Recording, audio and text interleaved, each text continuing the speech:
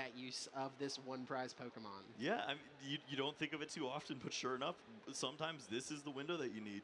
You sneak in that single prize Pokemon. You don't have to put your Pidgeot at any risk. Maybe your opponent did just roll into everything, has Radiant Charizard, 4 energy, and the Defiance Band. You lose a Pidgeot in this spot, you're pretty much done. We will see Ryan now off this nest ball. Grab that Fezandipity EX. It's been one of the most influential cards of the standard format ever since its release in Shrouded Fable over the summer. Flip the script, a great option to draw some additional cards, and being able to utilize this before using Quick Search just maximizes your opportunity to get what you need this turn. Yeah, big miss there. Don't see much of the pieces you're looking for. Do see the Arvin already was in the hand, so has the opportunity now to find that Defiance Band, also maybe that rare candy that you're looking for.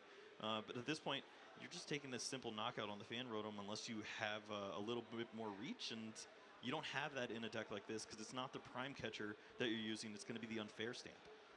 Yeah, I think here attacking with the Charizard does feel a little rough as your opponent does get an opportunity to just hit into it. Ryan Antonucci is playing a Professor Turo's scenario, which can be a really big deal in order to effectively heal that 330 HP Charizard EX. It will be Quick Search now being utilized, immediately grabbing the Charizard EX. Tomar no cu aqui, está sério. Engraçado é que esse Fernando foi o campeão do Mundial desse ano, né? O cara que ganhou de Iron Thorns. With a Defiance Band here, so you can match the one prize attacker from Fernando. I don't think he's got the Charmeleon play lined up in hand, though. And I honestly think that would be pretty decent, right? If he had access to it, match it with the one prizer. Yeah, we do now see that Terra Pokemon added to the board, so you have an opportunity to expand on your bench as well. True, true. Maybe an opportunity to bench Não aguento mais ver Zard, velho. Alguém bane o Zard, porra. Pouquinho. Mas eu tô no fim já, eu tava no meio da semana. When you do take that Terrapagos knockout from your opponent, you could clear their board and also maybe help yourself out on the long run too. Pior que esse internacional aí caiu numa data muito boa, cara. Primeiro dia dele caiu no feriado, então todo mundo, né, que joga assim, né, que tá uma vida ativa que trampa pode ir, né, feriadão.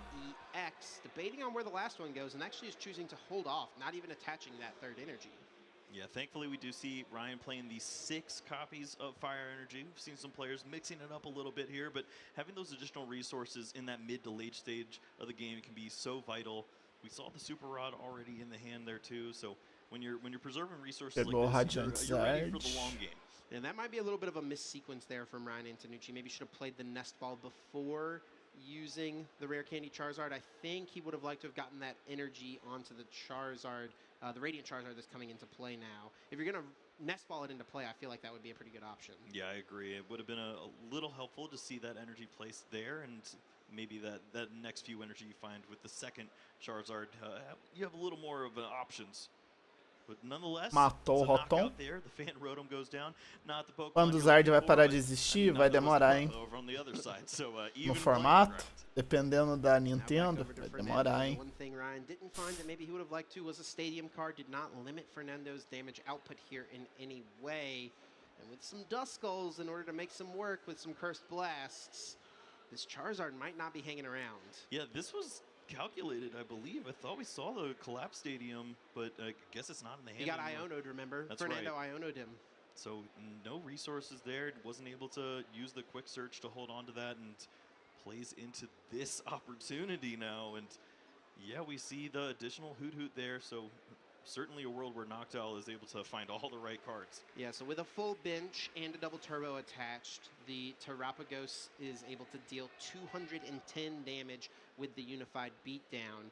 And then if you get the Rare Candy Dusknoir into play, that's 130 damage placed onto Charizard EX. That does line up 340 damage, more than enough to take out the Charizard EX. He's just got to make sure that after the Dusknoir goes down, he's got another Pokemon to take place of that Dusknoir that hits the discard pile. Yes, do not count that Pokemon into your math. You're going to be running into some issues there. Typically, though, you see plenty of Pokemon by this time. We see the Ultra Ball already in hand and should have the resources to get the job done here. It's a big knockout on the Charizard, puts Ryan on the back foot, but it's also a spot that he's fairly comfortable in. You could see a turn where Ryan would have a comeback on that Terrapagos in combination with the Collapsed, but can he also throw an Iono into that mix to really put Fernando back down? is honestly a little tough here. I guess the Jewel Outra Seeker, you get rare candy, Root, vai plus maybe buscar Nest dois Ball to cards de replace the treinador. Pokemon. That might be what we're needing here. I guess Night Stretcher works as a way to replace the Pokemon as well. We're actually going to maybe even see Boss Boss's orders here. What are we going to see with this play? Yeah, is this target down the pitch? Eu acho que ele vai matar o Fezandipt, eu acho. He may not have a strong enough hand Eu to go for Dust mataria o I think that might be the issue. Fezandipt. He's got Ultra Ball. This Jewel Seeker could get a rare candy, but he might Vai have parar like, de just not comprar. quite enough to pull everything off. And maybe he would just go for the 2 prizes on the Luminion here before it gets taken out of play. Vai ser raro. But he is grabbing the rare candy, so I don't know yet, Kyle. Yeah, the hand Ele vai tentar chegar no Dusknoir, eu acho. That's what happens with the Ultra Ball. And then now it leads to a spot like this, where you have to play down basically all of your resources to keep rolling. I think Fernando here will go to a 0-card hand most likely. It actually Falei? grab of the Falei que ele ia pôr o Fezandipt Fezandipt ali. as opposed to the Luminion, 2 prizes, and it is indeed something that Ryan can actively be using. So we won't see any Dusknoir plays Pensei igual. here. But with this knockout, you know, Fernando's continuing to push his advantage here down to just 3 prize cards remaining. All right, now on Ryan's Pegou side, no ar? now Não. Fernando Eu achei que tinha goes pegado down no to ar the pra 3 mão. prize cards, and the addition to the hand was the counter catcher.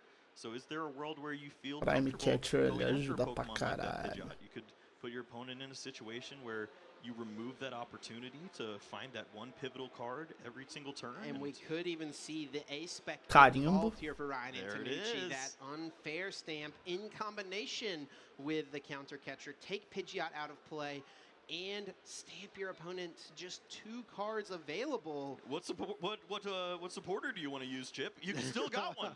Oh, no, he Arvin for the Foda de dar resistance. carimbo e quem usa Pidgeot que não adianta muita He's coisa. able to use that there, and he's even going to grab the collapsed stadium here. This Sei que is dê dirty. muito azar pro cara. A nice find. Yeah, this is starting to line up very well here. Can't tell if there's a rare candy to go with that Dusknoir. It maybe doesn't have it Óbvio. just yet. It will be the collapsed stadium that gets rid of the Luminion. And I think Fernando will happily just get rid of a few Noctowls here. They're not doing too much once they've been evolved and utilized. Yeah, tough decisions here now. It's you gotta thin down this board, and at this point, yeah, I mean, once more, what do you value here? Do you want to knock out that Pidgeot, or do you want to go after the Fezandipity? Your opponent Baixa de already has desafio. double turbo energy. Maybe it's just about limiting the draws. That honestly could be the play. Agora carimbo agora, né? Fezandipity can be 3 Aí deu cards. counter The Pidgeot antes do gets carimbo. 1 card, but it Pra is matar o guaranteed to be the Pidgeot. card they want. Good. Pra ele gonna não be a good buscar, one, aí so justo. I guess it makes sense here as well. Carimbo. Just go after this Pidgeot and then go for this unfair stamp. Ryan will draw 5 cards here. Fernando will draw just a pair, just 2. Right, and this makes sense too. Your opponent is playing to resources that are ways to attack around the Charizard. So if you don't allow them to find cards like the boss's orders or counter catcher, if the prize cards line up for it, then you're forcing your opponent to have to find that off of the 3 cards. It makes it a little more difficult, and if you attack into that Charizard, it's just going to be a wasted turn with a Turo later on. Right. So we'll see how things end up going from here. Just 2 cards now for Fernando.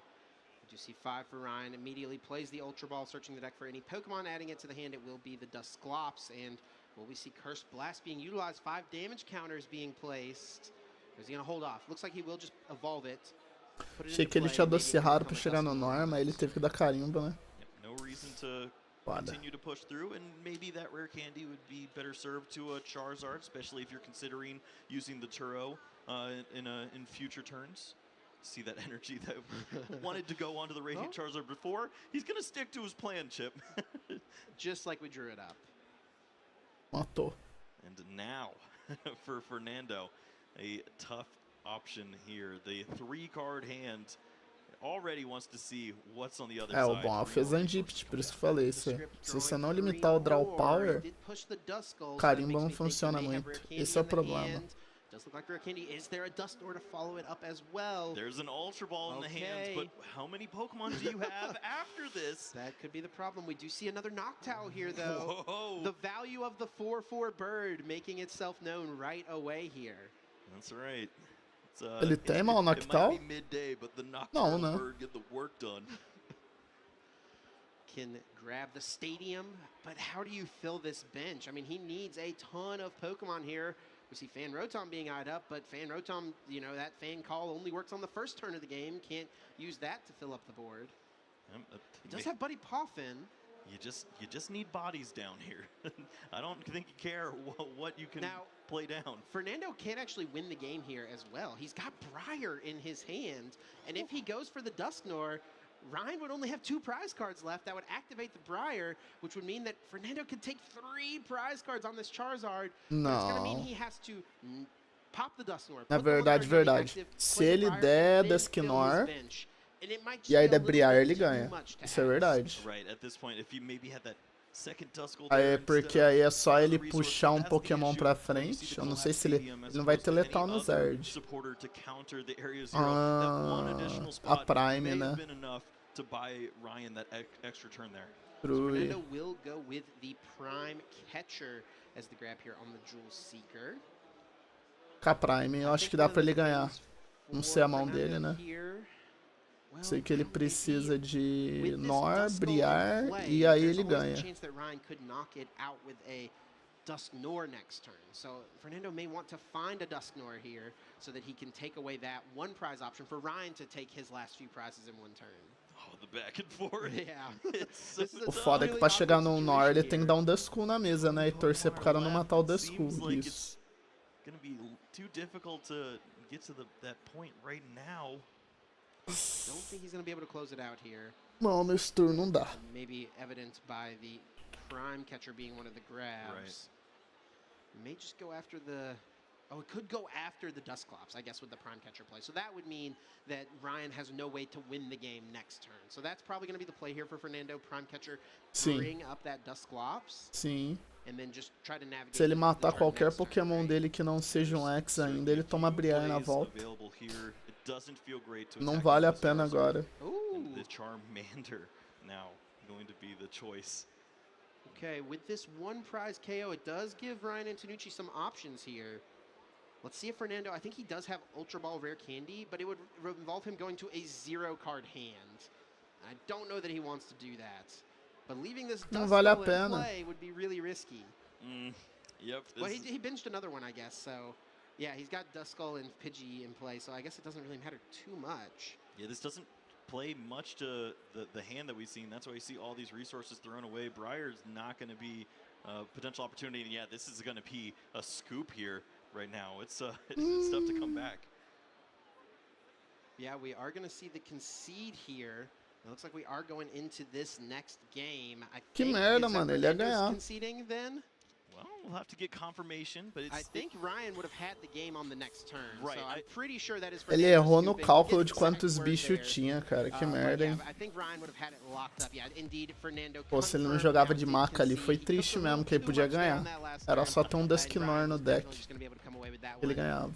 I think if Fernando had taken out the Dusclops, though, he still had a turn, right? Yes. If you're not promoting the Terapagos and you give yourself that opportunity to just bring up that 1 prize Pokemon, slow this game down a little bit.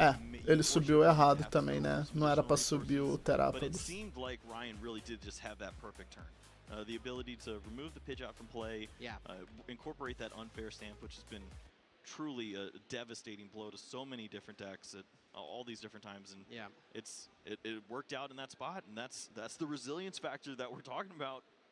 Yeah, and we see the theory behind what Fernando could have done on that last turn, right? Like, with all the pieces of decks he's chosen to play, he could have won that game on the last turn, but it's not feasible, especially on the back of an unfair stamp. So, I mean, really, the unfair stamp ends up being the massive play for Ryan in that game. Let's get down to the table. Let's get into this game number 2. It looks like Ryan and Tanucci here will be going on his first turn. I think Fernando probably went first and didn't have the most eventful of turns, but will be able to attack next turn with his Terapagos. Zard levou, mas levou mais porque o cara errou mesmo. Triste. Isso que o cara é campeão mundial. Você vê como é que todo mundo erra. Literalmente. Oh, man. Yeah.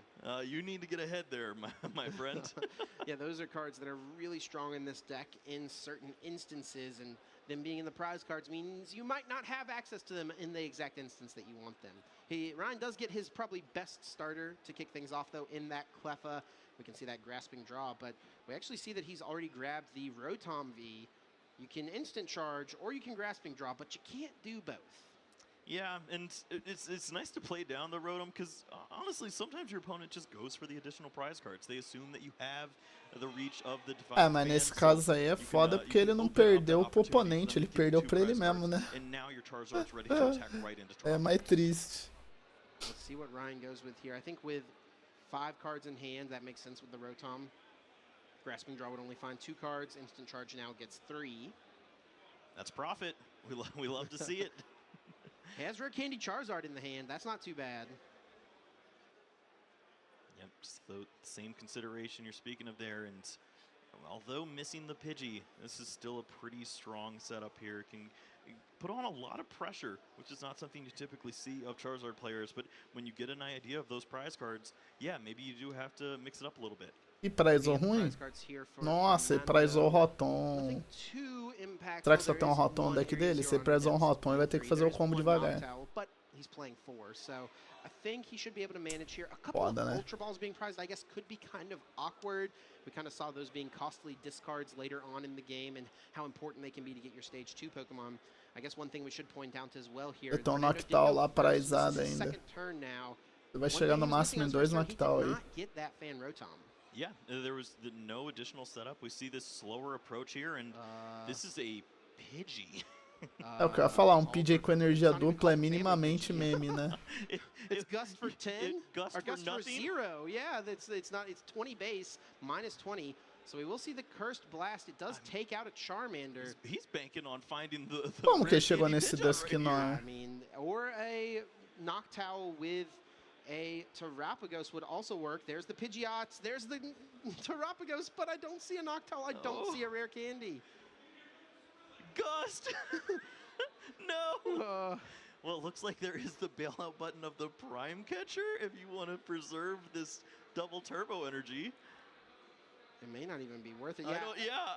I'm so used to like Call for Family Pidgey, but in the last few months it's been all about this 60 HP Pidgey. Having that 50 HP liability has just been too bad for so many decks right now. Quem começou foi o Cifuentes mesmo. Não foi o cara do Zard. And it will be the Arven now for Ryan Antonucci over here on his second turn. He has used the Forest Sealstone, so we'll have to see senão if não he can poderia piece together. evoluir, Must have né? drawn a Rare Candy. Era impossível Yes, ter um indeed, with this Dusknoir na Ultra Ball being mesa. grabbed now off the Arven. Yeah, we still see the Forest Sealstone too, so opportunity to go a little deeper. Well, it looks like that's already gone too, so it's tough. You have to go with this aggressive strategy, I presume, with the Charizard, because you don't see your opponent having that Duskull in play, and it means that you're at least going to stick around for an additional turn. It's going to be a Ultra Ball here, and I think debating discarding 2 Fire Energy. Yeah, it will be 2 Fire Energy hitting the discard pile. As long as he's got a couple more, it's not too big of a deal. And sure enough, we see right away Rare Candy Charizard, Infernal Rain, 2 energies, Buddy Poffin, and I think that last card in hand is an Iona. That is, and it is a great way to close out this hand right here. All the cards playing down. Maybe not a high five, but it's certainly going to be a nice knockout here. Just removing one of those double turbo energies from play always feels like a bit of a victory there for yourself. And maybe you start to see some of those really helpful prize cards for the mid game. Now there is kind of a question here with this Iono, because you know for a fact your opponent does not have Rare Candy Pidgeot in their hand. Do you play the Iono is ultimately the question. Yeah, I mean, you don't have much of a strong read on your opponent. You're going to open up that bench space that maybe could be that Pheasantipity. So you start to consider those things, but you're going to give your opponent an opportunity to find all of those items, especially with the Hoot Hoot, the 3 Hoot Hoot sitting right there.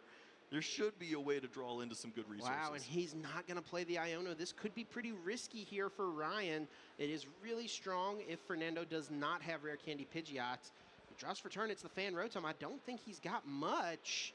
What a read from Ryan Antonucci to not play the Iono. We're going to see the Prime Catcher bringing up the Rotom. Fernando also has to switch in one of his Pokemon to the active. It looks like it will be that Terrapagos. moving from the bench, and Chip. that's it. There's nothing in this hand right now. Buddy, only to just thin down a little bit at this point.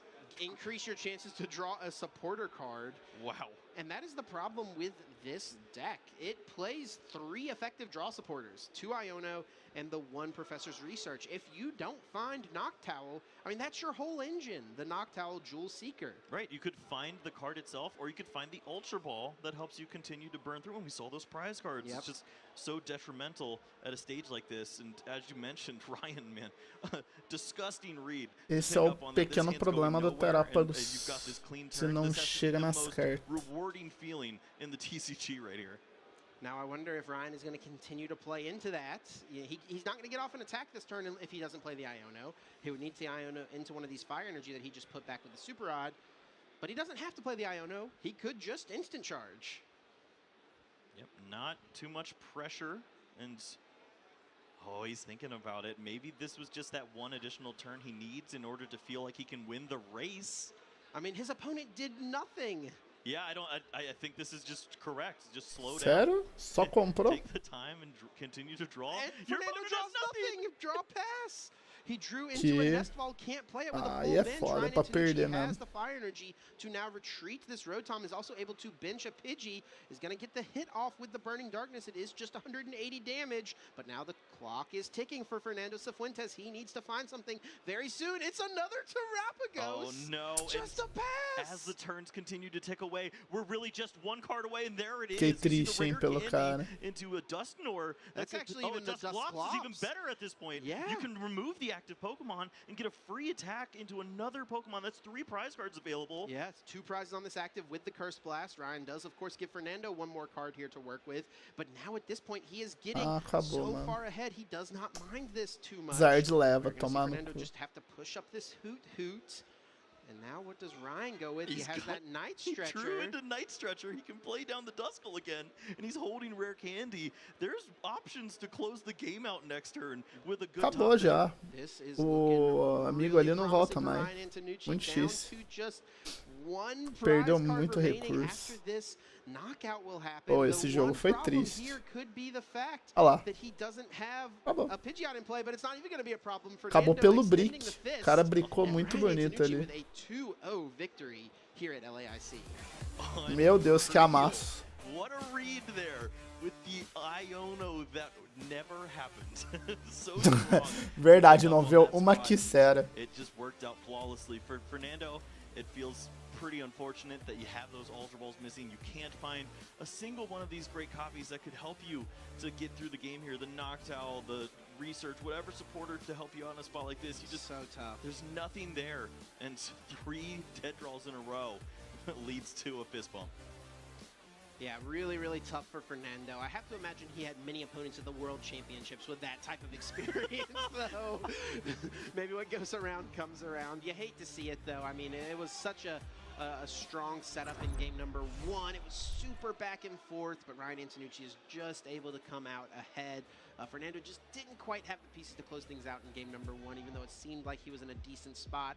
And then, yeah, Ryan Antonucci with the read of the tournament so far for sure. Not playing the Iono. He knew his opponent didn't have Rare Candy Pidgeot, so he just attacks. His opponent draws, doesn't do much, and then he just instant charges. I think at that point, a lot of players would have just played the Iono. They're like, I just want to find an energy. Right. I want to retreat. I want to attack. But Ryan is like, if I attack, I'm not even taking a knockout. I'm just going to instant charge and see what you do. Yeah, this is the classic Mew player. with Chegasse a ver I'm o gonna Pocket, pass it, I'm just gonna Elias? pass the turn, Sim, já or vi I'm já. gonna A not Maria have tá anything, jogando. wait. Eu I'm vejo gonna ela find jogando, something tá before ligado? you do. I'm gonna Mas o wait till I Pocket é have basicamente to o replay Dual that Links, and tá go ligado? back. É tipo downgrade e simplificação desse jogo.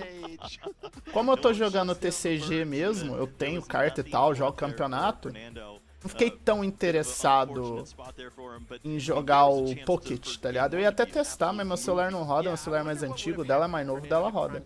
Aí eu fico olhando ela jogar, mas eu vi sim. Virou febre, né? Assim como todo joguinho assim gratuito que vem simplificado e é legalzinho, explode, né? Bacaninha, bacaninha, não é ruim não. Mas eu sou mais o TCG normal mesmo. Getting a loss Pocket in é muito the devagar on pra the mim. stream can be a little bit of a bump in the road, but he's our world champion, right? There's plenty of tournament ahead. You got to get to a 6-2 record to make it into day 2.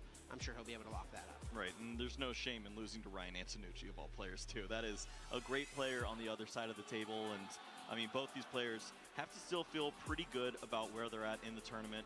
Ryan, I mean, he just saw that his deck can do just about anything at that Não, a point. primeira, o foda é que a primeira, o Fernando, ele errou a troca. Ele deu Prime Catcher, colocou o bicho errado na frente, aí ele entregou, né? Se ele tivesse tentado segurar mais um turno pra depois ir por Briar, provavelmente ele ganhava. Aí nessa segunda aí ele bricou mesmo, velho. Tentou correr atrás de Noctowl, não achava. Tentou segurar o jogo, não conseguiu. Morreu, né?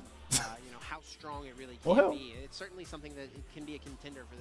Yeah, and the prize cards as well were a pretty big issue there too. Just you weren't able to play down to that classic strategy that you have. You have the Defiance Band, maybe you work in that Dustnor, give up that additional prize card. That wasn't all lining up for him, so he had to play a little bit differently. Was giving up the prize cards, slowing down the game, picking his spots, and then chose to get aggressive. And that's what it's all about with Charizard. It's you're going to be put in some weird spots that maybe you've never seen before. How can you work your way out of it? Yeah, and with Pidgeot, you've got plenty of options, right?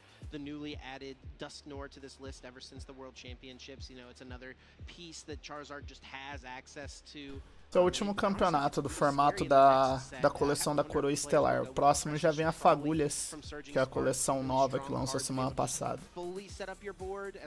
Então um atraso de 2 semanas, né, pra galera poder montar os decks, estudar o meta, e aí começar o formato. Então isso é semana que vem.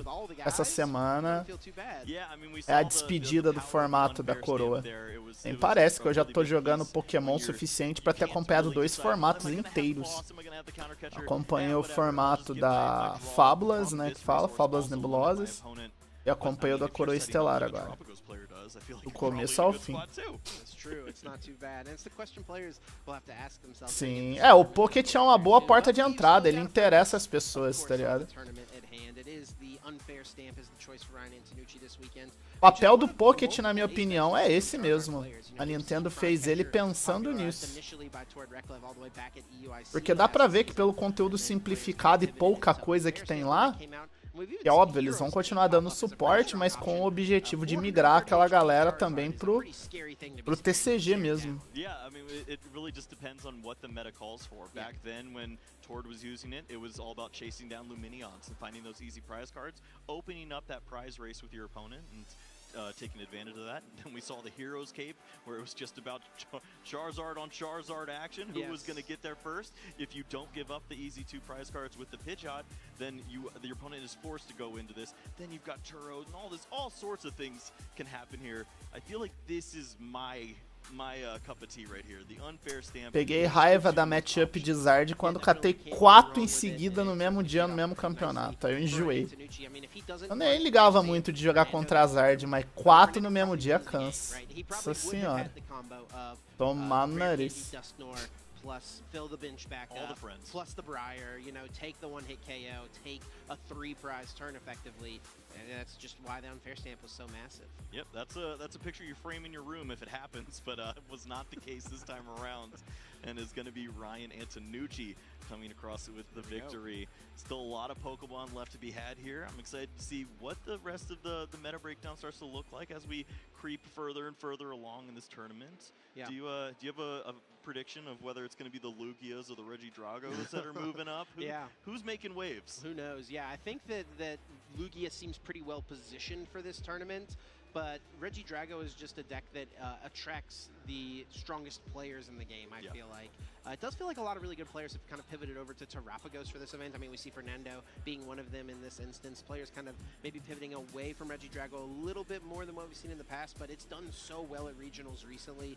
I think it would be hard to bet against Regidrago being a strong play as this tournament continues to develop. Yeah, there's a little bit of a hesitation to continue to play the Regidrago. We've seen players just it takes one bad V-Star ability to make you just question everything at that point, and then you're stuck trying to fight through. And on the other side, these Tropicos players, I mean, it feels like the most consistent deck when you get the ball rolling, but it really just takes a couple turns like that for Fernando to question, what am I doing here, man? I prized off the Ultra Ball. I'm in trouble. Yeah, so I mean, Ryan comes away with a 2-0 victory there, but after we see that matchup kind of play out, you know, how do you feel like that matchup should go on paper a lot of the time? Do you feel like Charizard is favored and that's what we saw play out, or do you feel like Fernando just didn't quite have things fall his way? Obviously, game 2, you know, things just fell apart. He didn't really have a fair chance. Right. Well, what do you think? How should this matchup go more often than not? I feel like it's a little more favored towards the Terapagos in terms of the ability to stay consistent and put on that pressure, but when the Charizard player draws perfectly or finds all the right resources,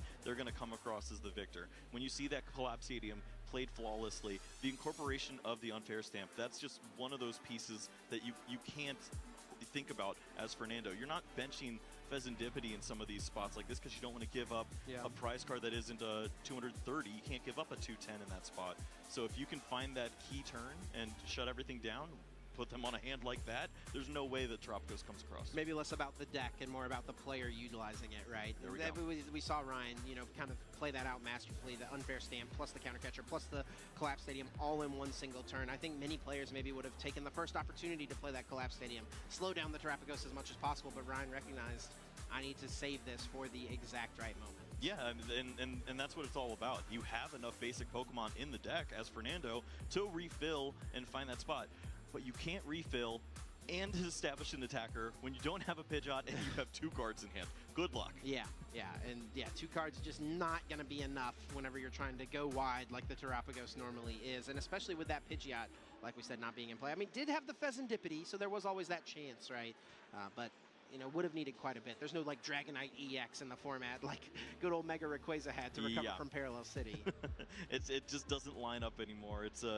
It's difficult to find all of the right resources. Maybe a Fan Rotom could be used a little bit more. That opening turn, it's pretty finicky. Yeah. Well, we talked a little bit about Charizard when we talked about our meta breakdown. It did feel like a deck that was kind of declining in popularity, but at this event, it's kind of shot back up to where it was earlier on in the format, right around that 8.5-ish%. What do you make of it as a play for the event this weekend? Yeah, I mean, the Charizard decks are really fun for me to watch. I like seeing that opportunity for them to just continue to fight back in all these different matchups, and I continue to see it do well.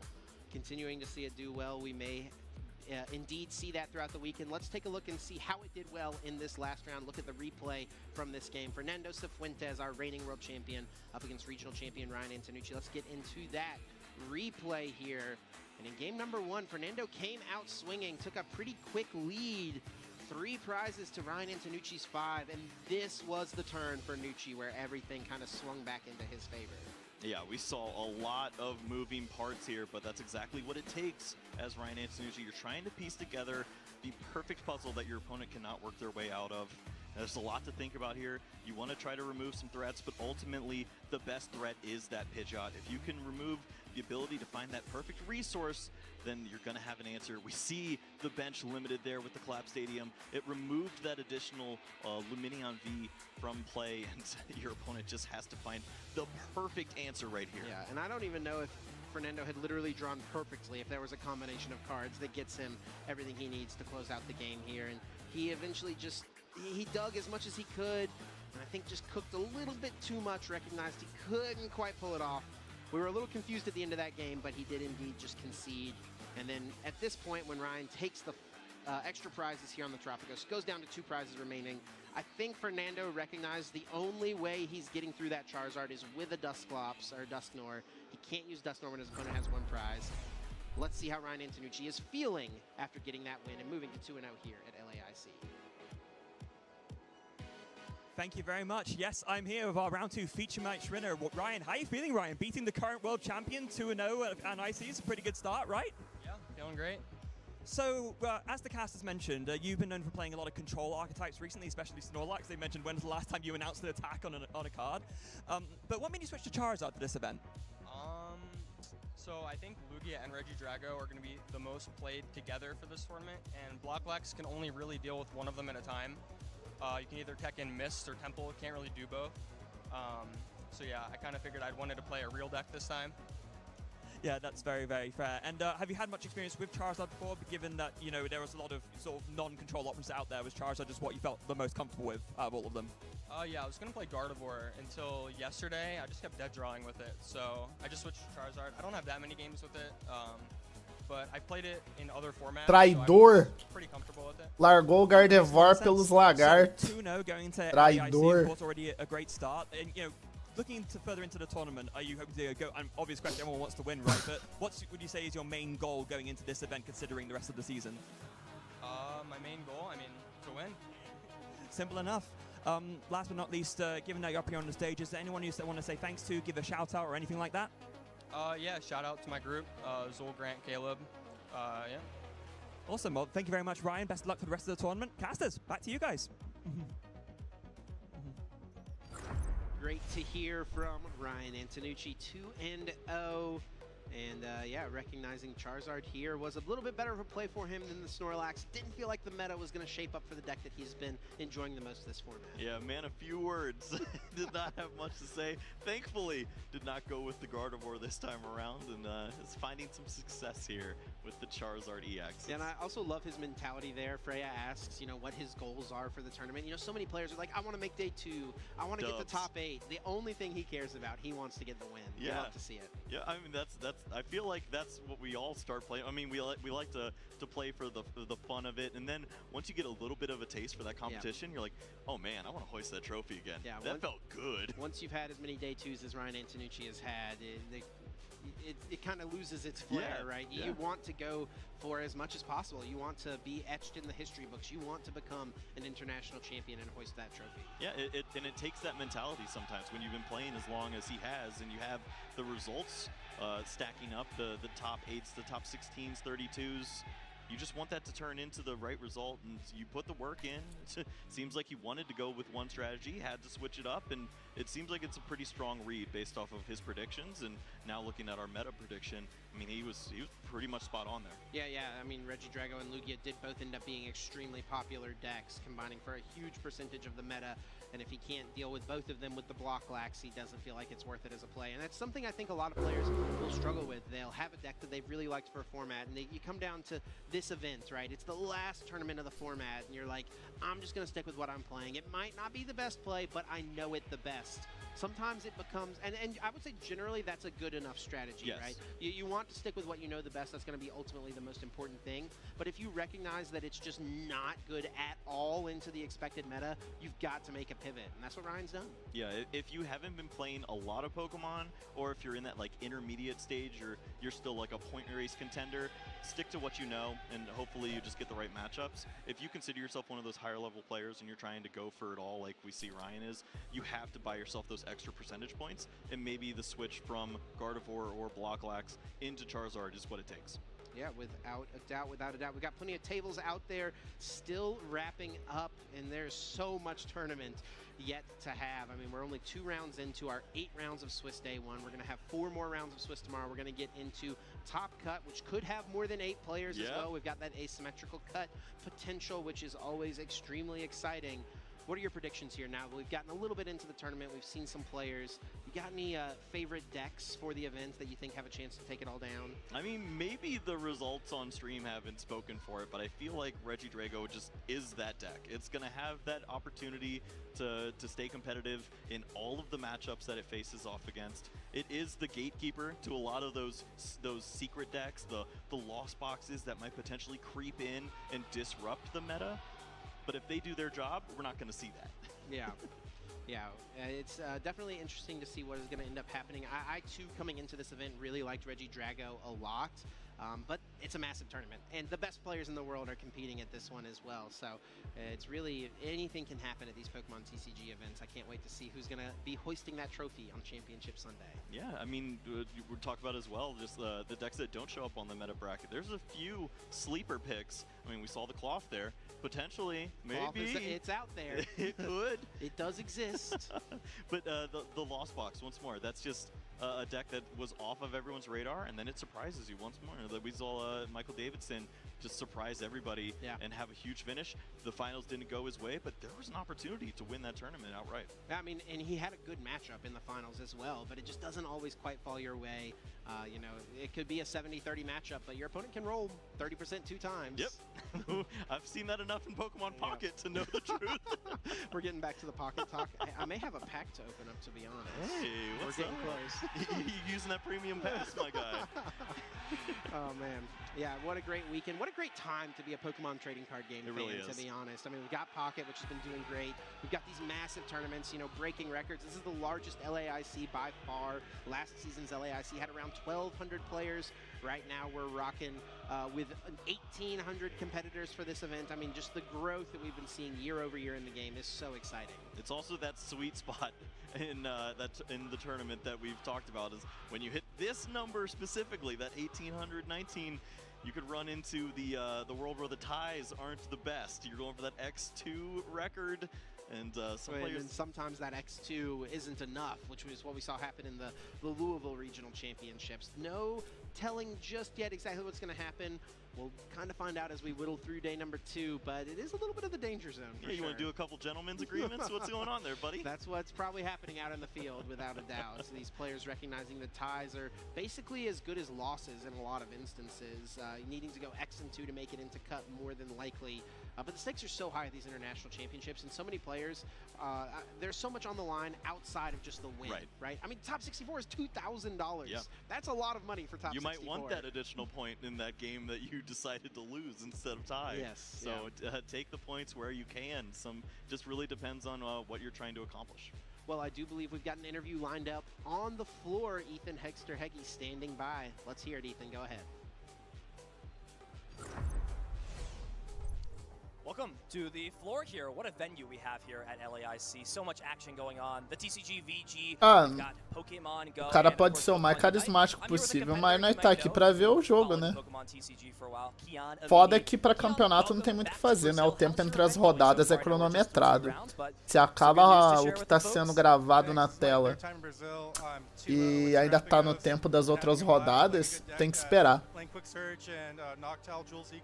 Feels really good. You get to do whatever you want, right? Yeah, it's a deck that has a lot of flexibility. We've seen sort of how powerful that engine is.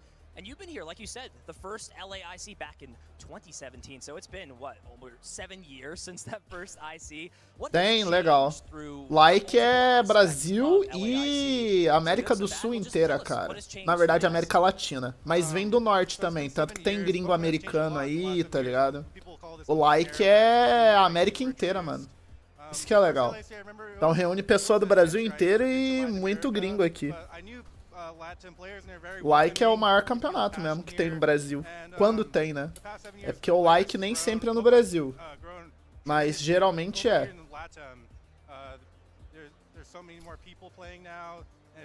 Esse ano tá sendo em São Paulo. Tô assistindo também por causa disso.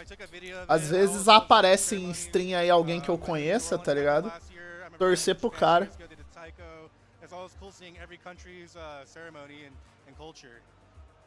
Yeah, it's super awesome indeed. And I know for you, you've had a little bit of trouble with LAIC in the past. I think you're looking for, what, your first day 2 going into Boa LAIC. tarde, Abisso. Quase tarde, né, mano? Pode dizer já que é tarde, 15 minutinhos só. What keeps you, going or having a mindset or a game plan in order to have these strong finishes when it comes to, international championships, especially Daqui um tempo vão ver o Elias em campeonato. Tá difícil, mano. Tem que melhorar muito ainda, pô.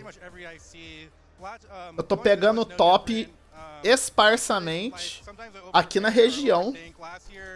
Pra eu estar em nível de ir pra esses lugares, eu deveria estar pegando top 3 ou ganhando o campeonato direto. Senão eu não tenho confiança pra ir, não. Eu tenho que ir uma vez, nem que for pra assistir, só pra pegar a vibe, tá ligado? Uma vez eu garanto que eu vou. Mas ainda tá tô muito cru pra isso ainda. Is there any advice you give to those players who are looking to, take that leap, literally, to come to one of these events? So an IC, for me, it's a step up from a regional. Regional, you feel it's fun, it's still very competitive, but IC, it feels to me like nearly like a world tournament. And you feel that pressure. You gotta play something you're comfortable with, a relatively strong deck, but you gotta feel comfortable because you feel the pressure here. It feels like a world tournament. Yeah, a lot of pressure indeed, but something that's been relaxing recently, of course, Pokemon Pocket. Keon, have you been playing Pocket recently? Yes, I've been playing the last couple weeks. I've been playing the Mewtwo deck, sometimes the Sand. Ah, Vaca tá jogando de Mewtwo, que novidade. A pergunta é, quem não está jogando de Mewtwo no Pocket ou quem não quer montar um Mewtwo no Pocket, né? Meta unânime do Pocket essa merda. Since we're here and we've got the opportunity, you want to open a pack for everyone here, see if we can maybe get some pack magic on the stream? All right, let's see it here. So I'll open the Charizard packs of Genetic Apex, okay? Let's see it. Do you usually pick the pack that comes, or do you like spin it around? What's your method? I usually just pick the first one. The first one? All right. Let's see what you got here. Ó, quer ver tirar a carta outra na porra da... Golette? All right, No. one more. We got some luck? Não, No nada. such luck there. You know, there's lots of more packs, lots of action, of course, for Pokemon Pocket. So whether or not you're playing the TCG or Pocket, we appreciate y'all tuning into the stream. Thanks, Keon, for hopping on. Good luck to you in the rest of the tournament. We're going to throw it to a quick break, but more Pokemon TCG action is coming your way. Também, mas às vezes o cara simplesmente bricou feio, tá ligado? Tem um monte de situações. Teve uma vez que eu catei um cara que esperava literalmente o tempo da rodada quase acabar e passava pra mim, tá ligado? Não fazia nada. Então, tipo, sei lá. You are doing so well in the Play Pokemon circuit. Can you tell us how are you doing for the Travel Award for the EYC 2025? So right now I'm doing pretty well. I think I'm rank 1, so I'm pretty happy about it. How much does a Travel Award give you to fund your trip to... Tá mais budget também, né?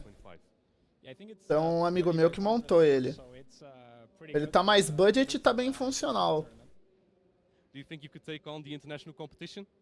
Yes, I think I O have done bom it em before. tese é It's que pra like, fechar um deck no Pocket é muito mais simples porque só são 20 cartas, né? Hopefully I will get it. So now that the Travel Awards have been introduced Mas mesmo for assim, the international championships in Pokemon Go, does this change your competitive goals for the season, right? Before it was just qualifying for the World Championships, maybe a Travel Award for the World Championships. Does it change now that you want to perform very well the whole time to get Travel Awards for the international championships? Yes, definitely. If you want to get the travel awards, you need to like do top 8 minimum at the regionals, and that's definitely a new objective this season. And hopefully I will get it. All right, thank you, Marta. I wish you the best of luck, and let's head back to the battles.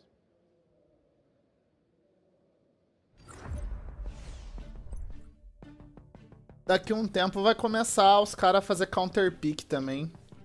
Contra deck.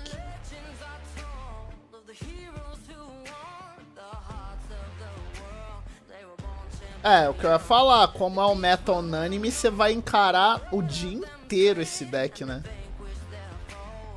Tem que gostar dele, porque senão você vai enjoar.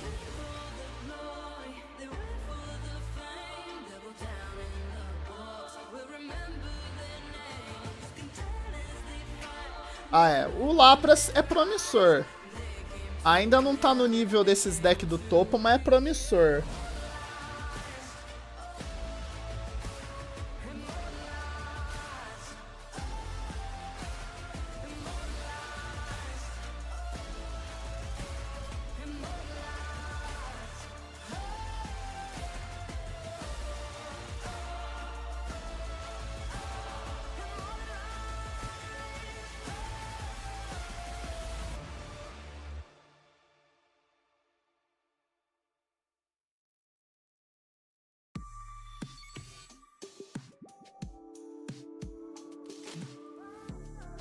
Falou da desgraça aí. Meteram a ad dele.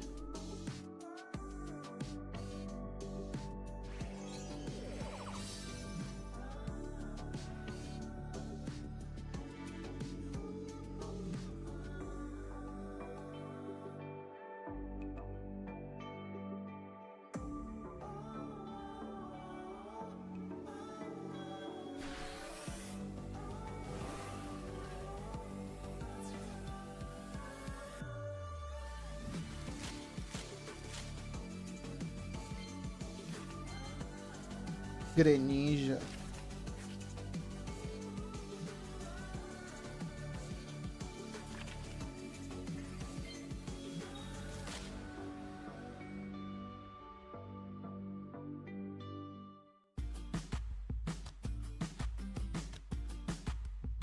Caralho, o Pocket tem 2 semanas só, né? Sem ser a galera que tava jogando antes de sequer lançar. Segunda semana do Pocket. Olha os pelucinhos. Parece a Maria cheia de pelúcia.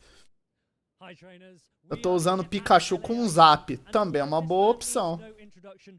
Bom dia, o que tu achou do card game do Digimon? Cara, eu gostei. Só que eu comecei a notar alguns probleminhas que me afastaram dele, tá ligado? Não é nem que o jogo é ruim, são problemas que me incomodaram bastante. E, bom, eu não tinha um bom campo de jogo / treinamento aqui na minha cidade. Isso me desanimou a montar deck novo. Então, eu vendi o que eu estava brincando, né? Que eu não tinha nem montado, era uma estrutura. Eu fiquei com o deck que eu montei pra minha namorada, só que tá guardado aqui. Basicamente eu não jogo mais. Mas eu acho maneiro, tipo, não acho ruim. Teve situações que me fez parar de jogar, agora eu tô jogando Pokémon mesmo. Tipo, jogando ativamente mesmo, eu tô jogando Pokémon. Okay, we have a question for you then. Of the LATAM players that will be here, are there any players that you are looking to avoid or would really like to play against? I'm not looking to avoid anyone. I like playing good players. I like playing, I think, good battles. There's so many good players here. LNDS, Steinar, LNDS, Varjev, Sardi, so many more to name. I hope I get a chance to face them. Okay, one last one. If you were to bring any meal from Europe here to Sao Paulo to impress the locals, what would it be? I'd like to name a Dutch meal, but I don't think it would impress anyone. So I think Italian is the best. Ó, o Raginho aí, tudo certo? Pizza, pasta. Bom dia. Boa tarde, quase, né? Disagree. Trainers, this was Colin 6 here at LAIC. Make sure to root for him. We'll see you later. São Paulão, cara. Os caras estão aqui jogando, viado. Brabo.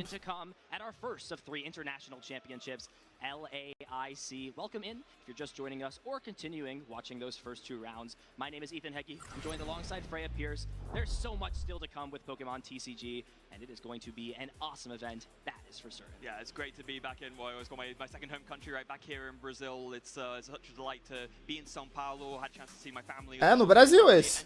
Tá sendo internacional da América do Sul, entre aspas, mas pega toda a América, né? Internacional da América. Aqui no Brasil, em São Paulo.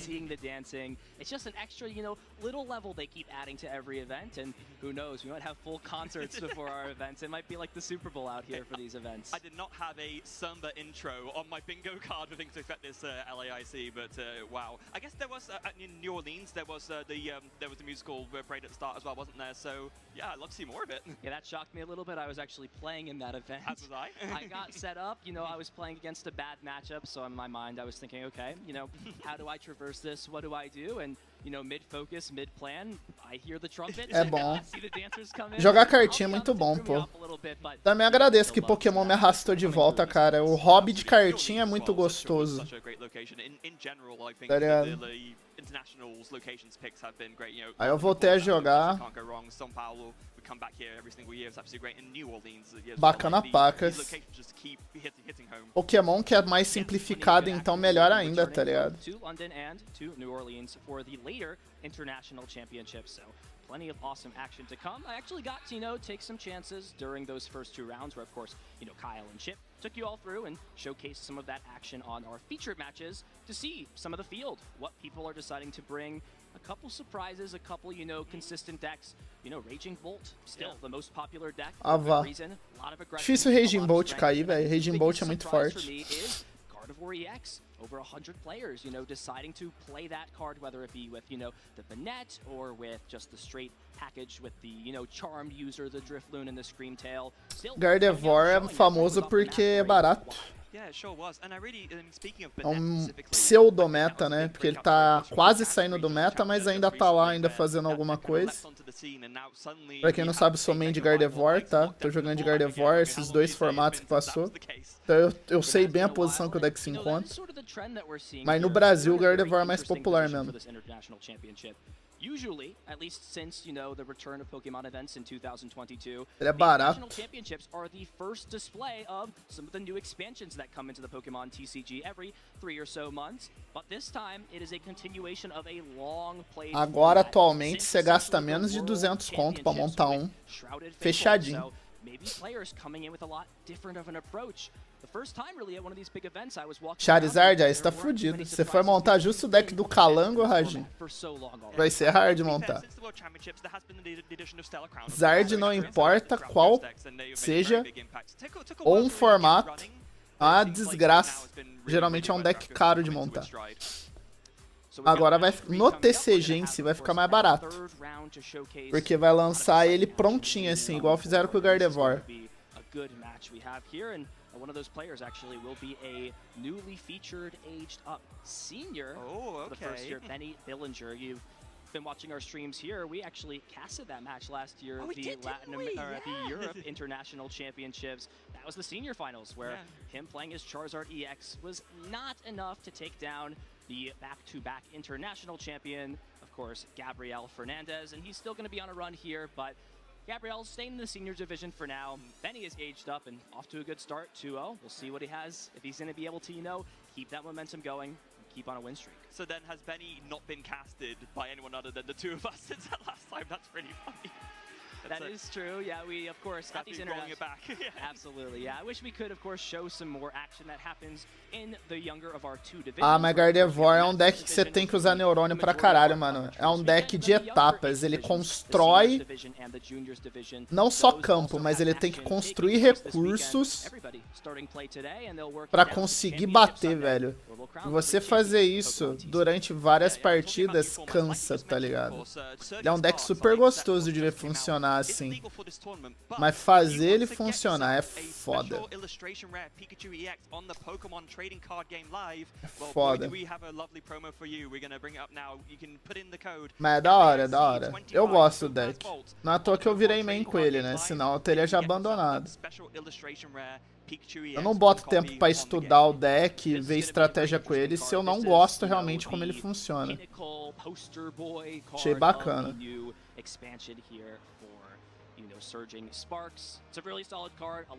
Mas vou ver se eu troco agora. Essa própria temporada, essa próxima temporada que vai entrar,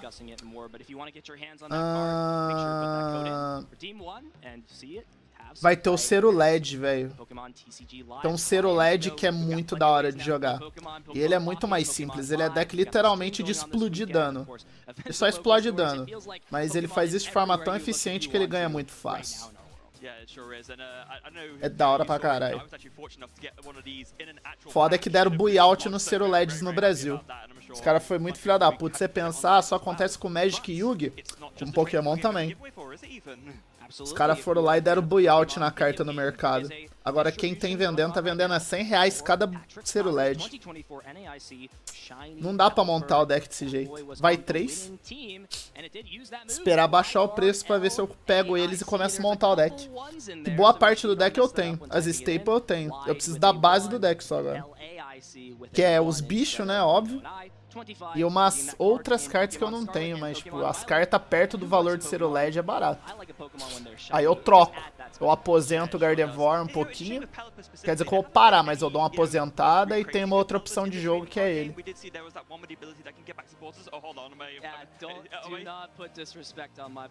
Porque aí o Cero LED é um deck que cansa menos de jogar campeonato grande.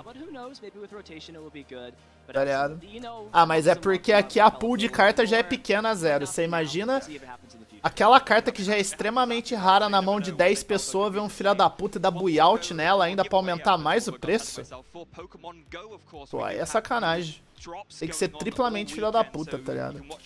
Já não tem muito estoque de Digimon aqui no Brasil pra dar buyout, tá ligado? Quem tem a carta já coloca no preço que quer. Se tem um filho da puta que vem da buyout, tem que morrer, velho. Porque normalmente se dá buyout quando tem muito dela no mercado. E ela vai ser muito influente, provavelmente. Então o que o cara faz? O cara compra tudo. O cara junta ele mais um grupo de lojas, um grupo de pessoas. Fala, vamos comprar tudo, tá ligado? E some de um dia pro outro do mercado.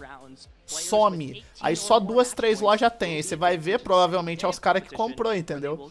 Aí eles compram baratinho e revendem a preço absurdo pra lucrar. Foda, né? Mercado, né? Famosa, né? Oferta e demanda, né? O filho da puta manipula até nisso. Complicado. But, you know, you can lose 2 games. You don't have to be perfect going in. You will have a little bit harder of a, you know, climb into the top 8 or to some of those, you know, higher echelon of placings. Ah, não, mas aí é outra história. Aí já é outra história, né? Aí é literalmente a carta não ter expressivamente no mercado e quem tem sabe disso e não quer vender. Aí é problema de print, tá ligado?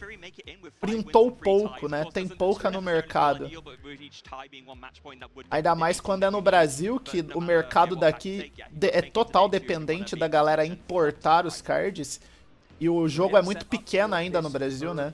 Digimon ainda é meio underdog no Brasil, por mais que já tenha um tempo aí de vida. Então aí a pool de cartas, a acessibilidade à carta é menor ainda. Fica mais difícil.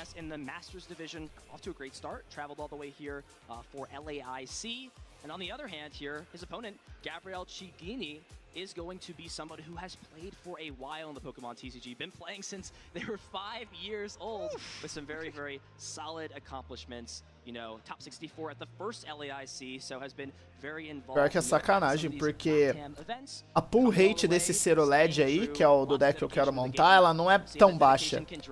Porque...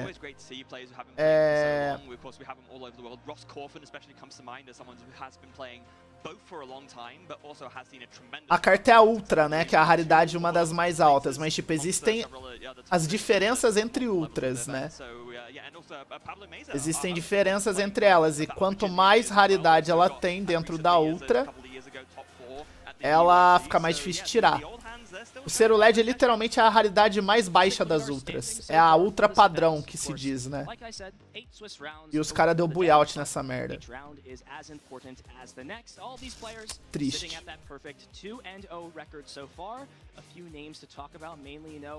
We've got Jarek Gamilla, so that is, you know, Jeremy Gamilla's brother.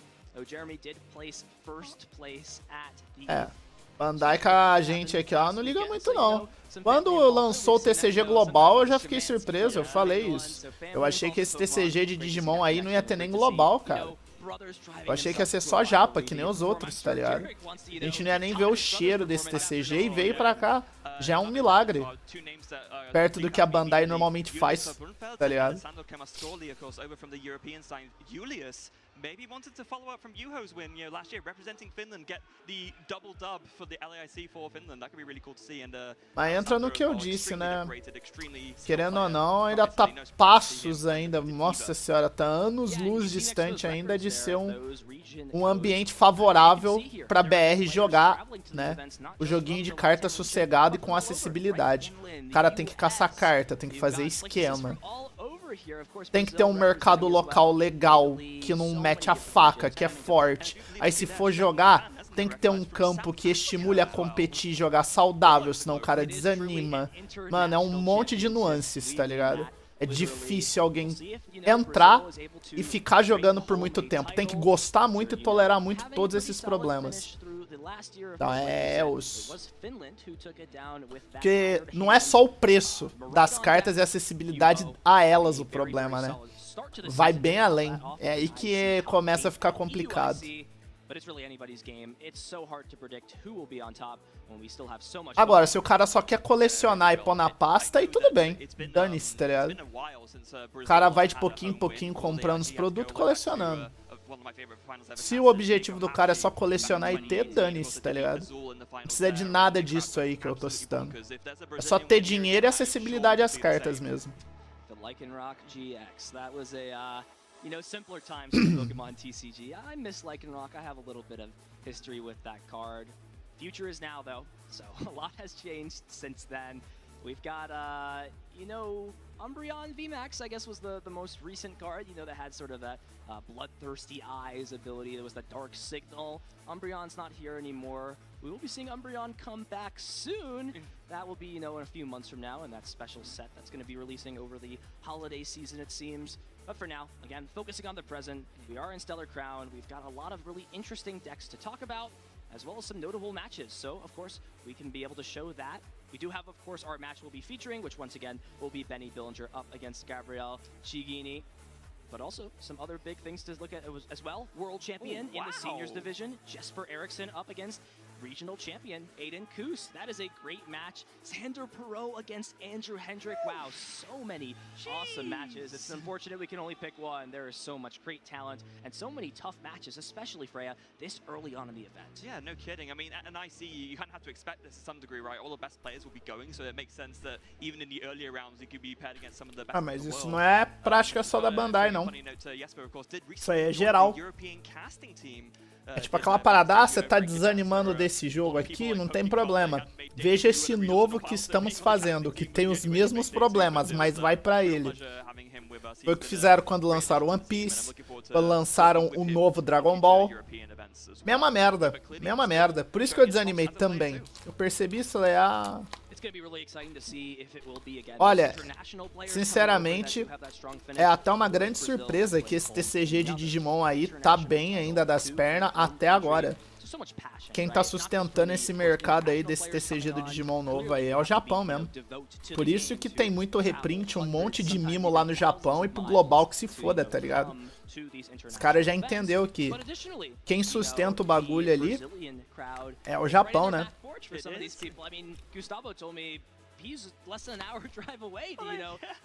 Eles não ligam muito pro global, não. The passion is still just as high, and these players are roaring to see how well they can test their skills to try and become an international champion. Yeah, that's what you. It's almost the second highest thing you can aim for, right? Right there, underneath a world championship title, an internationals win is a huge thing to add to any player's resume. And sim, unlike the world e os dois estão vivos. Exatamente, o antigo e o novo. E os dois estão vivos. É bizarro, né? Anyone in theory could have a shot at winning an internationals if they put the work in. Yeah, I mean, if you went before last year's LAIC and anybody said that, you know, Yuho was going to be the champion, nobody would have believed you. I mean, Yuho had played a little bit back, you know, in 2012, 2013, I believe, did enter that Vancouver. Aqui na minha cidade só tem, tinha, né, porque eu não sei se tem mais. Tinha dois caras que tinham um deck de One Piece, mas era uma nota. Eles só tem o deck ainda, porque eles compraram na época do lançamento e pegaram, tipo, logo de cara. Então eles não pagaram tão caro, mas era caro mesmo assim. Pegaram dois decks estruturais, um cada um. Só os dois tem, então só vi One Piece por causa deles e vi eles jogando um contra o outro. Dragon Ball a mesma coisa. Outros dois caras também montaram, esses gostaram e montaram uns 2, 3 decks. Só que só jogam entre eles, porque ninguém mais tem também. Tá ligado? Practicing and playing Pokemon with you, sometimes even a parent when you're growing up to, you know, drive yourself to play in a lot of these events. Não, por ele não é nem não estar dando certo. Mas é que assim, ele não tem a popularidade necessária pra crescer, tá ligado? Porque além de público-alvo e dificuldade de conversão de pessoas, porque querendo ou não, gameplay de Pokémon não é... Pokémon não, desculpa. De Digimon. Ele não é tão complexo assim, mas ele também não é tão simples. Tem um monte de interaçãozinha lá que você tem que entender, tá ligado? Ele não é um TCG tão simplão, entendeu? Mas é bacana. Tipo, o que eu joguei eu gostei, tá ligado? Já vi TCGs mais complexos. Yu-Gi-Oh! É triplamente mais complexo que Digimon, por exemplo. Tá ligado? Então, mas o Digimon ele tá encaminhando para o mesmo nível de Yu-Gi-Oh! Todo TCG é assim, mas o Digimon ele tá indo quase no mesmo degrau de ritmo. Ele tá progredindo muito rápido, então decks que jogavam há um ano atrás, ou às vezes 6 meses atrás, ele não joga mais. Aí você fala, ah, mas tomou lista, sei lá, se fudeu em alguma coisa. Não, ele só simplesmente ficou obsoleto. Tá ligado? A velocidade do jogo evolui muito e os decks vão ficando obsoletos muito rápido no Digimon, sabe? Então começa a ficar até meio óbvio, batendo o olho no deck, se ele vai ser meta ou não. Depois de um tempo. Tá ligado? Porque se o deck vem e mete uma mecânica nova, provavelmente vai ser meta. Porque ele tá ditando um novo ritmo. Tá ligado? Não tô dizendo sempre, mas há uma grande probabilidade dele ser meta. Saca?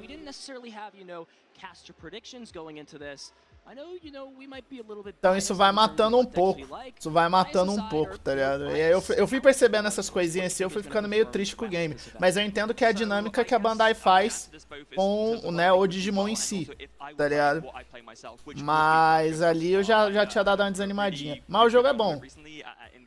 O jogo é bom, o jogo é bom, o jogo é bom, não é ruim. And I feel like the deck is finally at a point where enough people are confident with it in terms of both playing it and building the list that I think now is the time for its big win. And to be fair, the one big premier event win that it's had has been here in Latin America. Às vezes os caras erram no cálculo, né? Eis a questão. Às vezes os caras erram no cálculo, né? Porque no escopo geral sempre é o que eu citei, tá ligado? Eu vi isso durante 4, 5 coleções sequenciais. Eu falei, mano, isso aqui é um padrão. Não é tipo, ah, não, só foi uma questão dessa daqui, tá ligado?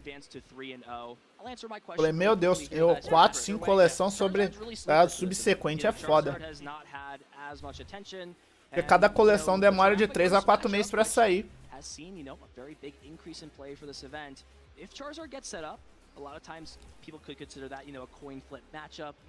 Mas o jogo é bom sim. Eu tô dizendo disso do lado competitivo que eu gosto de estudar do jogo quando eu curto ele. Mas se você pega pra jogar na brinca, tá ligado? Na brinca assim, foda-se. É irrelevante o que eu tô falando, tá ligado? Você vai catar o teu deck que tu gosta, vai apanhar, não sabe nem porque você tá apanhando. Você vai falar, nossa, que deck roubado que eu tô enfrentando. E é isso aí, tá ligado? O que eu tô falando é uma parada mais técnica, que se você só gosta da temática, gostou do gameplay, quer brincar, foda-se o que eu tô falando. Eita, tem um Gardevoir na tela. Pior que o Lugia ia tomar vantagem fodida nessa match, viu? O Lugia tem muita chance de ganhar. O cara do Gardevoir vai ter que jogar o triplo aí pra ganhar essa.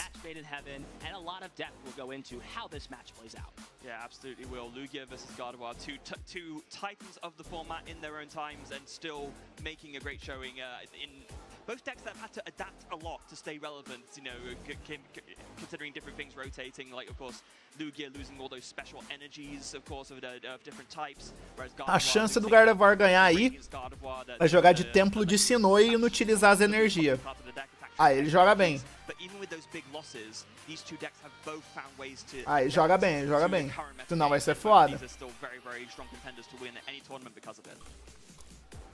So a big thing in a lot of the matchups in this format, right, as we look through this, is that coin flip, and more importantly, those early turns. How important is it, you know, for Benny to have a super strong setup turn compared to, you know, Lugia getting out those turn 2 Archeops, or, you know, if it goes perfectly, is one player at more of an advantage if both players set up? I think a lot of it comes down to whether the Lugia player can get an early KO. That, I think, is the big thing, because if the Gardevoir player can get set up fully, especially, you know, get those tools down, get those single prize attackers going, it becomes very hard for the Lugia player to catch up. Sim, o TCG de Final Fantasy, ele é pequenininho ainda. Ele é bem underground. As cartas é bonita, viu?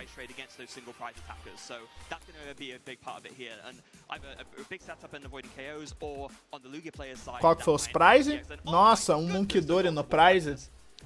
Não adianta, né? Esse mamaco prize no Gardevoir com uma facilidade que dá raiva. Vai se fuder.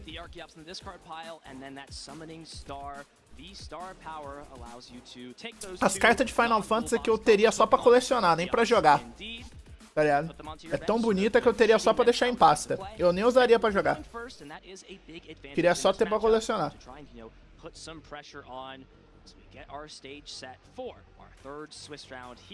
At LAIC, the tension is building, the hype is increasing, and we will see who continues at a perfect 3-0 record. Now, going into this, we talked about how, you know, Benny, first time in Masters. Very important to note, we have mentioned a couple of times already, Giovanni Sasso, of course, who has had an absolutely insane first year as a Masters player. A lot of these players who age up seem to, you know, if they've done well in the previous divisions, they age up and do very, very well. And I don't know, I expect Benny to be the same here. Time will tell, as Benny does kick things off, going first. É. Does start that Radiant Greninja. O cara começou de Greninja já. Sealed cards ability does two things for this deck. Number one, it draws cards. That is Parei de usar Greninja no meu. Não tô considerando voltar a usar, não. Muito perigoso usar. É bom pra caralho pra draw power, mas muito perigoso usar. Vai botar 2 routes?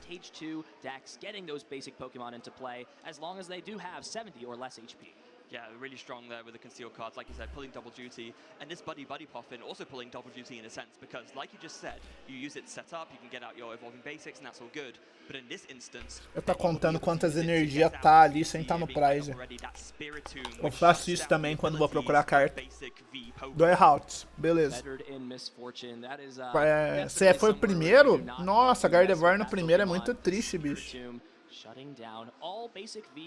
Ah não, depois Spiritomb. Tá, contra o Lugia é muito bom.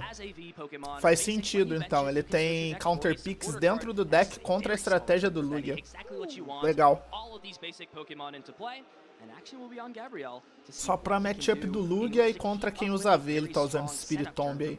Yeah, free Ultra Ball prize is going to make things very, very tough because, like we were mentioning earlier, it's going to be quite hard to get those Archeops in the discard pile, so you can then put them back onto the bench with the Summoning Star ability from the Lugia V-Star. But it looks like we're starting to capturing Aroma here. Pega evolução, eu acho, né? Ele tirou dado pra pegar evolução, não básico. The Luminion V is not going to be an option, although we do see him eyeing it up, so aí faz sentido, se o cara tá de Gardevoir pra limitar as jogadas, não turbo, né? Porque tem a diferença entre o turbo e o stun, né? Se ele tá jogando de stun, ele tem que começar mesmo.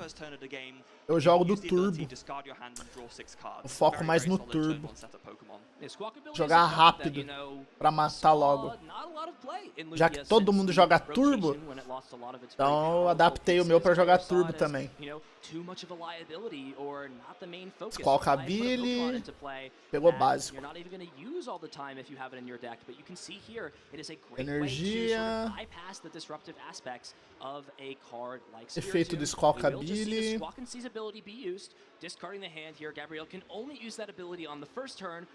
Trocou a primeira mão, jogou Jamming Tower, forte contra Gardevoir principalmente. And a very interesting choice there, Freya. Had both stadium cards, the Messagoza and the Jamming Tower. You know, a lot of people would consider just trying to get another Archeops in the discard pile, but getting rewarded for that Jamming Tower can have a huge impact on a lot of what Benny is trying to put together in this matchup. Well, in this matchup specifically, especially, it is very, very important. This would be one of the reasons why Gabriel's opting to play that Jamming Tower. It does, of course, shut off all Pokemon tool cards in play. And a lot of Benny's really powerful plays deu o ataque do Lugia que compra, né? So he can get off big attacks with attackers like Streamtail and Arvin. So actually very, very good that Gabriel got that down. And this is the format in a nutshell. Benny is going to be under pressure fast in this case. Gabriel is threatening a turn to amp you very much. On Benny's side, though, does have Arvin as the supporter of choice. Gets to search for a Pokemon tool card and an item card. And with that Evolution TM, that Technical Machine Evolution already in hand, ah, ele já tem evolução na mão, aí é bom, hein? May not be able to deal big damage. That's not really the MO of this Gardevoir deck. It's a lot more slow, methodical, trying to develop super strong late games, while this Lugia deck can be very aggro and aggressive early on. Will be interesting to see what the choice is, and there is that ace back. Secret Box, já vai buscar tudo, descarta 3, buscar uma carta de cada tipo. Um apoiador, um item, uma ferramenta e um estágio. Essa build é realmente a que mais segura, é uma mais controle. With the secret box off of this Arvin, now Benny can go and mais grind. From the deck, get rid of that Jamming Tower, and suddenly that TM evolution play is live again. He does only play one stadium, but that's all you need. It's a card we don't see a lot in this deck, but has made an appearance recently, that Moonlit Hill. can also get rid of potentially another Psychic Energy later down the line. Speaking of Psychic Energies, we'll see the Earthen Vessel get rid of that second Panela. copy of Arven to find these 2 Psychic Energies. And with this Jamming Tower gone, Radiant Greninja can start to not only, if Benny wants to, draw some more cards with concealed cards, but with a single attachment and that tool card, the Technical Machine Evolution, can evolve some of these Ralts into Curlia, set up that draw engine. É o que ele vai fazer. Vai dar 2 draw, vai meter TM ali, vai evoluir 2 routes em Kirlia e passar. Ah, veio uma Kirlia já, bom. Nice, já vai começar os draw nas Kirlia também.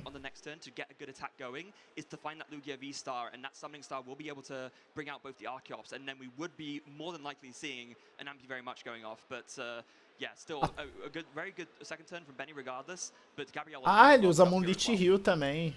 Da hora. É, Moonlit Hill pra quem joga mais lento é mais interessante, né? Evoluiu e passou.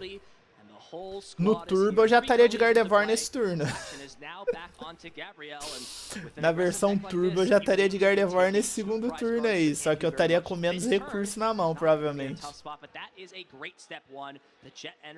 Já jogaria 4 ou 3 energia psíquica, pelo menos, pro descarte pra poder bater. A diferença. Interessante ver um mais stun jogando. He's got all he needs to put on a lot of aggression extremely fast. Yeah. Now he's playing the nest ball here. Doesn't want to put anything down with that. Of course, there are only 2 bench slots left, so if he does that, he will only be able to. Então ele não joga de Templo de Sinnoh. Eu achei que ele jogaria de Templo de Sinnoh. Mas se ele tem o Spiritomb ali, ele já atrapalha bem o cara.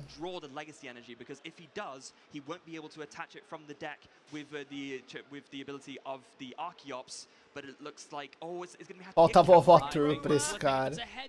Saiu dando a dano, é verdade, ontem. Tem que ver o episódio de semana.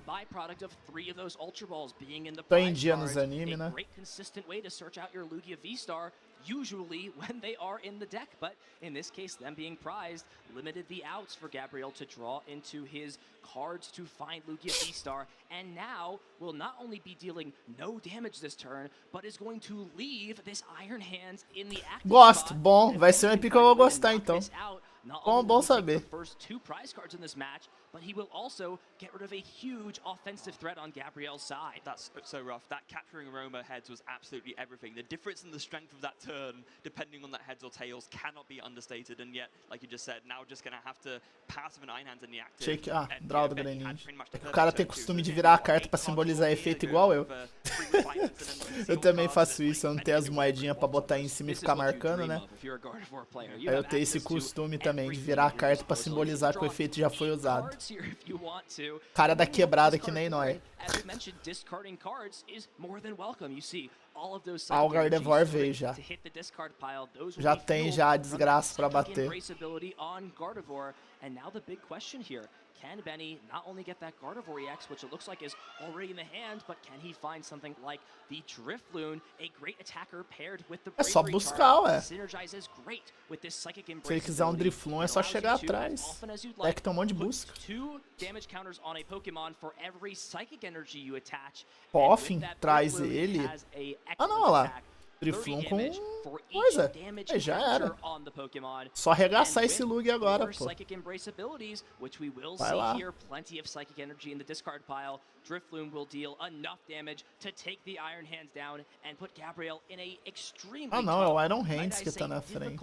Almost unwinnable situation with how consistent. Eu achei que era o Lug, é o Iron Hands.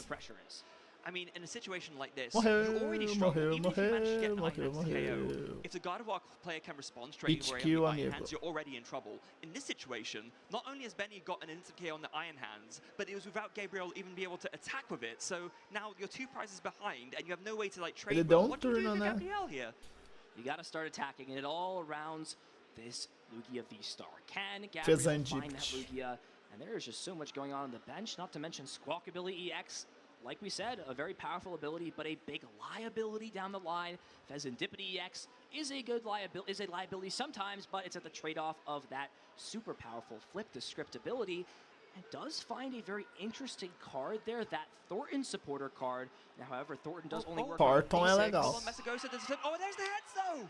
It is a heads. That is, again, step 1 for Gabriel. He can now get that Lugia V-Star. Ah, não, é mesa goza. I mean, the question here for me, Freya, is it a little bit too little, too late? I think it might be. I think your best play, if you're Gabriel here, is if you can, you load up this Cinchino and KO the Gardevoir, because that way then at least you Agora começa a putaria de energizar que não filha da puta.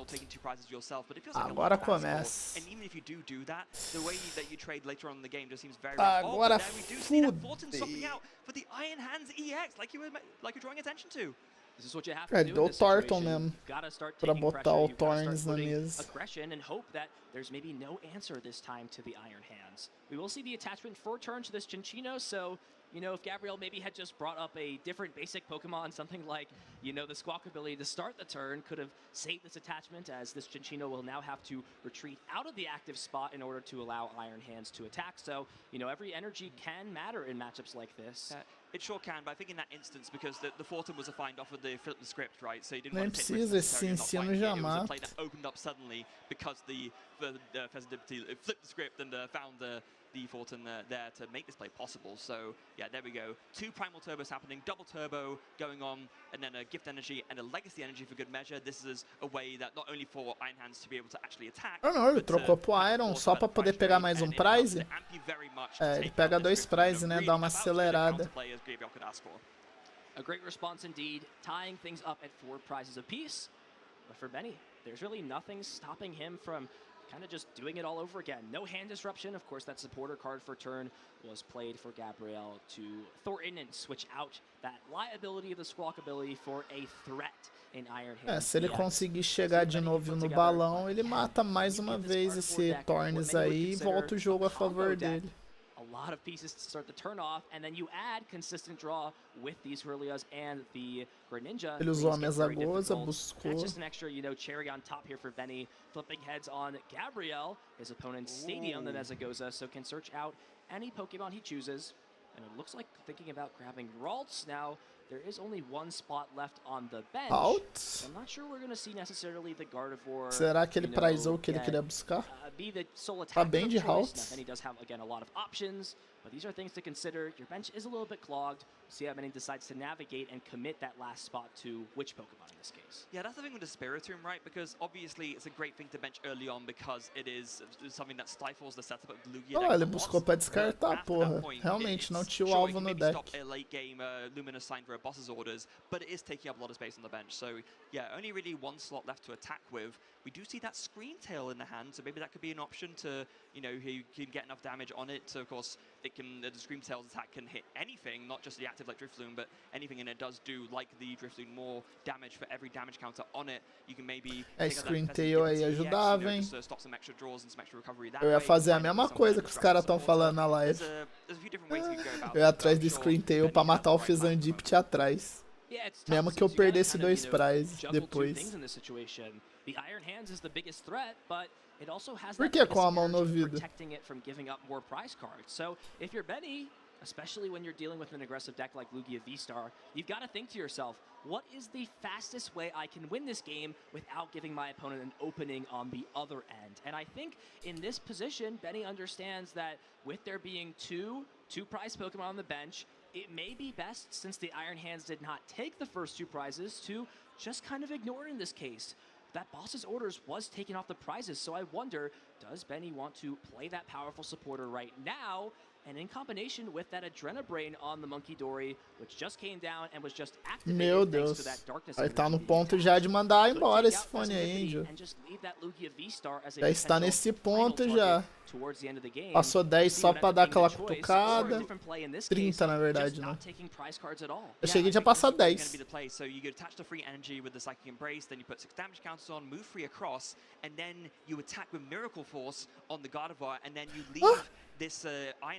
Ele não botou o balão. Ah, tá, eu entendi. Ele não quer dar a brecha. Porque com o dano... Ah, vai pegar 2 ainda. É isso que eu pensei, mano.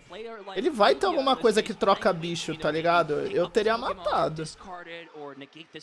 Mesmo que fosse pra dar prize, pô. Understands that Monkey Dory will be the key to victory here for Benny and targets it down with the boss's orders, so it will bring that up into the active spot. However, the one thing to note is because of that double turbo Ah, você tem um Bluetooth. Pior que o Bluetooth quando morre já era mesmo, né?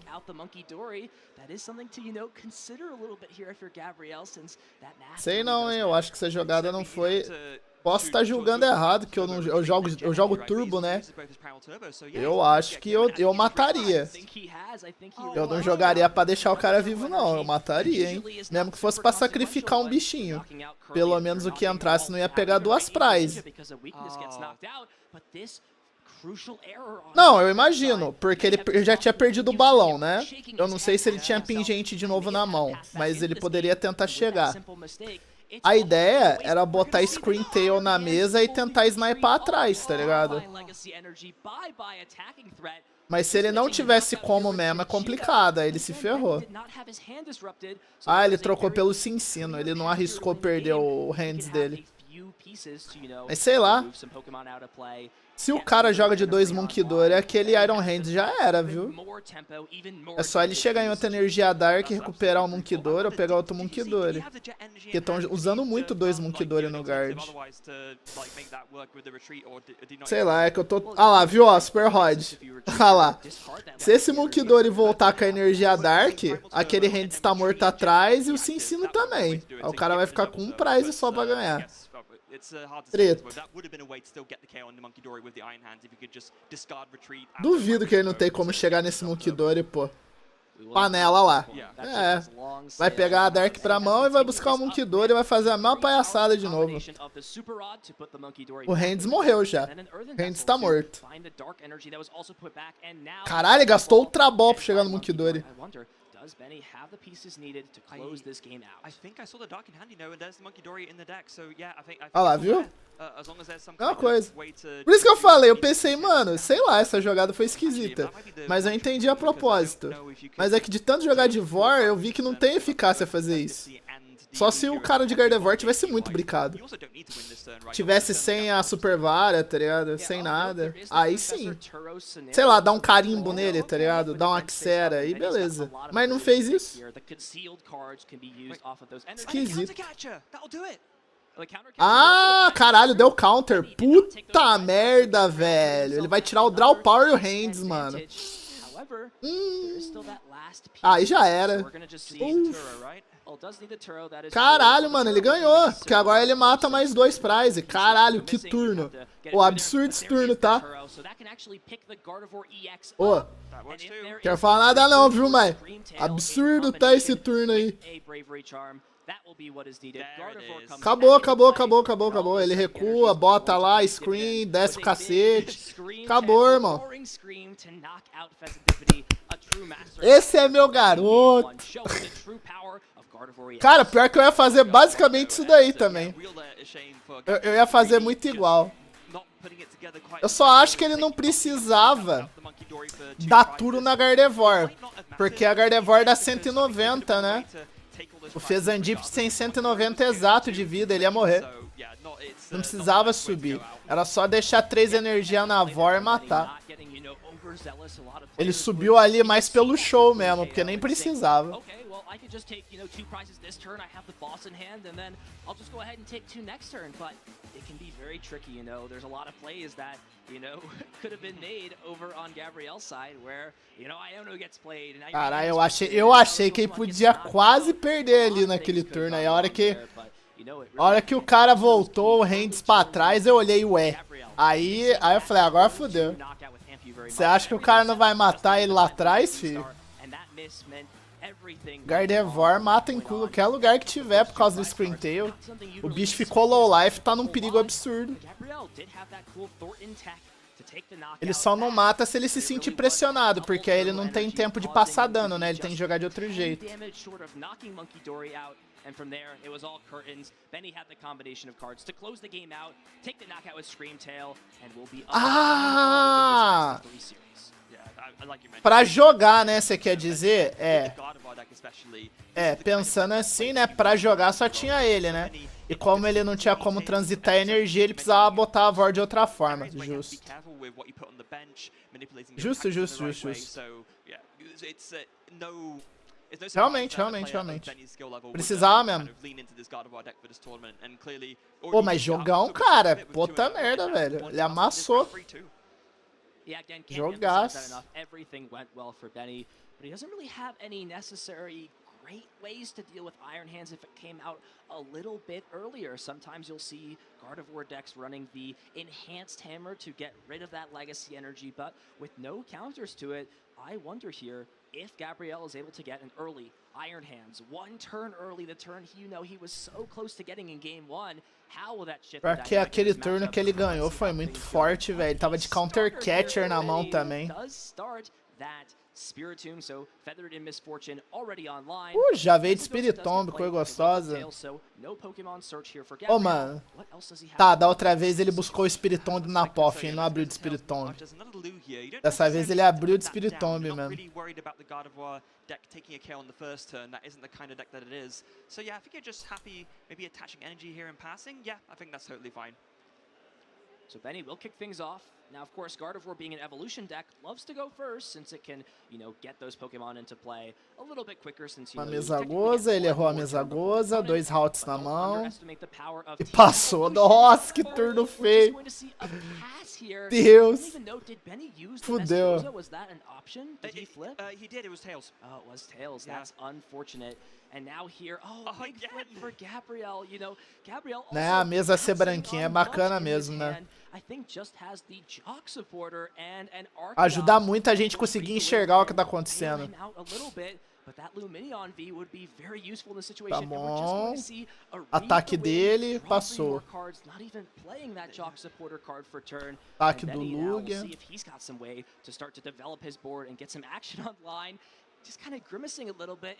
Mesa goza, errou de novo.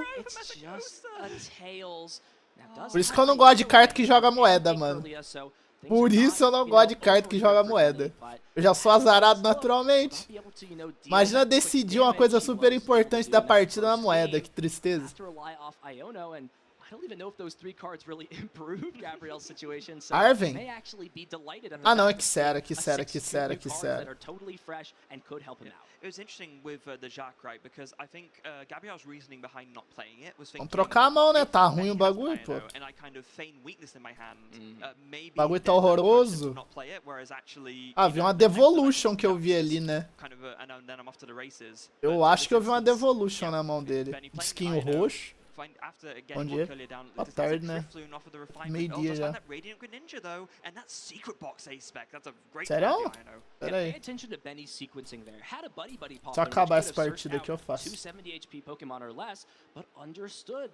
Those cards at the bottom, he really did not want to draw into. So great sequencing there from Benny to, not grab those Pokemon out just yet, to wait and draw some cards, and it looks like does have plenty of pieces to, Caralho, Just tá virado, sério? Look at these prize cards.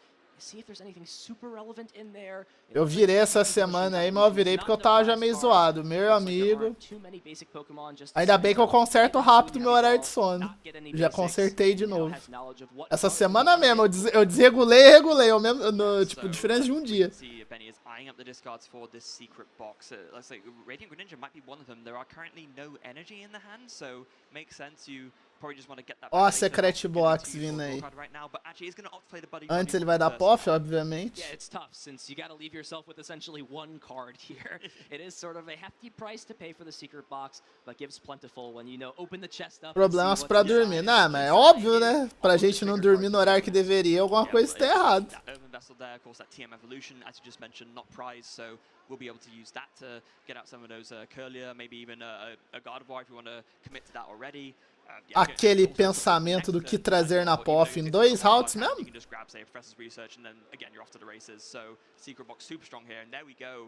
Achei que ele ia pegar o Drifloon pra preparar pra porrada já, mas não. É que ele não tem energia no descarte, né? Isso que é foda. Não adianta nada preparar se ele tá sem energia. Ele vai pôr as Kirlia primeiro. Vai ficar com 3 Kirlia. Beleza. Pô, se com 3 Kirlia não chegar nas cartas, é azarado pra caralho, hein? Apesar que eu não posso falar nada, eu já fiz isso. Chegar em 3 Kirlia e não comprar nada, velho. Fiquei puto. 3 Kirlia e continuar brincado, velho. Vai se fuder. Tem vezes que esse deck é traidor pra caralho. Deixa na mão. Pode ter draw power que for, ele te deixa na mão ainda.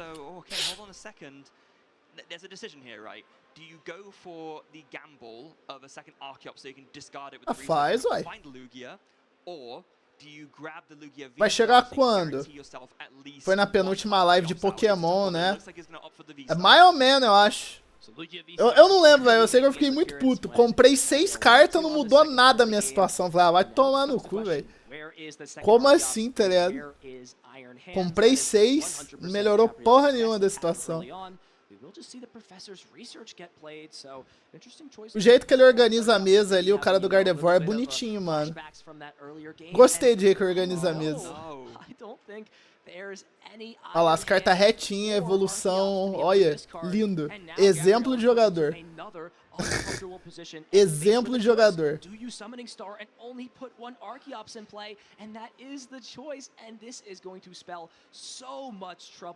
You're taking a knockout onto this Pokémon, but with just 1 Archeops in play, you leave yourself wide open for it to be knocked out, and your entire energy acceleration engine to be shut off completely for the rest of the game. It feels a bit presumptuous saying this, but almost like feels like in doing this, in a sense, you've already lost, right? It's a bit hard. It feels a bit harsh to say that so early, but in this position, like you just said, if that Archeops gets knocked out, I mean, what do you even do? You're only attaching 2 energy per turn. You can go to attaching no energy per turn. This Lugia is not really doing that much, or you can do 200 and knock out the Spiritomb, but you're not really threatening anything here, and it feels like it's so easy for Benny to pick apart your setup. Foda é que o Lugia no deck dele nem é pra atacar, mano. O Lugia é só pra fazer a jogada de botar os Archeops. O Lugia não é um bom atacante no deck em si. Tipo, ele dá dano, só que como atacante assim, ele é bem ok.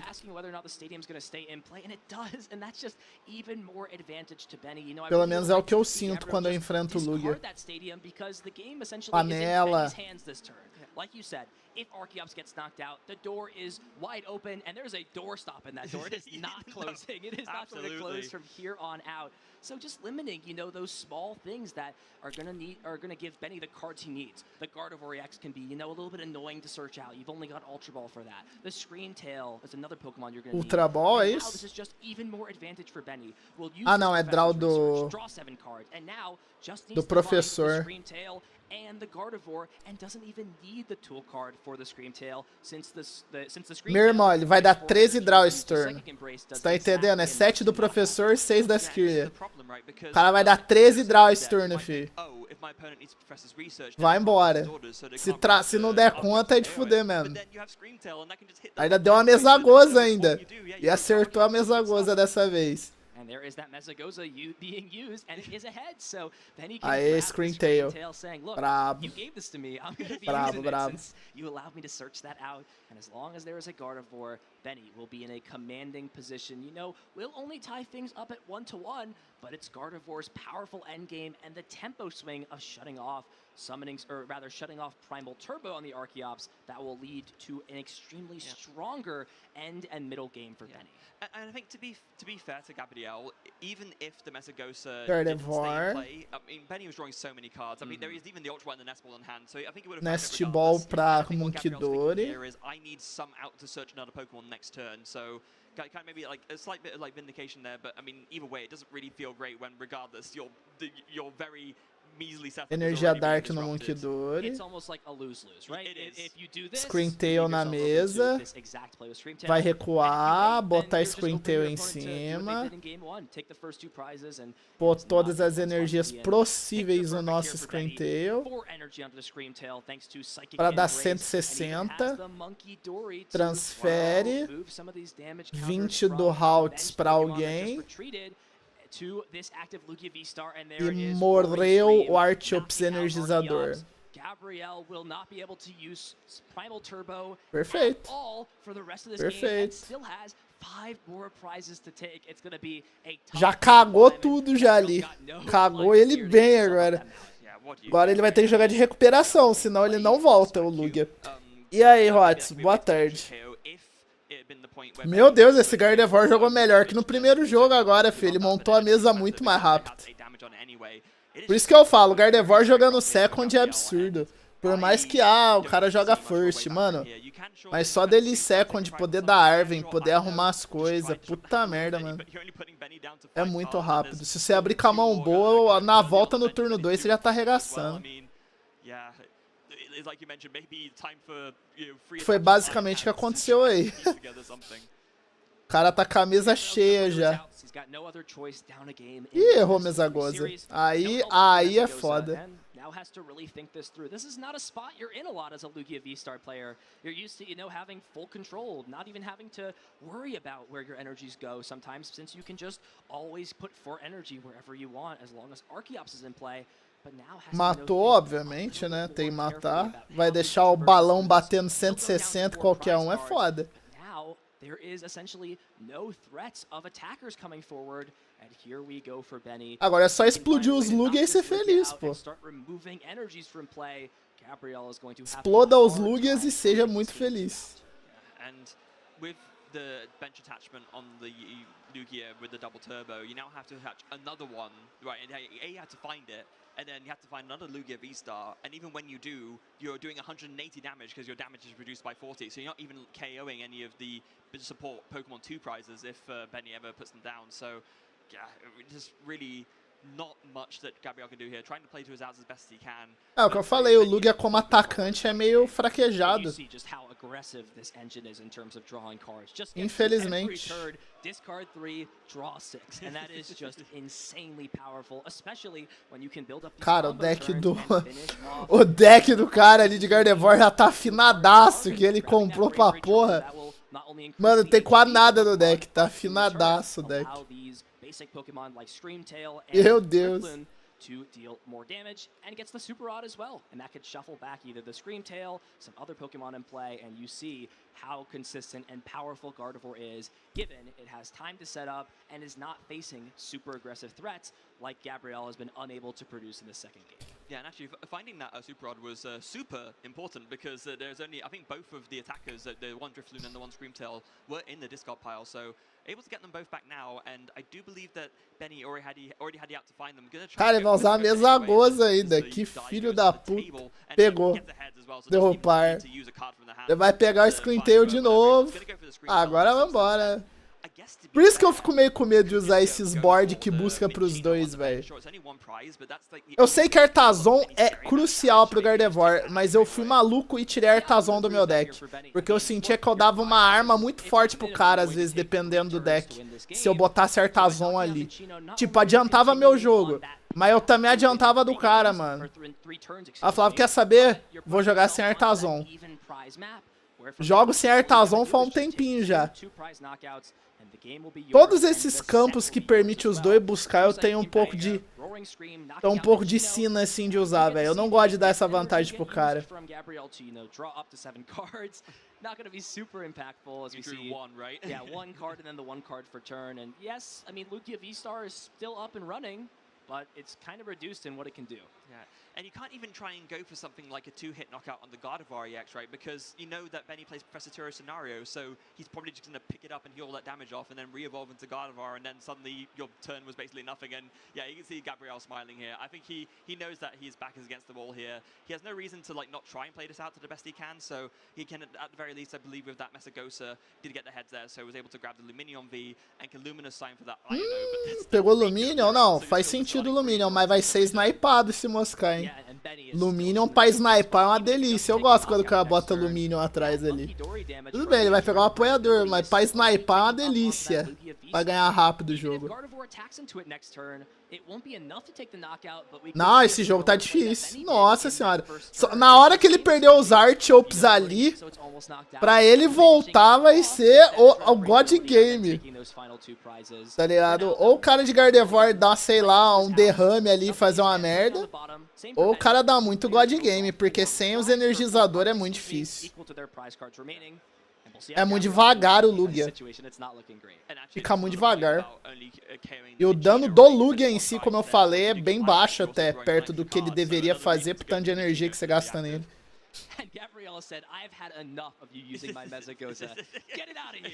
Aê, tira a Mesagoza daí, eu pensei a mesma coisa. É, sim, o cara montou bonitão. O cara montou muito rápido e montou certinho ali, mano. Difícil voltar. Filho, ele tem todo turno 3 draw. Ele tem o Monkidori transferindo. Ele tem a Vor energizando. Ele pode correr a qualquer momento atrás dos atacantes no deck. Caralho, tipo. É, eu quero falar, tá cheio de opção agora, filho. But it is just options, options, options. That is the namesake of Gardevoir, because there is so much you can do when you are surrounded by a versatile ability like Gardevoir. Pior que chega uma hora do jogo que é foda mesmo. É, tá com o deck na mão, exatamente. Eu ia falar isso, chega uma hora que o Gardevoir, quando ele roda, que meu irmão, você olha, irmão, você tem o deck na mão, você fala, o que é que eu faço, tá ligado? Você até pensa, o que é que eu faço? Você tá com muita carta na mão, velho. Nossa, não conseguiu matar o Lugia, não? Pô, por 10, hein, cara? Por 10, hein? I mean, look, if Gabriel can knock out this Gardevoir and knock out a one-prize Pokemon, it is possible. Looking at his list, there's not anything like the Weird Digger V we see sometimes. That could always be a card, you know, that pops out of nowhere. You put it down, you throw a Jet Energy on it, you move all those energies to it, but it's not an option. It's not available here for Gabriel. And, I mean, you got to think in the tank, but kind of just have, you know, a sinking feeling in your gut that não, não é isso não, ô Zero, não é que ele tira a qualquer instante. É que o ataque do Lugia pode tirar um estádio de jogo, entendeu? É efeito do ataque do Lugia. Ah lá, o amigo aí falou já. Explicou aí, é isso mesmo, é o ataque dele, é efeito do ataque. Você não pode simplesmente tirar, não. O ataque que tirou.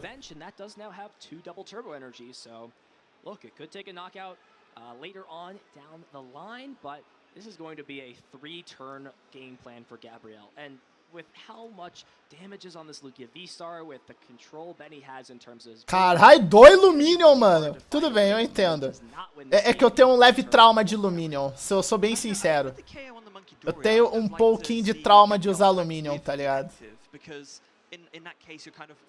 Aí 2 Luminion me dá uma pegada, mas eu entendo. Esse deck aí faz sentido 2 Luminion no Lugia. Ah, mesma merda, mesma merda. Tá jogando até acelerado já.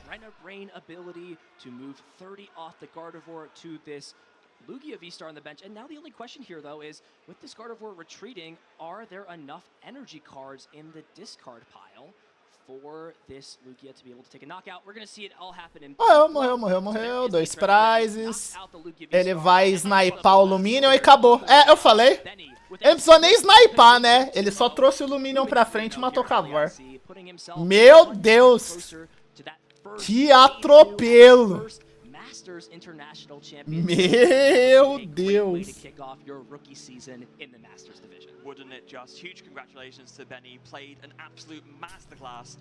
Botava muita fé não, tá? Ele jogou muito, viu? Jogou muito, tá? Da hora. knowing exactly the right things to go after and the right things to target to make the most of the fact that there was a slight bad luck. Da hora, viu? Porque nessa matchup aí, o Gardevoir, ele tem muita chance de mamar, viu? Ele tem altas chances de tomar no nariz, mas nesse aí o cara provou que foda-se. Bateu pra caralho. Fazer café aqui pra Maria, vou deixar os comentaristas aí, já vem. Lo and behold, it happened in Game 1 and Game 2 again. Draw-based issues are the #1 cause of Lugia losing games. You can see in theory through Games 1 and Game 2, if Gabriel draws perfectly there, I think Benny gets blown out of the water. But when that didn't happen, then he had the legroom to deal with the aggression in turn by putting together those multi-turn plays where he took knockouts later on thanks to, you know, some cool plays with the Monkey Dory's Adrenabrain or with the sheer aggression of the 2 Bravery Charm users, Indriftloon and the Screamtail.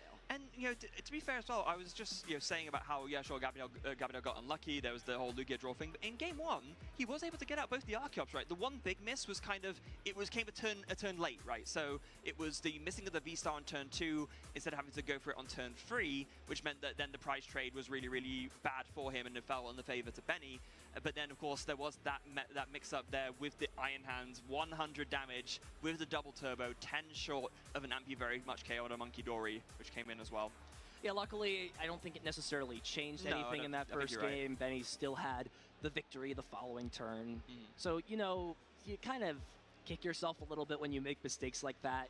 Got to take into mind there is the pressure, you know, of all the lights. You're on stage at an international championship. There's not a lot of opportunities for these players, especially, you know, in the regions of LATAM where there's not, you know, our broadcast that we get to do for both Europe and North America. It's a big opportunity and a big honor to be on this stage, no matter what match you're playing, no matter what round it is. And players can sometimes feel that pressure. It might have gotten to Gabriel there, but lo and behold, Benny still had outs. Even if it went correct, even if it went the way that it did, to close this set out, moves to 9 match points, 3-0, an excellent start for him. Yeah, absolutely excellent start, both to this, you know, LAIC in general, but also his first IC as a Masters Division player. Like you said, couldn't have asked for a better Masters rookie season beginning, I think it's safe to say. And that has sort of been the storyline these last couple of years in the Pokemon TCG. Young players, especially those who have aged up in the last few years, having extreme success in the Pokemon TCG, no matter what region you pick, right? Fernando Cifuentes, first-year master, wins Worlds. Go to North America, Andrew Hendrick, you've got Grant Shen, Lucas Zing, a lot of these players, Isaiah Bradner even if you want to consider that, lots of players who have aged up within the last 2 or 3 years in the Masters division have had a lot of success. Okay, Bradner's maybe not a great example of that. He's, I think, only a year younger than me, so I'm not going to treat him like a child. But the whole point stands. Young talent is performing in the Pokemon TCG.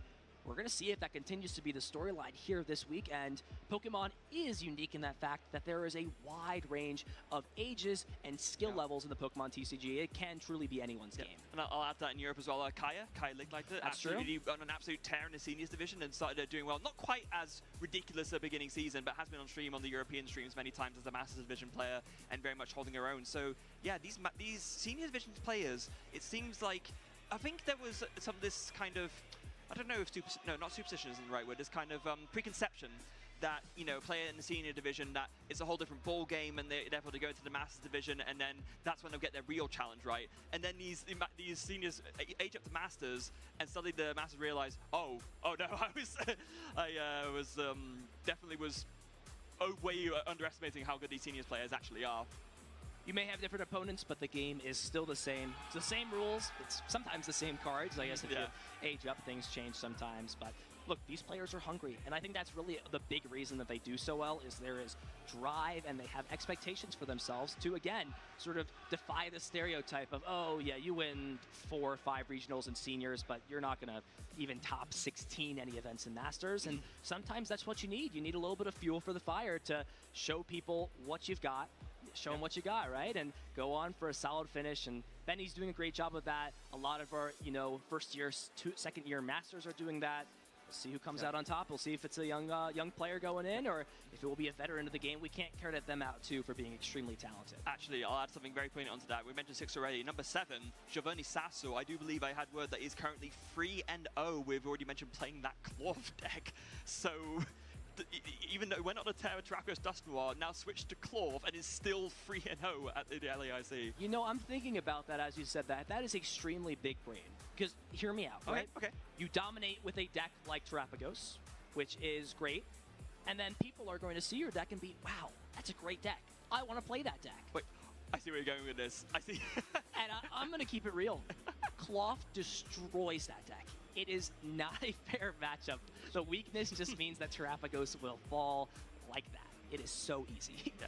I mean, it is big brain. Get people on a deck that you did well with. Say, I don't need this deck anymore. I'm going to play the deck that beats my deck that I've been successful with. We'll see if it continues to pay off. And it's solid on its own merit as well, right? It can KO very easily Blood Moon Ursaluna, which the Terrapagos deck also plays, and it's in a lot of decks. And of course, it does prey a lot on Raging Bolt EX, which is another deck that is very popular in the field. So, yeah, Galaxy Brain on multiple levels, I'd say, from Giovanni.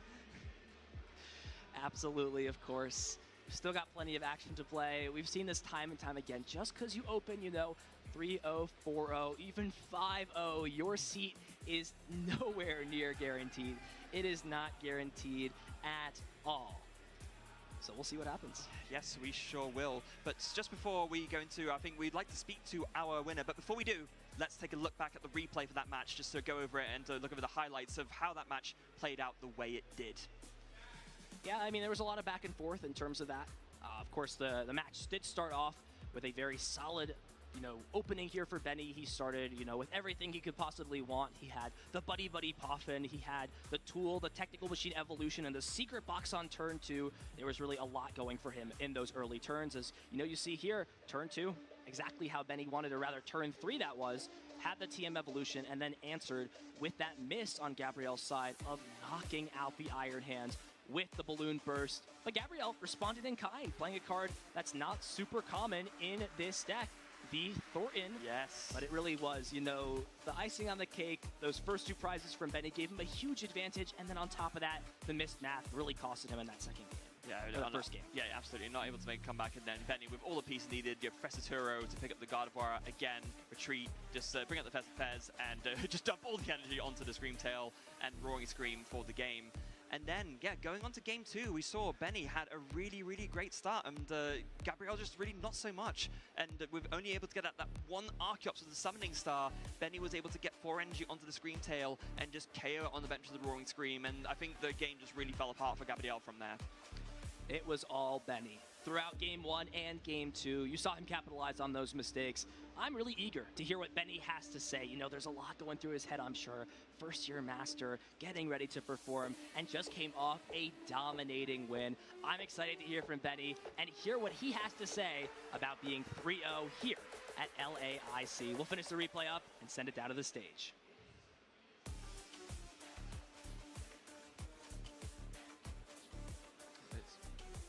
Well, we'll send it down when it's ready. This game 2 was a lot closer. Yeah, so, it was. A little bit more to the meets the eye, but yeah, Gabrielle was really just an uphill battle this entire game just because of that only one Archeops being out there. And there it was for Benny, finished the game off. Monkey Dory taking the knockout and finishing things with that boss's orders. Yeah, just easy dub there for Benny. Just didn't even need to do any intricate tricks there, but yeah, that is our replay, but I can't wait to hear from Benny, so let's throw it over to the stage where I believe Kyle will be ready with the interview to hear from our winner.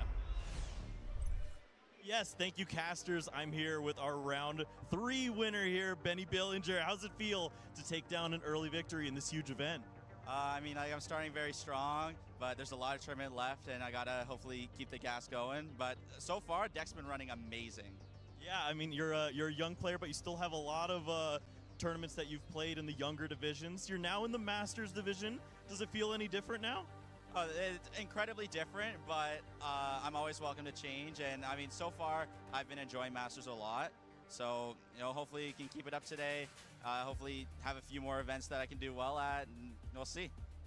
Now, we saw that you were playing the Gardevoir. A lot of players may not have expected that choice. It's not exactly the most popular deck in the room. But if people were paying attention, you've actually been having some results with this on some of the online events. Yeah, so I played in an online event last week. It was the next format, but I was still able to win it, and I posted it on Twitter. So if any of you are paying attention, you could probably expect to see me playing Gardevoir at this event.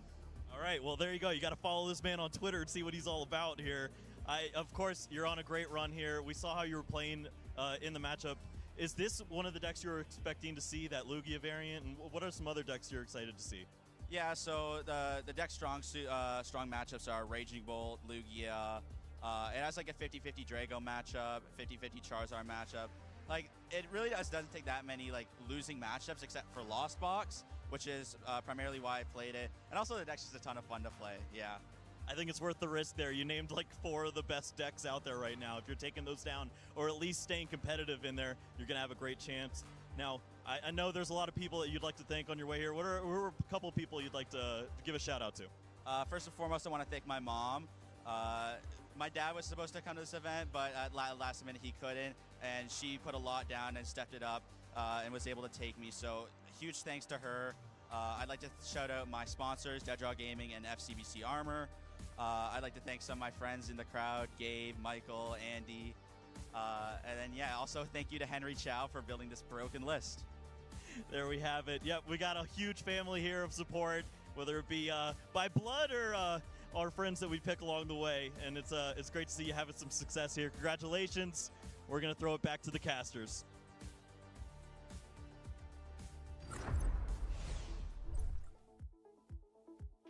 Great to hear from Betty there. Absolutely extraordinary to see him start off at a 3-0 record. Plenty of Pokemon to play.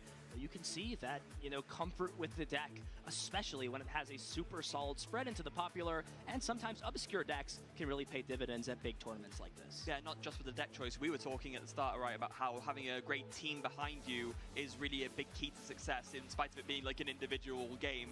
And, Benny shouting out to a lot of friends, a lot of support. And so in the exact same way, just really has a lot of folks backing him to help him have the success, not just from friends, but also blood family as well. I mentioned mum and dad. It was a really, really lovely example to see that.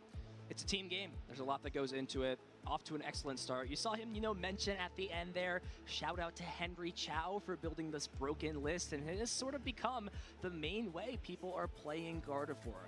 Usually this deck, from the start of the rotation back in April, stopped playing Rare Candy.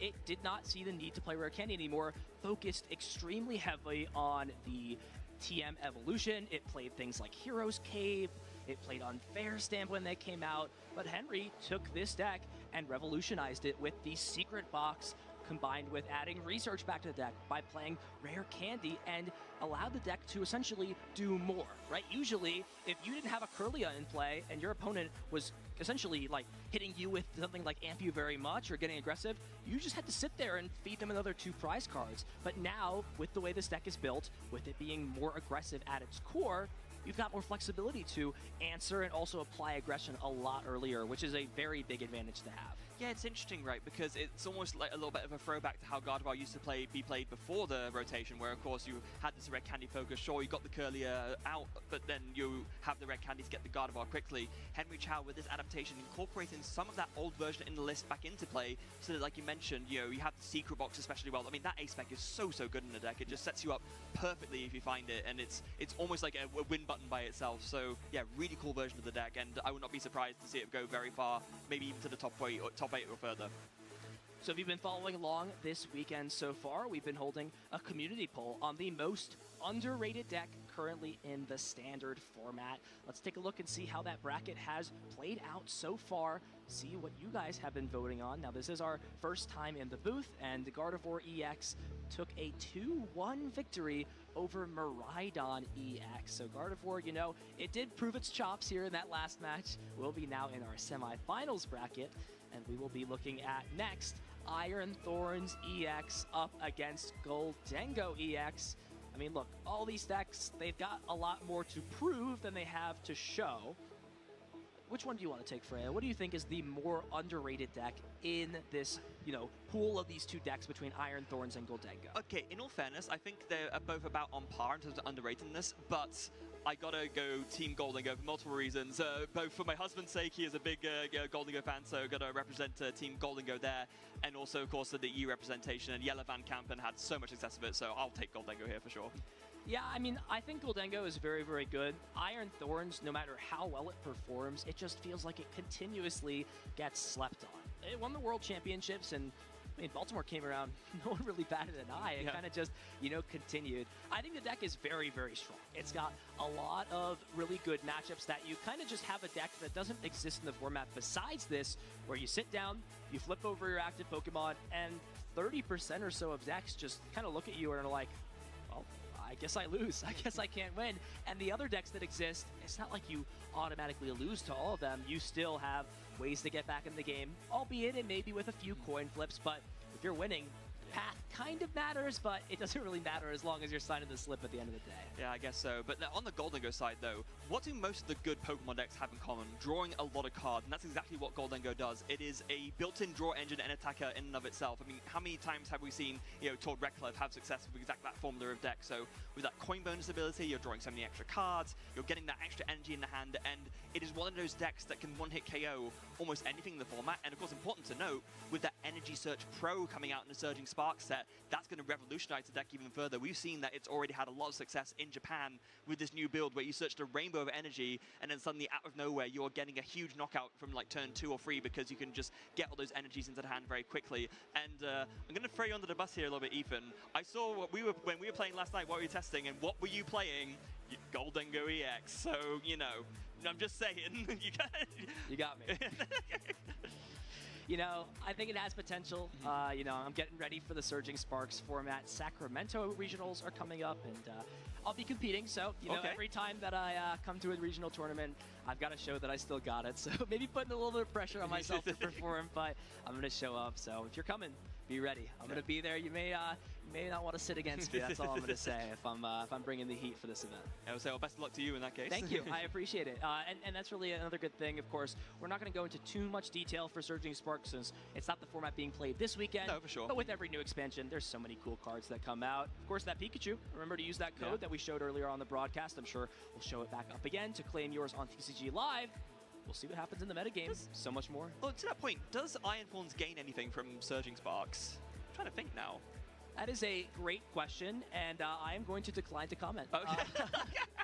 I'm going to say, look, Iron Thorns, he's a robot. He stands strong. He's good. He's good. I think that the problem with Iron Thorns being underrated is it's not that the deck is not strong. It's just it needs the right meta. So I think underrated is kind of a hard title to give Iron Thorns, especially because it's a world champion deck, right? So to be credit. I think under-respected is a better name that I would give than underrated, but I guess they are slight synonyms in a case, right? Where people don't respect the deck, it's underrated. I think the deck is good. So look, if you're on Twitch right now, if you're viewing us, if you're not on Twitch, you can always join at Pokemon. Rather at twitch.tv/Pokemon TCG to tune in on the action and see what's going live. Make sure you guys go vote in that community poll right now, and we'll see what deck is advancing to our semifinals. I don't want to be the bearer of bad news here, but I don't think it matters what's advancing. I think it's getting crushed by Carnivore in semifinals. I don't think it's a close match. I mean, we kind of made Gardevoir's argument for itself just streaming that match, right? Yeah, completely agree. But very important down there, you can see down the lower third, follow our social channels. So on X and on Instagram with the hashtag PlayPokemon, send in your messages, and maybe later on in the stream we can feature some of those posts that you guys have made and share them with everyone at home. And also don't forget to catch all the action on Pokemon.com/broadcasts. Yeah, so much action going on this weekend. We keep saying it over and over again. Not only the TCG is happening, but Pokemon Go, Pokemon VG, and Pokemon Unite is all showcasing action. And I believe there's actually a feature on Twitch where you can, put all of the broadcasts up in the own window. There's a multi-streaming view. So look, that's my perfect Friday, Saturday, Sunday. I get back on my couch, I relax. Just quad streaming. I just like to watch Pokemon. I mean, what can I say, right? I love Pokemon. So anything I can do to, stay up to date and check on the other franchises and see not only who our TCG winners are going to be, but also, the video game Go and Unite. It's always a pleasure to watch and be at these international championships. To be fair, if we didn't love Pokemon, I don't think we should be behind this desk right now. So I hope. I can speak for myself. So. How long have you been a Pokemon fan? I mean, for me, it's been basically since it first started. I'll tell a story. My mum got me Pokemon Red as a gift whilst we were on holiday in Florida, all the way back when I was 3 or 4, and I've been a fan ever since. So it's been almost a lifelong journey, basically. What about for you? Yeah, I'm gonna sound way too young if I talk about what my first games are, so I'll keep it at, I played when I was about 6 years old to start with the video game, and been playing the card games, you know, semi-professionally for the last decade. So 6 years old, so you started with Scarlet and Violet then? You know, you're close.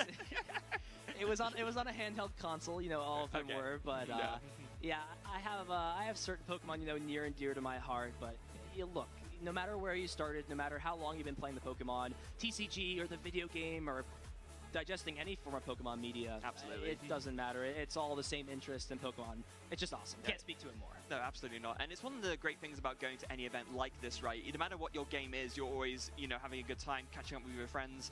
Over on the European side as well, like all the casters for all the games, we hang out together backstage, we have a good time, we have a really great rapport, and it's no matter what game you play, we're all part of this big Pokemon community, and it's one of the things that keeps me coming back to events time and time again. So quickly cycling back to TCG, we just saw, of course, the Gardevoir deck take things down. I'm not going to spoil things yet for our next match, but all I'm going to say is it's going to be a deck flames that is surprising, and today is going to be a day full of surprises. We are going to have top-level players playing top-level decks, and we're going to have top-level players playing decks that we would never have expected them to play. So there is still plenty of awesome action coming. So make sure you guys stay tuned no matter where you are, and continue to check out the broadcast. Yeah, and not just that as well, but again, also don't want to spoil, but when I saw the two names of the players we have up next, I did like a little eyebrow raise at least in my mind, because wow, what a match we have up next. So yeah, do not go anywhere. You do not want to miss the next one, I promise you. Let's take a look at our poll to see what has won our top 8 bracket of most underrated deck. Drumroll, what does it look like? And hey! A swift 2-0 here for Goldengo. You know, if I was a little bit more passionate about Iron Thorns, maybe I would have, you know, given a little bit more heart into my argument, but I've been having a, you know, a fond liking to Goldengo recently, so it's hard to argue against my boy. I feel a little bit bad as well, because you made the offer to me, right? Say what do you want to go for, and I was always going to pick Goldengo for the reasons I just said, but then of course therefore, oh, you're playing Goldengo as well, so I get kind of again threw you under the bus there a little bit, but my apologies, but maybe it was just a way for us to like both guarantee that the one we both liked when it made it to top 4, right? Goldengo takes it down. We'll have plenty more of that community poll we'll be featuring all throughout the weekend. So if you missed out on that one, make sure you guys are watching over on Twitch to stay tuned when we do run those community polls. Let's take a quick break for now. We've got an exciting round 4 match coming up. You are not going to want to miss that. We'll see you guys in a few. We'll be right back.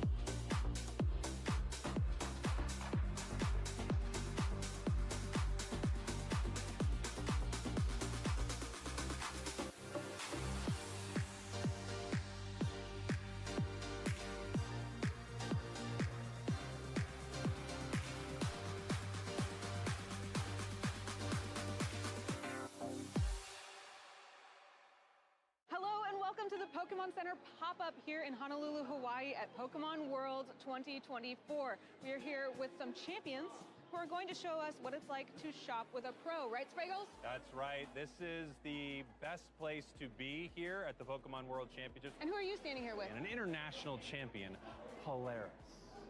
And I am here with international champion, Avery. And what is it like to compete in a Pokemon championship? Well, kind of stressful if you're doing a battle. determined if you win or not. How do you feel about competing this year? It's pretty fun. Are you gonna win, do you think? I hope so. What are your favorite things to shop for? Plushies. I mostly like the big ones. How do you feel coming here to compete in Hawaii? A little nervous because I don't know to play yet. I mean, you're a champion. You can make it happen. I love that I've gotten to meet you before, actually, at a Pokemon Center. I've met your family before. What's your favorite part about traveling to compete with all of these Pokemon events? It's really fun to play Pokemon. Just love the game. And what's the best part about bringing your family to all this stuff? My dad, mom, and Cyrus, they just come and they watch and they like cheer me, and it's really fun for them.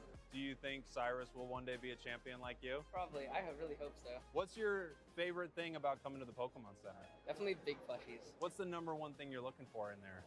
A big Slowpoke. A big Slowpoke. You heard it here first, folks. A big Slowpoke. You told me that you like to look at giant plushies, and I couldn't find a giant plushie, but I found something really big for you. Are you ready? This Pokemon can turn into any Pokemon. What do you think? Pretty cool.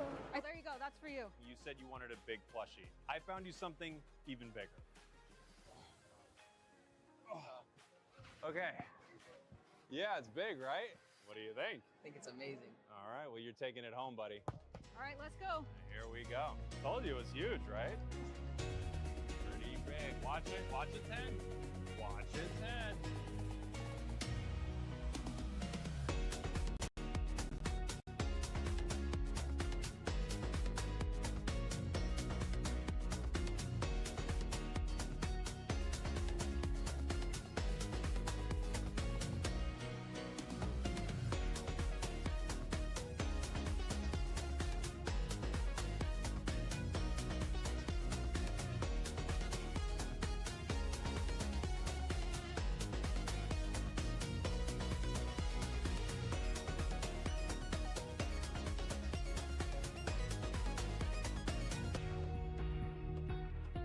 I think the toughest thing will be getting it in your carry-on, but once it's on the plane, like, you're good to go.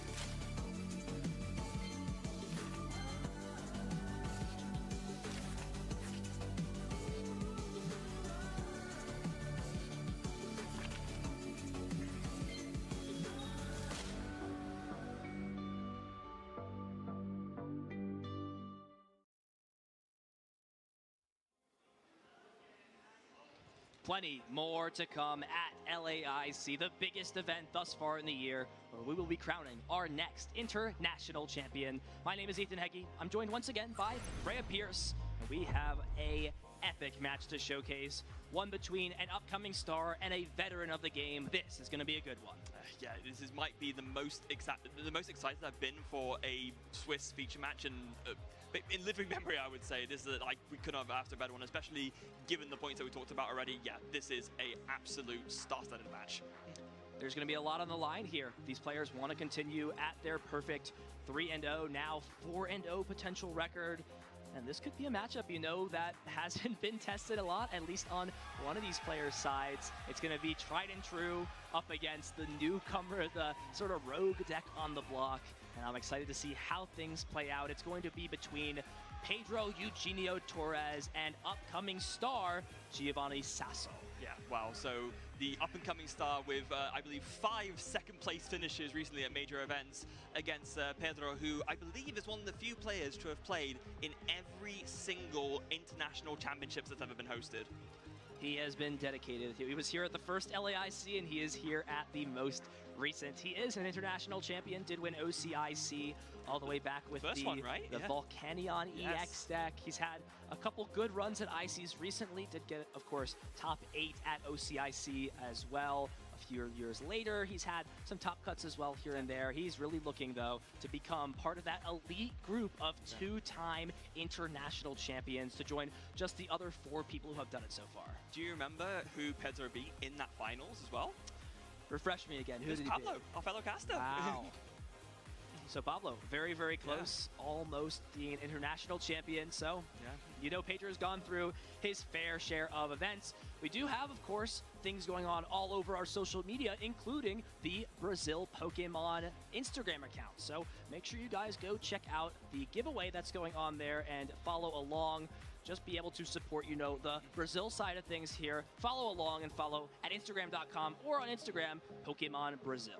E eu falo também em português, né, pra galera brasileira, pra galera do Sofone, então segue aí no Instagram.com Pokémon Brasil. Vai ter muita coisa legal lá, então segue lá no nosso canal novinho, todo em português pra galera brasileira. So make sure you guys catch all the action there, get updated, and stay up to date. And thank you, Freya, for, you know, speaking out to some of our Portuguese listeners. I know there's a lot of people viewing from all over the world, trying to see the best Pokemon action available, and we're here to provide that. I wonder how many folks listening, either like from Brazil or like from Portugal, will be listening and thinking, wait, hold on, Freya's speaking Portuguese? Because I know I've talked about it before, right? That I'm British and Brazilian by birth, and I did live here when I was younger, so I do speak Portuguese with a little bit of a foreign accent, but I mean, that's inevitable when you've lived out for so long. But yeah, I'm British and Brazilian by birth, so this is, like I say, this is my other home IC, as it were, along with EU IC. I am not as impressive of a person. I do not speak Portuguese, so I will not be, you know, speaking out in Portuguese throughout this broadcast. Japanese is pretty good, though, right? You know, to each their own. Yeah, but my Japanese is not very useful this weekend, unfortunately, here in Sao Paulo. But you know, that's the great advantage of, you know, playing Pokemon all over. And whether or not you speak the language of players here, I know that's going to be one big takeaway for a lot of our competitors. When you go to a region, you know, that's not English predominant. You know, 2 of our 3 ICs are, of course, English for the EU IC and for NAIC. But here, a lot of the player base is made up of, you know, Brazilian local players. And, you know, there is good English proficiency no matter where you go. But there's a good amount of players who will not be able to speak with some of our players coming over. But the great thing about Pokemon is you don't necessarily have to speak the same language. Pokemon is sort of that universal language in a whole, where you can play a game out, not speak a single word, and have a great and intense match. Yeah. Although, actually, I'll throw in a São Paulo fun fact for you. So, you mentioned how maybe Japanese wouldn't be very useful here. In fact, the Liberdade district, which is like an area here in São Paulo, is the largest community of Japanese folks outside of Japan. Believe it or not. I might have to take a trip then. I might have to say hi. Really cool area. Definitely, if you're in São Paulo, we're worth Bairro da Liberdade. Really cool place to visit. Awesome. You know, that's the perk of coming to some of these international championships, whether you're in the Latin America region or you're from the U.S. I hope that by watching this broadcast, you guys are inspired to make the trip out to some of these international championships, no matter in what capacity, even if you just want to go and spectate, check out all the action, or if you're, you know, a serious competitor and want to sort of chase that glory. There's so much to offer at these events. Come out, come to these events. There's definitely one near you, no matter where you are in the world. Although speaking of chasing glory, I do believe our players are both at the table, getting set up and ready to go. Both players who not only are chasing glory, but have achieved glory on multiple occasions already, but so maybe looking to go that one step further to add either, in Pedro's case, a second international title to the resume, or for Giovanni to, you know, beat those 5 second places and to get that win in the Masters division. What a start to the season that would be for Giovanni if he could do that. Yeah, he is already on his way to Global Rookie of the Year. We'll see how he does at an international stage. I'm sure has a lot of pressure going into this event. Sure. But, I mean, who wouldn't? After having solid finishes, climbing his way to try and be in the top 100 players in the Latin America region so that he can get his invite to the World Championships.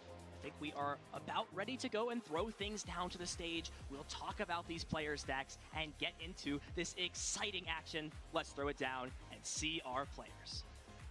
Yeah, it's always going to be like a little bit of a double-edged sword for Giovanni, right? Because, yeah, there will be that extra pressure given that, you know, he is a rookie and all that, but also with the home crowd support, right? It's both the extra pressure from that, but also knowing you have the whole home crowd before you. I'm sure there's going to be all sorts of emotions going through Giovanni's mind going into this match, I'm sure. And oh boy, we've got some Cloth Gaming The crab's coming through. Yep. Cloth with Brute Bonnet, of course, that poison strategy. We don't see special conditions too relevant as of recent in the Pokemon TCG, but Cloth makes great use of that, dealing more damage if it's affected by a special condition. And Pedro will be playing tried and true Regidrago V-Star.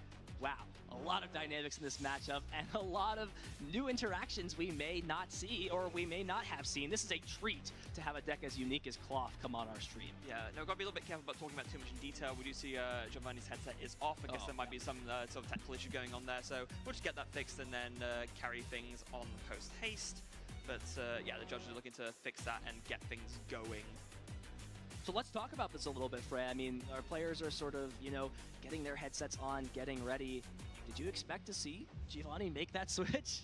Not in 1 million years. That's like you were talking about earlier, even that Galaxy Brain switch, right? To switch from the deck that got you so many successes to the deck that sort of counters your deck because your success makes it seem like a really good option. But to be fair, like I also said, still preying on a good portion of the meta and a really strong choice, regardless of that sort of, you know, next level sort of reverse psychology thinking.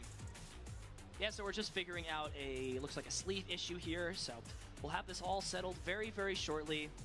How big of an advantage do you think it is for both players in terms of, you know, going first and second, since it seems like, you know, the coin flip could possibly be irrelevant in a blind, you know, matchup in this case? Yeah, Pedro's deck wants to go first. It's Regidrago. It's an evolution deck, so it wants to attack on the second turn with that V-Star.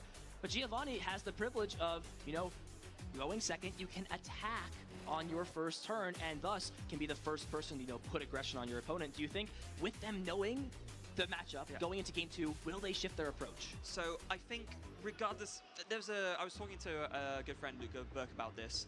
You should never both agree on who wants to go first and who wants to go second. Yeah. Not. And so with that in mind, the way I see it is like this: for Giovanni, sure, if you're going second, you can attack.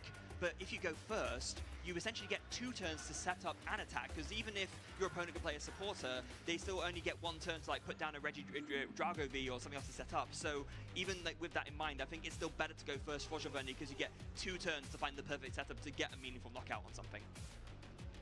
The anticipation is building. This is going to be an absolute treat. This is LAIC. This is the Battle of Latin America here.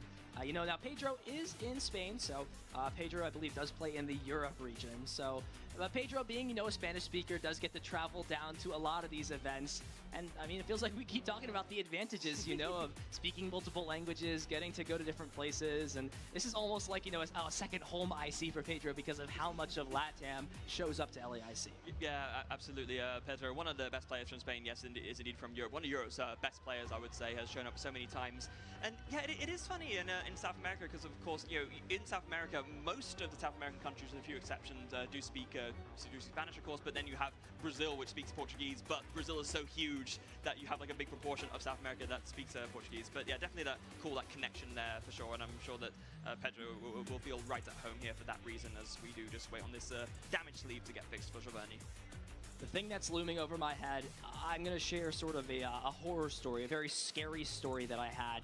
I was playing an event with Regidrago. Birthday. You know, I was going first, and I had a Cleffa in my hand, and I said, yeah, I'm going to start my Cleffa. You know, I'm going second, actually, in this case, but... Cara, esse Giovanni aí é um BR que joga muito, tá? I'm going to use Grasping Draw. Ele é bem popular em fazer bons resultados pra fora. Ele tá de Cloth, velho, que filha da puta. Cloth é da hora. Use that ability, and I lost the game before even having a turn. Ouch. And that is always a fear here because, of course, Cleffa is a card that Pedro plays, and assuming he doesn't have knowledge yet of what Giovanni is playing, sometimes there's really no better Pokemon to start in a lot of these cases than just to have the Cleffa, think that you're safe since most decks cannot knock you out on the first turn being unable to attack, but Giovanni can, and that's always, you know, a really heartbreaking way to lose a game in a very important set like this. Yeah, it's so funny, right? Because ever since, of course, way back with the, when was it? I believe it was in the XY era where they changed it, right? So that you couldn't attack going first.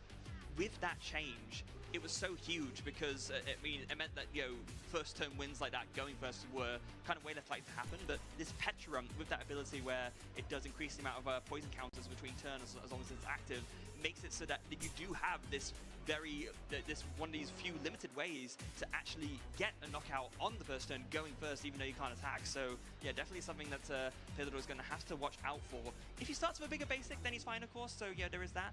But it's definitely something that Pedro will have to bear in mind, and it'll be interesting to know if he actually knows what Giovanni's playing, like you were mentioning, so that he can have that thought process in the first place, because normally you don't want to bench at more than one Pokemon, or rather put more than just the active going on your first turn.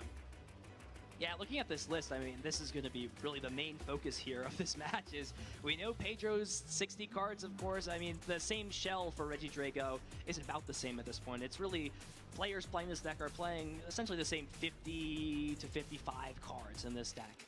Giovanni's deck is very, very interesting. It has some very interesting inclusions we don't see a lot. Things like the Radiant Hisuian Sneasler as that, you know, Radiant Pokemon of choice, allows Pokemon during Pokemon checkup, thanks to its ability, no matter where it is in play, take 2 more damage counters from poison damage. So you see it slowly start to build up. There is also that Pecharunt promo with the ability that if it's in the active spot, poison Pokemon take 5 more damage counters if it is your opponent's Pokemon that are poisoned. So with the Hisuian Sneasler, the 5 and the 2 and the 1 for poison, you can do 80 damage by leaving a 1-prize Pokemon up. And if your opponent's Pokemon doesn't move, then you essentially get to do that 3 times, since the poison damage will go in between turns back to you. And then once again, if that Pokemon's still poisoned when it becomes your opponent's turn again. Yeah, I like being able to put 24 damage counters on a Pokemon without even actually having to do any attacks. It seems pretty good, right? I mean, that will knock out, that'll pretty much knock out any basic in the format currently, because Raging Volt's what, the biggest at 240. Oh no, I guess Blood Moon Luna, that's 260, so that would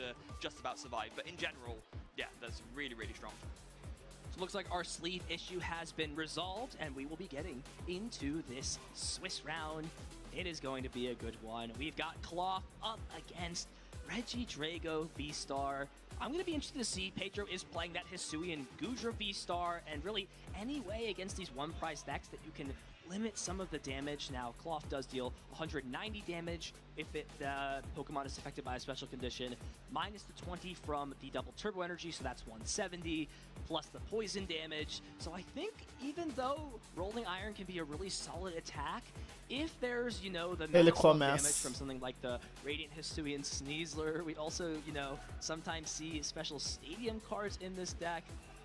Sometimes there is the stadium that Pokemon take 2 more damage counters. Now, Giovanni is not playing this stadium. The Perilous Jungle, I believe, is the name of that stadium. Yes, it is. So we'll see how things play out. These players drawing their opening hands of 7, putting that Pokemon into the active spot, and then the prize cards will go out. Always, you know, a little bit of a scare when you're playing in these sets. There are key pieces that we could see be prized. We did, of course, see in that first Swiss round both of those fire energies be prized for our last Regidrago player. So we'll see if there's anything, you know, super detrimental as we get into this game. It looks like Giovanni did have a mulligan, so Pedro will put his prize cards out now. Giovanni drawing a new hand of 7 cards, and the way that the mulligan system works in the Pokemon TCG is Pedro will draw an additional card each time that Giovanni does not have a basic Pokemon in his hand. It's a little bit of a boost, and will mean Pedro's hands, or rather his first couple of turns, will be a little bit more consistent, as he'll have more cards to look at and play down. Yeah. And with Pedro starting with that Regidrago V and then seeing Giovanni's hand, will be very, very glad he started with a big basic, because now there's no risk of a turn 1 win from Giovanni, right, by using that Pecharunt.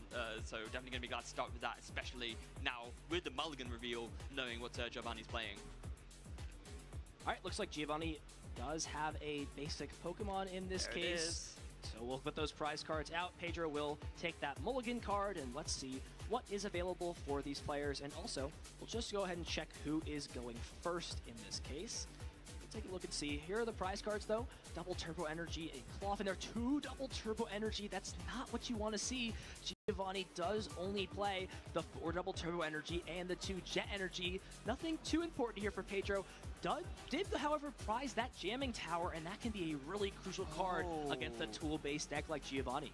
Yeah, I mean, 2 double turbo is pretty rough, to be fair. That means that essentially 1/3 of all your energy is gone. But yeah, I guess you can make do with the remaining energy in your deck just to eventually get to the point where you can attack and get those extra energies out of the prize cards. But it's definitely, it's workable for sure, like you said. And here we go. We are finally getting into it. Round 4 here at LAIC. Pedro Eugenio Torres up against Giovanni Sasso. The new versus the young. Who will come out on top, as Pedro will be kicking things out, but does not have an energy attachment. Cannot stress how crucial that is for Reggie Drago to threaten a turn 2 attack, using that attack to copy your other dragon Pokemon in your discard pile, as Giovanni will be able to play this Hisuian Heavy Ball, starting his turn off. Could grab the cloth if he would like, and we'll also get the news of what cards are in his prize cards, mainly those 2 double turbo energies. Yeah, that is pretty rough. Actually, it looks like that Radiant Hisuian... Oh, no, that's the hand. Sorry, I got mixed up. So he's actually going to grab that Brute Bonnet from the prizes instead. Too. Yeah. Really, really good choice. Just means it's one less piece they need to search with your deck searching cards. And this is the combo right here between these 2 Pokemon. Brute Bonnet does have that Poison Powder ability. When it has a Pokemon tool card attached to it, you may make both an Ancient Booster Energy Capsule attached to it. You may make both Pokemon in the active spot poisoned, and that is exactly what can be done right here with Arven grabbing that tool card. The big question, though, does Giovanni have access to one of those 2 double turbo energy remaining so that they can put some aggression onto this Reggie Drago? He does a sword in the hand. Oh, wow. I think he's got a turn 1 KO, you know. With this Arven, I think you can piece it all together. You have you just need a tool to attach onto, the Ancient Booster Energy Capsule to attach onto the Brute Bonnet. You grab the Binding Mochi to put it onto the cloth, and then that will go to 210 plus the poison. Yeah, I think as long as both the tools are there, I think he's got it, you know. So it will be 170 with the double turbo energy reducing the damage, and then the Binding Mochi will put it to 200. Since is it plus 30? It's a plus 3, yeah. Plus 30. So it would be actually 10 damage short, though, because of the poison, right? So 170 plus 30 plus the 10 well, for no, poison. because 3 extra poison, so it's 4 poison counters, so it puts you to 210, and... no, yeah, right, yeah, okay, I see what you mean. Yeah. Well, it would be close if there is something like the Hisuian Sneasler that would get it right across the line. We do see ele já deu o combo mínimo já aí do Klaus. Extreme setup. Binding Mochi is 40, excuse me. It's plus 40 damage, not for poison counter. That's what it is. I got it mixed up. It is 40 more damage for that Binding Mochi. That was and an excellent turn here for Giovanni.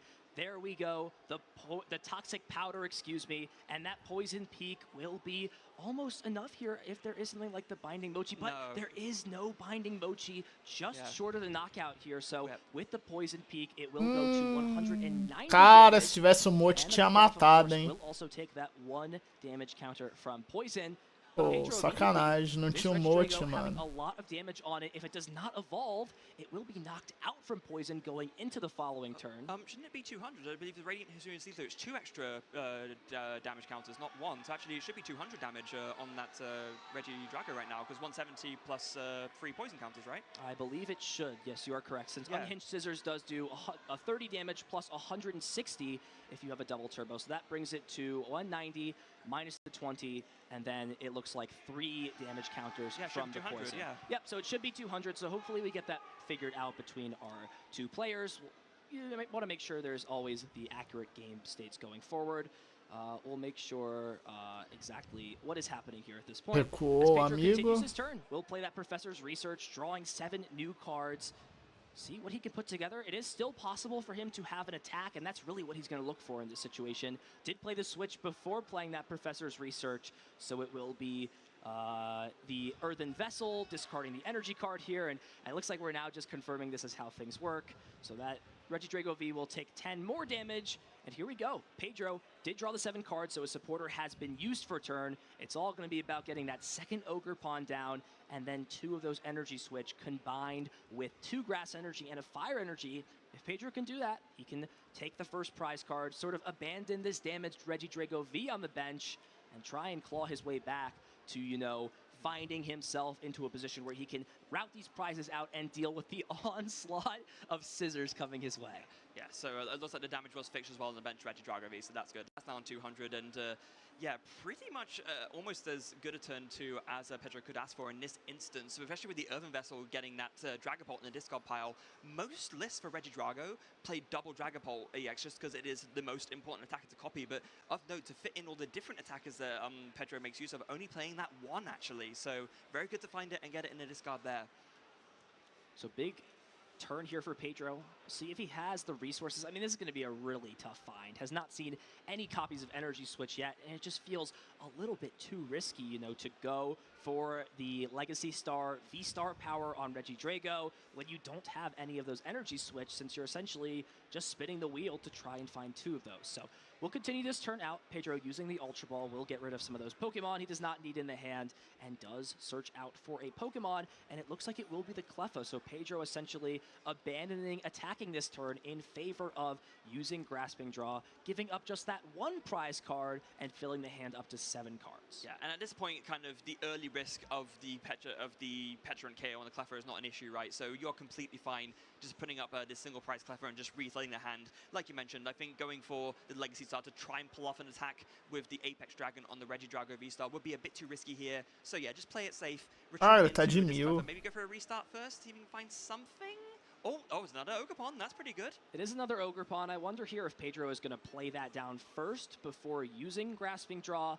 The big issue here is you would bench lock yourself, so you do limit options, assuming that the Cleffa is not knocked out, but it looks like Cleffa is kind of just here to offset the prize trade. Not only does it fill the hand up, but if Pedro decides to not play down something like the Radiant Charizard, then Giovanni's still going to have to knock out 3 2-prize Pokemon to win this game. And also, to be fair, bench locking yourself, sure, but I don't think there's anything else you would rather in that 5th bench slot than the Ogerpon anyway, so I think it's totally fine to put it down. So, yeah, putting it down, drawing 5 off of that Grasping Draw from the Cleffa, and now over to Giovanni, who can now look through the deck with that Nest Ball and see if you can see about maybe setting up a follow-up attacker. These Clorf, they only have 120 HP, so not a lot, they get knocked out very easily, so you need to make sure you can keep that chain of Clorf going over and over. And immediately finds that Iron Bundle, and this is the perfect card when your opponent brings up a 1-prize Pokemon if all of the Pokemon on their bench have 2 prizes to their name, and that is the case with all of these Pokemon. And immediately Giovanni will play that down and give Pedro a tough decision on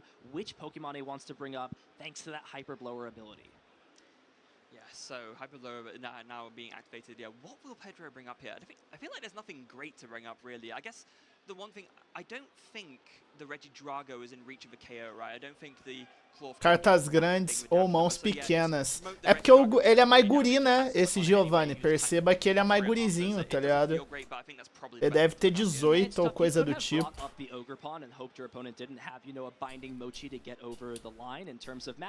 This is why a very smart choice there. I mean, it seems a little bit elementary, but Giovanni decided to use the Iron Bundle as soon as possible in this turn so that Pedro had limited information to what cards Giovanni had access to, thus, having to bring up a Pokemon like this just to play it safe, since there's still so many things Giovanni can do on his turn. We will see the Arven get played, so does go ahead and grab that Binding Mochi as well as another Nest Ball.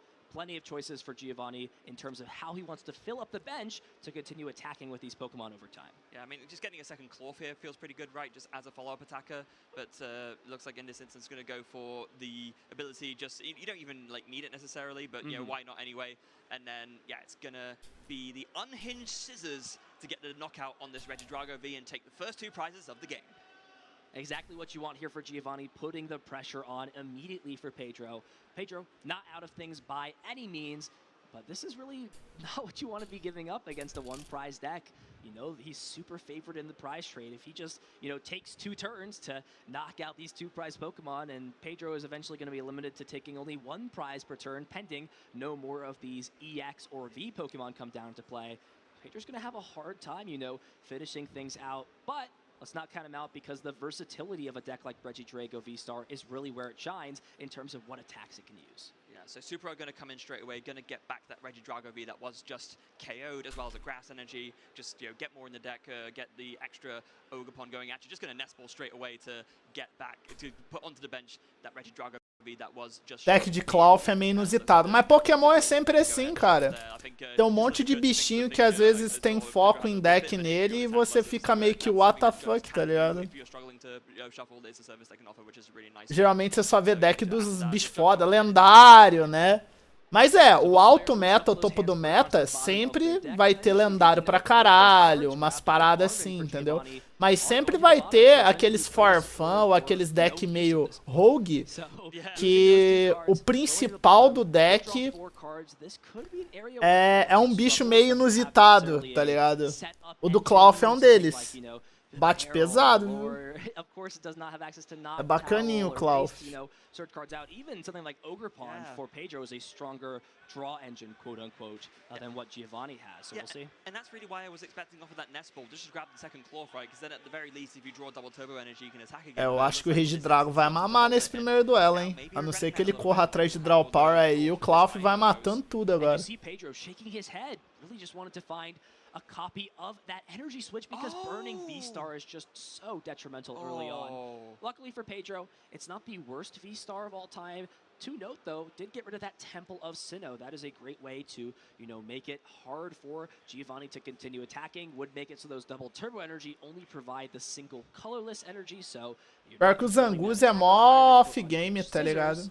However, this is sort of a tough choice for Pedro. He's locked into grabbing Energy Switch as one of those cards if he doesn't have it already, or an Energy... Actually, Pedro didn't even need an Energy Switch. I don't think has attached yet for turn, so that is a heartbreaking miss off Iono to find no Earthen Vessel and no Grass Energy to attack, and had to use this V-Star power just to grab back an Earthen Vessel and a supporter card here as well. Yeah, that's so brutal. It was literally... I mean, it's not too much to ask for, right? Just an energy, and yet apparently in this situation it is. So having to Legacy Star just to get either an Earthen Vessel or an energy instead, yeah, wow, real tough break for Pedro there. Will be 2 Grass Energies, so we could see the attachment for turn onto this Regidrago. And then there is still a Teal Dance yet to be used. We'll be using that now, putting the Grass Energy on, drawing an additional card. And the question now, for me at least, is what attack does Pedro want to copy? What are the options available? Dragapult seems like, you know, a pretty standard choice. Is there ever a world where, you know, Pedro wants to set up for Kyurem down the line? This is really going to be where Pedro has to start crafting his strategy and really thinking ahead, because it's pretty clear what Giovanni's going to want to do. Attack with Cloth over and over again. Pedro needs to innovate here. I think I like a Rolling Iron here. Just copy that Isugium Gudra V-Star's attack, just make it so that you take a lot less damage. I think that might be the way to go. So it is in discard, isn't it? Yeah. It is in discard, does have that option, does also have the Haxorus. I don't think that will be, you know, a super powerful attack to use in this matchup. So we'll see what Pedro decides to do. We are just confirming everything, so no attachment yet, so we'll attach the grass to the active. And here is the choice of Apex Dragon. Can copy any dragon-type Pokemon in your discard piles. Attacks, and I agree. It's one of those two choices. Either you start to spread damage on the bench and build up for, you know, a multi-prize turn down the line, whether that's just with another Phantom Dive or with Kyurem, Trifrost, something along those lines, or you play defensive. Yeah. Let's see which one he goes for. I think those are definitely the two choices we're debating between, but it will be that Rolling Iron. So for those, it's been a while since we've seen this attack on stream, so a little bit of a clarification there. So that Rolling Iron on the Gudra V-Star, 200 damage, and then you take 80 less damage next turn. So now this Regidrago V-Star has an effective 360 HP, which is a tank of a Pokemon. So let's see what Giovanni can work with here. Did get 5 cards with the top deck included, and the Iono played on Pedro's side, but does have the third Arven. Arven, such an extremely powerful card in this deck, and you can see why Giovanni playing the full 4 copies. However, one thing to note here, Giovanni only has 1 double turbo energy left in the deck. Those 2 are still in the prize cards. They have yet to be taken. So Giovanni here is limited to 1 Cloth attack right now, and if it doesn't take any prize cards, he will have to, you know, spend both of his jet energies, which is counterintuitive since you've got to bring your Pokemon to the active spot when you use it. So I wonder here how aggressive Giovanni needs to be in terms of taking knockouts to put himself in a winning spot. And we are going to see Pecharunt come down off of this nest ball, so maybe it's pretty likely here Giovanni does not have that final copy of the double turbo energy, and instead is going to just want to use that toxic subjugation ability in combination with Toxic Powder and Poison Peak, so the whole poison package to put this Regidrago into range of being knocked out later on in the game. And actually, this is pretty clever, right? Because with it, the damage counter being from poison, that does, of course, really nicely play around that effect of the attack of the Rolling Iron. So it's really great to put some softening damage on this Regidrago and really force Pedro to have a switching out, because otherwise, we talked about at the start of the game, right? Those poison counters, they're going to tick up very, very fast. So, you know, even if this Pecharunt gets knocked out, there's going to be so much extra damage for Giovanni to work with to take a follow-up knockout. Very, very strong like alternative play from Giovanni here, given that you can't attack with the Cloth. And the best play here for Pedro in terms of counter play to poison is switching this Pokemon to the bench. But we've already seen this Legacy Star be used. We saw the switch get played earlier. There is now just that Prime Catcher available for Pedro to move this Regidrago V Star out of the active. You could do it by retreating, but it's just such a huge cost to pay in terms of removing the poison status condition from your Pokémon. Resolveu botar Peixarunte na frente pra dar 80 de Poison, já que ele não ia poder bater. Find a Prime Catcher. Let's take a look through the deck here and see if it's still available. It is. There's got about maybe 15 or so cards left in this deck, and I do believe saw a Professor's Research. So I wonder here if Pedro is going to, you know, maybe just try and dig as deep as possible to get a Prime Catcher, maybe bring up something like Squawk and start to put the pressure on. There is something I want to draw attention to. We did just see here the discard of this Curum, right? So we do know for a fact that Giovanni is playing one copy of Chorus's Tenacity. If that hits the discard pile, the Curum's ability will come into effect and will be able to attack for 1 energy with that Trifrost. Although in this instance, with Pedro discarding it, not going to be able to make use of that to get sort of the double value from the Curum. So maybe something to bear in mind for a future game, but for now, at least, it's not going to come in. And there is an Iono, so yet again, Giovanni getting his A hand questão disrupted, dele é só dar o Bifrost Pedro will mesmo. draw 5, Giovanni 4 cards yet again. And here it comes for Pedro. Does he find the Prime Catcher? He does not. No. That would have been a very solid card. With Prime Catcher and Rolling Iron, you kind of put yourself out of range for being knocked out, since the max amount of damage that this cloth could do is not 280, since you would take the 80 less and have the 200 HP remaining. So we'll see what Pedro decides to do in this spot. Do you retreat here, and if you have another energy switch, for example, and just kind of abandon another Regidrago in this case? Or are you kind of just accepting that I'm going to take a knockout here, put some damage counters on some things, and interestingly Vai bater de enough, Gudra nele, beleza. Rolling Iron again, so here is where the math is going to get interesting. So this Regidrago is going to take 30 from Poison this turn, so it will now be at 110 damage, and it will at minimum take another 30 from Poison. With it being 80 less damage taken, this Pokemon right now has essentially 250 HP, right? So Na porrada, né? No Poison não, na porrada sim. So 220, it's going to be really close. Mark. The Binding Mochi, I think, would put him right over the mark he needs, but it's still a lot, especially again because an attack is still Ele vai botar esse far off. Peixarum na frente de novo. Double turbo energy left in the deck. Actually, with the Binding Mochi, Ah não, ele you pegou a already factored the Fezandip. poison in it, Exactly. right? So actually, I think with the Binding Mochi, it would be 10 short because you'd be doing 210, right? So putting Poison aside, yeah, it's going to be really close here. So 170, 210, and then the 210 mine. Oh, yeah. Yeah, 10 short, even might with the be 3 just poison short. counters. Oh, rough. All right, we'll get to that situation when we get there. We do see the Hisuian Electrode finally found. I mean, that's a Pokemon that can deal some damage if it is affected by a special condition. It does do 100. O problema aí é que o cara deu o Gudra, né? Advantage that this card does have, albeit being a 2-prize liability. So, I mean, you kind of don't really have a better option here, though, if you're Giovanni, but this is why Rolling Iron is so solid in this matchup, by reducing all the damage. Clearly, what Giovanni needs is Mochi nele. Giovanni from TCG Pocket to do that 10 extra damage. I don't know if he can afford to play that as a supporter per turn. I don't think he'd be Professor. able to get all the pieces he needs, too. Oh, that's funny. We are gonna see the Carmine, so a very interesting supporter. That kind of just speaks to Giovanni valuing early. Ah não, dig deu on those, Carmine. first Parecia couple of turns Professor. going first, just to be able to find the pieces for Carmine. a powerful turn 2 knockout. We'll draw 5 cards, and this is the question here: do we see the final double turbo energy in the deck for Giovanni? It will be 10 damage short from taking the knockout. However, if the Regidrago stays in the active spot for 1 more turn, it would be knocked out thanks to the poison damage, and this is going to be decision time here.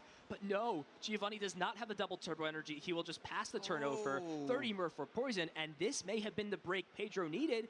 Not facing a huge onslaught of aggression from the Crab army gives Pedro a lot of time here, especially with this game being 3 turns from now at this point, or even less. There's that Squawkabilly on the bench. That gives up 2 prizes, and the Fezandipity is another 2 prizes, and Pedro has yet to play that Prime Catcher.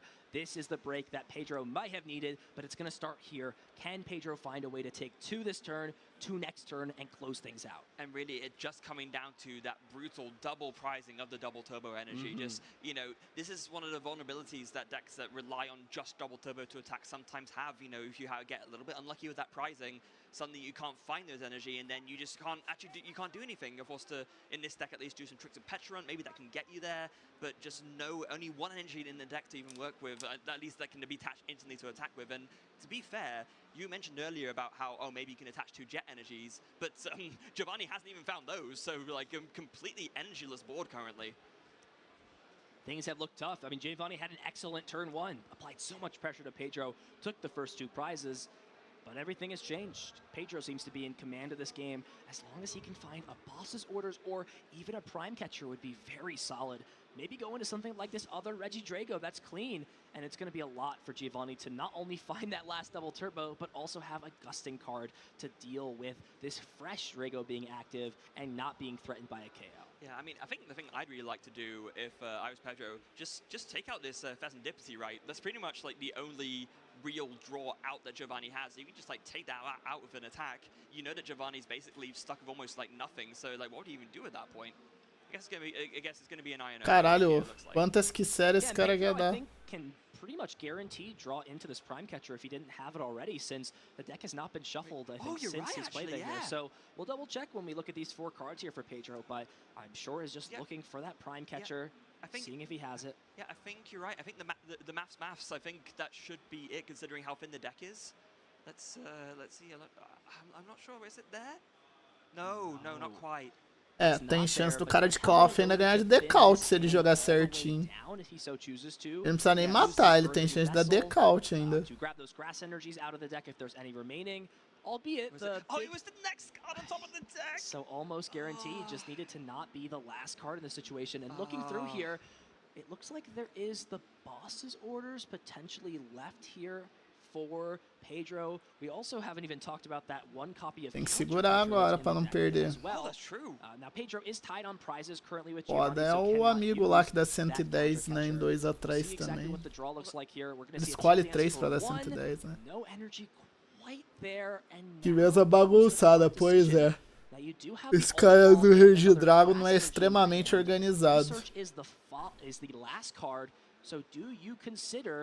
Playing Ultra Ball, putting the hand down to 0, and then taking what essentially would be just over a 50% chance to try and win here. But it looks like the way that Pedro's played this out, he's going to attach this energy card for turn. And now the question is, are we just going to restart for 1 and see? I think even just considering if he should, here we go, restart for 1. Is it going to be a prime catcher? It top decks the prime catcher, oh my goodness. Does find the prime catcher. That is a huge draw from the 1 card on restart, and Pedro now tá na vantagem. My powerful ace-spec card this turn to maybe target down something like Fazendipity, the Squawkabilly EX on the bench. Eu pegaria no Fazendipity. Hard for later when, you know, poison could be a little bit more detrimental of a special condition and put me out of range. É que aí se ele troca pro outro Regidrago que já pode bater, ele consegue segurar mais tempo. The route to winning is just a lot easier that way if that is true. Yeah, I do believe, because you mentioned the counter catcher, right? I mean, he's going to go ahead regardless, but I believe, in any case, that the counter catcher was discarded earlier, wasn't it? I don't think it's in the deck still. Indiferente, os dois estão com 2 prêmios, o counter não ia funcionar agora. Vai matar o Squawk mesmo. So that will switch this Regidrago V-Star to the bench and is going to, I like this, go into the other Regidrago V-Star, try and slowly deny Giovanni as many turns as possible from taking 2 prize knockouts. If Giovanni is unable to, you know, take a gusting knockout this turn, then it's very easy for him here. Pedro will go ahead and copy Rolling Iron 1 more time, taking the knockout, and importantly does find the last gusting card, I believe. That second Eu acho que acabou. The prize cards and has himself set up to win the game. Eu acho que acabou, mano. O carinha ali não vai conseguir 4 prizes. Ele não vai matar os 2 Regidrago, ele vai puxar o Fazendipity pra cima e acabar o jogo. O deck dele tá finíssimo, mesmo que ele tome uma Xera, eu acho que ele chega de novo na carta.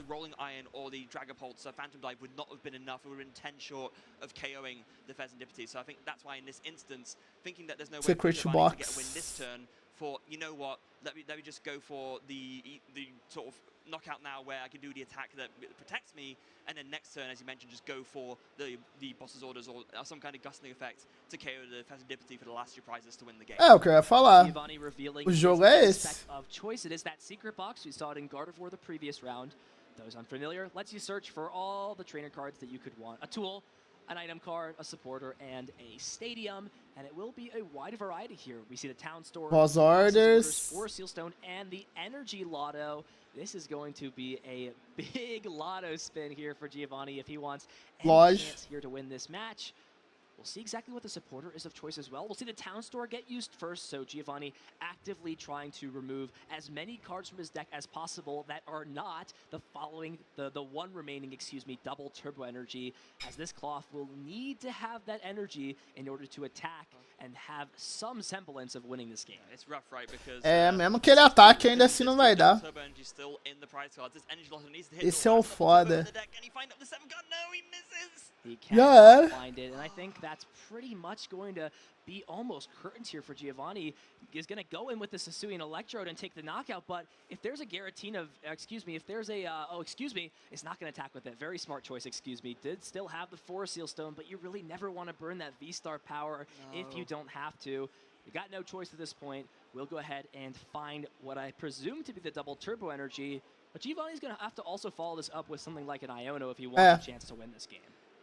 So, boss's orders, okay. Vai matar o de trás. The Regidrago V-Star that's damaged. The unhinged scissors coming in after the... Agora ele sobe o outro Regidrago, dá boss order e ganha. Ah, não precisa do 1000 não, corno. Já tá ganho. Pra que esse 1000 aí, filha da puta? Aê. Subia logo o Regidrago. Tudo bem que ele só dei a order e ganhei, mas porra. Tentou, hein, Klaus? Tentou. Matchup difícil. Nevertheless, takes game 1 up 1-0 in this tough back and forth battle. So huge congratulations there to Pedro taking it after a very rough start as well, safe to say. Like, if you were to think about the starts of each of the players compared to how it ended, I think most people would have been, thinking that Giovanni would take that, but no, just those 2 prize double turbo energies really hurting Giovanni and just forcing him to miss too much tempo, miss too many attacks. Prizar energia com o Cloth é bem triste mesmo. Fica difícil bater depois, você precisa das energias duplas. O problema do Cloth é esse mesmo. Se ele priza, fudeu. Giovanni could not push for a math on those certain turns, assuming that, Rolling Iron wasn't used and the Petron set up the 8 damage counters from Poison. It would have been a lot easier of a turn there for Giovanni if he finds that, double turbo energy. Maybe then he commits his V-Star power to finding it, attacks the Pokemon, takes the knockout.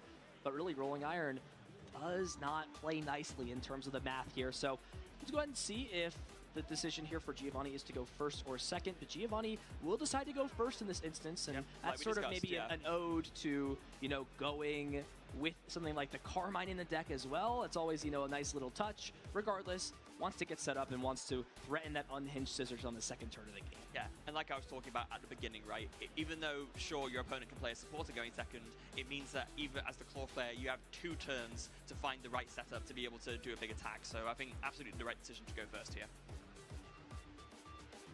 So now it's Giovanni here taking some mulligan cards as the prizes will come out. So a recap here and see exactly what happened in game 1. Very, very back and forth between both of our players.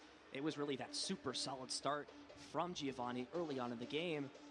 But really here, Goodra V-Star, Hisuian Goodra that is, putting in work with Rolling Iron to slowly, make it so that Giovanni had to set up for these 2-turn knockouts, and that's already pretty tough to deal with, but it's even tougher when you don't have energies to attack your opponent's Pokemon. Yeah, and with those 2 double turbos prize, Giovanni just missing so much tempo on so many attacks, was able to do a very good little sort of kind of intermittent play, with the Petron bringing in the Petron to the active to do some poison setup damage, but with Pedro able to just then KO the Petron way too easily, and then bringing up that Squawkabilly for 2 easy prizes, and then at the end of the game there, just bringing up the Mew, just draws a card, had the boss's orders from the prizes, and we're just able to bring up the Festivity just to copy Lost Impact to close out the game. Yeah, the 50-50 boss's orders off the prizes, that game could end completely different if, Pedro does not find that boss's orders off of those 2 prize cards. So we'll see exactly what happens here. It looks like there's been a few mulligans on the side here for Pedro. I mean, going first as Cloth, that is a more than welcome addition. And it looks like, yeah, again, Pedro is getting some assistance in terms of, shuffling the deck up, getting set up. And wow, it looks like there was actually a lot of mulligans here. And have we actually seen, let me go ahead and double check this here and see what happens. So it looks like both players are, oh, excuse me, that was just the setup happening here. So Pedro is now going ahead and drawing his cards. A little bit confused there in terms of what was happening. Pokemon are covered up. We will see, yes, 3 mulligan cards here. That is a huge advantage for Giovanni in this situation. And it looks like Pedro does have a basic Pokemon. It is that Squawkabilly EX, so we'll have a little bit of, aggression early on in terms of what he can do in terms of digging through the deck. Prize cards will come out, and we are getting into things. Game 2 here between Giovanni and Pedro. See as Giovanni kicks the action off. Does have those 3 mulligans, so essentially an additional 3 cards to work with. Not the best Pokemon to start.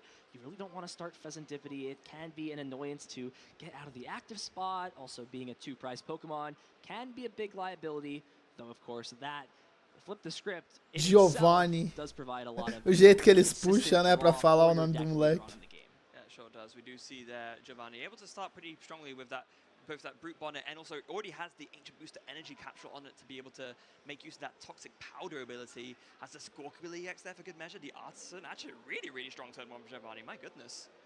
Yeah, following that off with a Squawk and Seize, does get rid of a few crucial pieces maybe towards the end of the game. That Luminion. Bota marcador em cima desses Squawkabilly, os caras tem ali do lado, pô. Se não tem marcador, tudo bem virar a carta, mas, pô, ali tem, cara. Internacional, porra.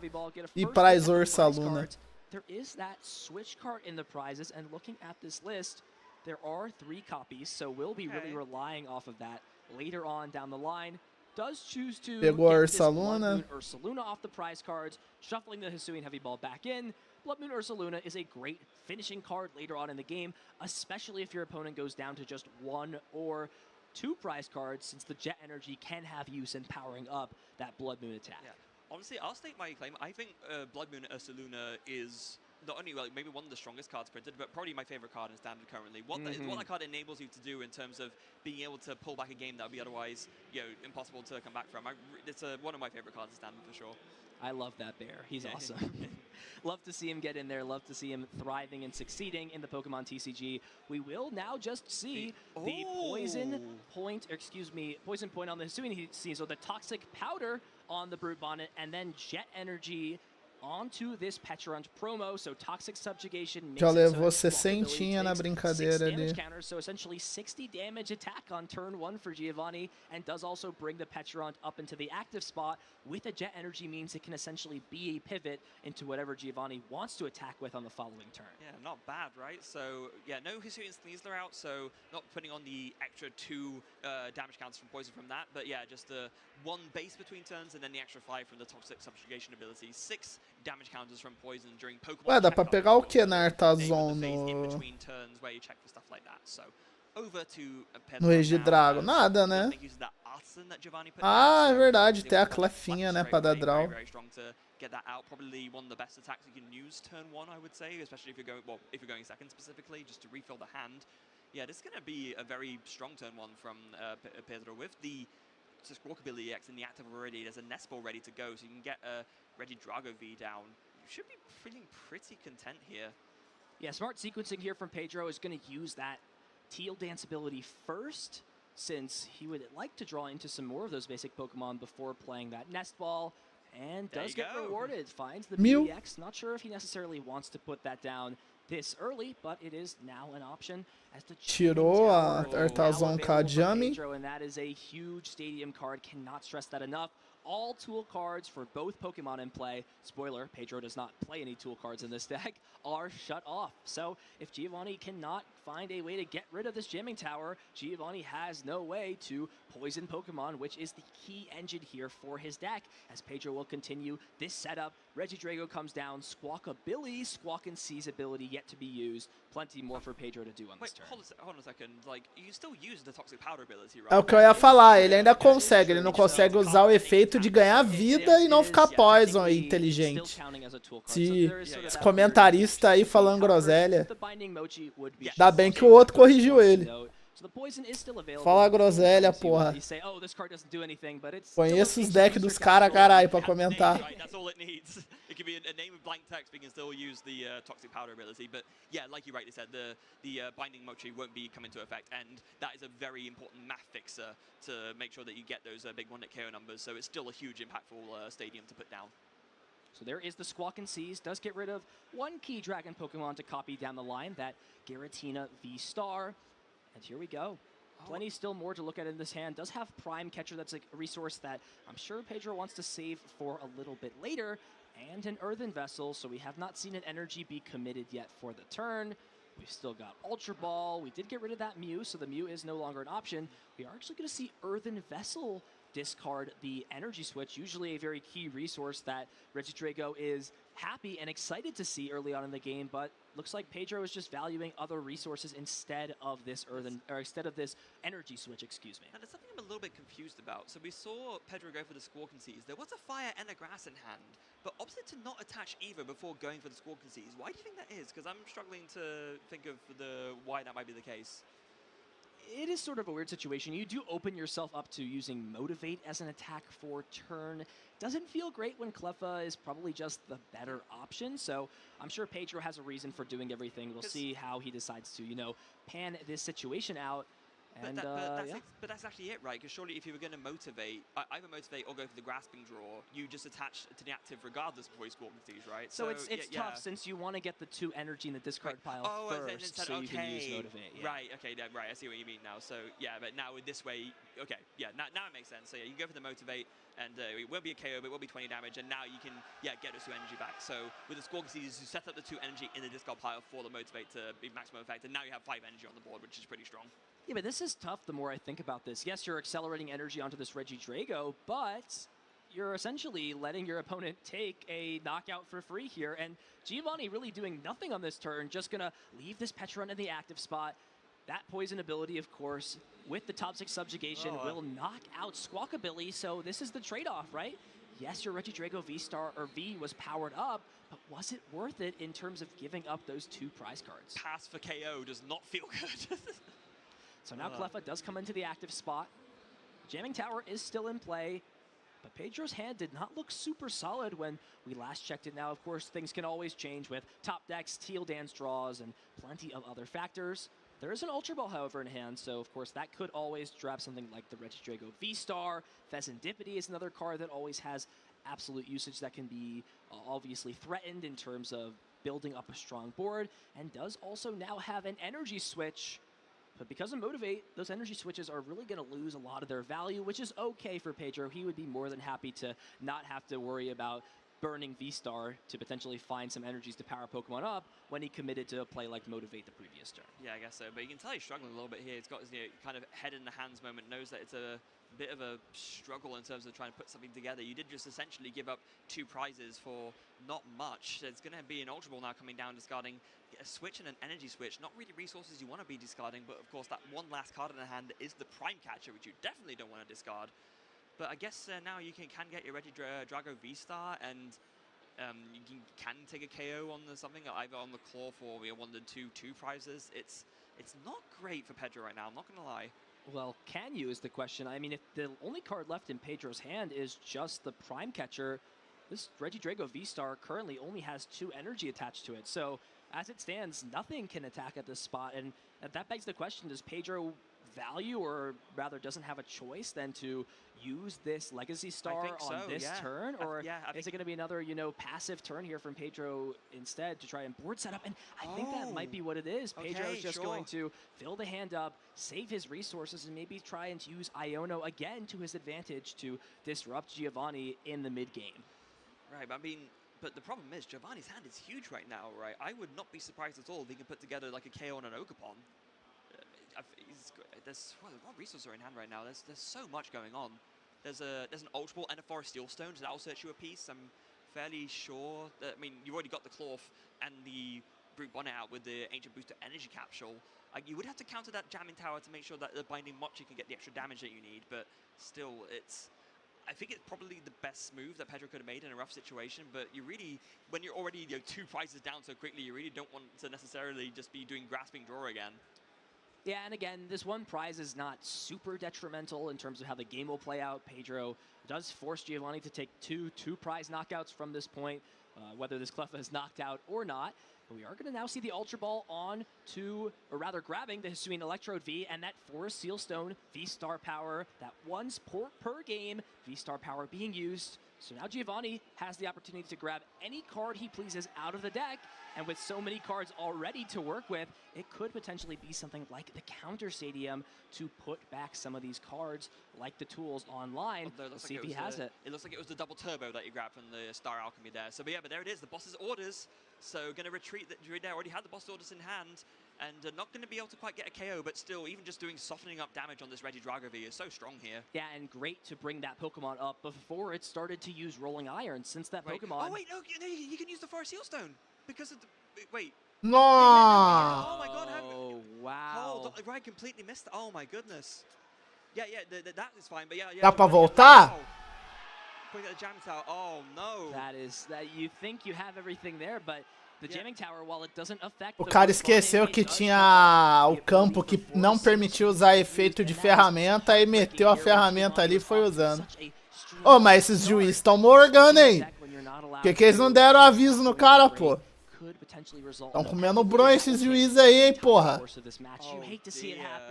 It's just one of those small things. You don't deal with the situation a lot. Jamming Tower isn't a super prevalent card. I mean, it's played in Regidrago in some decks other times, but yeah, it's just such a heartbreaking thing to see. And you can tell that Giovanni didn't even think about it, because at first when he saw the gesture towards the Jamming Tower, right, he was like, oh, the Brute Bonnet still works, which, yes, it does, but you can't...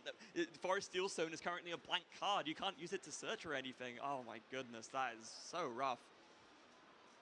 Yeah, tough spot indeed. You've got to feel for Giovanni in that spot. Maybe just tunneled a little bit too hard, was already in a super dominant spot again to start this game off in game 2. And yes, I mean, getting this boss... Mas não tem nada. É feriado, Maria. Não entra promoção de feriado.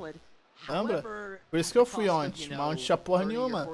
And more importantly, not being able to use the Forest Seal Stone and... Eu dou uma olhada lá.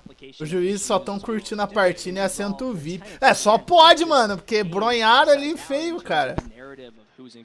Yeah, because, I mean, I can see the penalty going on one of like multiple different ways. I'm not sure if it's outright a game loss or if it's a double prize penalty. These are some of the penalties that can be applied, and of course, that will leave that to the discretion of the judges, of course. But even if it is a double prize penalty for Pedro, that will make his map to winning so much easier, because there's a Hisuian Electrode V and a Squawkabilly EX and a Fezandipity EX sitting pretty on the bench to just take 2 knockouts over 2 turns. Yeah, it's going to be tough. I think the bigger thing here is there were cards played after the Forest Seal Stone. Exactly, so and that kind of how makes does that impact? For example, if there's no stadium, does Giovanni get to take back those cards? So this is definitely not a simple ruling by any means. So we'll see everything get resolved. Of course, our elite team of judges here will be doing their best to try and repair the game state as much as possible. Hopefully, though, all in all, we'll have an exciting match to showcase and see who will take down this Swiss round 4. So yeah, I think the judges now are just trying to work things back. We do, of course, know it was the we saw there was a double turbo energy that was grabbed from. Yeah. We've both confirmed that. So yeah, but they're trying to work it out just to make sure that they reconstruct this properly, just to see if they can. We'll just work it out. Yeah, everything just happened so fast. It was the you know, back to back. It was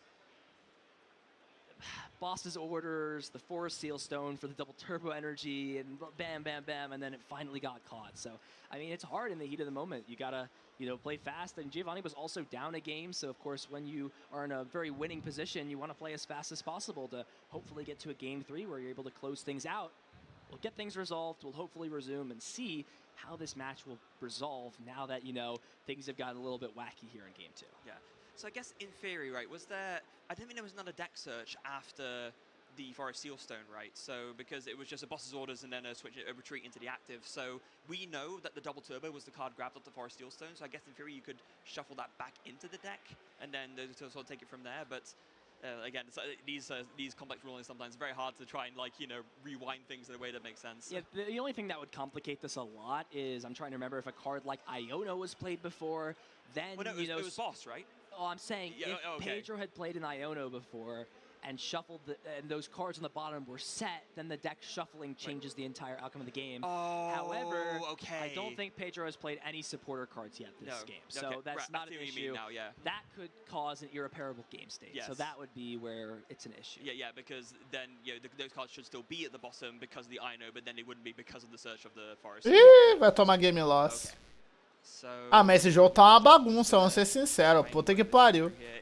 Nada contra, tipo, os jogadores, infelizmente, às vezes erra também e tal. Porra, que zona do caralho. Think about it this way, right? For those of you at home who might not have been to a tournament before. Foi muito longe pros juízes consertar e agora é mais fácil da game loss mesmo.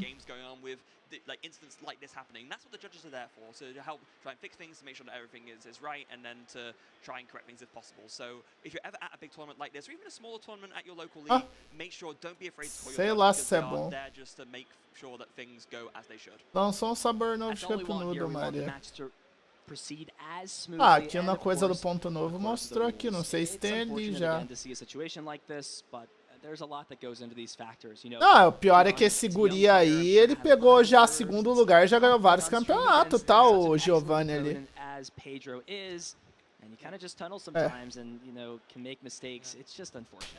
Não tem ideia. Quando tiver aqui. Queijo nacho. Upnoodles de nacho. And I think he probably knows that, right? He's aware of how well he's done and how there'll be many. Depois eu vou lá ver se tem alguma coisa que é comigo. His first time to have a chance to show himself on the international stage like this, so that's got to be adding to the pressure too. Acabou? So we'll see how everything resolves at this point here for Pega Pedro. então. Really interesting way that he's approached this game, right? Então, cara, isso aí não é campeonato de esquina não, isso aí é internacional, mano. Como é que você deixa um turno inteiro passar com o cara não podendo ativar as coisas, aí quando o cara tá chegando no final do turno que você vai falar, não dá não, volta. Aí já jogou um monte de carta, pô. What are your thoughts so far in his approach in this matchup? Yeah, I think it's fine, right? I think he was maybe banking on Giovanni not having a completely insane turn like the one he just had, where he was able to get the boss's orders to soften up. Não, mas aí que tá, o oponente avisou ele, não foi nem o juiz. Aí o juiz veio ver, entendeu? Foi o oponente que avisou. É mais triste ainda, tá ligado? É mais triste ainda. Was to basically fire off your Legacy Star V-Star now, try and use that Prime Catcher to take a 2-prize KO, which maybe that could also work as well. You can use that Rolling Iron, of course, to KO the Squawkabilly, like we saw in the earlier game. But then you're kind of not left with much, right? And you've already burned your V-Star power. So I can see what Pedro's trying to go for there. Yeah, it's tough all in all. So it looks like the judges come back, so hopefully we will get a ruling very soon. Of course, we want to make sure everything proceeds the correct way. And even just looking at the math, right? The cloth is just overloaded with math. So it's always 170. I'm trying to think, if a clean Regidrago, for example, came up and took a knockout on Squawkabilly with something like Phantom Dive and then set up all of these V Pokemon on the bench to be in range of a Rolling Iron knockout, how would that affect the likelihood of Regidrago V-Star getting knocked out? So with Binding Mochi and Poison and Sneasler, that puts it to 30 more from the Poison, plus 40 from the Binding Mochi. So it's still not enough to take a knockout on a Regidrago V-Star. No, it can't deal 280 damage. No matter how hard you try, the Crab is only so strong. Yeah. So it does make me wonder here. I think obviously it's a very strong attack to use Rolling Iron. But if the Hisuian Sneasler is down, and there's no Binding Mochi, and you're hitting for 200 damage essentially every turn. So 120, but then the 30 from the Poison. Os juízes estão tentando consertar a partida sem dar game loss, tá ligado? Que se der pra reverter ali a situação, beleza, ele pode continuar jogando. Agora, se for irreversível, é game loss.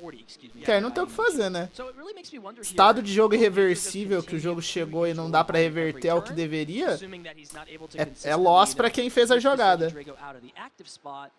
Or will he decide to eventually use Phantom Dive? Though, as I was talking about that, maybe it makes more sense that Pedro is saving these switching outs for the fact that Rolling Iron also removing poison could be exactly what you need to make sure your Pokemon doesn't get 2-hit KO. Yeah, because poison will be one of those few things that can push the damage a little above the cliff as needed, because the Rolling Iron, it doesn't protect you from that at all. So that's definitely something for Pedro to consider, I would say. In this situation here, I mean, it's one thing talking about the game state as it would have been if Giovanni hadn't, made the error, right? But as it stands currently, this I imagine this double turbo is going to go back into the deck and it's going to be reversed. So now in this situation specifically, I'm not sure what Pedro could do here other than, I guess maybe just go for like aggressive 2-price knockouts, because I imagine it will be at the very least a double price penalty, if not more. So maybe just go for just knockout squawkabilly, knockout Fezzitivity to win the game that way, or even knock out the Soon Electrode, right, just to prevent a usage. Mas tá com um cara que ou ele vai tomar game loss, ou depois de consertar não vai estar tão vantajoso pra ele e o Regidrago vai amassar ele. Acho que ele vai perder, não vai ter o que fazer ali. Se lascou muito ali, tá ligado? Changes the entire dynamic of how this game works out. So it's going to be really interesting to see not only how the penalty impacts the game, but what the rest of Giovanni's turn looks like, since, I mean, grabbing the double turbo is so valued, he had to use his Forest Seal Stone V-Star power.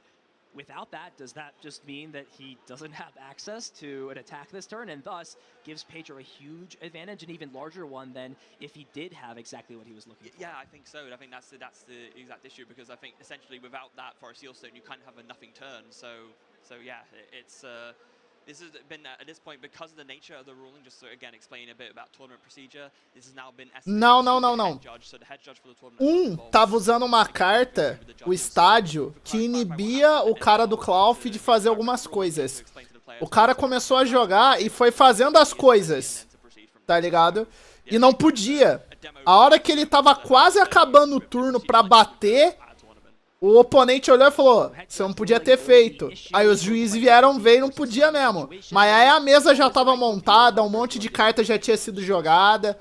Agora os juízes estão vendo se dá pra corrigir o jogo a ponto do cara voltar a jogar ou se vai dar game loss pra ele.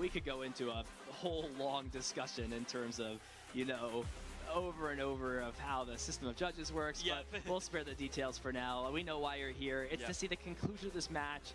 And even though there have been some complications, I'm sure we're going to still have a very good ending to this set. Yeah, I'm sure we will as well. And, será? Será? Ou será que não vem um game loss aí? Será? Que caralho, velho. Foi muita desatenção dos juízes também essa daí, sério mesmo.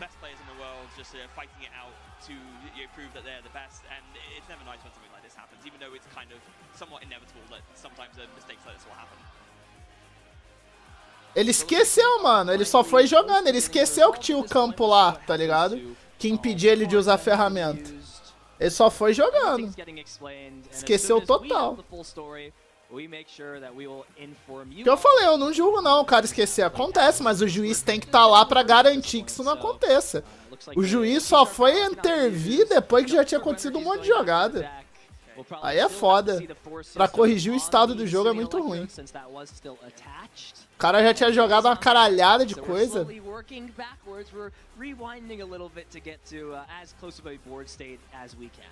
And it looks like we've just had word here, so it's actually, I was wrong, it's not a double prize penalty, it is just a warning, and the reason why is that no new information was gained since there was already an Ultra Ball that turn. So it's a reversible game state, there was no new information gained, so in this instance it's just, it'll go back to the deck and it's just a warning.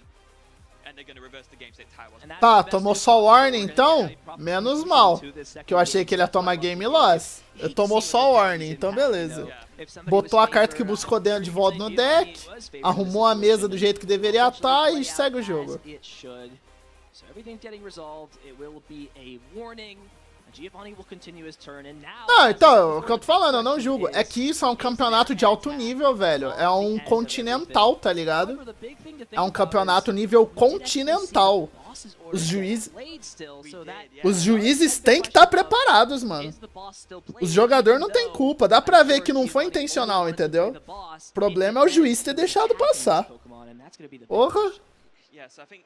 Tô criticando é o juiz, não é nem o cara, não. O cara que fez ali, fazer o quê?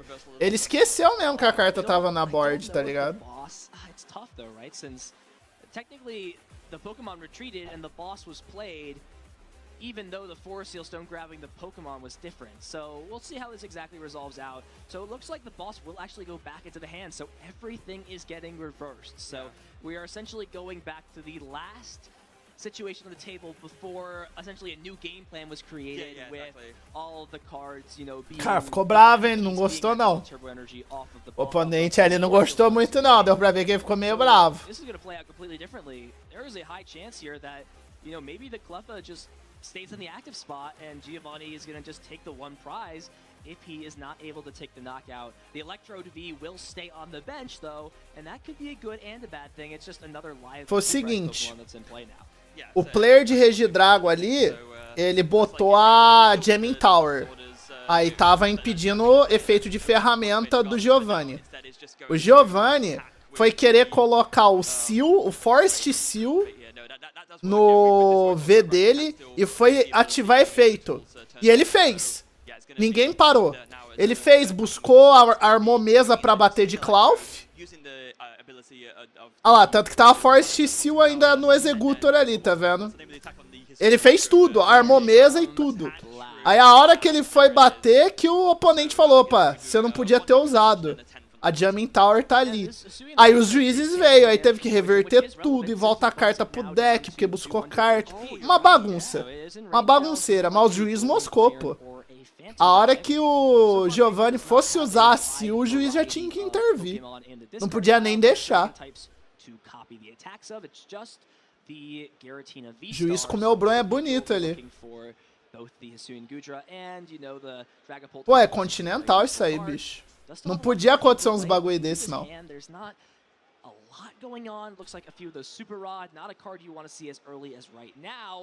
And actually going to be forced to use this V-Star power, so going to look at the top 7 cards, discard them all, and now gets to choose 2 cards from the discard pile to put back. É, então, justamente, é um pra cada, né? Pra prestar atenção nas plays, um de cada jogador e os caras deixam passar, mano. É, sim, sim. É a partida da mesa ali, os caras deixou passar, é bizarro. Ah, a falta de preparo é absurda. Porque eu nem culpo os jogadores. Às vezes acontece mesmo do lado do jogador ali. Ele esquece mesmo, tá ligado? Agora, o juiz deixar chegar longe pra aí depois ter que corrigir é foda. Ah, sim. Caralho, nós viemos quase do mesmo caminho, então. Eu também sou juiz de Yu-Gi-Oh! E eu tô jogando Pokémon uns 2 meses também. 2 ou 3? Vai fazer 3. Mas pode dizer que é 2. É a mesma coisa. Joguei Pokémon pra... Pokémon não, já joguei Yu-Gi-Oh! Pra caralho. Fui juiz aqui na minha cidade. Foda, viu? We will also see that Super Rod shuffle some of those energies back in, and Earthen Vessel will go ahead and just grab the ones that were shuffled back. Haven't seen any Teal Dance be used yet. There hasn't been an attachment for turn onto this Regidrago V-Star. Ah, sim. Você fazia deck check dos caras, legal. Thinking about what else he's looking for, has not played a supporter card yet, I believe. So, no, I don't think so. Does still have access to that. Of course, the energy for turn, and it really does beg the question of, is Pedro going to just take the knockout on this active and let this Regidrago take poison damage? Or are we going to see that Prime Catcher be used? I mean, look, you want to avoid the Pokemon getting knocked out. And by switching out of the active spot, you got to play the game of how much HP is my Pokemon going to have left, assuming my opponent has everything. So, as it stands right now, going into Giovanni's turn, this Pokemon will have 140 damage on it.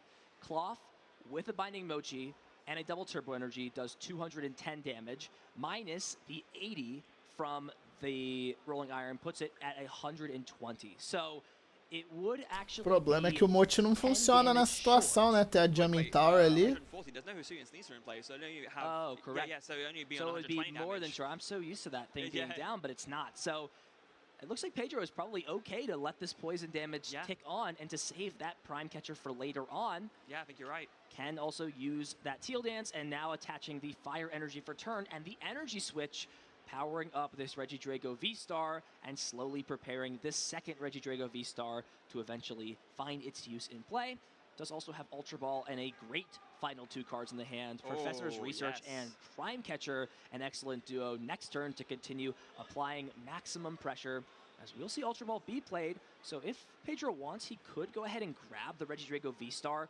There are some small advantages of waiting to evolve. However, you want to play around that knockout. The only thing it does is remove the poison, but 220 is a very reasonable number for the deck to hit, so it's a lot of the times just better to evolve it.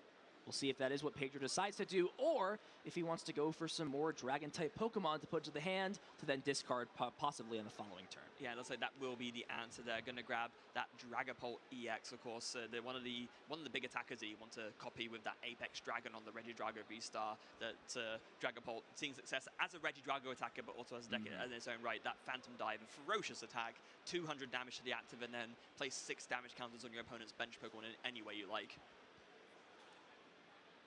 So we'll see what Pedro decides to do at this point. Now, can play the Prime Catcher if he wants to play Research this turn, but again, it's sort of a tough situation when you've already used your V-Star power.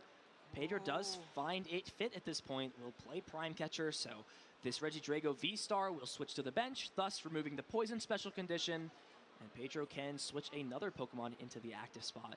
It will be the Squawkabilly, so Squawkabilly comes up, Cleffa comes into the active spot, Poison is removed, and now it's going to be even harder for Giovanni to, apply maximum pressure in terms of knocking out the main attacking threat on Pedro's side, especially with that poison gone, and there being 10 less damage.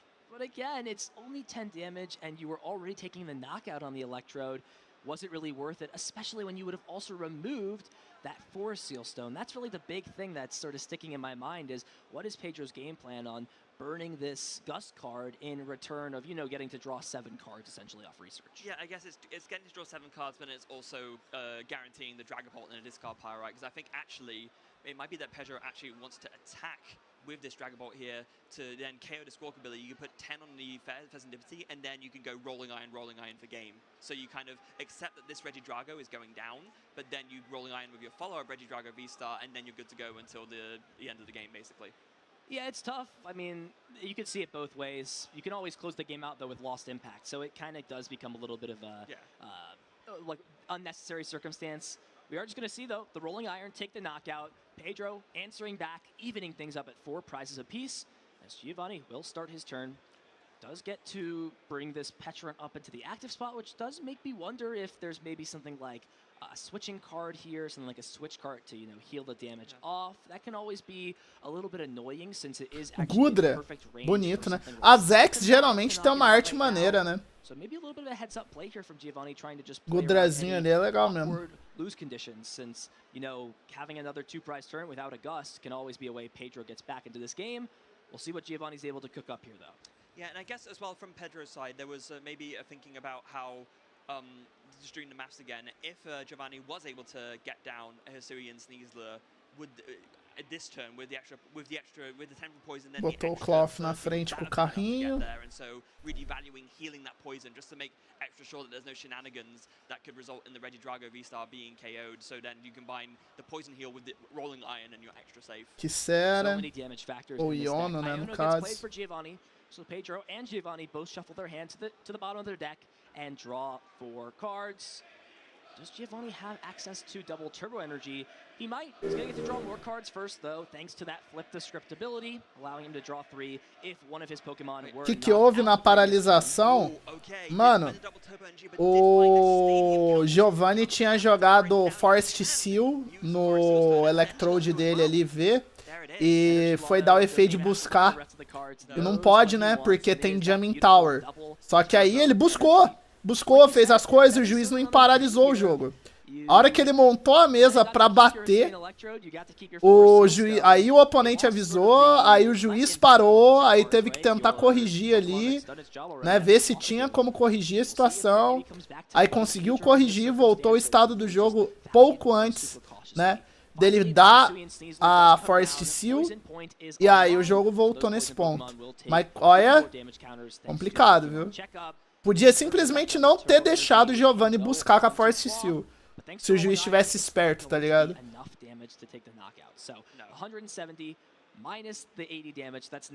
E aí, gosto de boa?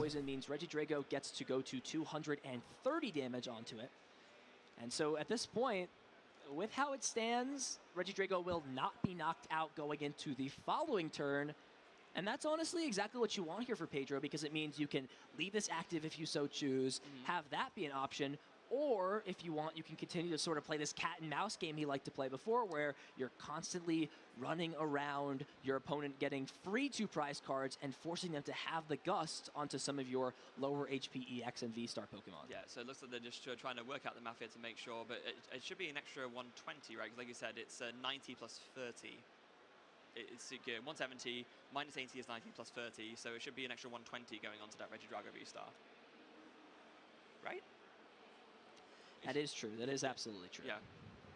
So yeah, the only thing I had to check here Acabou o is the tempo. exact wording on toxic Agora eles têm as subjugation. rodadas pra Since the way resolver. the ruling works is Acho que não Pokémon vai dar checkup tempo de happens acabar, mano. before a Pokémon is promoted. Realmente o So, Pedro vai the way ganhar it would essa. work out with toxic subjugation is Acho que o Giovanni não consegue empatar. oh, for the next turn, as in. Right. Pra ele empatar, ele vai ter que jogar fino e levar 2. Vai ter que jogar um speedrun aí. happens, right? So Às vezes dá, mas os bichos têm muito HP, velho. poison damage, since you essentially get a free 60 from the Petron coming into the active spot. Yes, so there it is. Se o Pedro resolver só ficar recuando os bichos pra evitar morrer, ele já ganha no tempo, entre aspas. Ele ganha nos turnos. Pedro não precisa nem ir pra matar, ele só precisa segurar agora. Se ele quiser matar, também dá, eu acho. That is a pretty big risk here, though, for Pedro to just sort of get rid of all the energy on his active. He would hopefully be building up a benched Regidrago V-Star on the, of course, on the bench. However, it really just comes down to how possible. Bom, agora tá turno 1, né, pro Pedro, depois turno 2 pro Giovanni, depois turno 3 pro Pedro de novo, aí acabou. But here's the thing, right? If you do Trifrost here with this Regidrago V-Star that's going down anyway, you can knock out the Cloth and then the Petra Run, and then you can't promote the Petra Run to do that poison KO, and you're safe anyway. That is true. That is absolutely true indeed. The Cloth would be knocked out thanks to that poison damage. It's going to go to 120 this turn. And that is sort of, you know, the nice flexibility that Toxic Subjugation does have, but in this case, it does not work that way. So we will see the Regidrago V-Star be evolved onto the bench. And now comes the question, can Pedro find some more grass energy to power this Pokemon up? We'll first just go ahead and check Na minha teoria nem precisa não, é só ele ficar trocando aí. Se tiver energia pra trocar os ativos, acho que ele leva. On our screen. Yes, it is. We just had word now. Oh, it is. Okay, so Pedro is now turn 0 of time. Okay. So, give me 1 grass energy attached onto the Regidrago V-Star. And yeah, I think this is the setup here. So, to make sure that this Regidrago... Oh, no, but I guess the one problem is if you go for the Trifrost here and then Giovanni just doesn't do anything. No, but I guess then you're still fine because, you know, you're 1 game up anyway. There's so much to think about here. I think the biggest issue in this circumstance is that you are down your Prime Catcher and you are also down your Switch, I believe. And your V-Star power, yes. Só acho que o Pedro tem que tomar cuidado pra não tomar decaute, mas eu acho que ele não vai levar decaute, não. If he does go for this Trifrost play, he leaves himself completely stranded. Right now, this Regidrago V-Star, 230 on it. Assuming Petra doesn't come up, it's going to go to 260. And actually, the way things work out is the Regidrago would be knocked out going back into Pedro's turn thanks to Poison, and that could actually be his ticket out in order to escape from the way this works, since it's at 230 right now. Going into Giovanni's turn, it goes to 260, and then assuming that the Hisuian Sneasler does not leave play, it's going to go to 290 back for Pedro's turn, thus allowing him to move out of the active spot and hopefully bring up this fresh Regidrago V-Star to close the game out. But then I guess if that's the case, Giovanni will probably recognize that and not promote the Petra Run, right? But then again, it doesn't matter anyway because it doesn't matter. Yeah. No, you're already poisoned. So I think this is really just the question here for Pedro. Is just thinking, if I go for this play, is there any way for Giovanni to make it so that I am stranded here on the second turn. However, both plays are still good for Pedro. He is up 1-0. Ah, ele vai dar Bifrost. Ele vai bater em 3. É, ele mata o Clauf mais 2. Não, 2 não. Não, ele mata. Ele mata o Pecharunt. Ele não mata o Bonnet, né? Ou o Hisuian. Ele mata. Não, ele deixa 10. Ele tem que ir no Bonnet. Ah, mas trocou. Tá com Artazon agora. Não dá pra matar. O Giovanni conseguiu Artazon, né? É, arriscado, hein? And now Giovanni has to figure out how things are going to work. Do you try and Ele vai ficar com 20 de vida no Regidrago. Pedro doesn't have a way to switch back in, but it's just E o Giovanni vai ter que jogar o fino agora pra tentar arrancar esses 4 prizes aí.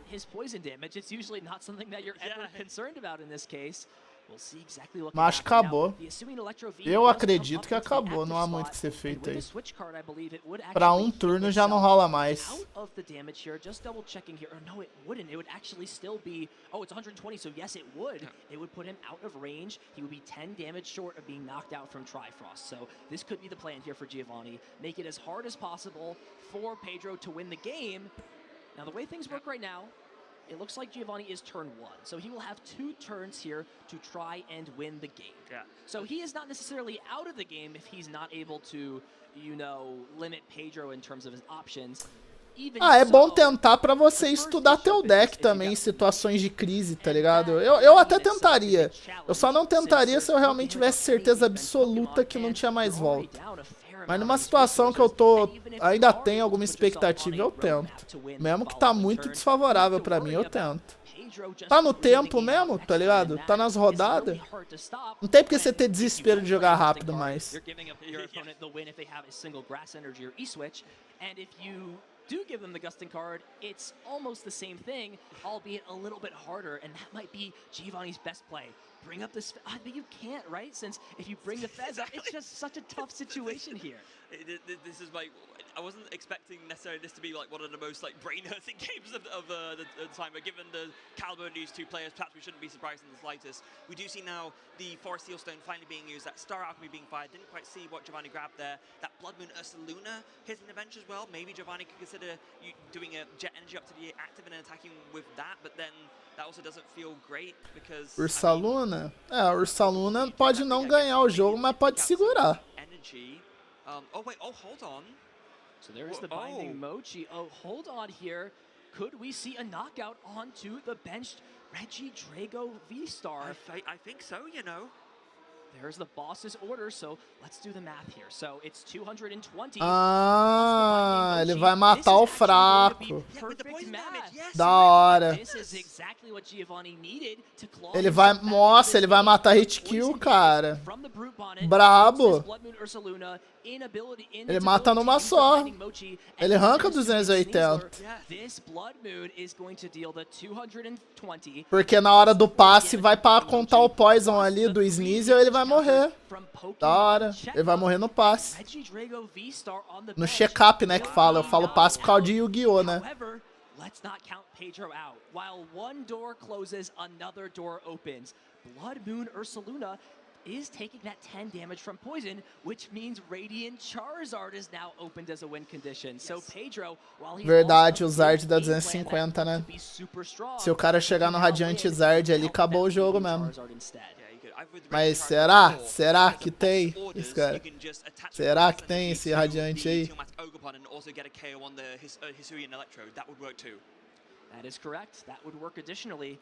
Now let's see what Pedro has to work with in this situation. Just confirming, he will be the second turn of time. Yeah. This is an intense game. So much has happened, and we are down to the wire. Oh, wait, hold on. This is very important because the knockout was between turns because the Pokemon checkup. Flip the script on Festivity doesn't work. That is true. Flip the script a great ability, but it does not work. Sim.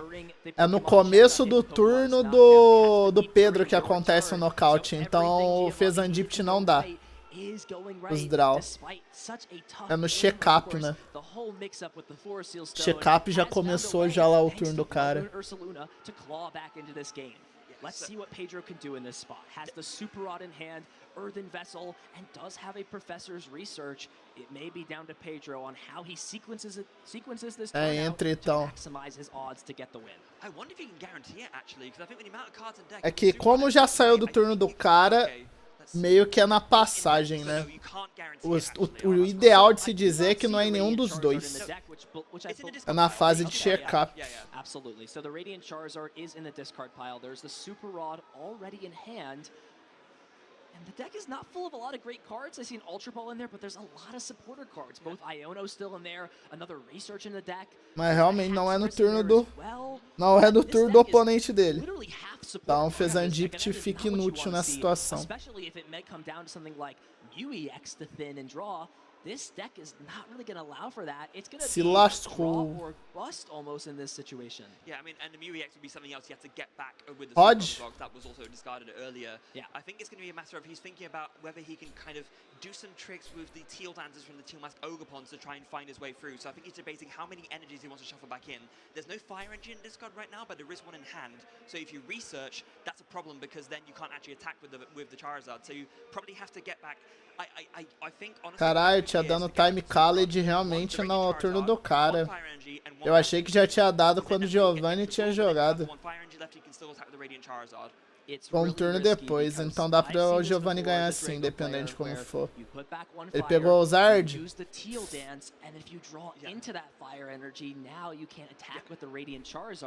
But you want to use Teal Dance when you have grass energy since you only have a certain limited amount. Yeah, but that's why I'm suggesting you do the Super Rod, you put back the Radiant Charizard, the Fire, and the Grass, then you just do the Research. Não, mas ele não consegue chegar, ele tem uma panela na mão, não tem? Interesting choice, though. We're actually just going to see the Charizard and both of these grass energy, and I think this is from Pedro understanding that there's a couple of Ultra Ball left in the deck. So he is looking to use these Teal Dance abilities to find just an Ultra Ball. If he can find an Ultra Ball off of these Teal Dance, I believe there are enough cards in the hand to discard that Pedro can attach the Fire Energy to that Radiant Charizard and close the game out. Yeah, this would be the other way to do it. So here we go. Teal Dance number 1. Does he find the Radiant Charizard? No, it's a Reggie. Ah, não, o Zard não tá na mão, ele voltou no deck. Não achou. Não achou. He plays Research. There's no way to attack with this Radiant Charizard. This is a huge situation here. Pedro, out of chances, is going to attach to this Cleffa and play this Professor's Research, but there's still a chance. If there is entendi, ele vai tentar uma troca de energia. Ele vai tentar uma troca. Tem troca? Não! Não! Não! Que merda, cara! Nossa, que merda! A única carta que ele precisava pra ganhar, ele deu draw 7. Comprou uma mão inteira e ficou uma só no deck. A que ficou no deck era que ia trocar energia pro Zard bater e ganhar. Ele não tirou a carta. Carai, que lixo, velho. Mano, isso é literalmente a RNG falando que você não vai ganhar, mano. Caralho, velho. Ele filtrou todas as opções possíveis, velho. Que RNG de merda, cara. Sinto muito por você. Oh, fiquei triste, mano. Isso é triste pra caralho. Cacete. Ô, louco, mano. É muito triste isso aí. Literal, viado. Muito triste. Are there boss's orders left? There is a boss's orders left, and an Iron Bundle. Would this be enough here? Now, a smart thing there from Pedro did put the Radiant Charizard down, so that does protect against the Hyper Blower, but man, Giovanni, with one final turn, if he wins the game, he forces a tie, but if he cannot take 2 prize cards, Pedro will win the set 1-0 and advance to 4-0. It all comes down to this. Yeah, and I think with the way that Pedro is laid out his board, I think he's just about managed to secure himself, because the problem is that you need an energy to attack something else on the bench. Like you just mentioned, you can't attack with the Blood Moon Ursa Luna, so and also you struggle to retreat as well, right? Because that Blood Moon Ursa Luna has a hefty retreat cost of 3. I don't know if there are any switching cards even in hand. You could jet energy onto something like the Pheasantipity on the bench, so that is always a... Yeah. And no, that's it! Giovanni cannot find Lixo pra caralho.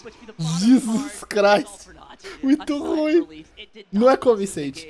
Eu tenho certeza que isso poderia acontecer com eles. Cara, já aconteceu. Não poderia. Não existe o poderia. Já me ocorreu. Já me ocorreu. One card he needed to seal the game, and yet even with that, still managing to clinch it out. Wow, what a phenomenal win from Pedro there. Fully deserved, in my humble opinion. He played that excellently, showcasing why Reggie Drago is such a strong deck. Mas ele não conseguiria ganhar ali na volta, né? Por isso acabou, né? Ainda assim. É que eu não reparei o finzinho aqui, eu tava ocupado com outra coisa. Deixa eu ver de novo. Como que acabou.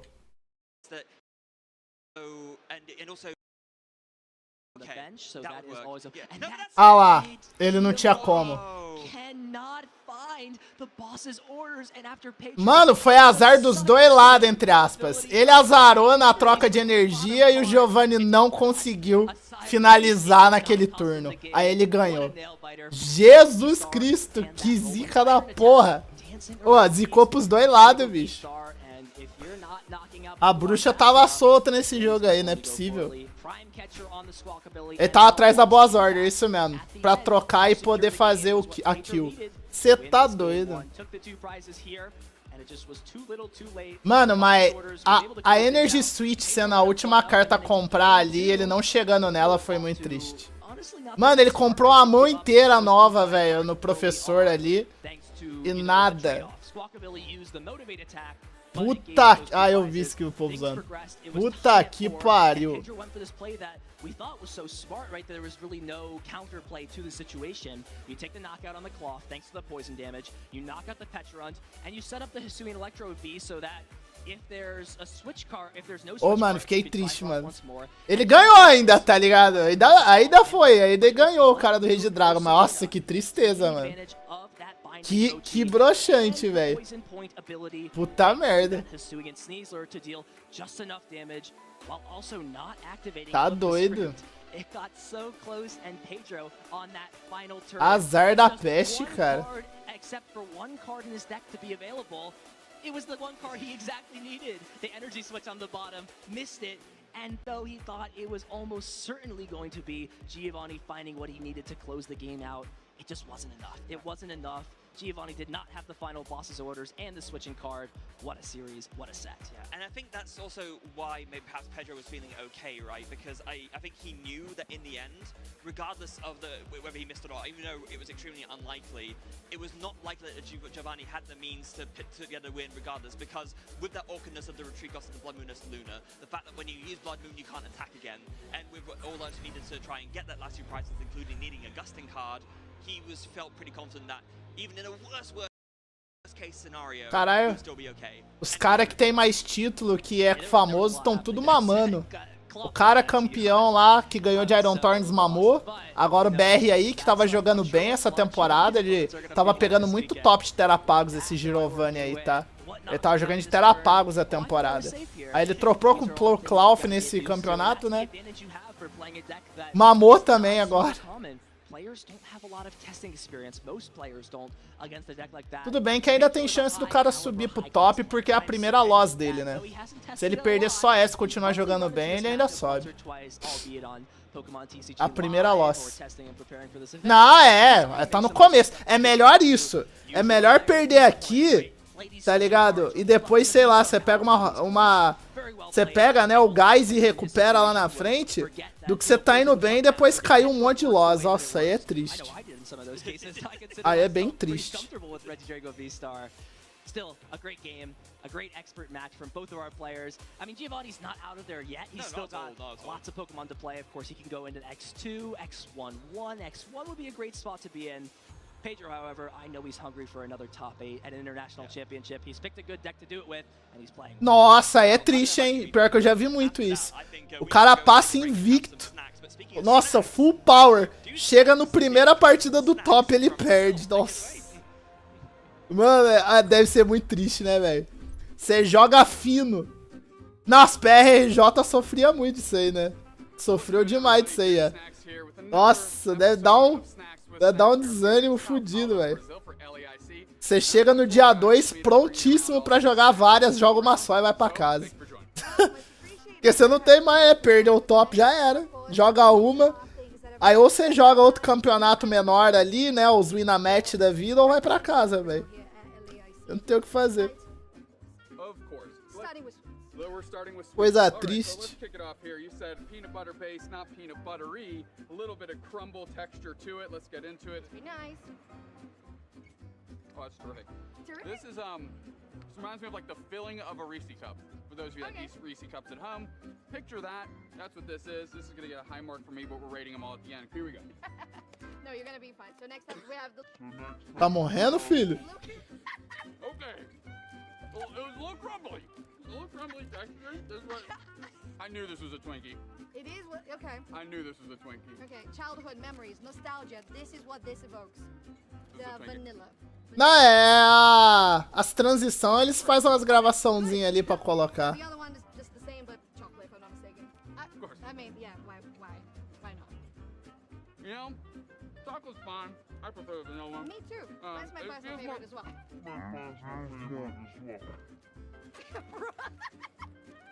The peanut butter cylinder is getting to me here. So I'm gonna have you help me open these. Oh, of course, yeah.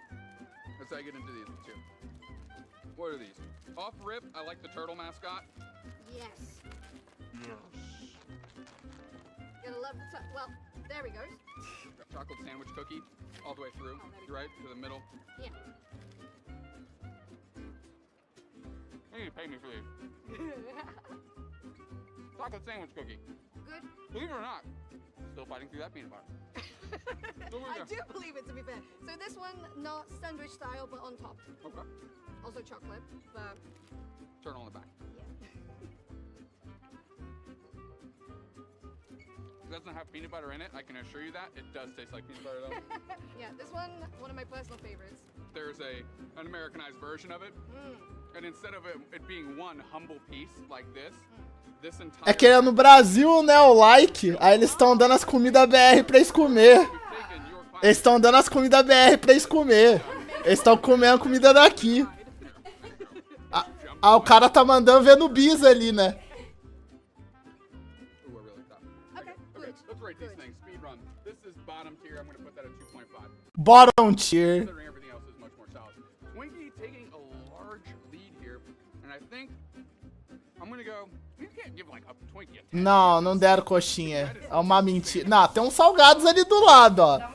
Tem salgados ali do lado, mas estão no doce, meu Deus. Eles estão no doce ali. Size differential. Size does matter to some people. For these, 3.7. Porra. Which leads me to the chocolate sandwich. Do jeito que vocês falam, até parece que as comidas suas são deliciosas, né? These, despite being first and kind of being, I kind of felt like I was coughing sawdust the entire time. Don't let that discourage you. This was my favorite of the sweets group. 8.5. Opa, a paçoquinha ele gostou. Já tá. A paçoquinha ele gostou. A paçoquinha ele gostou. Tá, ah, não pode deixar a marca, né, Rajin? Dá rolo, né? Não pode deixar a marca ali. Ali é os doces. Pô, falar mal nas nossas coisas não, viado. Nas suas não é tão gostoso assim, não. Não fala mal das nossas comidas não, porra. Não fala mal das nossas comidas aqui, não.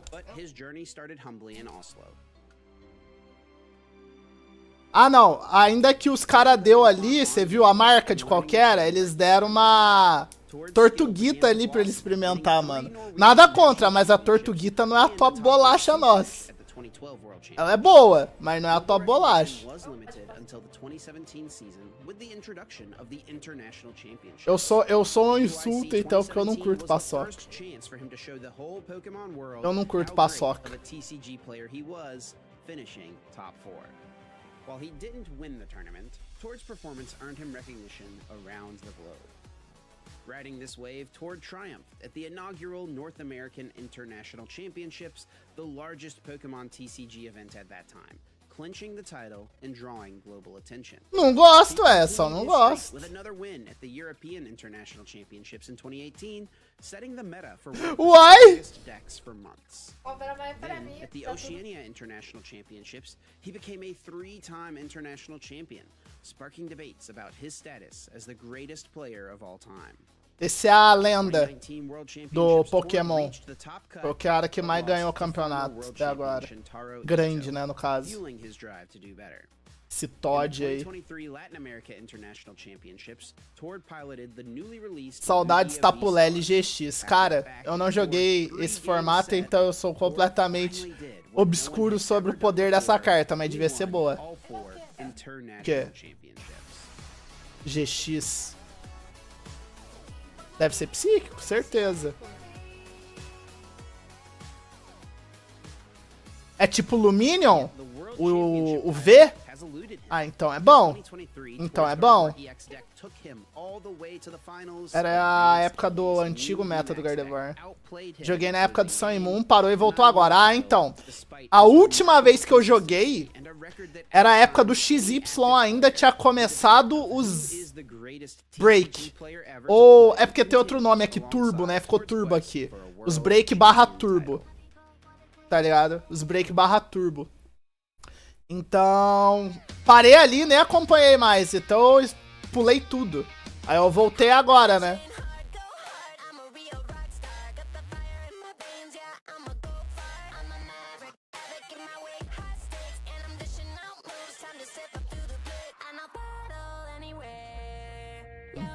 Winscott.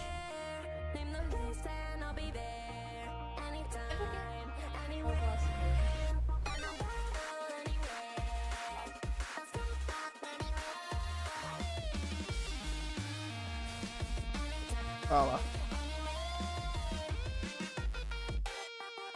Greninja Break. Sério? Da hora. O Greninja eu ainda conheço. O Break dele eu conheço. Bacana.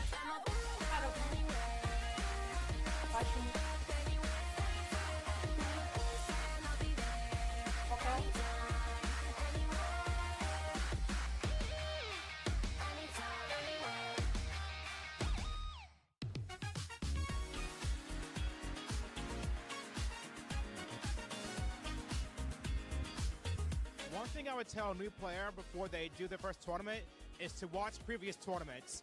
You have access to high-level players competing with one another, and you get to see a whole lot of cool ideas to build your team around. Like, for example, the team that I'm running today was based off of Lawrence's team that I used at EUIC. A piece of advice I would give is definitely to sit down and talk to the person across the table from you. They're not always going to talk back, but more often than not, someone sitting across from you is just as nervous potentially as you. And every time I strike... Meu irmão, eu sou muito 880. Se eu tô me sentindo à vontade na mesa com o cara e eu percebo que o cara é gente boa, eu converso pra caralho na partida. Se eu perceber que o cara tá muito focado e sério, eu falo o mínimo possível, que eu não quero atrapalhar. Tem gente que funciona melhor em silêncio. O cara não gosta desse papo, blá blá blá, durante a partida. Então eu respeito a vibe do cara. O cara é mais silencioso, eu jogo no silêncio. O cara é mais da hora, zoeiro, eu também entro na zoeira. Eu sou do que o cara se propõe ali na partida. Eu sigo a vibe do cara, tá ligado? Even if you lose your first match, first 2 matches, feel like you want to drop, there's side events, but you practice for this, just do your best, have fun. One thing I would tell a new player who's coming to their first tournament is to bring a team that they're comfortable with. Knowing your Pokémon, how all the matchups play out, goes a long way. Exatamente. É a descrição mais correta. É porque o jeito que eu falei deu realmente a entender de que era no turno do cara, né? Mas quando não é, porque o check-up é um salto, né? Existe a diferença ali, ele vem entre os turnos, né? Então quando acontece a morte ali, é como se não morresse no turno de ninguém, tá ligado? É o mais correto mesmo. Certinho.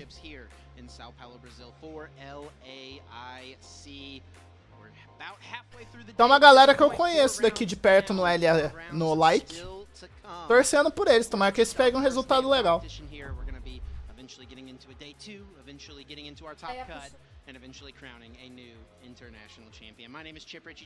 Ah, é, a gente vai falando.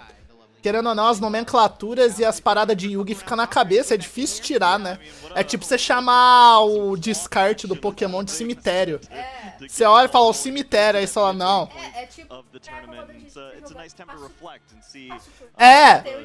Exatamente, não existe passar o turno. A não ser que realmente você não tenha como atacar, aí você fala, acabei meu turno.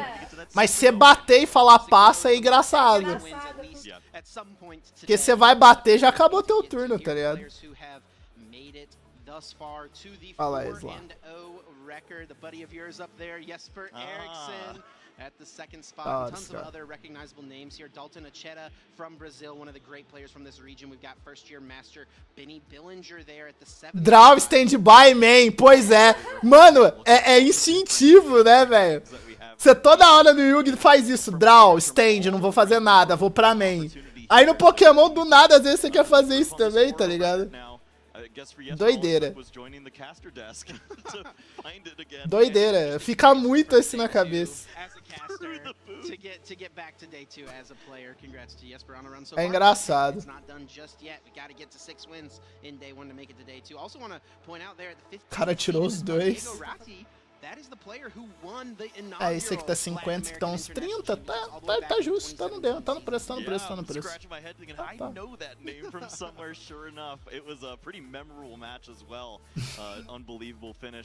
Tomar no cu. Pretty spectacular run of LAIC events. Absolutely, yeah. Him taking down Azul Garcia Griego in that electric finals match into 2, and then the top deck of the Lycanroc. Oh yeah. Oh man, I know that's rent free. Da hora o nome normalmente dos gringos, tudo pequeno. Aí você vê o BR ali no meio. Felipe Guilherme Passarelli de Oliveira. Enorme esse nome. Você vê os gringos ali no topo, aí estão os BR ali. Os BR estão representando bem ainda, tem um tanto ali legal. Caralho, esse Diego com Y, a mãe foi criativa. Esse Diego com Y. Tem uma mina 4-0, ó, as gurias jogam Pokémon pra caralho, fi. Vai zoando. Tem umas minas aí que jogam muito Pokémon, cara. Pokémon é bem mais tranquilinho também, mas realmente, tipo... Tem umas gurias que jogam demais. Joga muito. Battle it out and see who will make it to 5-0, and I mean we are in for an absolute treat here whenever you have Constaglama and Zingod himself. Lucas Xing tem dualidade. Da hora que ele é canadense, né? Ele nem um nem outro, ele é canadense. Diogo perguntando se vai rolar hoje? Ah, o Champs. Rola sim. Galera não confirma porra nenhuma. Eu vou, diferente. Yeah, you think that isn't coursing through his veins right now, thinking about, well, maybe it's my opportunity. A great start here now at 4-0, but has to go through Lucas Isso Xing mesmo, on the né? other side. A maioria das pessoas. Quite a run himself. With that LA Regional Championship, 3rd place at Vancouver Regionals, and a top 8 and top 16 at Pittsburgh and Indianapolis. I mean, he's part of one of the best testing groups in North America, and he is one of their best players, no doubt, at this point of time. And he's got a great opportunity here now to continue to build on that and maybe make this his streak. Pior que eles meteram tudo mesmo, velho. Tem um pouquinho de tudo nessa porra, por isso você fica meio maluco. Ixi, o cara prizou os 2 Illuminion, mano. Oh, olha essa merda. Oh, olha o price desse cara do Lug aí, cara. Oh, que azar da porra, mano. É, ele prizou uma de cada ainda, tá ligado? Oh, olha isso, que prize azarado. O Lucas Xing ali tá de Lost Box, só pela coisa. Pode ser que ele tá de Giratina também. Mano, prizou os 2 Illuminion, cara. Vai tomar no cu. Como assim, velho? É, o cara ali prizou o Cramorante também, né? Tem que pensar por esse ponto. O Lost Box tá meio que sem atacante. Se ele jogar sem Giratina, ele tá na bala. Porque às vezes ele é uma build de Giratina. É, exatamente. Às vezes ele usa Giratina. Se ele não usar giratina, ele tá na bala. Nossa, começou de Ursaluna. Deus! Deus! Mano, que jogo torto, cara. Todo mundo abriu. Tá, o Me Ensina vai. Não, eu tô ligado. A maioria não usa. A maioria não joga com giratina no Lost Box. Mas vai que esse usa, entendeu? É a única esperança dele. Se ele não usar, fudeu mesmo. Já é quase instalosa ali pro Lost Box.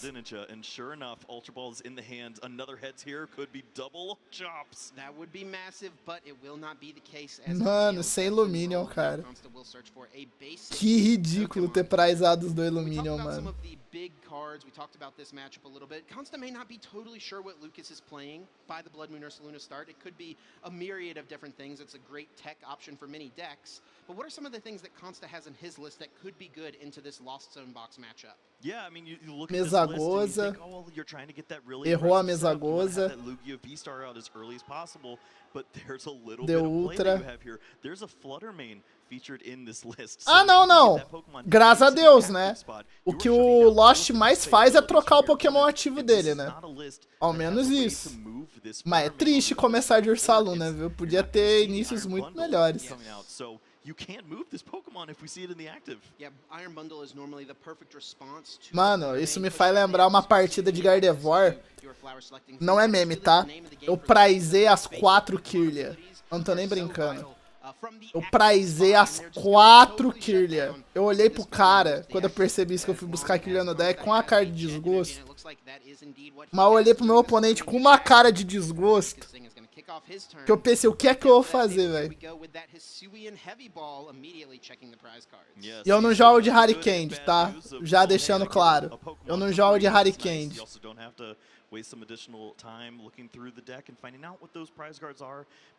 Nossa, nossa, os 3 terapagos aí é óbvio. Nossa. Mano, pior que terapagos puro. O único atacante é o terapagos, mas ninguém bate, velho. É muito triste. Você tá doido.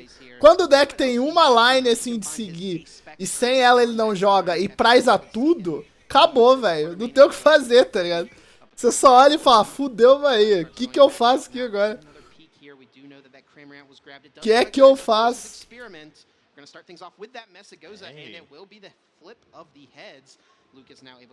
É, então, se fosse ainda um deles, ainda ia, né? Mas não chegou. Ou prizar as 4 Kirlia. Eu lembro disso até hoje, a tristeza, velho. Não acredito uma porra dessa, não. Plenty of opportunities to find that pink card and maybe turn this into a turn 1 attack. And it will indeed be Radiant Greninja as the initial grab here. So Fluttermane and Klefki can kind of serve similar purposes in the Lugia deck. Aí já era. Turns down the active Pokemon's ability. So something like Klefki would turn off this Radiant Greninja, but Lucas knows, hey, that's a Fluttermane. I'm able to use concealed cards and draw a little. Agora ele consegue ir pro jogo. Agora o Lugia tá meio lascadinho. Cards he gets rid of will be added to the hand, and how about that? Just drawing 3 here. The Mirage Gate, Buddy Poffin, and a switch added to the hand. Buddy Poffin will be played, searching the deck for 2 Pokemon with 70 HP or less, putting them directly onto the bench, and right away from Lucas. Mas tá todo mundo usando Spirit Tomb mesmo, velho. Os caras tão focando em inibir os V de ativar efeito. Tem muito Pokémon V bom, né? É, não, é total. Total, né? Legal. Nome BR, sobrenome chinês e ele é canadense. Foi o que eu falei ali. Esse cara aí não sabe o que ele é, tá ligado? Bravo. Basic Pokemon V. It will now be Colress's experiment from Lucas. Looking at the top 5 cards, he'll get to add 2 of these to the Lost Zone and gets to keep 3 in his hand.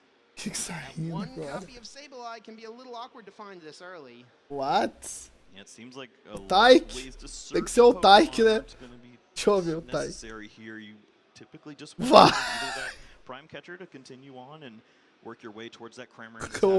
Eu vou entrar junto. Eu só não tenho a foto do Will Smith, senão eu mandava. É. Se eu tivesse a foto do Will Smith no celular, eu mandava. Só pra zoar. Parar Rotom, Aluminium e alguma coisa esquisita. É, então.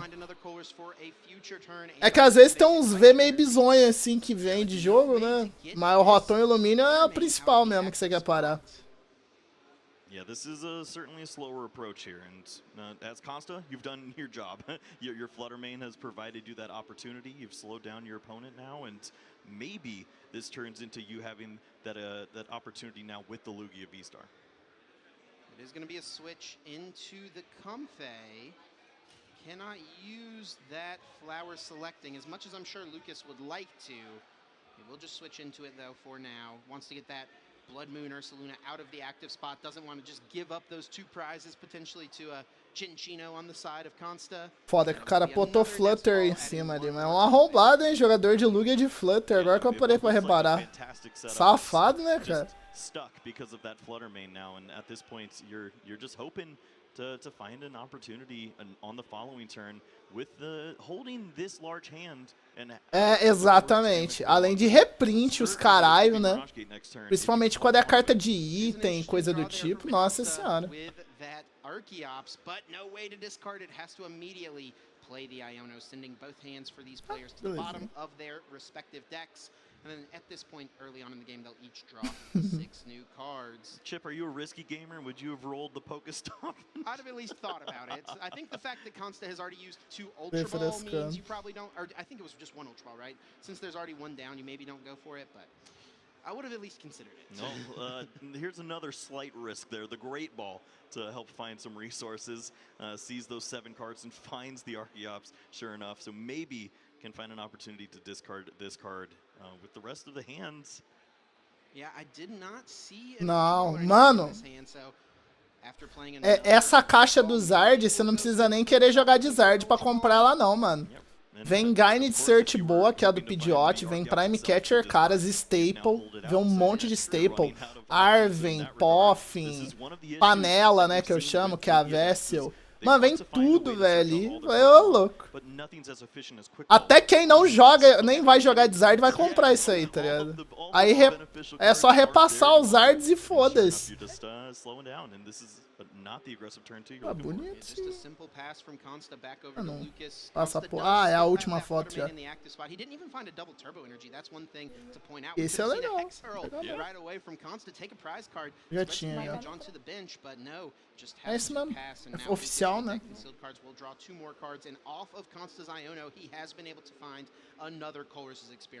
Must be nice to be you, Lucas. It looks like nothing happened on the other side when you see this hand size now, and does find the boss's orders, which is another way around the Flutter main on the next turn. Yep. But no resources just yet to get out of this hole. We haven't seen the Prime Catcher yet from Lucas. Has been unable to find it at this point. Cannot get around this Flutter main. He is up to 4 cards in the Lost Zone, so with aspiradorzinho. Maybe 1 more Lost Vacuum, we could finally get to the 7 to activate that Mirage Gate. Does he have another vacuum in hand? Well, you might as well spin the wheel again and find out if you can find the Prime Catcher. É, ele teve que fazer gambiarra, né, pra chegar onde ele queria, mas chegou. Fez gambiarra, mas foi. Massive hand size here. Has to feel pretty comfortable with where next turn will lead to, but Tá estranho ele botar de água no Greninja. Make up for that lost turn. And I think Lucas, with the attachments, Radiant Greninja will now just pass over to Consta. And what can Consta make happen? Still only 1 Archeops in the discard pile. É que nessa situação aí não vira energizar ninguém mesmo. O que tá na mesa não. Radiant Greninja into both the Archeops, followed along with the Sableye. Looks like it won't be an option at this time around. So with this attachment, where do you think the attack starts to lead to? Do you focus down on Pokemon like that Minchino, or are you softening up Lugias here? Yeah, I mean, I think if that Minchino does not evolve into a Chinchino, taking the 2 prizes doesn't seem too bad. Consta's actually going to play Professor's Research now, discarding the hand to draw 7 new cards. He is able to find double turbo energy, so he will be able to get off the attack here. And I believe that Research did also discard another Archeops, so that means that this Lugia will be able to bring those back from the discard pile with Summoning Star, but it was a costly Research. Iron Hands has gone down, and that can be a huge card in this matchup. It's almost the way to win this matchup, because you're trying to steal those additional prize cards before your opponent's able to take advantage of cards like that Mirage Gate, start to accelerate onto all these different Pokemon, make use of these incredible attacks that Lost Box has to offer. Instead, you're going to be playing this one prize exchange. Lembrando que tem 3 energia prizada do colega, hein? Tem 3 energia prizada. Not find it off the research and also flipped tails on the Messagoza. So that means that Lucas will have the opportunity here with Radiant Greninja to potentially take a 2-prize turn using Moonlight Shuriken to target down. Pelo ponto positivo, não foi nenhuma dupla que ele prizou, né? You know that you'd like to remove that Flutter Mane as soon as possible. Yes. It is such an issue. The whole way that this Lost Box deck works is to continue to just cycle through flower selecting left and right, finding all of your resources, getting rid of the bad ones, hopefully, and leading yourself to maybe just a couple turns that you need to close out and get those 6 prizes. We are going to see the Primal Turbo on Archeops being utilized, both of them now for Consta, able to search the deck for up to 2 special energy cards and attach them to one of your Pokemon. Perhaps one of the most powerful abilities we've ever seen in the Pokemon TCG, and of course enabled by the fact that Consta is able to put those Pokemon directly onto the bench with that Lugia V-Star. Yeah, pretty unfair that these Pokemon just find their way onto the board and can do whatever they so choose. Thinking about where these energies should be placed, it looks like it will be powering up the other Lugia V. So Consta's going to initiate the prize trade here. He does have a double turbo in hand, so we could see him attack with the Flutter Mane. He also could retreat, I guess, and attack with Lugia V-Star, discard the stadium, so Lucas doesn't get to use it. What do you think the best play here would be? I mean, as long as you're taking out this knockout on the Comfey, I'm feeling pretty great here. I don't know if you need to extend much further along, but softening up the Pokemon like this Blood Moon or Saluna seems fine here. You're trying to soften it up to eventually work your way towards maybe taking a knockout with a Chinchino at some points, and I don't mind that. We are going to see Messagoza, I believe, being used here for Lucas. Gets to flip the coin, of course, able to use his opponent's stadium card. It is going to be Tails, so no Pokemon able to be found. And with the promotion of the Blood Moon Ursaluna, I think we'll be seeing a switch card to remove that damage that was placed by Consta. So yeah, I know what you're up to over here. It's not like I'm going to make use of a Comfey ability anyways at this point. Might as well cash in on this. And I mean, there's still a little more that's needed to be had here. Yeah, he does have the Lost Vacuum, so he can get to 7 here. I think with a Mirage Gate grab now, he'll be able to do just about whatever he wants. He even found Prime Catcher now, so he can get around this Flutter Mane if he wants to try to utilize a few flower selectings here at this point. Pokegear 3.0 being played, looking at the top 7 cards of the deck, searching for a supporter card. It will be the Roxanne being found. Cannot play that one just yet. An extremely powerful supporter, but you are only able to use it when your opponent has taken at least 3 prize cards.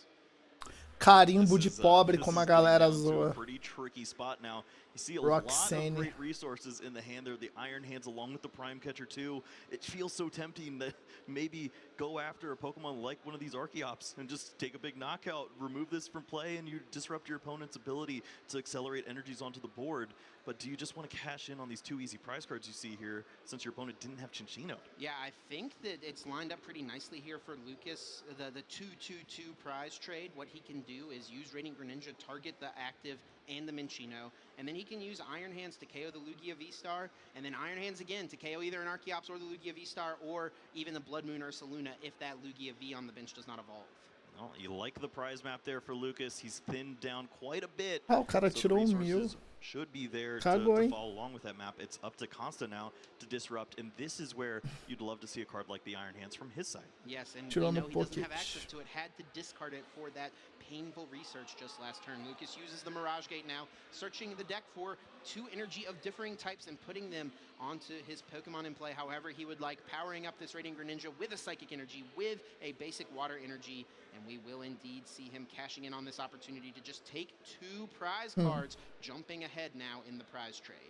Yeah, very nice. And for Lucas, you have to feel like you did a pretty great job. It took you a few turns, but you survived the Flutter Mane, and you're actually ahead in prize cards. Meu Deus, os caras estão parecendo torcida de futebol ali do lado. And with the fact that your opponent's Iron Hands is already in the discard pile, I think Lucas is probably feeling okay. Now on Consta's side, we have seen Iono already be utilized once, and I believe the other one was discarded from that research, so he does not have any sort of hand disruption left at this point in the game, and that is a big big deal as a Lost Box player. If your hand is not getting disrupted, that is like a dream. Yes, if you stay unchecked, I mean, that was basically the whole reason when Iona was introduced. We were all like, oh, well, I think Lost Box is doomed. Sure enough, it's found its way to holding this hand size, and it's going to be pretty impressive for Lucas to having all these options every turn.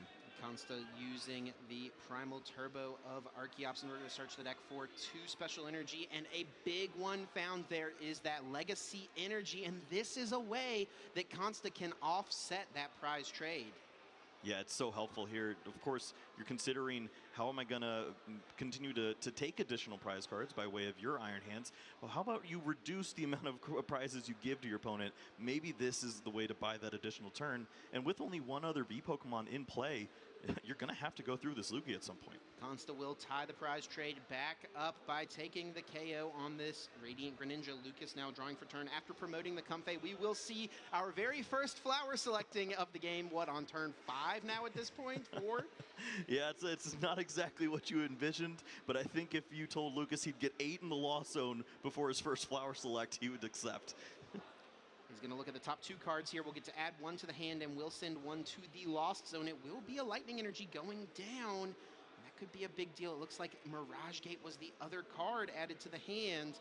Those energy cards are very precious resources, but Mirage Gate is arguably the most powerful card in this entire deck. Exactly. You see Lucas immediately starts to move around some of those other resources. Sees the boss's orders, the Super Rod in his hand too, is contemplating which Pokemon is going to be the best way to close out this match. And it's tough to say at this point. You could remove an Archeops, or you just go after the greedy prize cards there of the Lugia V.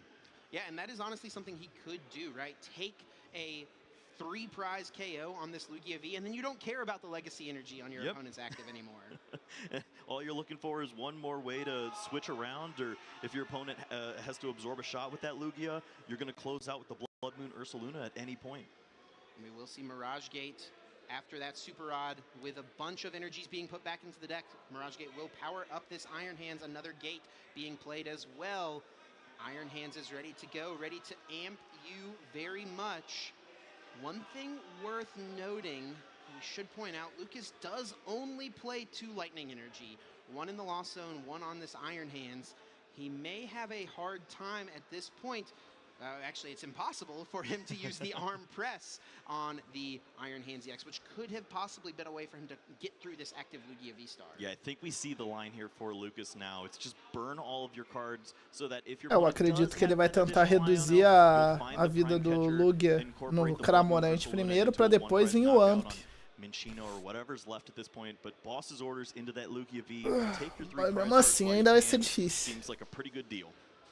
He's got the switch in hand, ready to move this Pokemon from the active. Could even get 1 more flower selecting if he wants to, and it looks like he will choose to do that, thinning the deck even further. Needs to just make sure he doesn't lose too many valuable resources. The main thing's just being an energy card and that prime catcher. Yes, just, I mean, the whole card plays, the whole hand plays from this point. That's exactly what you want to see. Ah, ele vai dar o Amp mesmo. Continue to move around Pokemon and find the right answers there. And that's a pretty great one there in and of itself. Take the 3 prize knockout and put Verdade, o Lugia toma dobrado de elétrico, né? Esse bicho aí amassa o Lugia. Agora que eu lembrei. The Lugia V-Star 1 turn too late. If he had gotten the Lugia V-Star 1 turn earlier, that play wouldn't have been available for Lucas, and that is going to end up being the game. Lost Box levou mesmo. Recognizes he cannot come back from this. Lucas needing just 1 more prize card, and Lucas will get the win in game number 1. I think that's the first. Doeu pra caralho, hein, os prizes também, puta merda. Balde Risui salvou ali o Lucas ali, porque pegou o Cramorante, né? Dá uma salvada. But he did it. He did do it, indeed. Yeah, found just what he needed. Found those lost vacuums at the right time to help him get to those numbers, able to mitigate the fact that he was unable to use flower selecting, which is the main engine of this deck. Going into game number 2 here, though, as we recap exactly what went down in game number 1, we'll have to see what kind of adjustments Consta can make. And there were a couple pretty pivotal turns. Tá sendo da hora as partidas desse LAIC. Ou pelo menos eles estão escolhendo partidas diferentes, porque não tá sendo a mesma matchup toda a rodada, e isso é legal. Às vezes enjoa ficar vendo Regidrago contra Regibolt, tá ligado? Charizard contra outro deck alto do formato, tá ligado? As partidas estão sendo diferentes, tá tendo bastante rogue assim jogando, tá ligado? Deck tier mais baixo. Tipo Lost Box agora, na outra teve o Clauf, teve o Gardevoir na terceira rodada. Maneiro.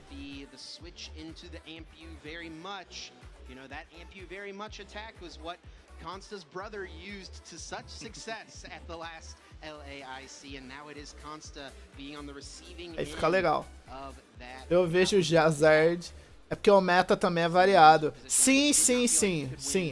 O meta tá muito diversificado na Coroa Estelar. Tipo, tem os mais estabelecidos, que são os 4, 5 mais no topo, mas não quer dizer que eles ganham fácil dos outros 5 abaixo, entendeu? Eles ralam ainda, tem umas matchup que eles ralam bastante.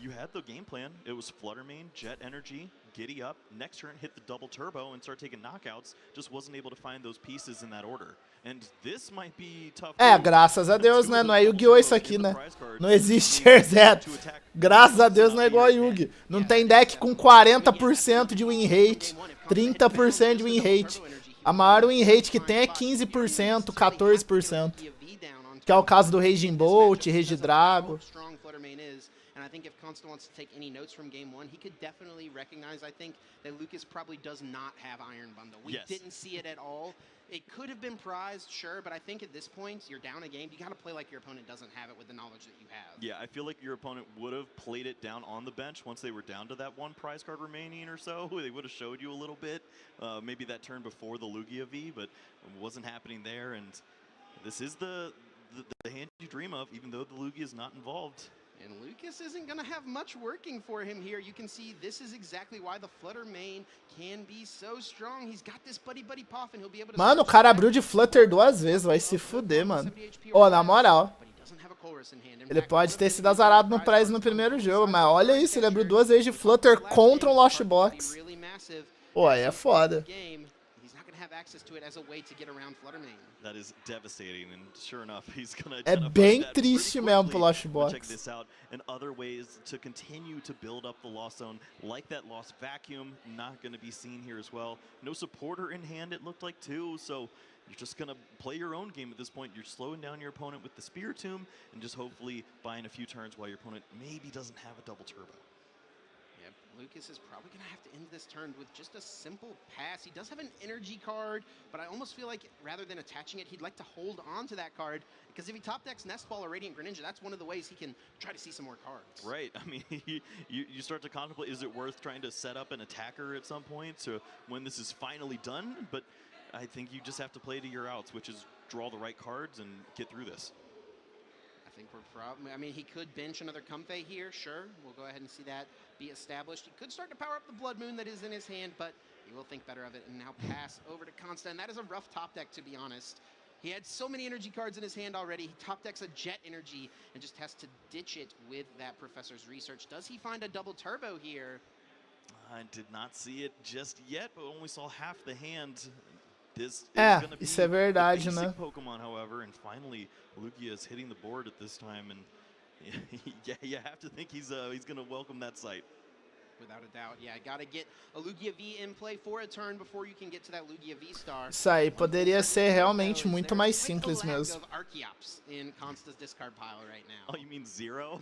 Yeah, that's pretty tough. Melhoraria legal mesmo. This is just a devastating hand. Does have the DTE to go along with this take. Caralho, o maluco bateu de Flutter mesmo que se foda, tá ligado?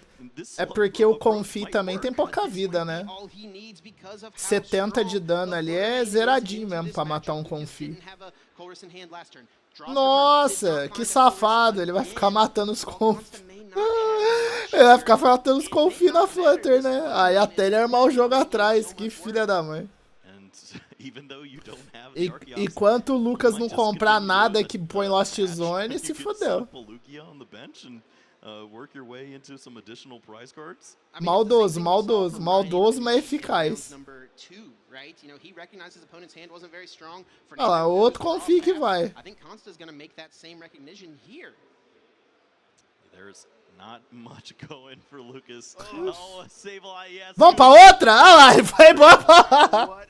Mano, ele foi embora pra outra, velho. Vai tomar no toma, cara.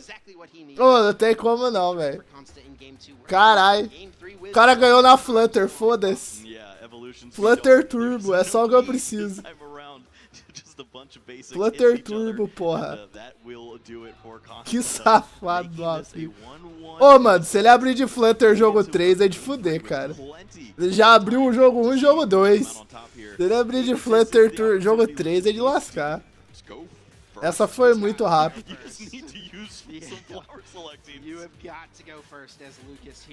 Pô, mas que caralho, agora foi foda. Broxante perder assim, velho. Não, você levou Clefk também. Só que o Clefk não bate, né? Você ainda fica um pouco seguro, porque o Clefk só dá 10 e tira a ferramenta, tá ligado? Aí só, beleza, né? Agora a Flutter que consegue bater 90 é doloroso. A Flutter conseguindo bater 90 é foda mesmo. 90 e pinga 20 atrás ainda, pô. Ela bate 90 pingando 20. Dói. Dói. Mas o Clefk também, ele para tudo, velho. Ele no ativo não para só o ativo, ele para tudo que é básico. Adoro pôr um Clefk contra um Raging Bolt. Meu Deus do céu. Quando eu abro de Clefk contra um Raging Bolt é maravilhoso. Adoro. Se o cara não vem com nada pra trocar meu bicho, é maravilhoso.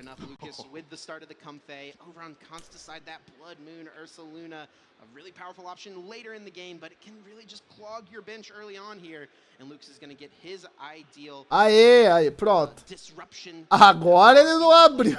Ele abriu de Ursalu. Meu Deus, com o Lugia de Ursalu, né? Meio pegado de abrir.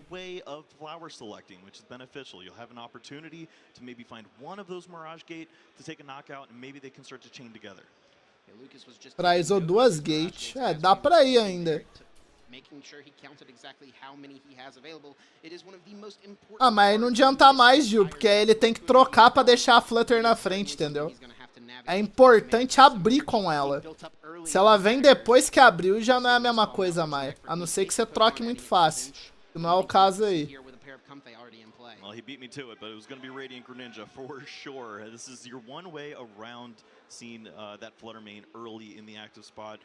Having an ability to continue to draw through, find the Colress experiment is exactly what you're looking for. It only takes an energy to get the ball rolling, and Lucas certainly is going to have some of those resources after the flower selectings. Yeah, if he's got an energy in hand, we can start to see concealed cards right away. Worst case scenario, flower selecting here can be utilized, start to fuel the lost zone, start to build up the hand, and it will be concealed cards to kick things off. Discarding water energy, drawing 2 more cards here. Ooh, double Colress experiment, Palpad in hand too. If this is a hand you get to hold on to, avoid the Ionos once more, we could be looking at a repeat of game 1. Kind of a tough flower selecting there, though. It is a caralho, colocou... Ah, não, é aspirador. Eu tinha visto a carta errada. É aspirador na loja. Wants to just continue to power through the deck here. Will use the Pokestop, discarding the top 3. Does lose out on the boss's orders, but still able to add a couple of items to the hand now. Well, misses out on the Mirage Gate at the bottom of the prize cards here. Pior que não tem nada. Heavy ball usage. Knew there weren't going to be any Pokemon in there after taking the notes, but wanted to get the card out of his hand. Don't want to see that post Iono later on. And we'll see how lucky Mr. Zing is now. Yeah, where do these Mirage Gates end up after the prizes are relayed by our judges here? That will be certainly a big deal. We do see a switch in hand for Lucas. He can go ahead and use another flower selecting if he would like to. Why not go ahead and use the rescue board as well? Not too bad. It will be another energy going down. We saw too many energies going down early on, and another Colress added to the game. Exactly, Chip. If it's going to be an energy to the lost zone, you know that it's a probably pretty great card on the other side. But, I mean, you'd have to think, if an Iono is played here, that is triple Colress Palpad on the bottom of the deck. That is nightmare fuel. I do have to say, usually as Lugia, you're not aiming to play Iono early on, but sometimes it's all you've got. Yep. And we'll see exactly what it is Consta has access to. We do see the draw of the Luminion. You see the Spiritomb on the other side just grinning. That is a Giro é foda, Pokemon velho. that is going to totally shut down the Luminion from Consta, and he just has to go for the research. He is able to discard an Archeops. Looks like a Chinchino goes down as Daí é well. tonto, né, Find velho? a Ah, já vai zoar, vou zoar junto também, tomar no that cu. Fluttermane, but he's already attached for turn. We aren't going to see that Fluttermane into the active Esse spot. cara é tonto, meu. Tomar no cu. This is the benefit of a Fluttermane is to have it out. Pior que amanhã eu acho que eu não tô com vontade de jogar de guard, não. Acho que eu vou meter o louco, vou jogar de outra coisa amanhã. Só pelos zoos. Acho que eu não vou jogar de Gardevoir amanhã, não. Ai, ai. There is an Ultra Ball in hand for Consta. Looks like he will choose to utilize it here. He could be scared of some sort of pop-off play from Lucas. Utilizing Prime Catcher, going after this lone Lugia V. I think he's going to respect Lucas's deck here and go with this Ultra Ball to find another Lugia V. Yeah, and you see Constance just like, well, Fluttermane, you can't really help me at this point. You got to go away. I need some additional resources. And sure enough, it is that second Lugia V. But for Lucas on this side, when he sees... Depois que o cara já rodou, já não tem muito o que fazer mesmo. Depois que o cara já tá construindo, é meio tarde. Certainly lining up. He will use the Messagosa to kick off his turn. It is going to be a Tails, so neither player able to reap the benefit there. And right away, Lucas uses that. Colress's Experiment looking at the top 5, adding 3 to the hand. 2 will go to the Lost Zone. And then he's just a couple of flowers away from getting to that magic number of 7 to activate Mirage Gate. Yeah, plenty of ways to move Pokemon from the active spot, to continue to flower select and see more resources were found there. Another Psychic Energy, which you have to consider, as you already see one of those in the Lost Zone. But not exactly the pieces to start taking knockouts. It doesn't quite have the pieces yet. It is going to choose to hang on to the Pokestop, maybe give him a little bit more dig for those extra pieces that he may need, and sure enough that will come into play, and he will right away use it. Fazia tempo que eu não vi essa página. Já ri, já. Fazia tempo que eu não vi os caras. But with the Prime Catcher edition, you start to wonder, is there a way to knock out a Lugia V this turn? Yeah, that is certainly an option. If Lucas is able to find Iron Hands EX and then also a Lightning Energy to attach from hand, or, you know, even double Mirage Gate, if he finds literally the 2 Mirage Gate that are not prized, we could see an Ampy very much for 3 prizes. Looks like the slower approach with the Cramorant, which makes a lot of sense in this spot. You're already up as far as the cards that you've added into the Lost Zone. You can take this turn now to start to find some resources for the following turn, and yeah, you're probably going to have to incorporate some chip damage in a game like this. Ó o carrinho. Will be another Comfey to the active. Here we go with the Flower selecting. 2 more cards, sends a Colress to the Lost Zone. That's how you know there are some good cards available. Greninja pra The draw. basket of riches showing itself once more. Wow, what a hand to see double Colress Experiment, the Pokegear as well. If you ever use the Pal Pad, you have to think that he'll continue to find all of those right resources. And this Cramorant, although it doesn't seem like it's lining up to any helpful math here on the Blood Moon, this could help out with starting to close out on a Pokemon. It's certainly, you've got ways to take a knockout with some of your other additions, the Blood Moon that you have on your own side. It could be as simple as this attack to close out later on. Consta will respond to this play from Lucas with an Iono. It's not as impactful as it will be later on in the game, but it's what Consta has access to. Justamente nisso que eu ri. Justamente sei. Eu ri por causa disso. I see 2 Water Energy in the discard pile for Lucas, 3 energies in the Lost Zone. So you start to count up the energies available. It's currently 3. To start attacking with, unless Super Rod is added to the mix. Plenty of resources to continue that, but something to be mindful of. Just 1 Archeops still in the discard pile. He's gonna rip the stop. This is desperation. Oh, oh my goodness, double Archeops going down, but it does come at a slight cost. That Chinchino going down as well. That was his Quando o cara é rabudo, né? Não tem o que fazer. O azar dos Luminion pagou aí, né? On the V and EX train from this point forward. It's, I guess, the train you gotta hop on. And that was a huge flip right there, capturing Aroma Tails. That will find him a basic Pokemon, which can grab that Iron Hands EX. Does he have the play lined up? No, Legacy Energy in the prizes. What do you do from here? Oh my goodness, the Legacy Energy being prized. Early Weird Deer. here. Oh no. É, parte da peça do combo tá lá, infelizmente. Just wants to preserve the hit points on the Blood Moon. Maybe there's just not a way to move this Pokemon. We saw some early discards of special energies and a jet already on this Pokemon.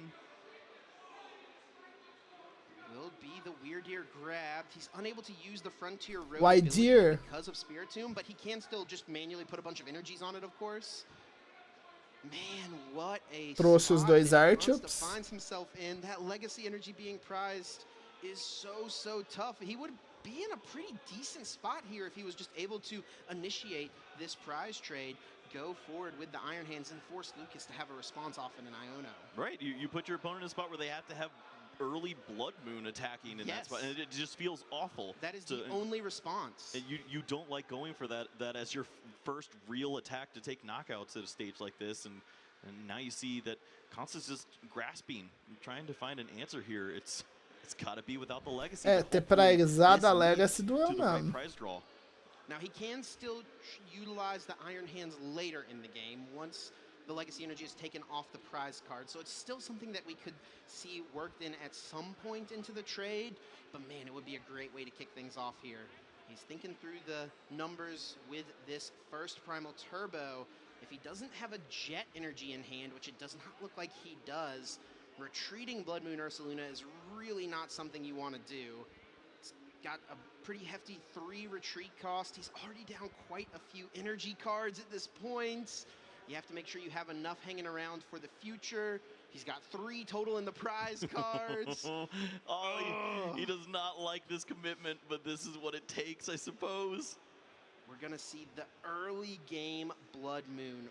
5 energy cards being placed onto this active Pokemon EX. It will get him a KO here, but that is a super costly attack. And Lucas, he's going to start counting up some energies as well. Has a pretty strong understanding, and look at that. The 1 prize card's taken, not the legacy at the bottom, just missing out on that opportunity too. What a hefty attack. What a tough thing for Consta to have to do. And Lucas, I guess the good thing for Consta here is that Lucas doesn't really have a great way to respond to this Blood Moon. It does have 110 damage, just 150 HP remaining. He can power up an Iron Hands if he wants to and go for the Arm Press for the KO. Yeah, Lucas has 1 basic energy in his deck right now. It's he had to use a ton of resources to get to this point, but this is also the power of the Lost Zone deck. You can start to cycle through, burn all of these resources, and then later use a card like that Super Rod. Start to get those energies back into play by way of the Mirage Gate, but you have to make sure that when you use Mirage Gate, you are taking a knockout, especially with 2 in the prize cards. Lucas taking a moment to check Consta's discard pile, wants to make sure he knows exactly what his opponent is down, what he still has access to. It will be Buddy Buddy Poffin being played here. No Pokemon being found off of it. Just shuffling up the deck. Just wants to maybe get a quick stock of the resources that he has available. Yeah, you have to consider what Pokemon is taking a knockout at a stage like this. Maybe it is the Iron Press from the Iron Hands. It doesn't feel like the greatest use of that Pokemon, but taking a knockout here, removing a 5 energy attacker seems like the best way to take this down. And that may be what he has to do. Blood Moon Ursaluna could technically attack as well, but that would take 4 energy cards. With a bunch of Mirage Gates being prized, you want to try to be as mindful as you can with those resources. If he could get to 10 here, we could maybe see the Sableye be worked in, sprinkle some damage on something on the bench. Obviously can't do anything to the active Blood Moon with the Mist Energy attached. But that is potentially an option if he can find a way to get 1 more card in the Lost Zone. Yeah, I think just the benefit of only using a single Mirage Gate on this turn with the Iron Press feels strong, but this is that slower approach. You see the Cramorant once more, but you're setting up damage for an attack that can't be Sableye. It has to be Radiant Greninja, and you're down to just 2 water energies to work with. You have to find them at the perfect time. Yeah, this is going to be a tougher strain on the resources for Lucas. This game is certainly far from over at this point. Consta needs to find a way to reset that Blood Moon and finds the jet energy on the top. What a draw for turn. Of course, the effect of Blood Moon from the Blood Moon Ursaluna EX. It cannot attack in consecutive turns, but that effect gets reset if you send it to the bench. That is exactly what you're looking for. What a great way to move this Pokemon and continue to put on some pressure. It looks like a Lugia V-Star is probably one of the best Pokemon to incorporate at a spot like this. Your opponent didn't go for Iron Hands on that previous turn to take a knockout, and it would probably have to be Iron Press once more to handle the Lugia, which means they're not taking that additional prize. Yeah, the Jet Energy being used on Lugia V-Star here means that we don't even have to reset the Blood Moon, doesn't have to go back into it necessarily. It's going to force Lucas to play a Gust card or even something like the Radiant Greninja to be powered up in order to take this Pokemon out, like you mentioned, and it will be the Tempest Dive, which, while taking this KO, will also discard the Stadium, and that is super important here. Yeah, just limiting all of the reach that Lucas has at this stage would be beneficial. Of course, still has access to the flower selecting. Tô achando que essa é do Lugia, hein? Dá pro cara voltar, mas nossa, agora é difícil. All right, maybe there are a few energies left to get the job done. And yeah, it's gonna have to come down to can he Pra ele voltar tem que ser no Iron Hand só. It's gonna be close, to be honest. Yeah, I think he's working with what, maybe 4 total energies in the deck at this point. We see just a couple double turbos left, maybe a mist or 2 there. Yeah, 2 prizes with the Iron Hands EX from Consta, and then if he can just scramble to find 2 more before Lucas can take all 6, he'll have a decent shot. Lucas here really needs to try to initiate the prize trade, I think. Try to get back caught up in this game, and Blood Moon Ursaluna will be one way he could potentially do that, with Consta having taken 2 prize cards. That Blood Moon attack can be used for just 3 energy cards. We'll see that concealed card. Ele tem que chegar agora. Se ele chegar agora, até que dá mesmo. Ele tem que chegar agora. Pretty nice find there from Lucas. Your opponent just board locked themselves, and there's no answer to the Blood Moon Ursaluna now on this side of the board. It would take every energy in the deck on the Weird Ear to get the job done, and even then I don't think the knockout's happening, so you feel pretty comfortable attacking with the Blood Moon Ursaluna, and then you have an easy knockout by way of the Radiant Greninja to follow up, take 4 prize cards. The fact that this Spiritomb is shutting down the frontier road of Weird Ear is going to be massive here, because that is going to limit the ability for Consta to reach for a knockout on the Blood Moon. You pointed out excellently, he will have no way to take a KO on this monstrous 260 HP Pokemon. Lucas is going to put a ton of pressure on Consta here to find gusting cards turn after turn from this point moving forward. Yeah, this is pretty fantastic play, and also look at all these resources left to be had here. Throwing away just a couple of those additional items, but these are vital ones. You see the prime catcher added into the hand, and now it's just going to be about finding a way to close out there. Iron Hands seems like one of those great options. Então, foi o que eu pensei. Eu até pensei, será que é turno de Iron? Aí ele meteu o Ursaluna ali, eu falei, caralho, ele vai de Ursaluna mesmo?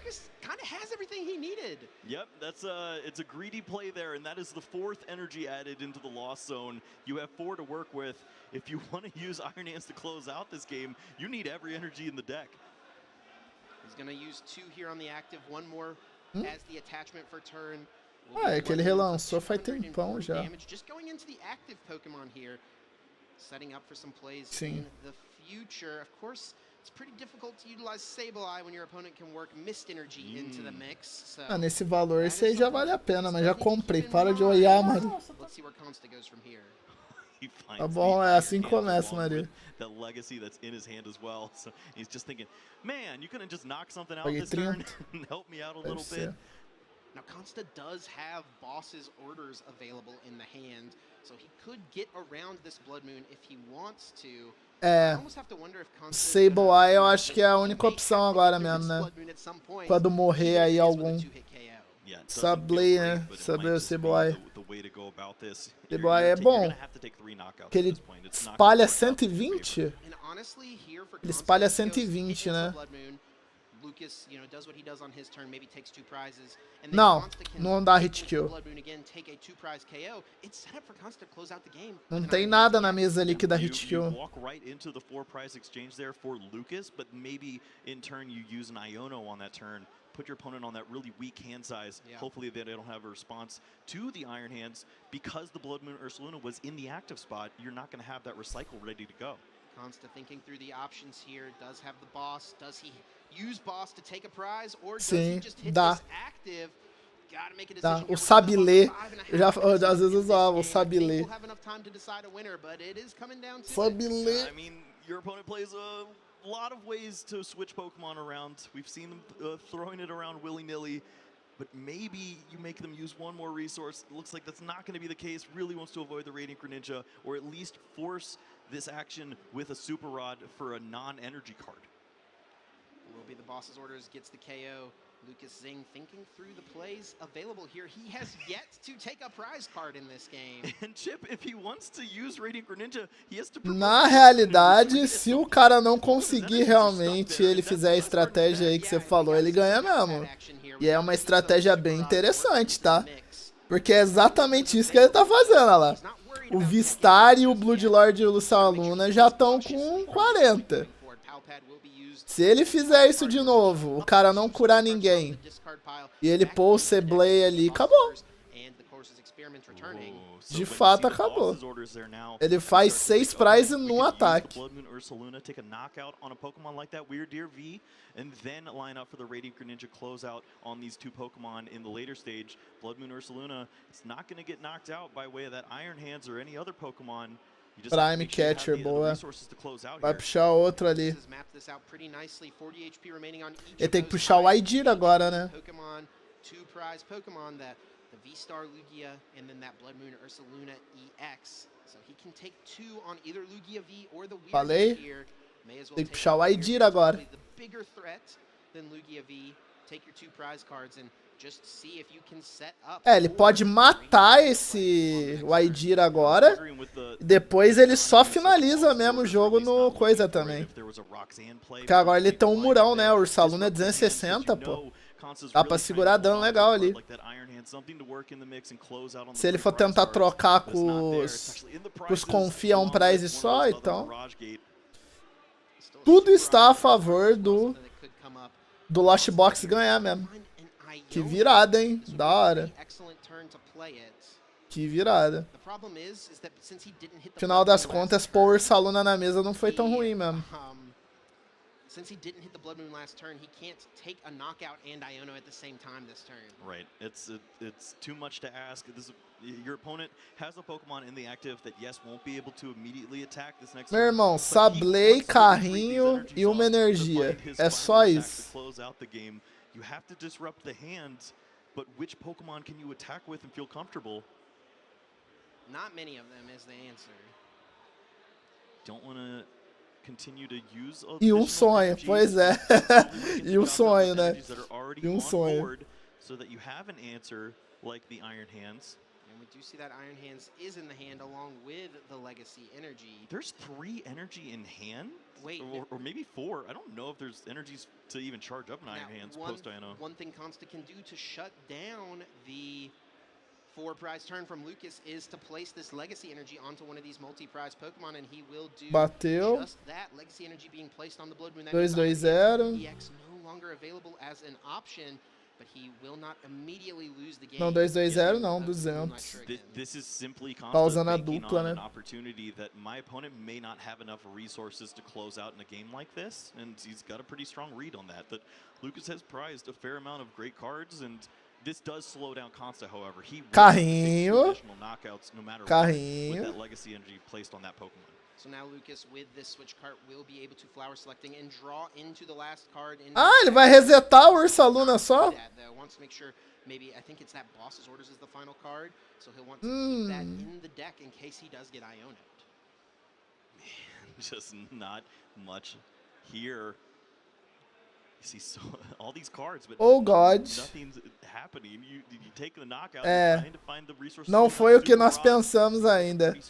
Nossa, acabou as Psychic, né? Nossa, aí é triste. Eu tava pensando, às vezes tinha alguma coisa que fudia ele, né? Tá sem as psíquica, pô. Aí é foda. Aí é foda. Não sei, Lugia de Briar é bizarro, mas se ele tomar uma Briar aí é perigoso, velho. Se ele tomar uma Briar, ele acaba de perder. How do you get that done if your opponent has the Iono? It seems pretty impossible to incorporate that without using a card like Colress. And honestly as well, então, perdão. Erro meu. Briar é patera. É que eu tô acostumado a tomar Briar nos decks que pra mim acaba sendo quase genérico. Você toma tanta Briar na cara que acaba parecendo que ela é staple genérica. Só pra Terra. Bem lembrado. Então menos mal, ele não toma Briar. Menos mal. Ele não toma Briar, então. Menos mal. Não tem chance de levar uma Briar na cara aí. Yeah, good point. That's not a lot left. Needed to find that, maybe that 50-50 there on the last 4 prize cards is going to be costly. We're going to see a flip from the Capturing Aroma. It is a Tails, finding a basic Pokemon. There are none available in the deck. Boa tarde, mano. Enough energy loaded onto the Blood Moon to attack, of course, from early in the game. We see enough energy loaded onto the Lugia V-Star for it to be able to attack. This one is going to be really close, Kai. Meu Deus, estão trocando Ursaluna, velho. Tô trocando porrada de Ursaluna. Mano, o cara não consegue chegar num Cramorante não e acabar isso aí, velho. Ah, ele vai chegar no Amp mesmo? Ah, já era. Deu dano do Amp. Acabou. Deu dano do Amp ali. GG. Boa. Matou de Iron mesmo. Foda-se. Quase, hein? Meu Deus. Mas passou perto essa. Boa. Caralho, os off-meta estão ganhando todas, né? Não, mentira, o Clough perdeu. Clough perdeu, verdade. Gardevoir ganhou a 3ª rodada, 4ª rodada ganhou o Regidrago, nessa ganhou o Lost Box. Da hora. Jogão.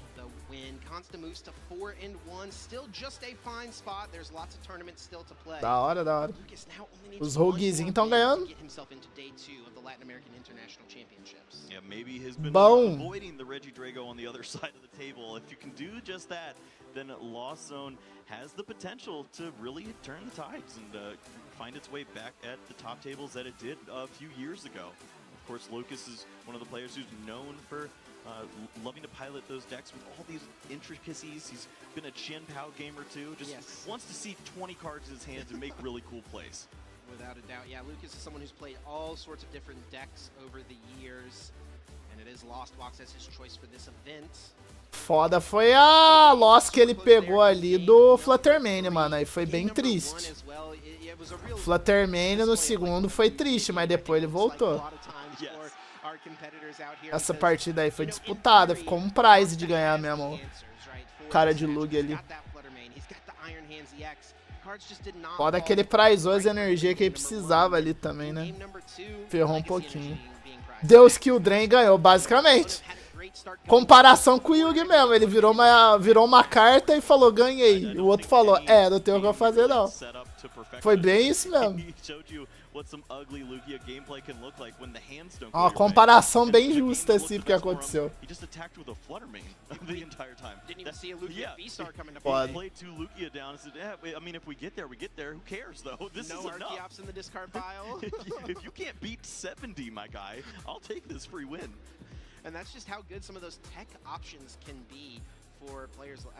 Vou deixar a live rolando aí, galera. Vou dar uma saidinha rápida. Que aí eu sei que agora até a próxima rodada dá um tempo. Às vezes eu chego no começo dela.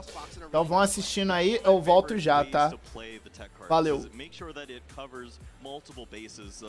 Some of your issues. If it doesn't do just that, if you're really targeting one deck and it's not 20% of the meta, what are you doing? It's often not worth it in that case. And then when you take something like Iron Thorns EX, you know, it's such a small percentage of a meta, but it is just such a hard auto loss, and it's also a deck that I think really tends to perform well in day one of these tournaments, you know, and with less Swiss rounds this season compared to what we have last season, there's less margin for error. If you hit one of those decks, you know, in the past, maybe you could go 12-3-1, something like that, and make it into top cut. Now you gotta go 10-2. Yeah, you'd hope that you'd not run into decks like that maybe after the first 2 or 3 rounds. I feel like that's what we always told ourselves in the tournaments of old, is like, oh, we'll just see all of the classic top 5 decks once we get past round 3. But that's not always the case now. We've seen players, although it doesn't exactly fit the way that they want to play Pokemon, just accept the fact that this is the strictly correct play for the meta, and I'm not going to show off my talent. I'm just going to let the deck do the job. Well, let's take a look at the replay from that extremely exciting Swiss round number 5. It was a top-tier matchup between two extremely strong players, and Lugia being one of the most dominant decks in the metagame, with Lost Zone on the other side of the table, a more unique choice for the event, something we haven't seen be as dominant as it has been in the past. Lucas started things off here with the Radiant Greninja taking a knockout on the Flutter Mane, which was causing so many issues.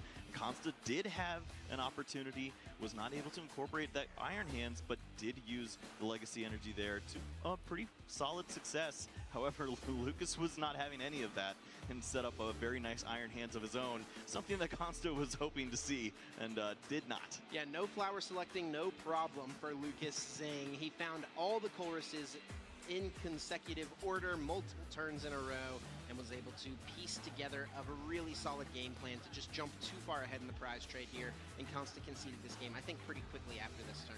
Yeah, a good understanding that it's not always going to go in your favor. We jump really quickly into Game 3 now, where we see the Pokestop there that found the double Archeops. That was massive. That was pretty spectacular as it led to this setup here. And yeah, it wasn't pretty, but Lucas was trying to find opportunities to avoid giving up this big one-hit knockout, and did just that. The prime catcher play from Lucas, able to bring up this weird year V, taking 2 prize cards, finally taking his first KO of the game. So many turns into the game, but you can see this damage map really made a big difference. It set up for some 2-hit knockouts. It had that threat of the Radiant Greninja, and while we didn't see that play happen because of Consta's decisions on his side, you know, it really forced Consta's hand. He wasn't able to use Iron Hands. All right, and you think about what Consta could have accomplished there, was just looking for a little help, maybe an Iono, something there to help would have been great, but it was not going to happen this time around. Well, I'm excited to hear from Lucas. We've got him ready on the stage. Let's hear how he's feeling getting to 5-0 here at LAIC. Thanks, guys. I'm here with Lucas Singh. Lucas, you're 5-0 at an international championship, man. Great start so far, playing Lost Box. That was a crazy Game 3. Game 1, Game 2, two completely opposite games. But a tight Game 3, how does it feel to close it out? It feels really good, you know. I haven't cut in internationals yet, so I really want to get that off the bucket list. So having a good start here feels pretty good. Now you're doing this with the deck that you haven't played too much, right? Looking at some of your accomplishments in the past, of course, Chien Pao. I see you're representing that right there with the tattoo, right on, nice. And then Reggie Drago, right, over the most sort of recent sets within Shrouded Fable, and then also for, you know, Stellar Crown. What made you change over to playing Lost Box? Was it a last-minute decision, or was there a lot of prep going into sort of a big change, right? It's a very different deck from Draco. No, it was definitely a last-minute decision. I didn't really know what I was playing, to be honest, coming into the event. Like, Drago was an option, but I really didn't like that deck.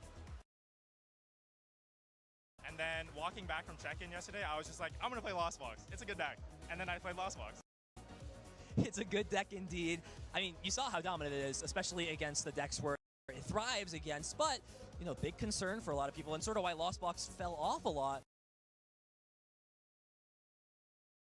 was because of the Reggie Drago matchup. What's your approach in that matchup this weekend?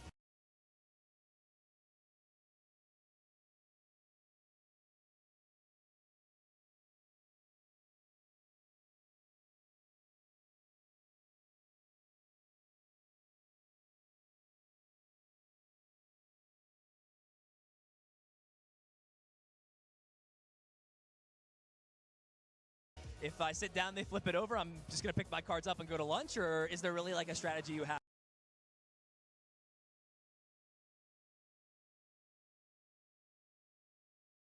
to play that matchup out? The one strategy I have is hope they brick.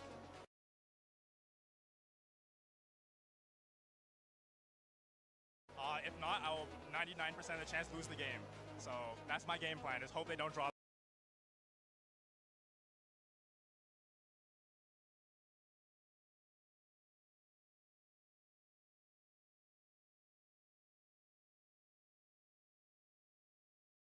The cards they need to win.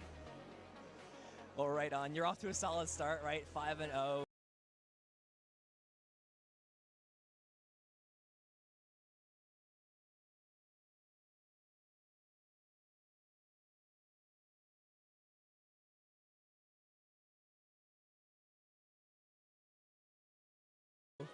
I mean, talk to me about your history a little bit. So last year, right, you started off really strong.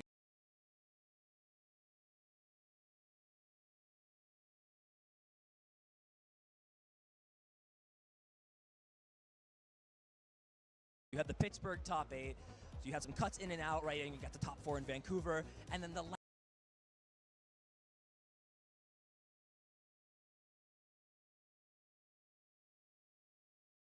last regionals of the season. I know you've been talking a lot about, you know, proving it to yourself as a player and somebody who's put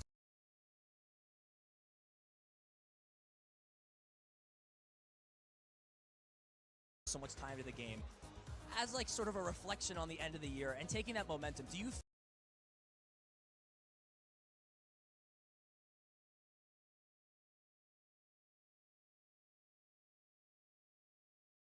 feel like that win in LA to close the year out, was that what you needed to sort of solidify yourself and to prove to yourself going forward that you deserve to be here and you deserve to, you know, be surrounded by the people who are helping you grow? Yeah, the win definitely gave me a lot of confidence. Before then, like, I knew I was a good player, but I wasn't backing it with results.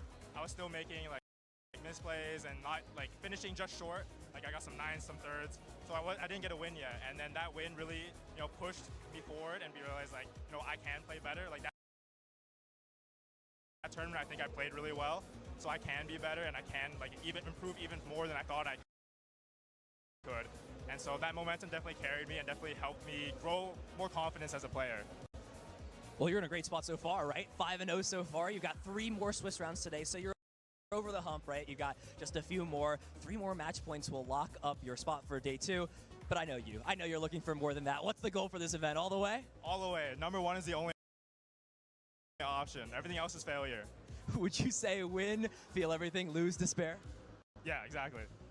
That's very fair. Well, congratulations, Lucas. Thanks so much for stopping here. I'm sure you're going to have a great run the rest of the day. Lock in. Hopefully, you'll see you in day 2. And casters, we'll bring things back to you. Thanks a bunch, Ethan. Great to hear from our winner. Looking for the win or considers the weekend a failure. What do you think of that? If you ain't first, you're last.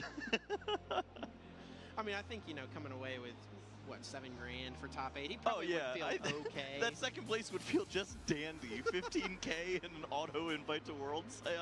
I'll take it. You know, but I mean, you see that kind of champion mentality, right? You know, he's someone who's been on this stage. He's gotten that regionals victory, which is a massive accomplishment. And we heard how much that means to Lucas there. You know, he wants to just continue to push it even further. And that's what the Lost Zone deck is all about, really. It is a huge risk. You're hoping to not run into those issues where you run into a Reggie Drago player that just destroys you and dismantles you. But if it's your tournament, if it's your time, this is the way that you can win a championship. Well, you know what I'm excited for, Kyle? Let's hear it. I'm excited to get into another community choice bracket. We've got to continue to get through this thing, continue to update it. We're trying to figure out what the community believes to be the most underrated deck. So not just the best of these decks necessarily, but which is the most underrated compared to how good it actually can be in the meta. And next up here, you and I are going to be arguing for Lost Zone Box and Cloth. Hey, you know, I don't think we would have said both these decks would have been on stream back to back. How about that? But we did it. Somebody deserves their kudos. Yeah, we saw, I mean, I wouldn't be too surprised to hear about a Lost Box being on the stream, but Cloth, are you kidding me? At 3-0 at LAIC? You're playing right into my argument. Please, go ahead and debate Lost Zone. Yeah, well, I mean, Lost Zone, we did just see it take a pretty convincing 3-game win. Things did, you know, stumble a little bit there for Lucas when faced down against one of the main counter cards in the Flutter Made in game number 2, but you can just see how strong of a deck it is. It beats most everything in the meta except for that Reggie Drago V-Star. That matchup, as Lucas said, 99% of the time he's going to lose it. But if you avoid that, which we saw from the meta share, it's an 8.9% meta share deck.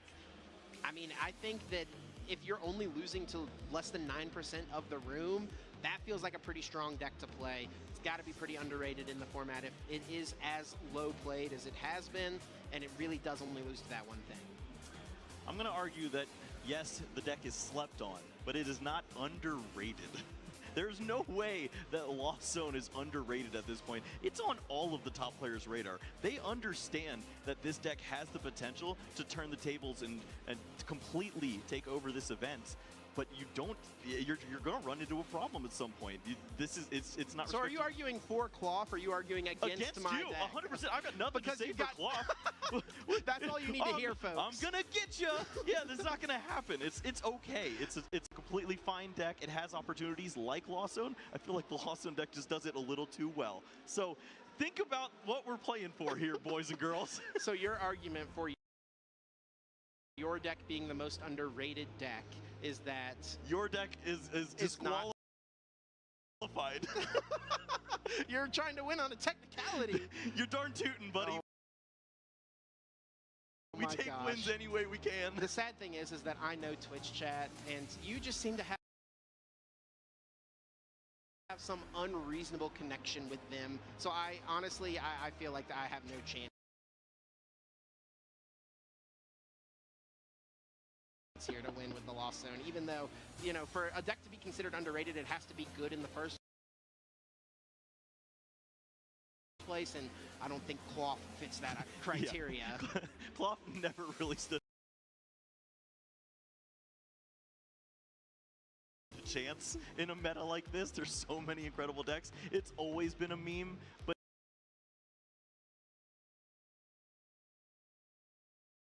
you have to give it props for at least reaching 3-0 and maybe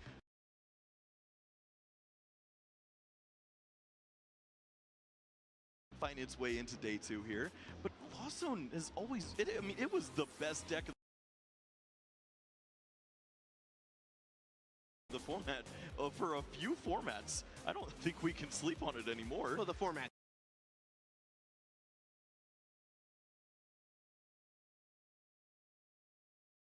does change, right? That's right. That's where we find ourselves, where in a world where Lost Zone is nowhere near as dominant as it has been, but it is still very strong and perhaps a little too slept on. Well, it only has like 2 or 3 attackers now. It doesn't look anything like what it used to. That is true. The fact that it's still finding ways to win games, it doesn't make sense, but it always happens. Well, make sure you're voting in that community choice. Let us know. Make your voice heard over on Twitch, twitch.tv/PokemonTCG. Wherever you are watching us, be sure to head over and make your vote. We are going to take a moment to do a little bit of looking at what our community has been thinking of the stream this weekend, both our players competing and those of you watching along at home. If you've been tweeting or, I guess, X-posting with that hashtag, the seats, X-posting with that hashtag of Pokemon LAIC. We've been seeing them. We're going to take a moment now to look at some of those tweets. I'm still going to call them tweets, to be honest, from all of our competitors out here. We see that the LAIC hype is real from Jasmine, posing there with a regional champion, Alberto Conti, making it all the way here to LAIC. Yeah, this is a fantastic place to take a picture. I saw this as we walked into the venue, and I'm just thinking, oh man, that's going to be a lot of Instagrams for people here. Are we going to take a picture? We have to. Okay. At least one. Maybe when we're not as sweaty. Yeah, it is. It's a little warm back here. Welcome to Latin America. Yeah, great showing from players traveling from all over the world and bringing their friends along the way. Polo here says, me and the boys just chilling at LAIC. Wow. Do you think that's is it a VGC team? I would have no idea. I don't think so, because I don't think Xerneas or Kyogre is legal. I don't think Mischievous is very good, or Grievard. I don't think they're making their names known in the VG meta. Oh, well, you know what? Maybe we can be the most underrated deck of VGC and make this team. I'll leave you to that one. There's also only 5 Pokemon. Yeah, I only need 5.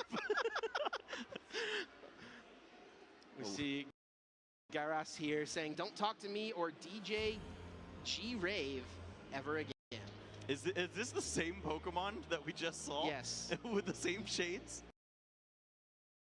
I don't. Did it have shades on in the last picture? Okay, well, you know, maybe it's just a common theme from the fans out there. Is this a LATAM thing that we just haven't caught on to yet? Everyone's all about the shades. We on just their have to buy a Greevards. bunch of children's shades to put on our Sure enough. our plushies.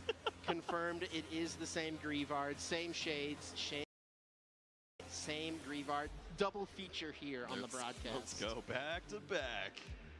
Wow, the stash. What a stash. Covering up the match slip here. Tim Franklin traveling all the way from Australia. Says it would mean a lot to him if he could get on stream at LAIC, not because I care about being on stream, but because I'm almost out of clean clothes and really need that Play Pokemon shirt. Could you throw in some Play Pokemon undies too? And for those who don't know, Tim just got top 8 at the Buenos Aires special event last weekend in Argentina, so he has made quite the trip out of it. It sounds like he's running out of clean clothes. Yeah, I'm not going to give you my Play Pokemon undies. I need those. Not going to work out this time. He's 2-0. Another back-to-back? Same picture, 2-0, but the deodorant can only do so much. Oh my goodness. Tim Franklin is in need here. We'll have to see. Can we help him out? Can we get some help to this guy? Yeah, this is looking pretty dire. He needs some assistance for the sake of himself and the people around him. Yeah, this is a public service if we're able to take care of this man. Well, hopefully we're able to do just that. And I think we had an opportunity to catch up with Tim Franklin earlier on. Let's see how that went.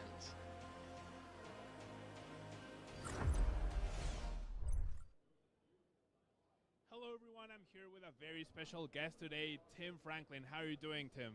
I'm doing well, Pablo. Thank you. So where are you visiting us from here in Sao Paulo? So I'm from Melbourne, Australia, where we got a whole bunch of other top players, and a fair few of them are actually here showing up today.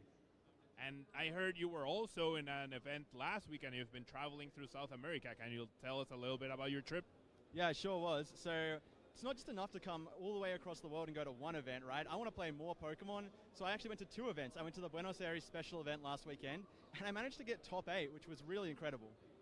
That's awesome to hear. And now, what motivates you to travel so much? What motivates you to be here to play more Pokemon? I mean, that's it. Play more Pokemon. Above all else, I just love playing the game. I want to go see the world. I want to keep going to all the ICs, all the events. It's really great. Such a good experience. And it's really great that I kind of get this opportunity through playing Pokemon just to see more of the world, which I wouldn't have otherwise. And now you've been gaining quite a reputation for playing like spicy techs and spicy decks.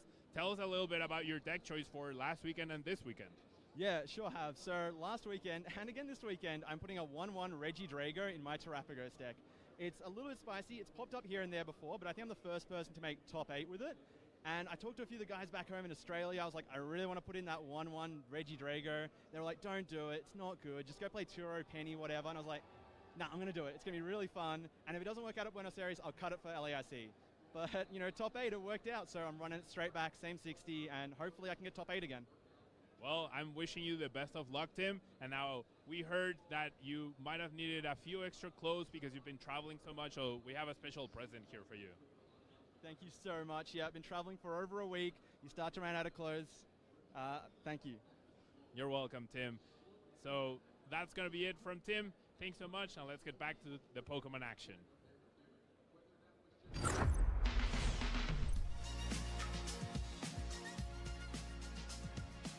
Me llamo Fernando Cifuentes y vengo de Chile. Yo creo que sería tipo eléctrico porque me gusta la electricidad. Mi papá y mi hermano ya jugaban de antes al juego de cartas Pokémon y después ellos me metieron al juego y empecé a jugar con ellos y empezamos a viajar. Principalmente hacer algún top 32, algún regional o para clasificar al mundial y el resto inesperado. Fernando Cifuentes is your 2024 Pokemon Trading Card Game World Champion! Did you think you were going to win? No, porque el mazo que jugué no era un mazo para ganar el mundial. Realmente bien, no sé cómo explicarlo. He jugado un par de finales de regionales y special events cuando era senior, pero no se compara en nada a una final de Master mundial a esas finales de special y regionales. Una experiencia totalmente distinta. La razón por la que siempre vuelvo a competir es principalmente porque viajo con mi familia y mis amigos. Fernando Cifuentes has a huge group of supporters here. Y la pasamos muy bien, esa experiencia es muy bonita. Y no solamente competir, sino vivir la experiencia. Da lo mismo el resultado.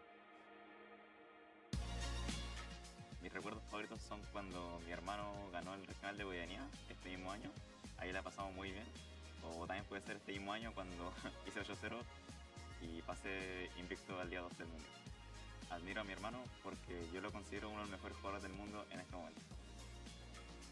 Mi consejo es, para el resto de entrenadores, es que se diviertan con el juego.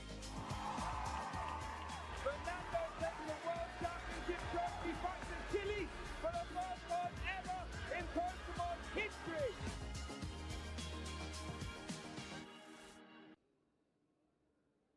Hello, we are here with Blue Spirit. Thank you so much. So, have you played any Pokemon TCG Pocket yet? Yes, I did actually. I did start it a couple weeks ago.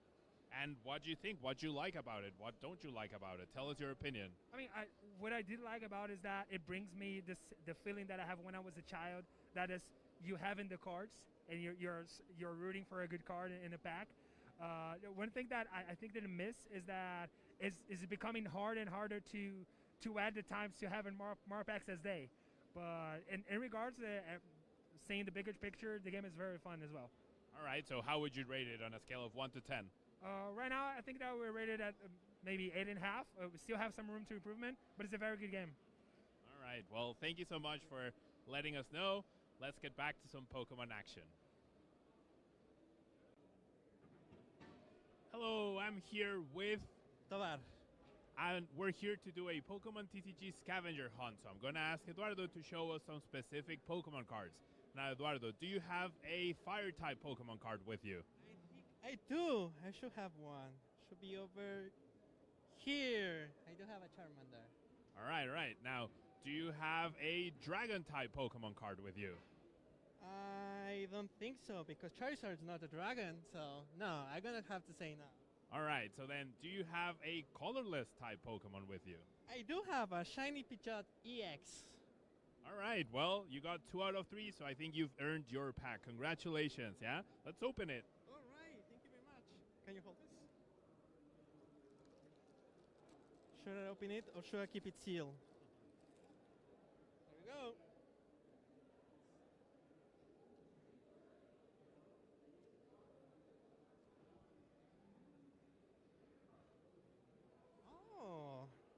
I like this one. All right, nice color in Articuno. Well, thank you so much, Eduardo, for playing. Yeah, we'll get back to some Pokemon action. Thanks a bunch, Pablo. Great to hear from some of our spectators out in the field and competitors alike. And welcome back into the booth here for LAIC. Chip Ritchie here, still with Kyle Sablehouse. Looking forward to our Swiss round number 7 coming up. No, round number 6? Number 6. Yep, we're not quite there yet. Round number 6 coming up very, very soon. Can you imagine if that guy had just opened up the Altart Umbreon? Honestly. VMAX? Would he have known to lose his mind, too? It's been a while since we all got hyped about it. Yeah, I mean, that card is still going crazy. It's one of the most popular, most collectible modern-era cards. I think a Galarian Articuno Holo is not too bad. Okay, yeah, there's a few cool ones in there. I need to get my collection up, for sure. all my cool cards are from, like, 2006. Yeah. Well, that's still a pretty cool collection, if you ask me, and I'm sure ask many of our people at home. And speaking of our people at home who have been watching and following along with us, we do have the results from our community choice bracket. One time. I've got a feeling that you won this one. Cloth versus Lost Box. Yep, your connection to Twitch chat is just unparalleled. It's not fair. The only time they don't agree is when I have to argue Miraidon. I feel like they know my heart isn't in it. I don't want Miraidon to move on. Well, to be fair, your heart was not in Cloth at all. You had no confidence in the Cloth. Yeah, but it's because I just disliked your option so much more. What is wrong with you? A lot. Unacceptable. Well, Cloth moves on to the semifinals where it will be facing off against either Banette EX or Gouging Fire. Again, here we are trying to determine what is the most underappreciated deck in the standard format. Through this format, you know, we've gotten to this point now, 7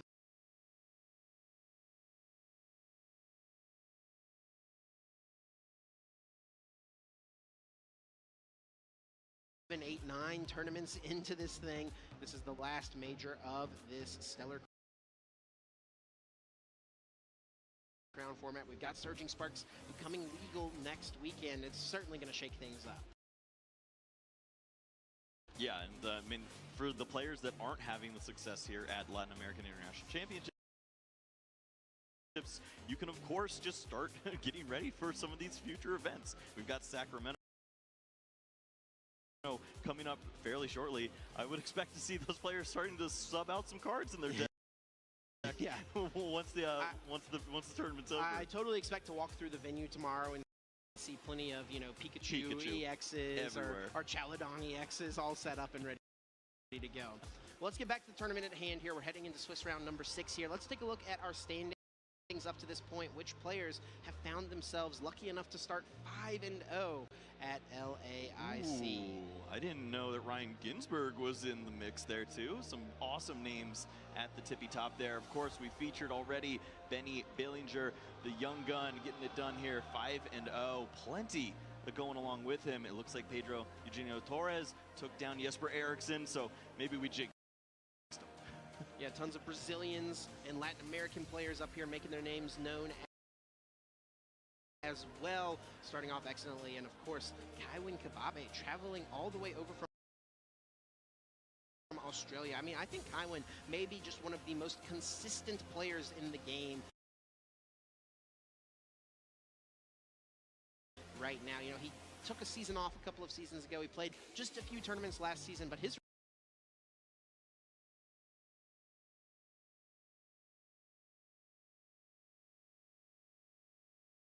results are pretty crazy when you think about it. You know, he had a great run at the World Championships, had a top 8 finish at NAIC, and he's starting off 5-0 here in Australia. Yeah, pretty slept on when you think about all the other Australians that have done so well in the mix. We've talked about Brent Tonneson, Natalie Miller so many times, but Kaiwin is definitely showing off that that was originally my crown, and I plan on keeping it. We'll see if he can continue to push forward here at this event. All of these players at 5-0 are going to be effectively playing a win and in this coming around. Of course, needing 6 wins to make it into day 2 of this tournament, with 8 Swiss rounds total being played today. You got to go at least 6-2, so one more win locks it up. Even if you lose the last 2, you're going to at least be able to play some more Pokemon TCG tomorrow. Yep, it's going to be a great time for these players. A lot of opportunities still to be had. As you mentioned already, round 6, and we are playing to the 8th round, so 3 great opportunities to start to add on to those results there, and we are actually featuring a 4-0-1 here.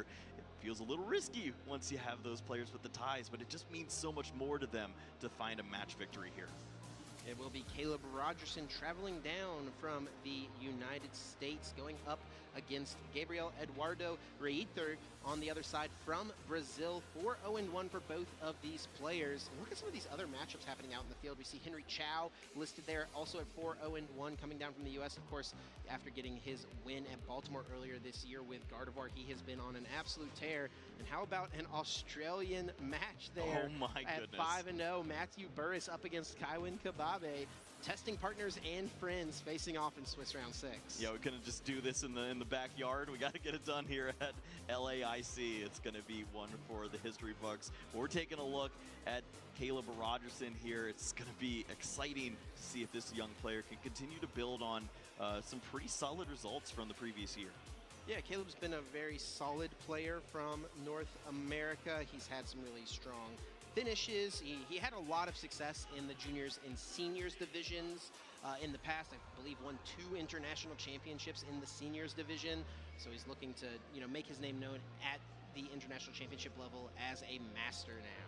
Yeah, and we remember vividly the win that was fully credited to copying Azul's list over at the Charlotte Regional Championships, and now trying to build on that now. Was able to get it done as a senior and get some work done, but at the Masters, that's where it really counts. And looking at some of Eduardo's results from Gabriel Eduardo's results from over the years, he's got some solid ones. Most of them are at LAIC. He's got tons of top 64 finishes here at this tournament. We'll see if he can push even farther forward. to do well. Let's get down to the stage. Our players are getting set up and ready for this match. I'm excited to see what decks our players have chosen to bring.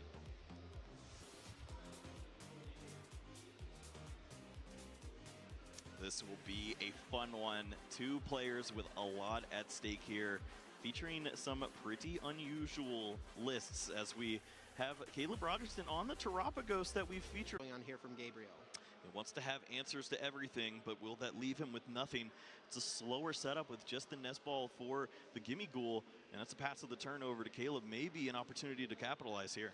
Caleb taking stock of his prize cards right away, moves all the Pokemon to the front, so he makes sure he knows what he has available, what is prized, what is not. Off of this Buddy Buddy Poffin, he'll be able to find 2 Pokemon with 70 HP or less and add them to his bench. And I have to imagine one of the cards grabbed immediately will be the Fan Rotom. Yeah, it's such a benefactor to have all those Pokemon searched out early on and basically force your opponent to have an Iono on the second turn or face the consequences. You're going to run into a lot of Noctowl, and that means I'm finding all of the right trainers to get the job done on turn 2. And we are seeing a shuffle of the deck here as well, so maybe a supporter incoming before the fan call is going to be used for the turn. What kind of setup do you think Caleb would like to see? I mean, this is a version of the deck we have not seen quite nearly as much as the regular Terapagos Dusknoir. I mean, if you're able to set up an early large bench and focus in on finding that Palkia V, you've got everything that you need. It's not really about having all of those additional searching outs, finding the cards like the Pidgeot or whatever you need. It's about having that attack ready on the second turn. We do see another Hoot Hoot being found, actually a pair of them. Also an Earthen Vessel, Origin Form Palkia V. I think things are setting up pretty nicely here for Caleb Rogerson. Even already has that Radiant Greninja in the active spot as it was what he started with. He's got plenty of options off of his fan call. It will kick things off, though, off the Iono with that conceit. Tough for Gabriel, though, with no energy attachment to the active Pheasantipity last turn or to the benched Gimme Ghoul. He actually doesn't have a way to pull off an attack unless he plays something like the Professor Turo or plays the 1 copy of Switch if he can find it, or even his A-Spec, that Prime Catcher. Yes, it doesn't feel great when your resources are already that limited and you haven't gone through the deck that much. You've only searched out 2 Pokemon. Yes, you have this opportunity to draw a little bit here with a Radiant Greninja, but your back's against the wall if you're trying to get an attack off this early. You have to see what's on the other side, though.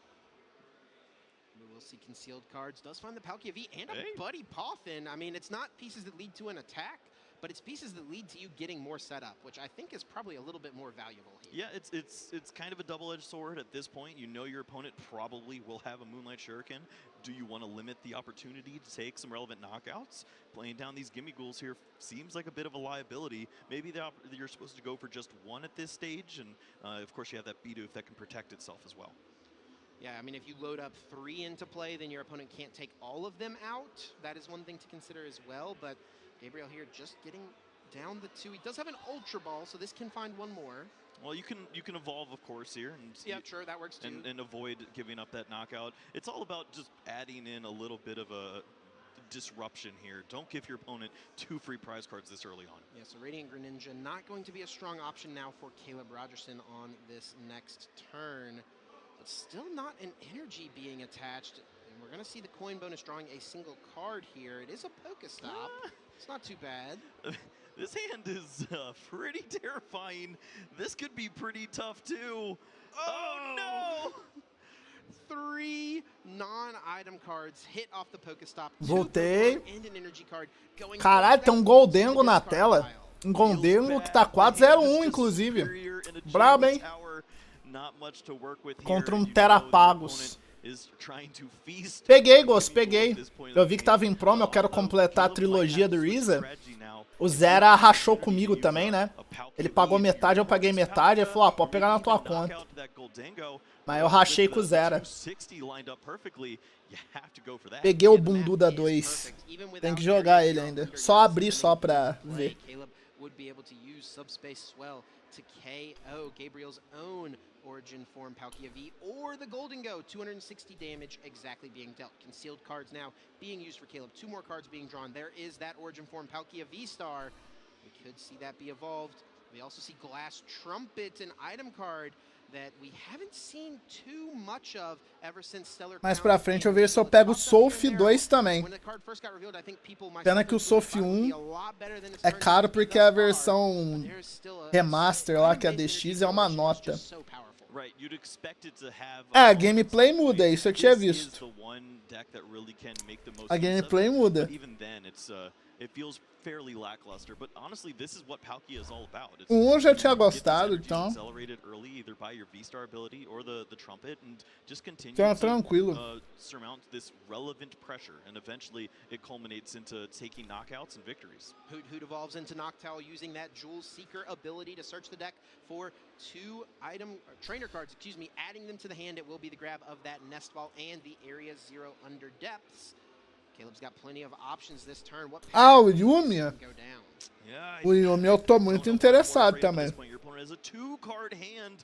Fezandipity might be the best Pokemon to knock out at this stage of the game. That honestly is a great point. Sure, they'd be able to promote the Golden Go and draw 2 with the coin bonus, but 2 is less than 3. And there's not a lot of energies that were hitting the discard pile as well. I'm not really concerned with superior energy retrieval getting the job done and taking a knockout on my 280 hit point Palkia V-Star.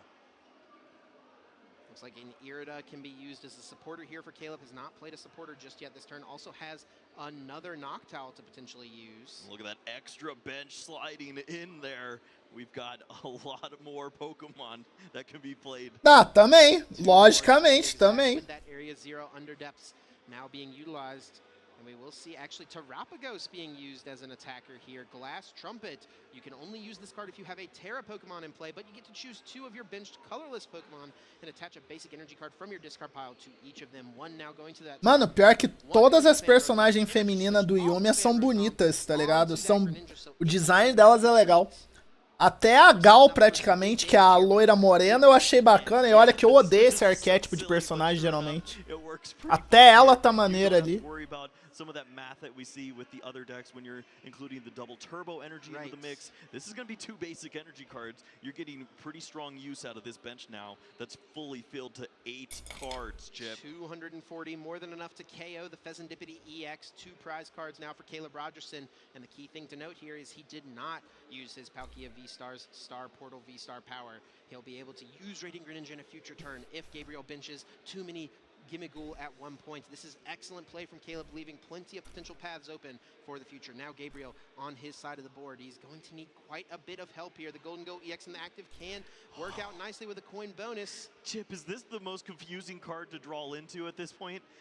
It looks like coin bonus might have to be the bailout button, but you have the counter stadium in hand to avoid the area. You have the earthen vessel to draw into the energies, and you have the superior that's your way to take a knockout. But you got no cards to discard. Yeah, exactly. You got to find us a couple pieces of fodder. We could see Professor Turo picking up the active Golden Go, pushing up the Gimmighoul. We see a coin bonus again. Yeah, 4 cards. Sign me up. Maybe the best option. The other supporter options don't look like they're lining up nicely here for Gabriel. Does have Não, o cara é inspirado. Esse cara é inspirado mesmo. Way to draw more cards here. With X use its coin bonus ability. Should be able to get to 5 energy cards discarded to take this KO. Can he piece it together though is the only question. Yeah, we saw 3 or 4 energies in the discard pile with the earthen vessel. You will see 5, but you need the attachment. It had to be 6 in the discard in order to get the job done. The 4 energies in the discard. I wonder if we should have seen that Turo be utilized here. Pick up this Golden Go, draw a couple more cards before you use your Earthen Vessel. Maybe give yourself a chance to draw some more of these energies. It's a great point, and I don't know if this...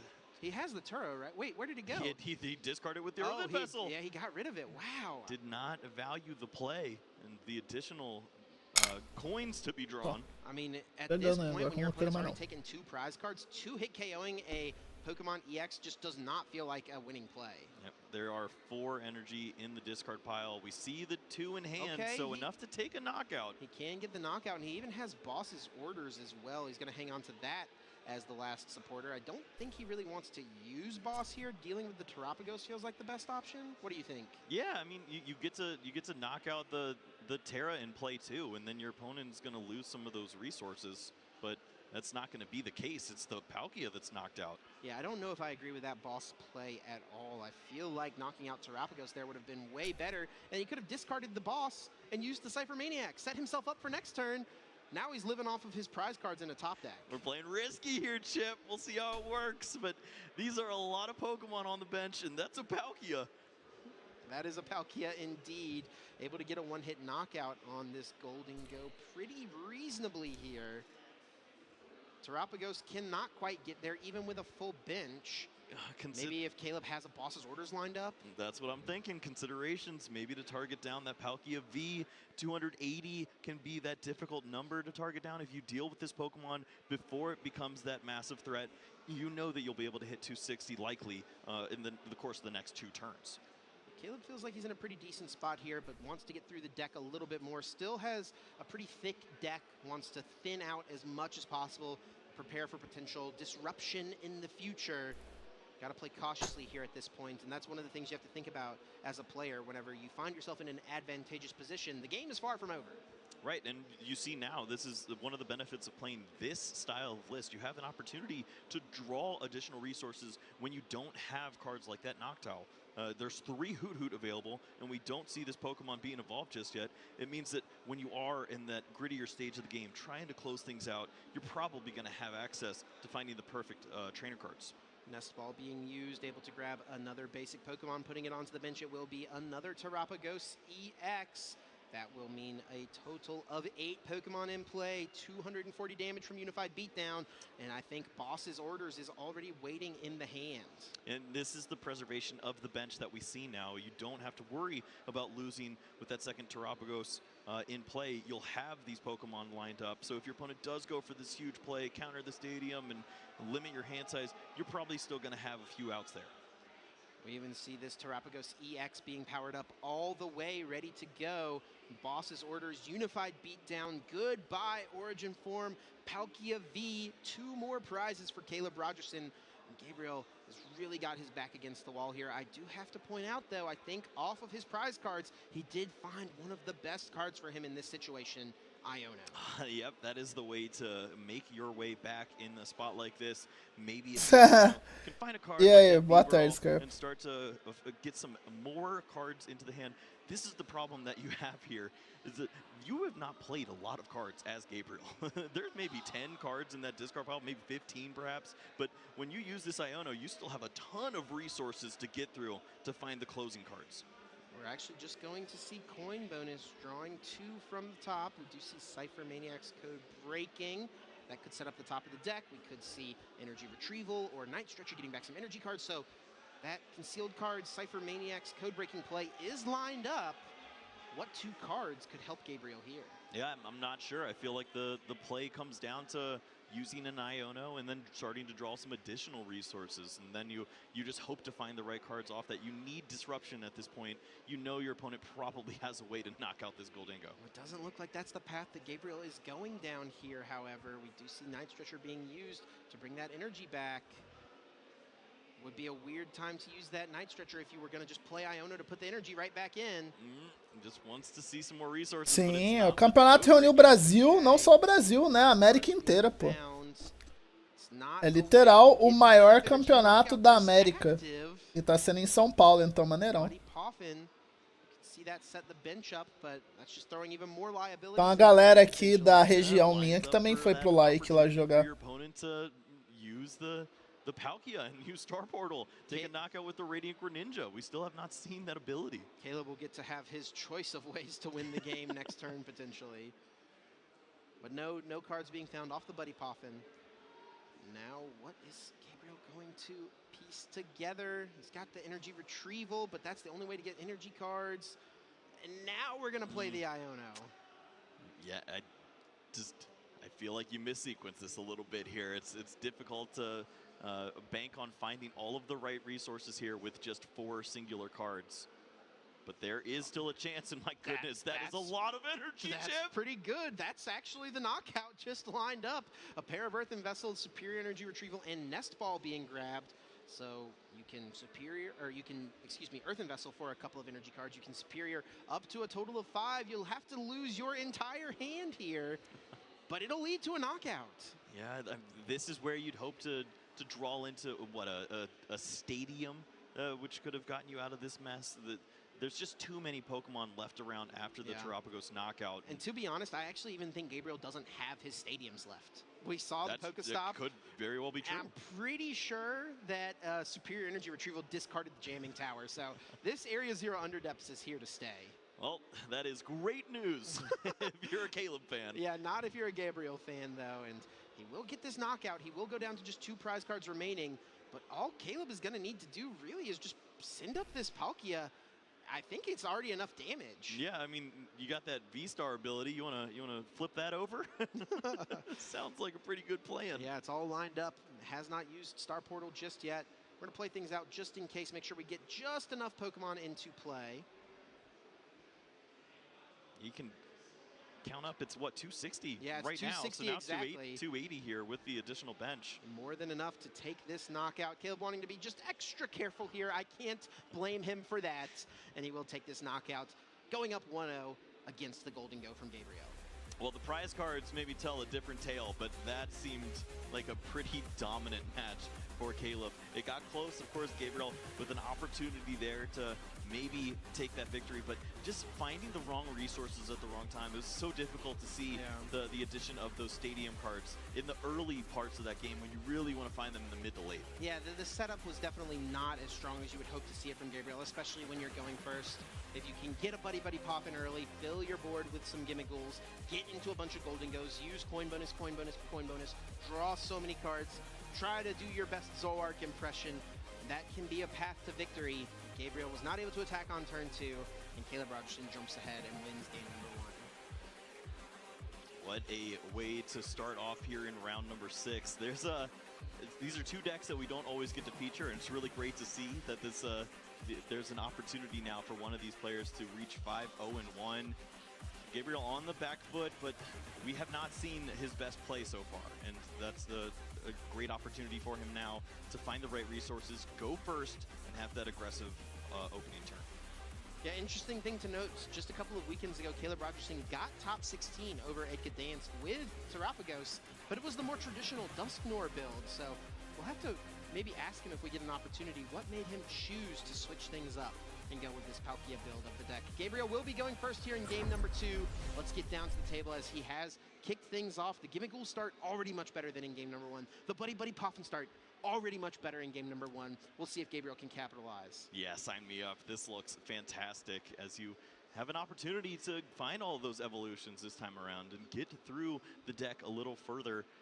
There just wasn't that opportunity last game for Gabriel, and you love to see this. Now you're just curious, are the evolutions going to follow? Yeah, that is going to be the big thing. What does the follow-up look like? And I gotta say, Kyle, this hand does not look the strongest. Yep. Panela. I'm a little worried here. Buddy Buddy does not find Radiant Greninja, and that is the card you're looking for on this turn. Have to start to cycle through, get those energies into the discard pile, and find those evolution Pokemon. We will see the Earthen Vessel being used in order to get access to some of those energy cards. Almost more than anything here, though, I feel like it's an option to thin the deck a little bit. You want to increase your chances to draw into a Golden Go, a Supporter, Ultra Ball, so many things that could help Gabriel here. And we'll just pass now over to Caleb, who has an excellent start of his own. Hoot Hoot in the active, not too shabby. And the Buddy Buddy Poffin is going to certainly get things rolling. Yeah, this is one of the good things about playing this style of list is you have this opportunity to have really clean opening setups. We even see that addition of the Ditto to even add to how smooth this opening setup can be. And you have to expect that he's going to find some good answers here. Only the 1/1 knocked out. However, we do see the Prime Catcher in the prize cards. It's not your favorite way to see that there, and but he didn't really have to focus on that in the previous game. Yeah, also one of his only 2 copies of Terapagos EX. That's something that could potentially come up if Gabriel's able to knock one out early on. Caleb isn't able to find the other one off the prizes early. It does look like it's at the bottom of the prizes, so maybe it won't be too big of a deal, but something to at least keep in mind. And we are going to see use of that Ditto right away. Potentially debating it, thinking about it. No, it's going to be a Hoot Hoot. so badly wants to show off the versatility of this card, but it just doesn't really line up in this spot. It's got to be so good when you go first. Yes. I can totally see the vision, but really it's got to be when you go first. However, this will be just fine. The fan rotom is so beneficial, finding those Noctowl and setting up a pretty incredible board state on the second turn. And it looks like that's going to be pretty much unchecked at this point. Maybe one Pokemon could be knocked out, but when you don't see Palkia V on the other side, you know you're in for a good time. Speaking of Palkia V, Caleb will put his own down. We will see the attach to the active, a little triple stab action from the Hoot Hoots. Is that what you want here, Chip? So badly. Oh, well, maybe a bailout button pressed here for Gabriel did not show off that that hand wasn't very strong. Maybe In fact, these 6 cards could help out. Honestly, the Earthen Vessel probably helping him out there a little bit, maybe encouraging Caleb to send those energy cards to the bottom of the deck. Each player now will draw 6 cards off of that Iono, and Caleb will be able to use the fan call in order to search his deck for 3 colorless Pokemon with 100 HP or less. And this lines up, of course, so nicely with the opportunity to find those Noctowl for the next turn. You've already established that you have the Palkia, but there's a piece missing there. You mentioned that in the prize cards we have that Terapagos, and you still need to find one more if you want to increase your bench size. We are going to see Ditto being grabbed. Is that going to be utilized into the active spot here? That is a way to have Radiant Greninja and Palkia Radiant Greninja and Terapagos at the same time. It could just thin your deck of another Hoot Hoot potentially, but no, it actually will be the Radiant Greninja being found. Yeah, you find the Radiant Greninja here, you can use the ability, and then if you miss on the Terapagos, you have the Ultra Ball to search that Pokemon out, and it seems like that's exactly where you want to be in this spot. No real pressure from your opponent's side. Concealed Finds cards. Nest Ball, too. Yeah, 2 more cards being found for Caleb. One of them is that Nest Ball, searching his deck for any basic Pokemon, able to put it directly into play. And sure enough, it will be the Terapagos EX. I almost have to wonder, though, is it really worth it for Caleb to go this wide turn 1? It is a liability, but you hope that your opponent does not have the answer to it. You're not exactly giving away that the Terapagos is going to be a vital Pokemon in this matchup with the way that the prize cards have gone up. Right now, it looks almost as important as the Palkia V. Things are looking pretty decent for Gabriel in this hand, to be honest. He's got that Pokestop. He has Cypher Maniac's Code Breaking, and he also already has Prime Catcher in this hand. It's going to just be a question of how many energy cards can he find.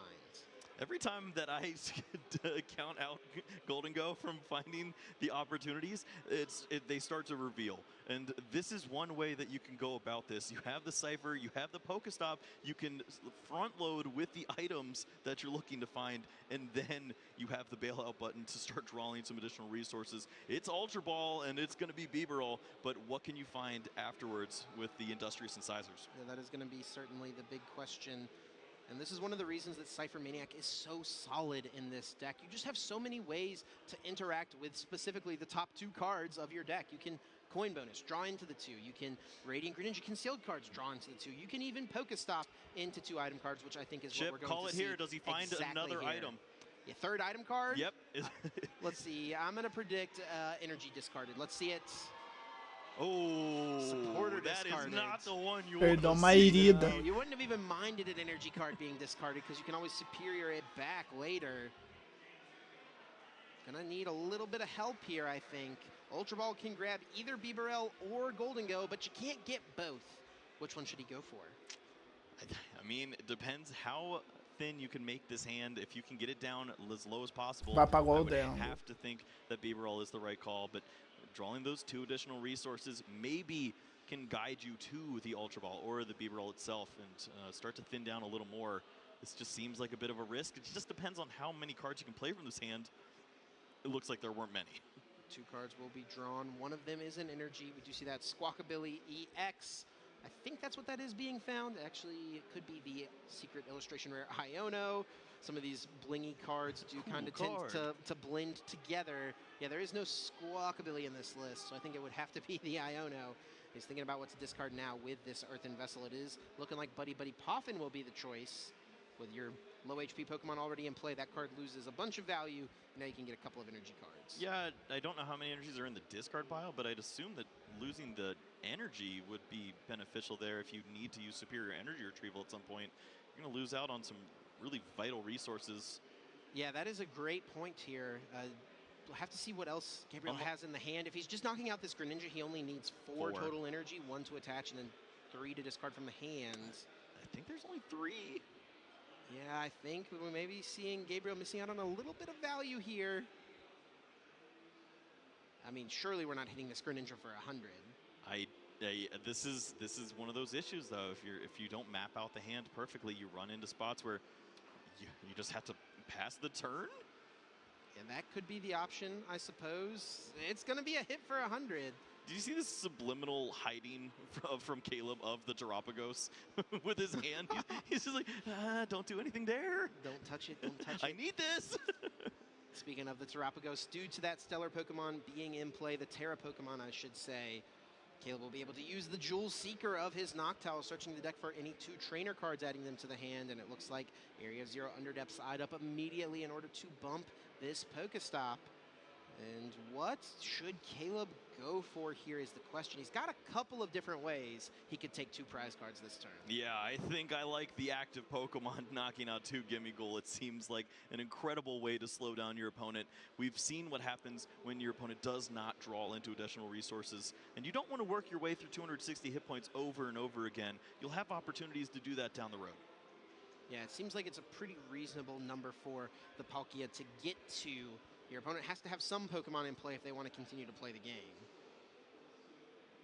The one issue that you do have with a play like this is you don't put on a lot of pressure with this Pokemon. Your opponent feels pretty available to just go with the Prime Catcher play and maybe target down one of these weak points like the Terapagos that you have on the bench. So if you feel comfortable attaching these energies to the Palkia and just going aggressive, your opponent has to check that threat, and then your Terapagos gets to stick around. Caleb will play another Nest Ball here, getting another Origin Form Palkia V onto the bench. There are 3 Water Energy in the discard pile, so Subspace Swell already lined up. Moonlight Shuriken ready to potentially be utilized. I suppose one thing to think about, though, is I don't think Caleb has an energy card to attach from hand just yet. He's going to actually Night Stretcher for an energy. I think we may be seeing we may not be seeing the This is the Palkia. retreat. Yeah, we may not be seeing the Palkia, I should say, as powering up the Greninja, I should say. Yeah. Yes. We're going to see the Palkia as a potential attacker here. And I think I like this because not only do you present a threat with the Palkia, you then get to retreat this Pokemon, have that additional 3rd energy for the other Palkia V that's on your bench, and mainly just focus on those 2 attackers, trying to clear out EXs for this game. Yes, Subspace Swell will be dealing tons of damage here, enough to get through this Golden Go EX in the active spot. 2 prizes for Caleb. And I think based on his opponent's turn last turn, that could feed into why he's making this play. His opponent didn't do too much, and with the pair of Gimmighoul on the bench, there's a chance that he can always knock those out in a future turn, or if Gabriel does not get Bibarel in play, we could see something like a Prime Catcher plus Moonlight Shuriken in order to still deal with those Pokemon if he wants to leave the Greninja powered up as an option. All right, now with the additional energies, I think you can go back to the Moonlight Shuriken strategy. It was really about having that final energy on the Palkia V-Star, not having to incorporate the trumpet along with the energy switch in order to stay in this, and this is a detrimental setup over here on the other side. You have 4 cards in hand, and you're just grasping at straws. Yeah, not much to work with, but does o Greninja ganha muito valor se você tá jogando de Palkia, porque você consegue dar o ataque dele, né? Foi o que aconteceu aí. Ele não vira só Draw Engine, né? Ele também vira um atacante. E é um atacante decente pra um bicho de prize. This is one of those spots once more where I feel like taking down the Terapagos might be more important. Yes, you get to remove this energy, but if you're limiting the bench size here, there's no way for your opponent to continue to take knockouts. You'll have an opportunity again at that Palkia V-Star on the following turn. Well, why not do both? Because Gabriel has drawn into a replacement stadium here, so he'll still be able to thin down the bench. Of course, doesn't get rid of the Terapagos, but It's also going to have to be a little bit more of a reach here because Origin Form Palkia V-Star needs one more energy to be discarded as the Golden Go player in order to get the knockout. 280 hit points, meaning you have to discard 6 energy cards from your hand in order to get a one-hit knockout. Chip, what would be brutal to see in your hand after Iono when you lose 2 Gimmighoul? Probably 2 Golden Go? Yeah. That is the case here, and it is very unfortunate. Just trying to draw into some additional help. He needs a lot here. Considering the Fezandipity at that point to see the 3 cards, but didn't want to play into an easy 2-prize knockout. And it's really... Gabriel's been put in a tough spot here by Caleb taking the 2-prize KO. Pokémon Brown Edition, pô. Prize trade that we talk so often about. It is Respeita o Castor. Players are able to close out games of Pokemon in this current format. So he wants to limit the liabilities as much as possible. And he has no way to get any energy cards in this current hand. He's living off of this coin bonus right now. Yep, this is double superior. It has Ultra Ball into the Bieberall to find more resources too. Needs some help without a doubt. Fezandipity. And now I don't think you have a choice. I think it's got to come into play. Yep, did not like this previously, but finding it here now, this could be the bailout button you need to take the big knockout this turn. Sure enough, Flip the Script will be used. 3 cards added to the hand since Caleb took a knockout last turn. There's Superior. Ooh, with the Superior and the Night Stretcher there too. And already has an energy card in hand, so as long as there are 5 energy cards in the discard pile, I think Gabriel should be able to get this response KO. Hey, it's not over just yet. This is exactly how Gabriel's been playing the entire series so Nunca subestime Deus. Just hanging on to the edge of his seat, finding exactly Pathways. to take a knockout and stay in the game. É o que o cara comprou projeto meu, é jogo de fã. Eu vou começar a jogar ele, acho que semana que vem já. Comprou metade do projeto. Já instalei ele aqui já.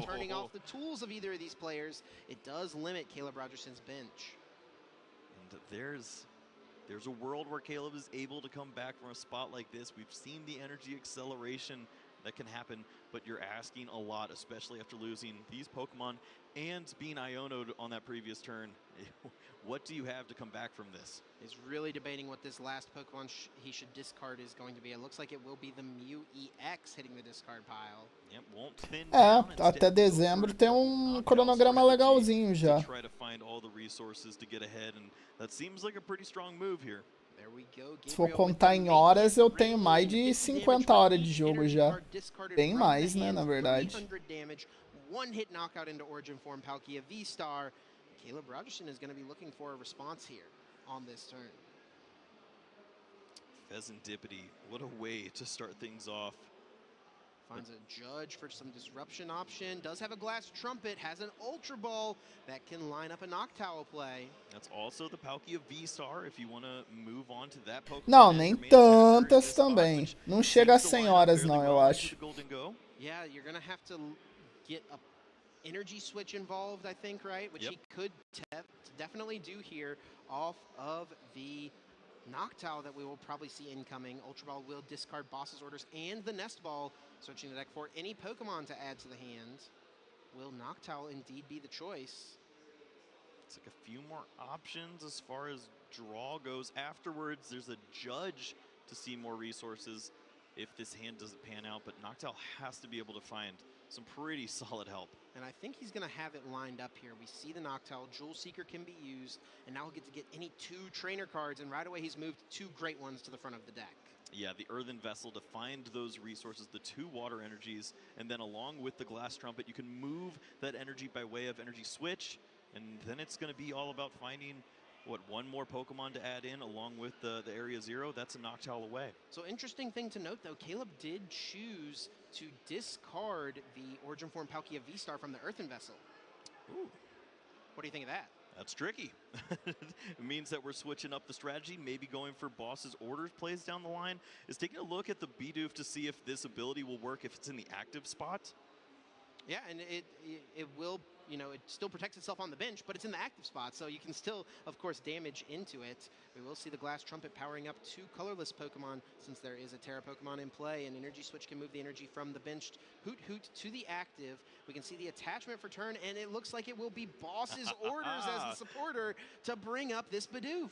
That is the goofiest way to take 2 prize cards, but we love to see it. It lines up so nicely, and with that energy attachment to the Terapagos as well, just a Fezandipity and a few Pokemon away from closing out here in round number 6. Gabriel on the back foot once more, and facing off against a Pokemon he could care less about in that Radiant Greninja. It seems like Caleb is really, really valuing putting a single prize Pokemon in the active spot here, forcing so much from Gabriel, and if Gabriel ever has to just settle for a knockout, Mas, se contar os que tá das antigas, já mais, bem mais. É que tem alguns que tem só umas horinhas de sobra, assim, não foi comprado inteiro, tipo South Park, o Legaia, né? Esses daí rapidinho eu mato o tempo sobrando. Aí vai depender dos caras doar mais pra continuar ou não. Mas os que tem já comprado até o final, ou uma boa parte de horas, aí já são outros, né? To get the job done, there is no Prime Catcher anymore. So in combination with limiting the hand size and moving this Pokemon out of the active spot, you have to pick one or the other. Taking a moment to look at the discard pile of Caleb. Gabriel here just really wanting to see what resources are still available, what's already been expended at this point. Looks like coin bonus is going to be used to draw 2 cards here. I'm sure Gabriel's got plenty of options here. So, I mean, Superior Energy Retrieval is a great grab. The best right there. Superior Energy Retrieval and looks like a Boss's orders found off the 2 cards there. If you want to target down a Pokemon like the Terapagos, certainly inclined to do just that. Yeah, the Boss is an absolutely massive thing to find here at this point. Really what Caleb does not want to see is one of his 2 prize Pokemon go down. And for Caleb, did he see the prize cards? Was that other Terapagos found? He did take the other Terapagos off the prize cards. So that does line up maybe an opportunity there. But to get that energy accelerated, it just gets even more difficult as the game progresses. We will see Superior. There are plenty of energies already in the hand, so it will be a pretty straightforward one-hit KO into this Terapagos. But Gabriel was unable to disrupt Caleb, unable to, you know, really limit him much at all. It's going to just be, does Caleb have the pieces to close this out? Seems like there is an opportunity. If it's not through the 260 hit points of the Golden Go, maybe it involves targeting down that Fezandipity with a little lighter hit points there. Yeah, we do see only 1 energy switch for Caleb in his list, and it's already been utilized. I actually don't know if Caleb can muito provável. attack this next turn. He can, I guess he, okay. You can trumpet to... He can trumpet to Terapagos, attach, and then he needs to find Prime Catcher. But Prime Catcher was prized this game, wasn't it? Did he take it already off the prizes? That's a great question there, Chip. We'll take a look, and my goodness, it is. It is still prized. I actually think that Caleb doesn't have a way to take 2 prizes this turn. We'll see if he can piece it together. He's already used his V-Star power. He cannot power up a Palkia in 1 turn. Energy Switch has already been utilized. I mean, this is the disruption that you're looking for, though. You've seen your opponent already use a few ways to move a 2 prize Pokemon into the active spot. Boss's orders used, Prime Catcher used. So give your opponent this single prize Pokemon in the Noctowl. Just get an energy on board, and you should be okay. And he's able to find that. He does have Earthen Vessel. He's also got that Night Stretcher, so if there's none left in the deck, he can get one back from the discard pile. Night Stretcher can also be used to find a Noctowl, but Noctowl is really not going to help Caleb very much here. Its Jewel Seeker ability only works when you have a Terra Pokemon in play. Yeah, we're missing that, aren't we? It just got knocked out. And sure enough, finds that, but does see a couple more pieces with ways to search out some Pokemon And now. that's not too bad. Nest Ball can get you the Terapagos, and then Jewel Seeker can be utilized from the Noctowl. But where can he go from here? I don't think Caleb can take a knockout this turn. And you start to question how much of a commitment do you want to make? Or do you want to play into your opponent being able to counter your stadium, and then you maybe overcommit these Pokemon? You don't have a way to close out on the hit points of the Golden Go? Or do you just hold on to this hand, play it off like you didn't really hit much, and hope that your opponent doesn't have Boss either way? Yeah, that's really going to be the question here. What can Gabriel find? And the nice thing for Caleb here is that he's limited all of Gabriel's draw power. He's taken out every single Gimmighoul that's hit the field, except for the one that's under this Golden Goal in the active. He took out the Bidoof, so Bibarel was never able to be established. The only draw power that Gabriel has is the Fezandipity and the Greninja, and Fezandipity can't be used because you're not going to be taking a KO. Works out very well here. Limited resources available. Did not see if we had that other boss's orders played, but there are 2 copies in the list, so maybe that out could be drawn into for Gabriel. But remember, it also has to come along with multiple ways to discard some energies. The superior energy retrieval has to be in combination. Yeah, that prime catcher being left in the prize cards here is massive. That would have been a way Caleb could have won the game this turn. Now he's just trying to think, okay, how do I set myself up best as possible to win next turn and also not lose on this current turn? It's going to be Earthen Vessel. We will see that Ultra Ball being discarded. 1 single energy card left in the deck. Can be attached to any of these Pokemon. Well, Chip, also a really interesting way to sneak out a victory here is found the Thornton was added into the hand. So maybe next turn there's a route where you could replace your Radiant Greninja. We could see all sorts of things there. Glass Trumpet, attach, Radiant Greninja. Okay, hold on. That would involve Gabriel, of course, putting some orders already in hand. Low HP Pokemon in play. And yeah, boss's orders for Gabriel, not too bad. Que eu pensei. Eu falo, tem uma boa leitura de formato. Não sou tão burro assim. Find that. He'll be able to win the game here. He's got quite a few cards to do it. He'll be able to coin bonus for 2. He'll be able to concealed cards for 2. Thinina's winning. All he needs is superior energy retrieval coin bonus. 1, 2 cards, and he finds it. Sitting on the top right there. Wow, the perfect piece to find, and Gabriel will get 4 energy cards back here, and boss's orders can KO any of those 2 prize Pokemon on Caleb's bench. And with the energy already in hand, that is more than enough. Gabriel ties up this set 2-2. We're going to a game 3.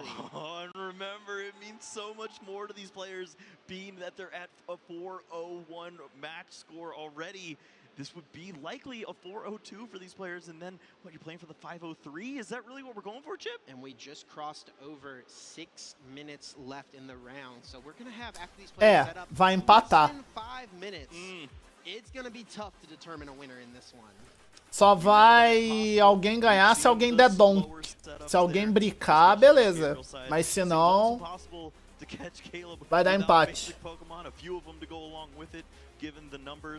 But you have to play for the outs here. There is a world where Caleb could squeak this out, or maybe Gabriel just takes a big knockout on a weak setup. Yeah, props to Gabriel for finding a path back into that game. We had almost written it off because Caleb seemed like he was so far ahead, but with maybe a little bit of mismanagement of his energy, I'm not exactly sure where things went wrong there for Caleb. Gabriel was able to really capitalize, and he forced Caleb to miss an attack on a turn, and it led to Gabriel getting a really, really solid game to win. Maybe that second Radiant Greninja attack was a little too cute. Lost a lot of energies in that play there. But look at this, cashing in game number 3. Oh, Caleb starts. Look at that. It's the Ditto. He's been waiting the whole tournament. Here it is. Ditto, the absolute best starter in this deck. That transformative start ability can only be used on your first turn, and it can be only used when it is in the active spot. It's doing that right now, Chip. It is doing just that right now. Caleb will be able to não foi donk. He wants out of his deck. Could be the Radiant Ó, o Dito. Caralho, o cara usa Dito no Terapagos. Faz sentido. Yeah, when you see Fezandipity, inusitado, mas sem sentido. You feel comfortable going right for the Terapagos. You don't need to hit those big numbers like you would a potential Golden Go. 240, even 210 with the 7 Pokemon would be plenty. Get aggressive with this bad turtle. And speaking of being aggressive, that's exactly what Caleb needs to Se ele botar banco atrás, acabou. Já não dá mais. Ele vai botar. There are less than 4 não? remaining in this game. Gabriel is going to kick off his turn with the Earthen Vessel. Discards a basic water energy, can find any other 2 basic energy, add them to the hand. Look at Nossa, prizou 2 Goldembo. And the Origin Form Palkia V-Star being prized. Sometimes it's good to only play a 3.5-minute game. That would be very difficult to work through. But honestly, sometimes you just draw into the right pieces at the right time. You could see a setup where it's just one Golden Go going after it all, and then you find those resources to close out. With plenty of Pokemon in the prize cards, you'd hope that Hisuian Heavy Ball could bail you out, but no basic Pokemon in the prize cards, which is all Hisuian Heavy Ball can find for you. Well, a few more plays to be had here, but this is a slow-moving turn. Maybe that's a hint to how comfortable Gabriel feels right now in this spot. Does have a way to draw a little bit more. The Cypher, Maniac, Code Breaking in combination with the Radiant Greninja to see a really strong setup. But Caleb has to be feeling pretty strong here if he had a little more time. Yeah, and that's going to be the key here. How long do these turns take? Can Caleb take a couple of prize cards before time is called and make himself turn 1? Force Gabriel. Já não ganhar, ai. Pelo menos não nesses minutos. Eita porra. Não é meu PC não. Tá tudo normal. Foi a live dos caras. Olha lá. É a live dos caras mesmo. Tô com 50 coisas abertas, tá tudo bem. It's going to be the Ultra Ball and the Buddy Poffin that can fill the board in order to get more Pokemon out, get your giving goals established, try to get into some Golden Goes on the next turn. Draws right into those cards and has the resources now to build up that board state that he was looking for. When you don't have to respect Palkia, it's so much easier to just play down 2 of these Gimme Ghoul. Feel comfortable now. Really, the main opponent for both of these players at this point is the clock. Gabriel is going to have a harder time just because he went second in this game. It is still possible if Caleb takes a fast turn, Gabriel takes a really fast second turn. Maybe Gabriel can take 2 prize cards before time is called. And that's really the thing here. You want to take 2 prize cards before time is called. Force your opponent to be turn 0 and give yourself turn 1 and turn 3 so you can go 2 before time and then 2 on turn 1, 2 on turn 3. I think Gabriel has a pretty strong understanding of that here and wants to play as slow as possible. Caleb will be moving. Nossa senhora. Ai, é muito triste. Não, é tristão. Quando você priza a base do teu combo ou seus Pokémon que ataca, pô, não tem o que fazer, mano. É, né? Bricou e broxou, né? As duas coisas. You need to get that 7th Pokemon on board to take the Festivity knockout. Less than a minute remaining to get the job done here. You still need to not only draw your prizes, but your opponent needs to draw that card to start the turn.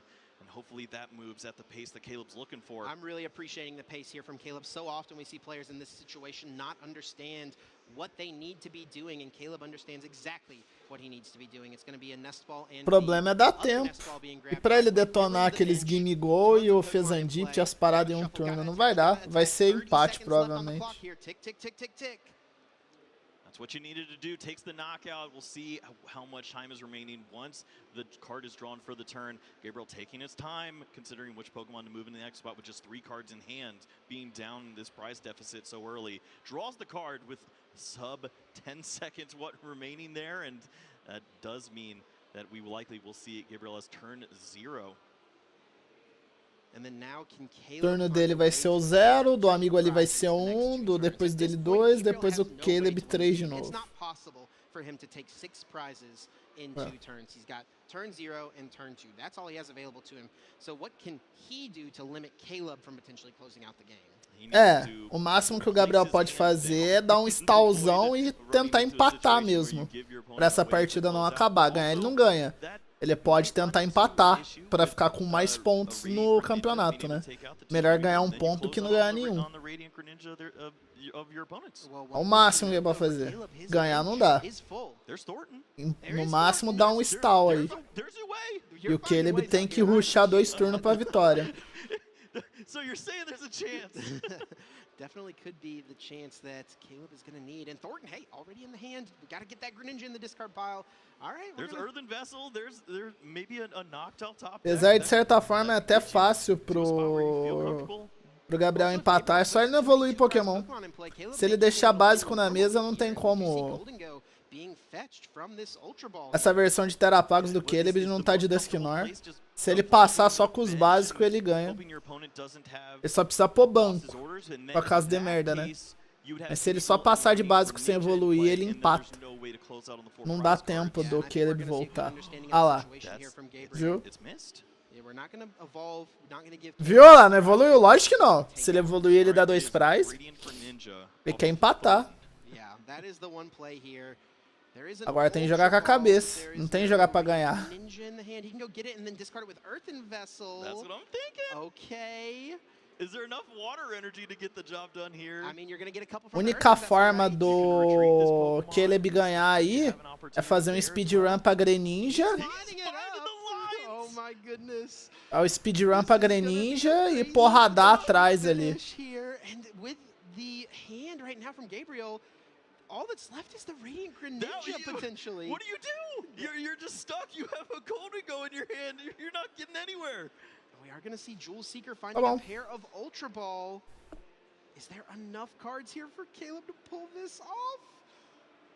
He gets to draw along with the Radiant Ninja to then find the cards for the Ultra Ball for the Palkia. Does he not have to Ultra Ball first? Well, he can grab the energies with the Earthen Vessel. Okay. And then he has Tá, talvez ele ganhe. Talvez ele ganhe. And he'll have just Thornton. Oh, he's got Mew in play. He can restart, fill this hand up. All right, we're finding the lines. I think there's enough. He's going to play it down all the way. I kind of wonder if I think there maybe would have been a cleaner way to do this, to be honest, that we could have gotten an energy in play. But it's going to work out okay at this point. We're going to see the grab of the Origin Form Palkia V-Star. We're going to see the Thornton. It'll probably replace that fan Rotom. And we're going to see 3 Ele vai dar from the Mew in order to hopefully find more pieces here. Thornton ali.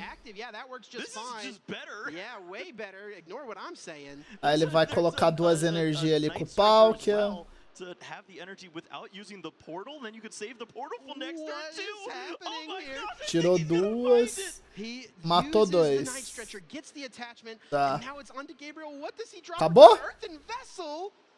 It's just an energy to be found. He's going to be relying on concealed cards to just get another Pokemon in play. Gabriel's been banking on 2 cards this entire way. Caralho, ele vai virar nas rodadas mesmo, hein? Bonito se for o caso. He has one final turn to try to find a way to stick around here. And it really needs to be a Gimmighoul or a Bidoof. Greninja nojento. O foda é que se ele passa com pouco, ele ainda tem chance de tomar no cu ainda. Esse Greninja ainda é problemático. É que ele ainda tem que pôr no banco, que senão o cara sobe Terapagos e mata ele por ausência de banco, né? Ele tem que botar alguém de HP alto no banco.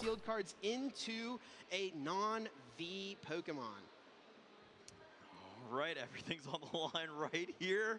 Let's get to the table. I want to see these draws here. Concealed cards. 1, 2. What does he find? Nada. Perdeu. Perdeu.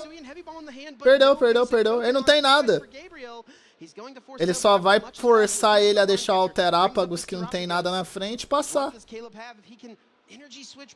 Risui pra rezar, vir um básico? Eu acho que tem. Tem. Não tem? Tá brincando que não tem. Eu achei que tinha básico. Acabou. Ele ganhou. Ah, já acabou. Does Terapagos not have 2 retreats? It's a 2 retreat cost, but I think he's incorporating the trumpet that he found already. Trumpet only goes to benched Pokemon. That's right. Oh no, where do you Trumpet go here? only goes to benched Pokemon. He can't use it. I don't actually think the energy tank was a miss. O cara foi com muita sede ao pote. He could have drawn with the Radiant Greninja. He can still thin the hand down here. We can see the lost vacuum. Get rid of this stadium. Discard some Pokemon. Put the other area 0 in play. We can restart to draw some cards. I think now I think he's got to draw the energy switch. I think that's it's energy switch here. It's energy switch is the only thing. I think some of these cards should be in the lost zone. It doesn't matter at this point. There's a trumpet thin here. Cuidado, senão perde ainda na brincadeira. 3 cards. You're looking for a water energy to maybe keep this rolling, or if you can find the resource itself. Is that? Calma, ele até derrubou a carta no chão. And a prime catcher. Research can dig. He's going for it. He needs energy switch. Literally, an energy switch wins him the game on the spot. Is he able to find it? Chegou? Energy switch is going to move the energy. Chegou. Já era. Agora acabou. Aê, agora acabou. Ele chegou lá. Turn 3 of time, Caleb Rogerson finds a way to move to 5-0-1 at LAIC. Never tell me the odds, Chip.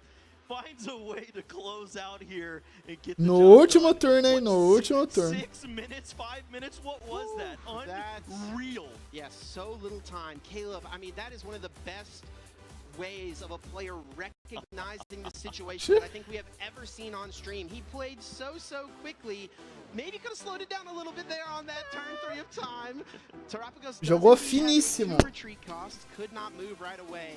Oh my goodness, what a game, what a finish. Pior que foi Terapagos sem das Quinor. So exciting, a moment that I'm sure he will remember for quite some time. In a very young career, but one that's also seen a lot of success, and he's doing just that once more. A huge victory here against a very valiant opponent on the other side, just working so tirelessly to get that match point. But no siree, he's finding 3 here today. Wow, Coxas 2 tá maneiro. Caleb, congrats as well to Gabriel. Still in an okay spot, 4-1-1 means you still have a chance. You do have to win the rest of your rounds in order to make it into day 2. There are just 2 Swiss rounds remaining today. But man, what an exciting finish to that game. That's one I'm going to remember for quite some time, Kyle. Oh my gosh, that was incredible. You start to think about all the things that had to go right for him in that spot. And then, of course, right as you see a way to potentially win the game, you almost throw it away. Será que aperta esse fone? Ah, tanto, hein? Teco, hein? Eu aposto que teco.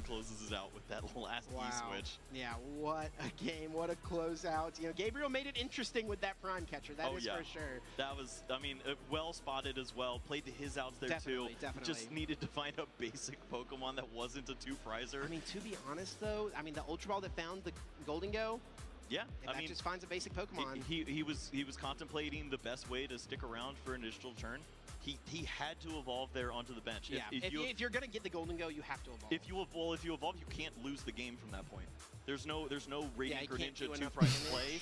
You're in the spot that you were looking for on the previous turn with the Gimmighoul and the Radiant Greninja both in play. There's no 2-prize scenario right there. It's not like Iron Hands is sneaking out. Yeah. I mean, you get your opponent can take 2 on the Golden Go, right? With Palkia, you get those prizes all day, and then that's fine because you don't have a way for them to close out the game. He played to his outs on the next turn though. Yes, found a way on the next turn. If he could have identified it a little earlier, maybe could have locked up the tie, locked up the 1 single match point.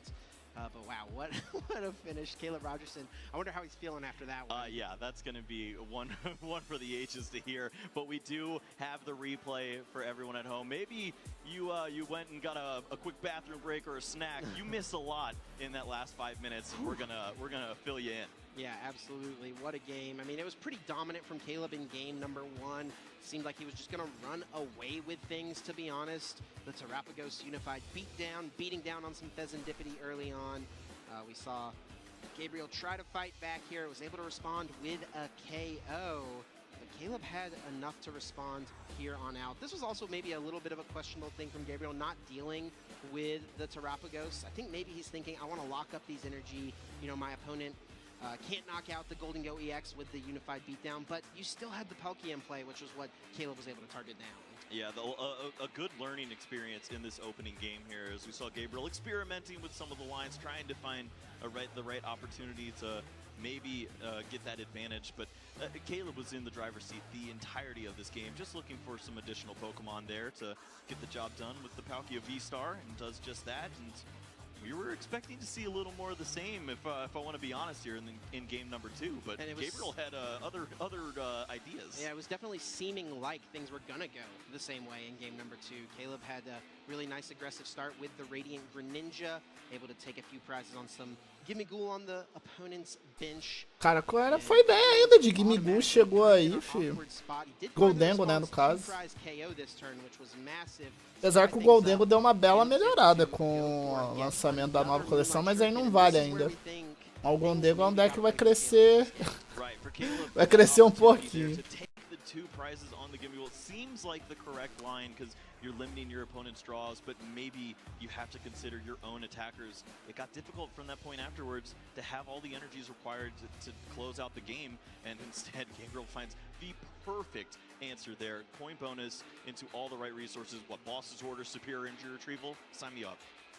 We did see in game number 3 with time expired. This was turn number 1. Caleb was able to pull off the Thornton, Radiant Greninja, Moonlight Shuriken. In order to take 2 prize cards, Gabriel found a way to draw some cards, didn't find another Pokemon. It was going to be up to Caleb to find literally a energy switch, a one-of card in his deck off of that research, and he was able to find just that in order to take that final KO, getting rid of Gabriel's entire board and getting himself the win in this game. I have to wonder how this young trainer is feeling after that game. Let's get down to the stage where Freya is standing by with Caleb Rogerson.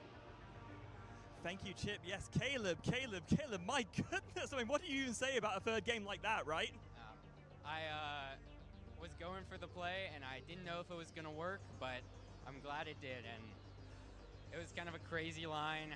I had to put together the right pieces to pull that off, and I was just hoping at the end that my opponent didn't bench like another gimme ghoul, because then I would have been locked out of winning the game. But once he just passed, then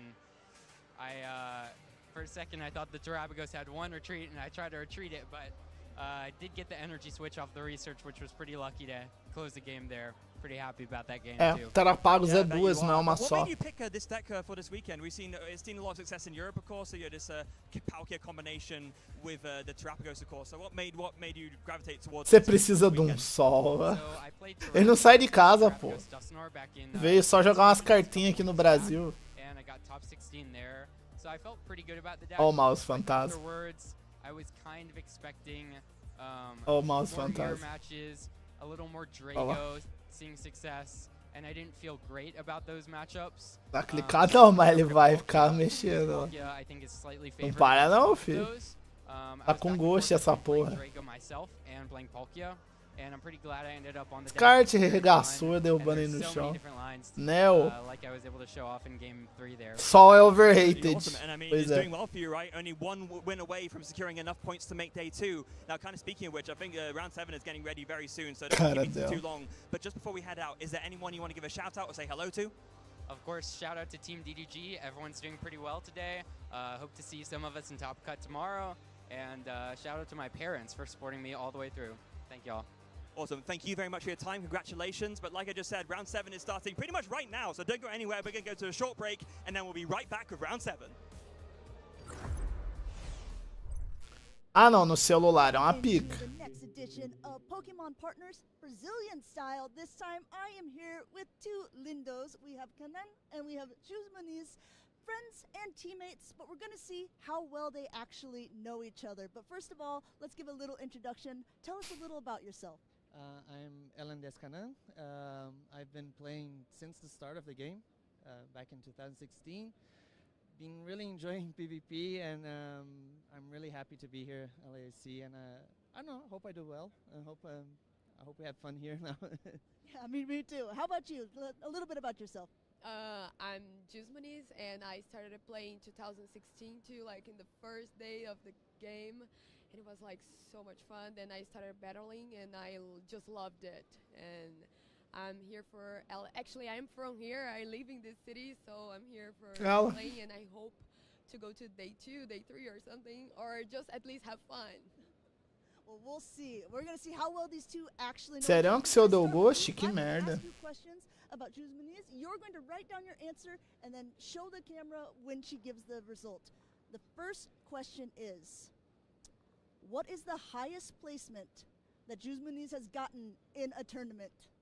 Oh, this one is easy. I would say, well, go ahead. Don't look at him. Don't look at him.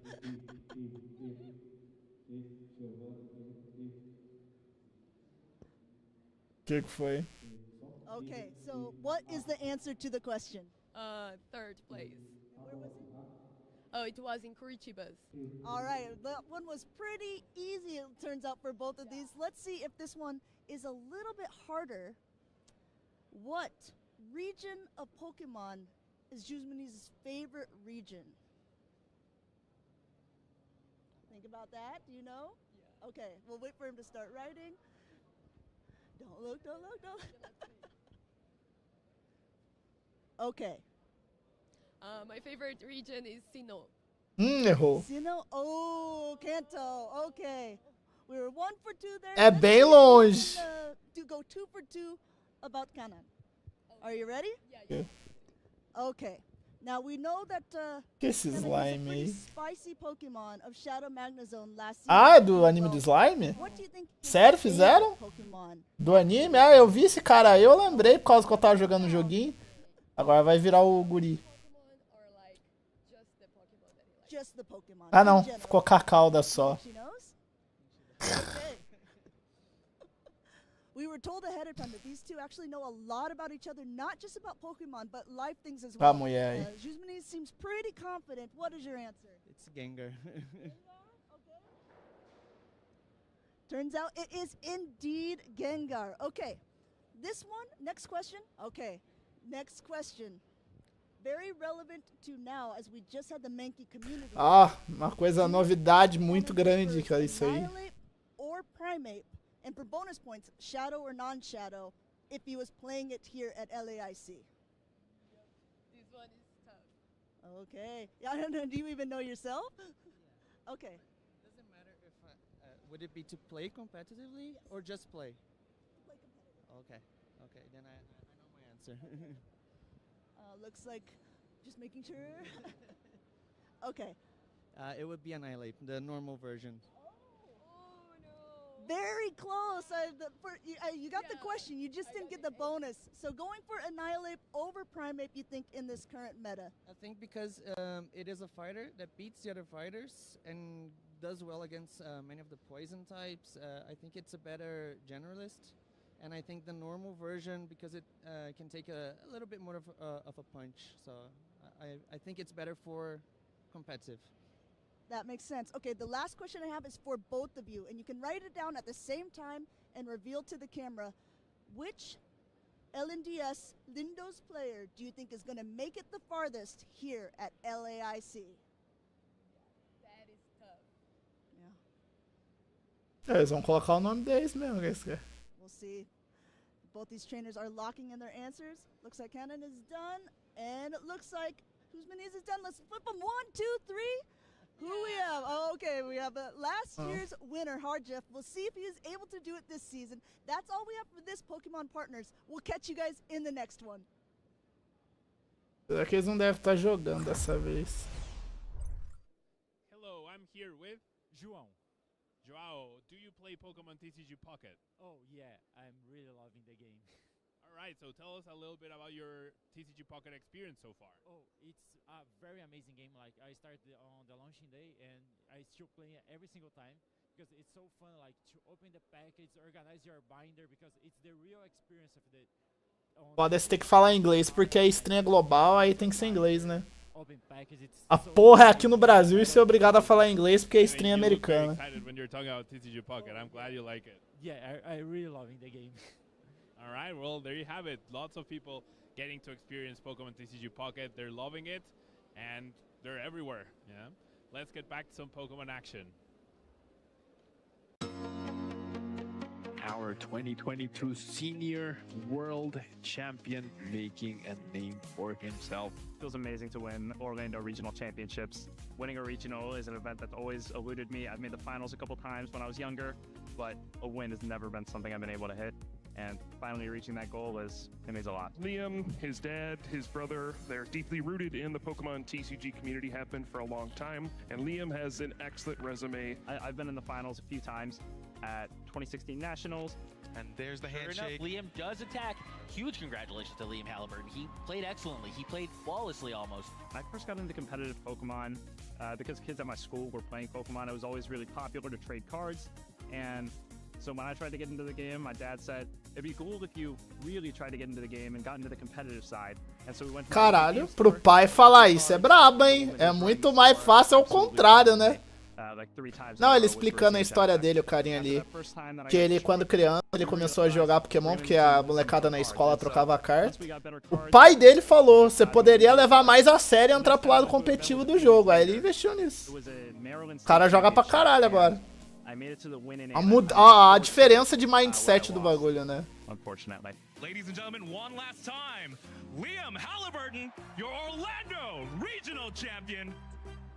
The thing that keeps Diferença de mentalidade é outra, né? The community that I know will meet me there. One thing that I've learned since I started competing in this game is it's not really the competition that makes Pokemon what it is, but it's the community and friends that you make along the way. Heard there's a bit of a curse lately where it just keeps taking second place at tournaments, so maybe break that curse here. I took a break when the game moved online for the pandemic. I stopped playing during that era. Came back in 2022, I think, when events came back to in person.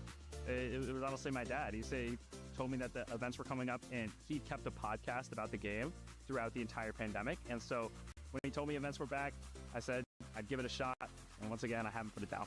It is time for the grand final match of the senior division of the Pokemon trading card game. Are you ready to meet your players? From the United States, Liam Halliburton. Ah, não é nem questão de viver disso, tá ligado? Mas, tipo, estimular ele a continuar, tá ligado? Não é nem viver disso, não. Mas realmente investir. Tipo, você gostou do bagulho? Pô, investe então, tá ligado? Estuda, fica bom na parada, sabe? Origin form Palkia V-Star. We see the Star Portal. That's it. Subspace Swell takes down the Sobble, and Liam is your world champion. Some advice that I'd give to future Pokemon trainers is to always set your goals high. The sky's the limit when it comes to Pokemon, and while progress towards your goals may not be immediate, you don't have to lower your expectations in the game. Anybody can do well. Your 2022 Senior Division World Champion from the United States, Liam Halliburton.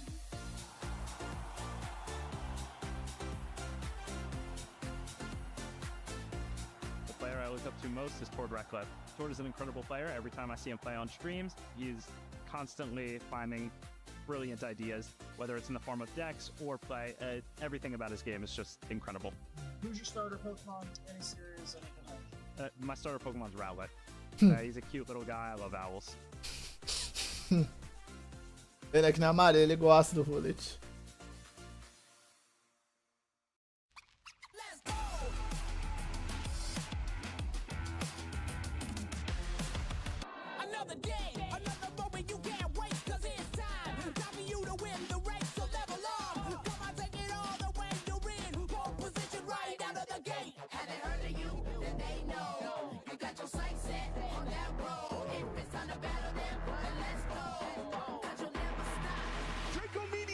Into Iron Tread. It's gonna be taken by Metal. Restart on that UE He found it.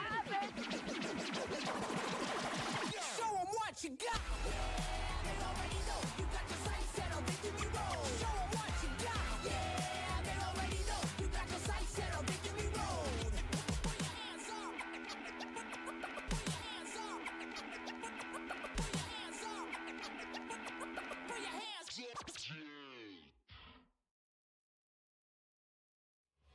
So much action still to come. This is where things are going to get intense. 2 more Swiss rounds today at the Pokemon Latin America International Championships. Welcome back into the TCG side of the stream. My name is Ethan Heggie. I'm joined alongside Freya Pierce.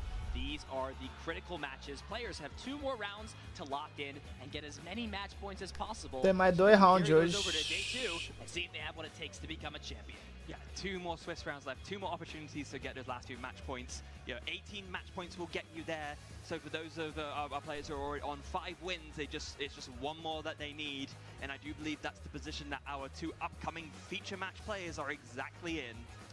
And what 2 players there are. So many top-level matches out in the field right now. It's hard for us to pick just one, but we promise this is going to be a great match. Speaking of which, let's take a look at our feature matches so far for today. Of course, this is Swiss round number 7, so we are in the final 2 rounds of Swiss coming up.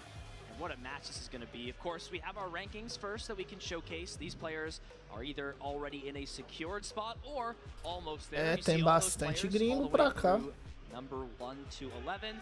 They're 6-0. They've got 18 match points. They are going to be here tomorrow. Ó, aquele Diego ali, ainda tá ali o Diego com Y.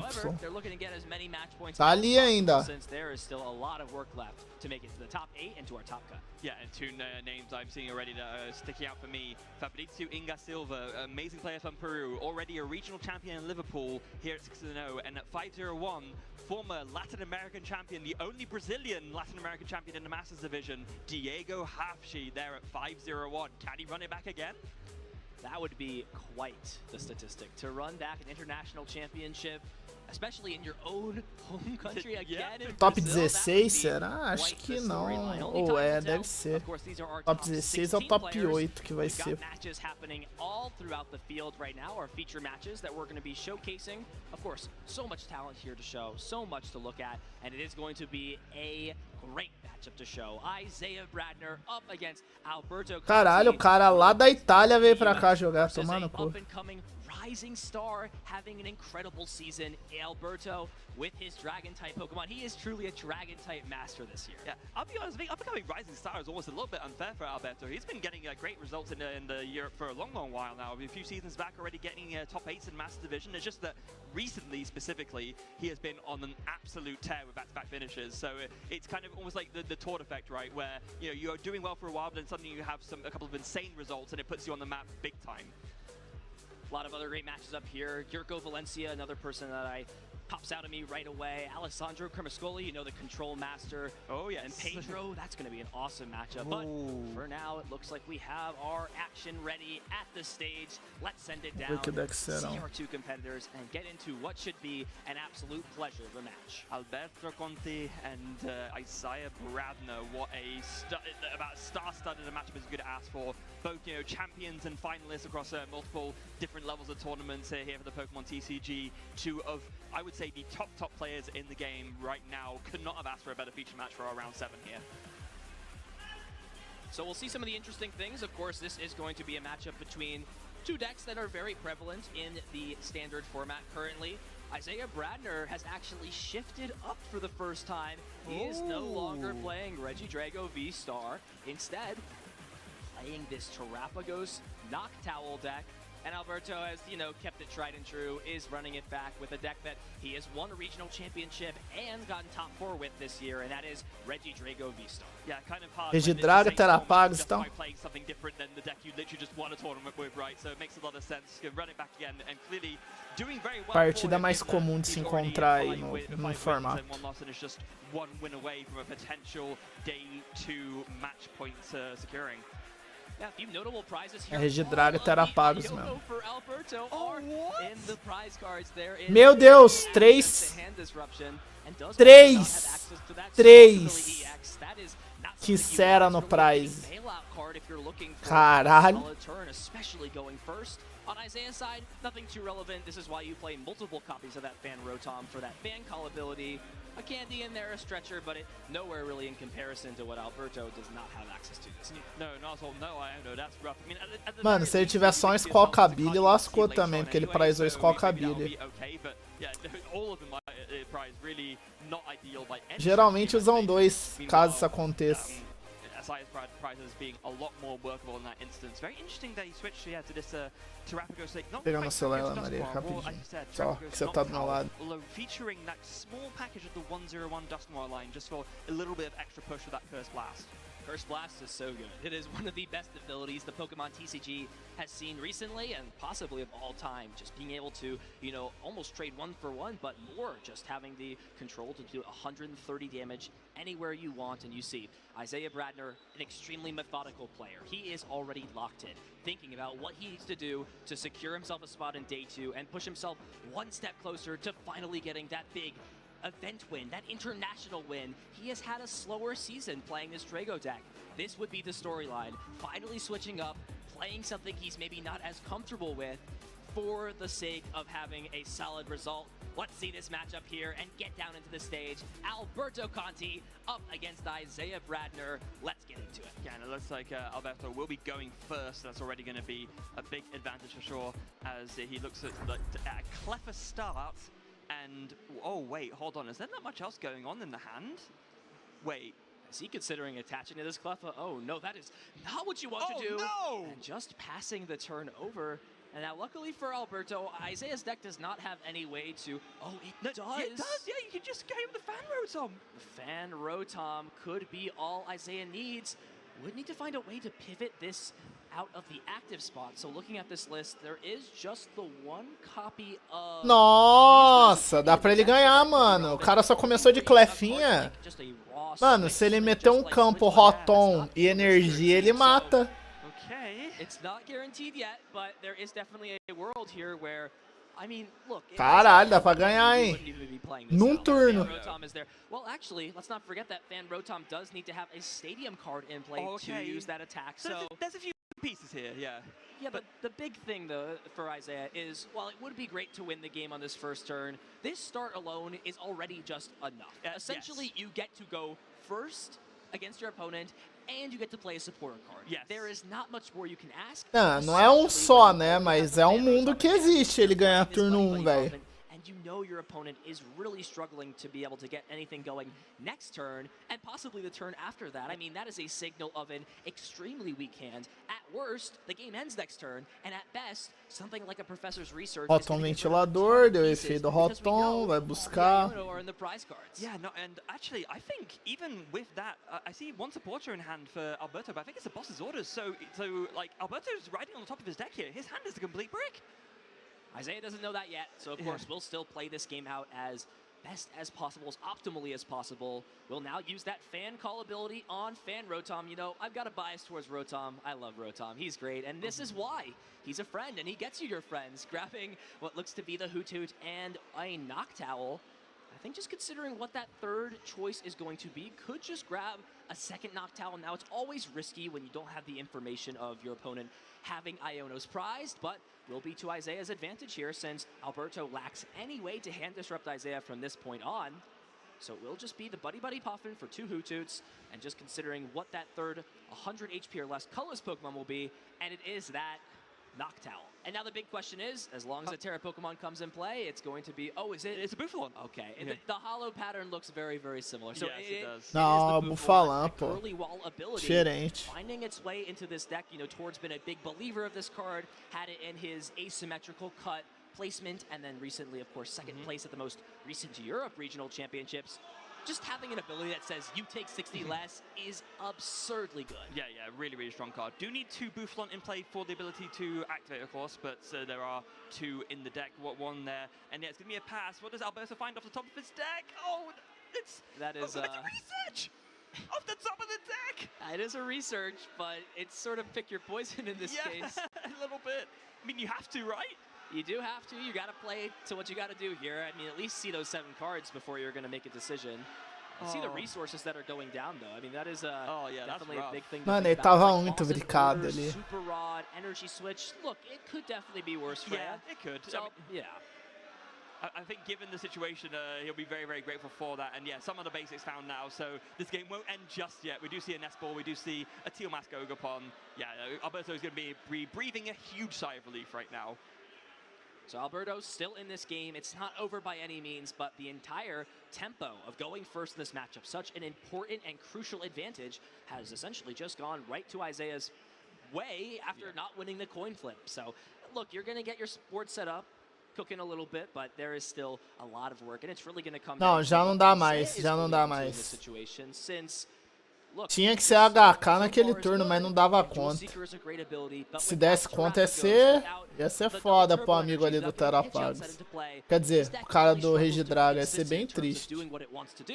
And those are questions that are going to be answered based off of the other cards Isaiah. Mas podia acontecer. Yeah, and right now, looking at Alberto's hand, I don't believe I see a way to get a second Regidrago V down. So if it's going to be Nest Ball for just this one, then if Isaiah can put together a turn where, you know, with 2 Noctowls in hand, as long as you can get, as you mentioned, a Terapagos down, I'm fairly sure you can put together, like, you know, just getting all the Pokemon onto the bench, getting down the stadium. Cara, infelizmente, o Terapagos não tem nenhum bicho atacante muito bom. A Huhut joga a moeda pra bater, o que é horrível, e dá pouquíssimo dano. Todos os outros bichos do Terapagos é tudo pra bater late game. Não tinha o que fazer mesmo, só o Rotom tinha dano. Mas pro Rotom bater, ele ia ter que colocar o Rotom na frente e ia ter que botar um campo. E ele não conseguiu fazer nenhuma das duas coisas. And there it is. Oh, looks like actually the Mew instead. Does he not have an attachment for hand? No, that's what I was saying, right? Just off the nest ball, not able to. There's no other way to find more cards. Really, really rough. I mean, it gets you into the game at least, but the Professor's research draw was not the best for sure, especially given the situation that Alberto's in. Not at all. So just the one copy of Reggie Drago, and just has the rare candy Pidgeot. Hurricane pra Pidgeot, interessante. Right here in hand. Isaiah is off to an excellent start. Now, the big question here, can Isaiah find this Terapagos without having to use Quick Search? And he can do exactly that. Does Vai have pra to get rid of Noctowl that agora, né? Evolui uma das Root. Thanks to that Ultra Ball. But it means now Terapagos can come down and we will see a chain of Jewel Seekers. And I will go out of my way to confidently say I think this Regidrago V is not going to be sticking around for next turn. Well, no, especially not because actually not needing to quick search for the Terapagos, but also not even needed to quick search for the double turbo energy. It's already in Isaiah's hand. Wow, picture perfect here for Isaiah. Exactly how you draw it up, and now it's just about figuring the best way to sequence everything out. Terapagos comes down, and there's the first of many we'll see during this set. Jewel Seeker, one of the most powerful abilities. Verdade, não precisa nem buscar Noctowl, não. Os Noctowl estão tudo na mão já. When you evolve it, you can search your deck for any 2 trainer cards. Any 2. Supporters, items, stadiums, you name it, they go to your hand, and it works perfectly in getting Pidgeot set up. But when you already have Pidgeot set up, everything else is just a cherry on top. Can immediately just find the area 0 to expand the bench for that Terapagos, and the Prime Catcher, the most powerful ace spec in the format, able to gust up a Pokemon and put intense pressure onto Alberto right off the bat. Yeah, and I think the rest of the hand as well is what, a research. Yeah, I think the rest it's a research and double turbo. You could not ask for a more perfect start here. My goodness, Isaiah's firing on, like, I think more than all cylinders, if that's even possible here, just with the strongest start imaginable. There's the attachment, and then the last card in hand, Professor's Research to draw 7. Hasn't even used Quick Search yet. Didn't need it. No Quick Search yet. Only one Jewel Seeker ability used. This is absolutely perfect. How you would draw it up for here for Isaiah. Now, just needs to find a few more basic Pokemon, needs to find the full bench of 8, and then that Unified Beatdown doing 30 damage for each of your benched Pokemon. Can deal 240 damage, minus the 20 from the double turbo energy will be exactly enough to take the knockout onto Regidrago V. And then from there, how does Alberto respond? Especially when there's only 1 energy in play on the Ogre Pawn. Isaiah's at 4 prices, so Radiant Charizard will be difficult to use. O Terapagos está bem na frente, mas o Regidrago tem muita explosão, então é perigoso. He's in a big match here. 5-1, winning in against a really good player, a lot to prove. Oh, it's going to be a tough match, and you just open like that, and it's out of your control, but it's still frustrating. Yeah, I think as well with was it Nestball coming in? Was drawn off the research. Actually, just went and did quick search for that Bouffalont, and I think with that is pretty much all there ready to go with the full bench of 8 needed for Terapagos to do 220 damage with the Unified Beatdown, which will knock out that Regidrago V exactly. So, gonna be feeling very, very happy about that. Yeah, just making some room on the bench there and moving the cards forward. So yeah, the Duskull down, Bouffalont down, and I do believe is there another Terapagos going down as well, just for good measure as a backup attacker in case there's some ways of finding a KO. And the Duskull coming down is just even more pressure that's going to be applied next turn. There's no threat of Phantom Dive as it stands, so no risk to having that Duskull down. Usually you've got to be a little bit careful since the 6 damage counters can allow you to take extra prize cards, turn into 2 prize turns with Phantom Dive. But in this case, Alberto is really not threatening much at all in this situation, especially with Curly Wall being available. It means even if he's somehow able to get the Radiant Charizard, the Fire Energy, the Energy Switch, it's all essentially for naught since it won't even take the knockout onto something like this Terapagos, and then Dusknoir or Dusclops can put in so much work in this matchup, especially when there's a Clef on the bench. Yeah, I don't know if you guys at home can hear it through the speakers here. We certainly can hear in the booth the crowd going absolutely nuts for I think one of the other games, I'm guessing one of the locals just won. I wish our game was that high. I know, Unfortunately, we need to if see we get some a Brazilian more. in the finals, it will be. You believe me. We will. Yeah. You know, right now Yeah. it's still early in the tournament, Yeah. so I'm not going to count this crowd out yet. I hope this crowd shows up for Championship Sunday. I would love to see that. Yeah. I'll believe in you, crowd. You know, I'll believe it when I see it. So Yeah. show up, especially if you're out here in the crowd. If you're watching from home, we hope to see you there on Championship Sunday as well. But we've got a match to focus on here. Yes, we do. Fezandipity can be used. Of course, that flip the script ability, a cornerstone for almost every deck in the format, to allow you to draw 3 cards as long as one of your Pokemon were knocked out the previous turn. And not a bad find here for Alberto. Has another Regidrago V that can come down. The question again, if you're not attacking this turn, how are you ever clawing yourself back into a win? Sure, you can use something like the Myriad Leaf Shower to at least pressure the Terrapagos a little bit, but Isaiah doesn't even have to do any work. He can just do whatever he wants. Quick search, find pieces. There's a 2 prize card turn waiting for Isaiah, essentially no matter what happens, because Quick Search is just one of the most incredible support engines that any deck could want currently in Standard. Yeah, and is there a way for Alberto to get down to Regidrago via this turn? I'm not even sure if there is, you know, because you have to do that at minimum, because otherwise, you know, you can just quick search for a boss's orders and take a KO very easily again. So it looks like it's going to be the nest ball for that Radiant Charizard. So, you know, we talk about this a lot with, of course, the Terrapagos deck, since it uses the Area 0 to deal big damage, but let's not forget, Alberto does have Terra Pokemon of his own on the bench, so now he can sort of take advantage of the extra bench spaces and commit these bench slots that would normally be a little bit risky to the support Pokemon like Mew and Fezandipity. And I stand corrected here. There was a Regidrago V in the hand already, and Ultra Ball just grab a second one. So now going to be able to use a Super Rod to get back those 2 Regidrago V-Star that were just discarded for the Ultra Ball, and actually going to be able to get down now the Radiant Charizard and 2 Regidrago V. So this is exactly like kind of the comeback turn that Alberto needs in order to try and get back into this game. It's a comeback turn indeed, but you've got to be taking prizes. Falei, ó, é o If you're not campo taking que ele any já prize montou cards em this turno. Yeah, it's very, very rough. Again, Isaiah can search out any card he wants as long as Pidgeot EX is in play. Nothing will be shutting that off. Foda que ele apropria-se da área 0 por causa do Orgerpon também. Ele dá 3 mais espaço pra ele. Research last turn, so had plenty of cards. Took 2 cards off the prizes to build the hand up even more. And this is all Alberto could do, is just try and, you know, dig through the deck as much as possible.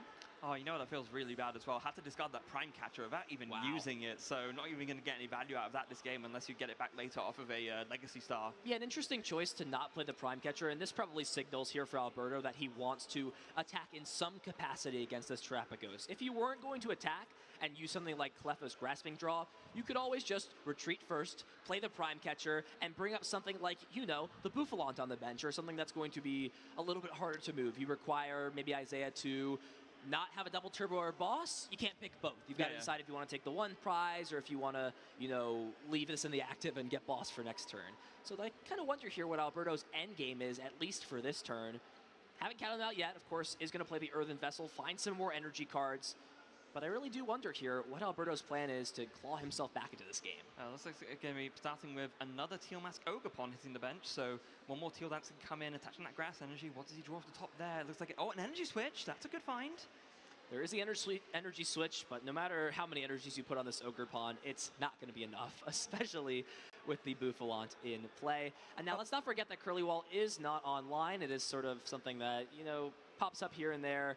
You do have to have both of those Bouffalante. All these hollow Pokemon look so similar. They do, you're right. The Noctowl and the Bouffalante. Hold on a second. You do enough energy switches with the and onto the Radiant Charizard. You can actually Cara, já era, eu não sei, mas ele vai montar uma mesa absurda pra ter opções pra reagir. And here we go. It looks like we are going to see Vai montar uma mesa absurda. Radiant Charizard come up, so hold on. We just got ourselves a real match, Freya. I think Alberto's still in a good spot, but that is exactly what you want to find. This is the perfect turn. Alberto digging so deep and essentially finding everything that he would want to draw up in this spot. The counter stadium to bump Area 0. That will force Isaiah, now that stadium's no longer in play, to discard bench Pokemon until there are only 5 in play. And this is a really interesting decision to get rid of the Duskull. The play I had in my mind here is you can knock out the Radiant Charizard and then use the Dusknoir's Cursed Blast ability to knock out Clef on the bench and put yourself down to 2 prizes. However, Isaiah, not seeing that in his future for now, will discard that along with the Noctowl and the Fan Rotom. And we've got some more action here. Okay, drawing some more cards with Restart. But what a solid turn for Alberto after having no Regidrago in play, just a single Teal Mask Ogre Pawn, claws back and takes a knockout with that Combustion Blast on Charizard. So that second draw of the Teal dance, finding that second energy switch was absolutely crucial. Without that, he wouldn't have been able to pull off this turn. I think it's fair for how poor he drew on the first turn to get a little bit lucky, but look, I think Isaiah's still in the driver's seat, did take the first 2 prizes, and there is now that 1 prize Pokemon in the active spot, so it could mess up the prize trade a little bit. Still a lot of work to be done, though. There hasn't been a V-Star power used yet, and that Temple of Sinnoh being in play does make it so all special energy cards only provide 1 colorless energy. So as it stands, Terrapagos cannot attack for a single attachment, would need to find a counter stadium, one of those other 2 remaining Area 0 under depths available. Yeah, it's going to be very important, and of course, to help get him there, he's going to rely on a little bit of that help from that Fezandipity EX with that Flip the Script ability. Like you said earlier, Ethan, seems like almost every single deck in the format is playing this card now. Why wouldn't you, right? Just being able to draw 3 cards when one of your Pokemon was knocked out during your opponent's last turn, just to find you those 3 extra resources, get you there, and look at that, find a Noctowl for good measure. That's step 1 for sure. Of course, that Terra Pokemon is still in play, so you can still use that Jewel Seeker ability. And this is really the big question for Isaiah. So it's all about resources in the start. You've already used your Prime Catcher. Do you still have Boss's Orders left? And let's not forget, there's also some cool ways to win the game for Isaiah here with things like Briar, ways like Thornton to bring back multiple Duskull into play. If one's in play, you go ahead and use that ability. Isaiah's got a lot of tools to his disposal. That was an awesome turn for Alberto, but Isaiah is kind of, being like, okay, you got maybe a little bit lucky to get that. I still think I've got this, and we'll see what this quick search target is. Again, can grab any card out of the deck. Like a lot of choices. Looks like it's going to be a Night Stretcher, and I think he's thinking, I want to get back that Bouffalon. I want to make sure that I can get the second Bouffalon down. I want to activate that Curly Wall ability, and I want to make it as hard as possible for Alberto to get a KO on me. Yeah, a lot of interesting pieces. We do see the penny in the hand. That could always be beneficial later on in the game. And here we go. The first Jewel Seeker of the turn has only used 1 so far, so we'll go ahead and evolve. And since there is a Terra Pokemon in play, again, finding those 2 trainer cards. One of them will be Boss's Orders, and I'm not sure if there's a Stadium card in play yet. As it stands, it's only dealing it's 30 damage, of course, for each of your benched Pokemon in play, right? So looks like it's going to be the choice there from the Jewel Seeker. Hisuian Heavy Ball and Boss's Orders. So after that, it's going to shuffle up. I don't know if there's another Noctowl in the hand. I don't remember seeing one. Quick Search has been used. Flip Script has been used. It's going to be Boss's Orders on the Fezandipity. Oh, the Stadium was already in hand. Okay, so yeah, that makes complete sense now. And I believe the Double Turbo must be in hand already, because otherwise this wouldn't be possible. So yeah, Night Stretcher, coming in. And they're going to grab that Bouffalon. And now that Curly Wall ability is online. Better late than never. Curly Wall is now in effect, as this bench can be expanded to a maximum of 8 bench Pokemon, so an additional 3. That's pretty solid for a deck that wants to deal more damage based off of your benched Pokemon, as Palpad will be the next card played. Shuffles back the Boss's Orders that just hit the discard pile, as well as a Research. So a little bit of a mix, of course, that aggression that Boss provides of targeting benched 2 prize Pokemon that are a little bit weaker, and the consistency and dig of Professor's Research. Isaiah sees game plans where both could be useful. It's great to have both of those back with a card like Palpad. Yeah, if you want to just draw from more of your deck, or if you just want to bring something up easily to close things out, definitely good to get back, especially because in this deck they're both one-offs as well. So if you don't get in the back with Palpad, you can't make use of them at all. So definitely a smart choice there. Hisuian Heavy Ball is probably going to come down in a little bit. Oh, the Buddy Puffin is already in hand as well. So there's going to be no problem for Isaiah to refill out the bench, as we see. The 4th Hoot Hoot was, of course, in the prizes. So we'll be able to get that down and maybe go for a double Jewel Seeker later on. It has become sort of the trend of how this deck is built recently. Max consistency, 4/4 Noctowl line. Wants to just use Jewel Seeker as much as possible, because you can see how insanely strong that ability is. Another Hoot Hoot coming down means that if Alberto does not disrupt any of the benched Pokemon in play via, Phantom Dive or other knockouts, that these Jewel Seeker abilities are going to be online and a big threat to find those last pieces Isaiah needs to win. Yeah, so there it is. Retreating now with the free retreat from the Pidgeot EX into that Terrapagos. Unified Beatdown, 220 damage. Knockout on the Fezandipity EX. 2 more prize cards for Isaiah. And now it's back to Alberto, who after a really strong comeback turn, now has got a lot to contend with, because previously you could take the KO on this Terrapagos very easily with that Radiant Charizard EX, but now that the Curly Wall is in play, that option is no longer available. So Alberto did finally find that Iono off the prize card. So that is a big piece. Can finally hand disrupt Isaiah and the numerous pieces that he already has in his massive hand size. The big thing as well to note, there is a Drago V down, and additionally, there is or rather, the V-Star power has not yet been used. So a big thing here, Freya, for me, is there a specific card right now in the discard pile that could be the key for Alberto to climb back into this game? Thinking it through. So I think at this point you just want to, I know maybe after doing this a restart, so you see what you find first, and then you take the decision afterwards. I imagine, I'm looking at the list here, Prime Catcher seems like a big one. We did see it discarded earlier. That would be a way to KO, because I think one of the big things you want to combine with this a potential knockout from a Regidrago V-Star is KOing this Pidgeot, right? Because that's a guaranteed search at any one card. If you can bring that up with the Prime Catcher and KO it, say like a Lost Impact, it isn't protected by Curly Wall. It only protects colorless basic Pokemon. So you could do a Lost Impact copying with the Apex Dragon. That would be a KO, and that would make this disruption the most effective it can be. Yeah, I think the big thing here for Alberto, that Prime Catcher is piece number one. As it stands right now, nothing is taking a knockout onto this Terrapagos EX because of the Curly Wall. So let's see what gets discarded here. Anything super relevant, just some energy cards, a switch, that can be, you know, a little bit frustrating, but the big key piece for me is that Temple of Sinnoh coming back into play. Not only does it, again, remove more of these bench Pokemon for Isaiah, negating his damage for the next turn, but it also means those double turbo energies are not being able to be used unless there is that final stadium card. So we'll use this Prime Catcher to bring up Fezandipity. It does not have any change to its HP, so it will be knocked out by Radiant Charizard.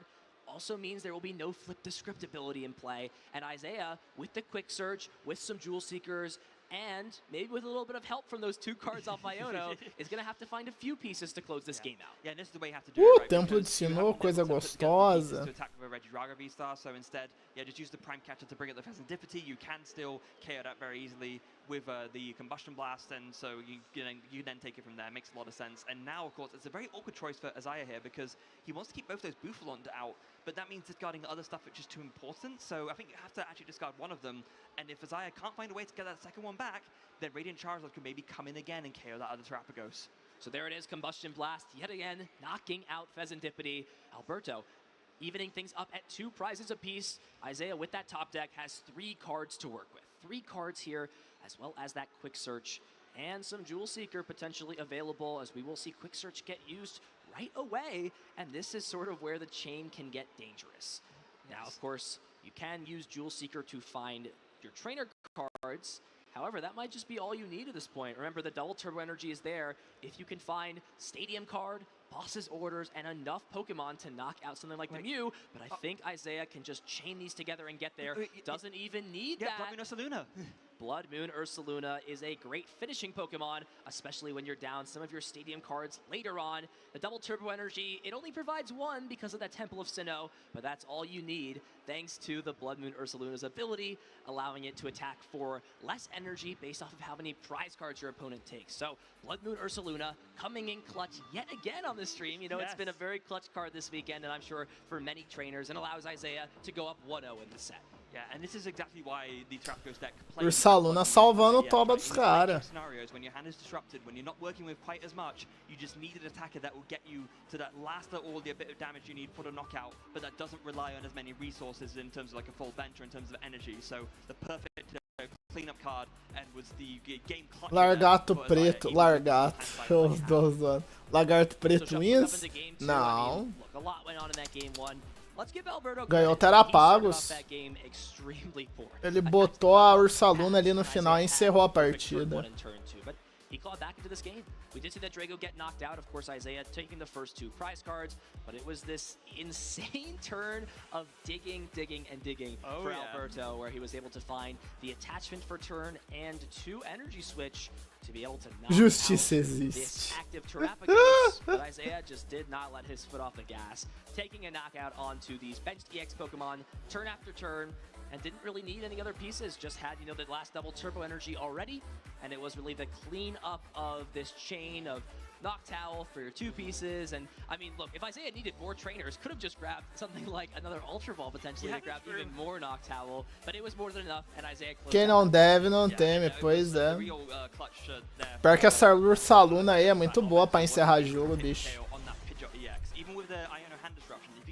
O cara tá muito trunfo assim pra encerrar game. With the quick search was able to piece together the Blood Moon with the Blood Moon Luna and the Boss's orders to take the knockout from the bench to mask Ogopon for the win. But here Segunda partida. And it looks like Alberto's kicking off with a better start already, safe to say. Yeah, definitely still want that Reggie Drago down. We'll see if O cara abriu de Bufalã agora. Of course, that Teal Dance is a nice little boost in terms of drawing new cards, but it's mainly there since you want to energy switch those energies on to your Reggie Drago. Esse Bufalã poderia ser fácil uma evolução do Taurus, né? Bonitão o bicho, tá ligado? Quando anunciou ele, eu apostei total, cara. Isso aqui provavelmente é a evolução do Taurus, tá ligado? Quando ele só veio um bicho padrão, eu fiquei triste.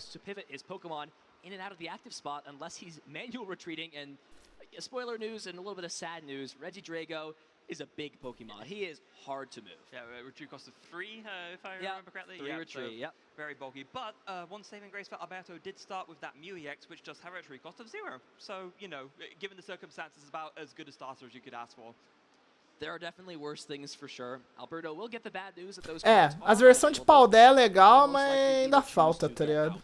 Something like the Squawkabilly EX that was unavailable that last turn, or a Reggie Drago V really will showcase how strong Alberto thinks his hand is, right? If you're grabbing a Reggie Drago V when you have Nest Ball available and you're not playing a support or you're not playing Squawkabilly, it's one of 2 things. One, your hand has something like Professor's Research, ways to move energy cards around, it's a solid hand. Or 2, the more uncommon instance, Squawkabilly is not in the deck, and this is the best that I can do. Yeah, you can go multiple ways in that sense. So Urban Vessel's going to find a couple of energy. It looks like então. Stretches as he waits for the Alberto's turn to be over. Todo mundo, né? Eu lembro do geral falando, caralho, isso aqui provavelmente pode ser a evolução do Taurus, tá ligado? Aí do nada, não, ele é só um bichão mesmo. Ele é só um bicho mesmo, forma única aí, foda-se. So we will see the Earthen Vessel get rid of the Pheasantipity, and now the Super Rod will shuffle it back into the deck.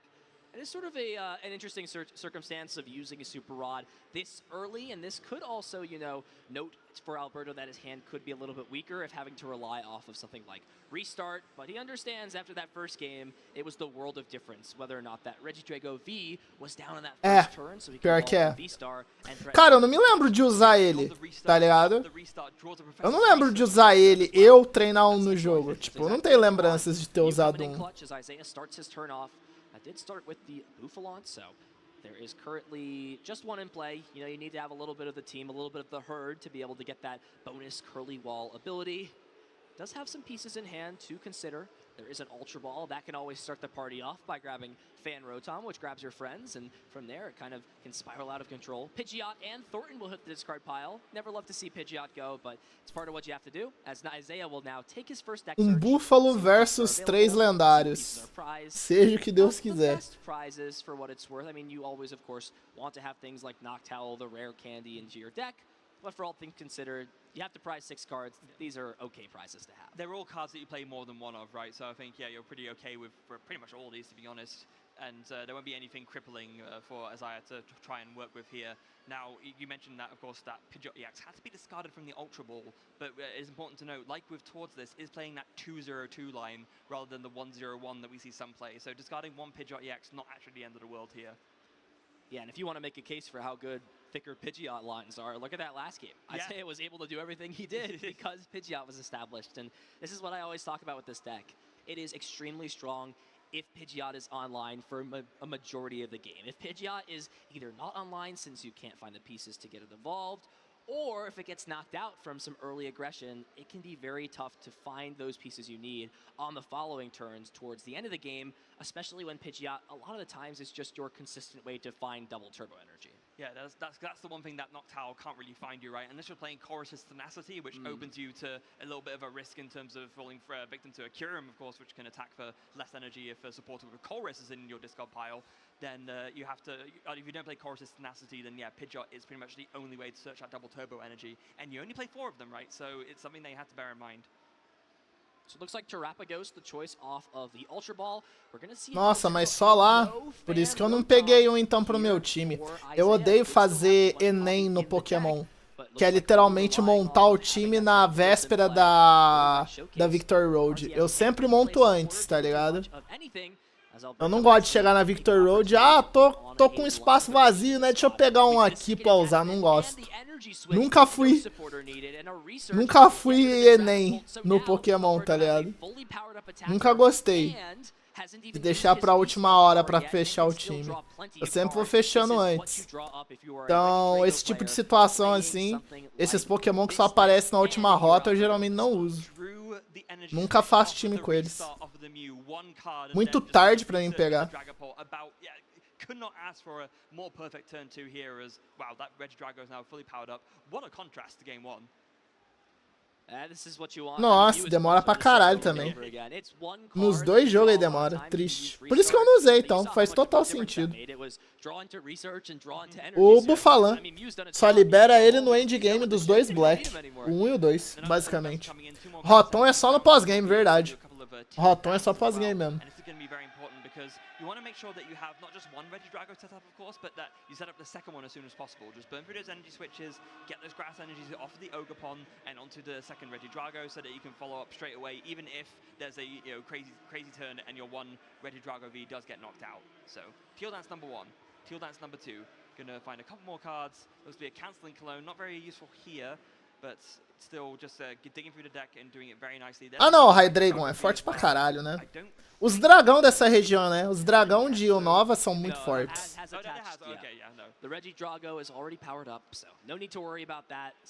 Bom dia, São Paulo. Mas até no remake? Serão que no remake também manteram ele no pós? Eu não lembro se no original também era só no pós. Acho que sim, né?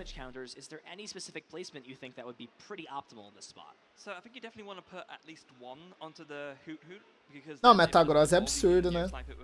Metagross é absurdo. No original era também? É que eu não era de usar Rotom, então eu não lembro. Mas é outro bicho que eu não montaria time porque não tem como também, né? Só depois de zerar. Yeah, so the 10 on the Terrapagos here means that if 2 Buffalant are in play, Lost Impact can still take the knockout. So that makes big difference. And the math here, putting at least 4 damage counters onto Ah, foi só no Platinum, faz sentido. Ah, então. Aí, ó, Platinum Best Version, pô. This is a smart choice from Alberto. I'm sure he's put Phantom Dive damage on plenty of Hoots and Terrapagos throughout his couple of regional runs, as Isaiah, at least after that slow-ish start, does have the Jewel Seeker, so we'll be interested to see what 2 trainer cards he decides to grab to get his turn going. Yeah, I guess so the other thing I was going to say, of course, is that if you put at least 3 damage onto the Terrapagos, then of course you can do Phantom Dive in the active to take a KO. But yes, as you rightly said, putting at least the 1 on means that Lost Impact, even after a Curly Wall being online, will still take a KO as well. So I think the sort of placing the damage counters this way gives you the most exploitable lines later on to take meaningful knockouts when you need to. Absolutely. I mean, you've only got 6 counters, so no matter how you place it, it's never going to be perfect. As Isaiah starts things off with a Jewel Seeker that does grab the Professor's Research and the Night Stretcher. You see how much and how important Isaiah really thinks this Buffalant is in the matchup, and it paid dividends when it was out. I mean, if that Buffalant was out even earlier in that first game, Alberto wouldn't really even had a chance to come back in that situation. Ah, usando as ferramentas dá, né? Você bota o Buffalant de inicial lá e foda-se. Ninguém vai me impedir de jogar com o Búfalo. Vou atropelar geral. Black White é quantas horas? Cara, umas 15.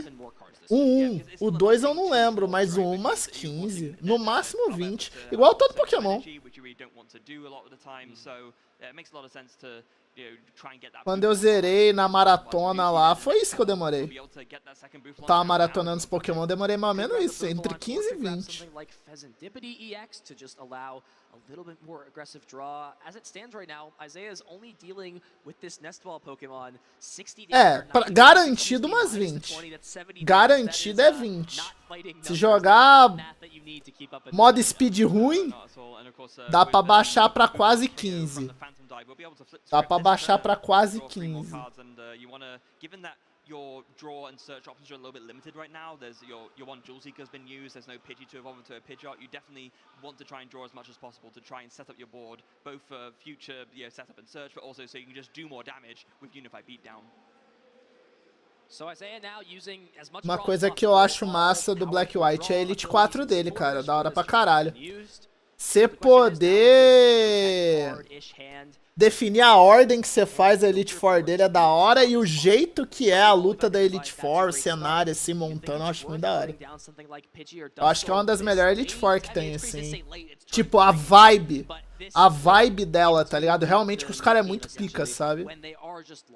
Eu acho muito da hora. A do Black White é da hora mesmo. Then you're feeling okay because then you'd force like a boss's order play to KO both Pidgeys, and then if that doesn't happen, then you can at least one will survive and you can go for it that way. But it is tough, right? Because with that Phantom Dive placing 6 damage counters on the bench, you never really feel that safe with 60 HP Pokemon. There is no 70 HP Pidgey, so 60 HP is the maximum you could get on there. So it's definitely going to be a risk and a consideration. And that Duskull, you're only playing 1, right? So you can forget about it. If that comes down, that's getting sniped straight away. Yeah, so just confirming, Isaiah has not attached yet for turn. Did attach the double turbo energy on the first turn, so we'll just make sure everything is normal só, cara. Pior que eu acho que dá pra montar um time maneiro se mudar o inicial, tá ligado? And I think that's all Isaiah's going to want to do in this spot. Doesn't want to put down liable 60 HP Pokemon if it Ou, tipo, pega o inicial. Ah, mas é que Pokémon eu jogo mais aceleradinho, né? O How Long to Beat leva mais em consideração a galera padrão, né? Eu já vou muito bem determinado com o Pokémon que eu quero. Eu não fico olhando muito o mapa, então eu zero bem abaixo da média do How Long to Beat Pokémon, geralmente. Mas se você ficar explorando, é umas 30 horas.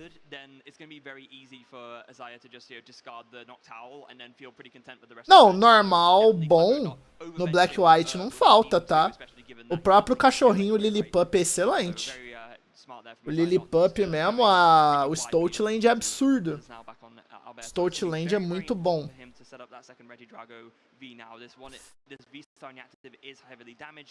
Eu não sou fã do Aldino. O Aldino é farmador de XP só. Mas o pássaro, né? O do Pru. A última do Pru é legalzinha, o Unpheasant. Não é ruim, não. Não é o melhor dos Burbs, mas é bom. Unpheasant. But you also put yourself onto 2 prize cards. Even 2 prize cards is an excellent spot to be in this matchup, with there being the Pheasantipity on the bench, with there already being 10 damage on the Terrapagos EX. It will just open up so many plays. Braviary, verdade, Braviary é normal também, né? Ah, mas o passarinho que chega no Braviary não vem leite? O Rufflet. O Rufflet é leite, né? Then this play wouldn't be possible because sure you can take out the Noctowl, but then the Boufflant's Curly Wall ability would reduce the damage from Trifrost onto that Hoo-Hoo and onto the Boufflants themselves. So it was kind of a big miss there from Isaiah. It is always a risk, right? You do have to discard those top 7 cards of your deck. Ah, até que não é tão late, então. Eu achei que era mais. Na areia ainda não é tão late, assim, é mid-game. Mid-game dá pra montar time baseado. Pode ser. Mid-game ainda vai. Eu achei que era mais tarde. Not having any way to move out of the active, but here we go. Yeah, it's going to be Trifrost taking 3 prizes, and now all of a sudden, Alberto still has that V-Star power, goes down to 2 prize cards, having a 4 prize lead against Isaiah's board.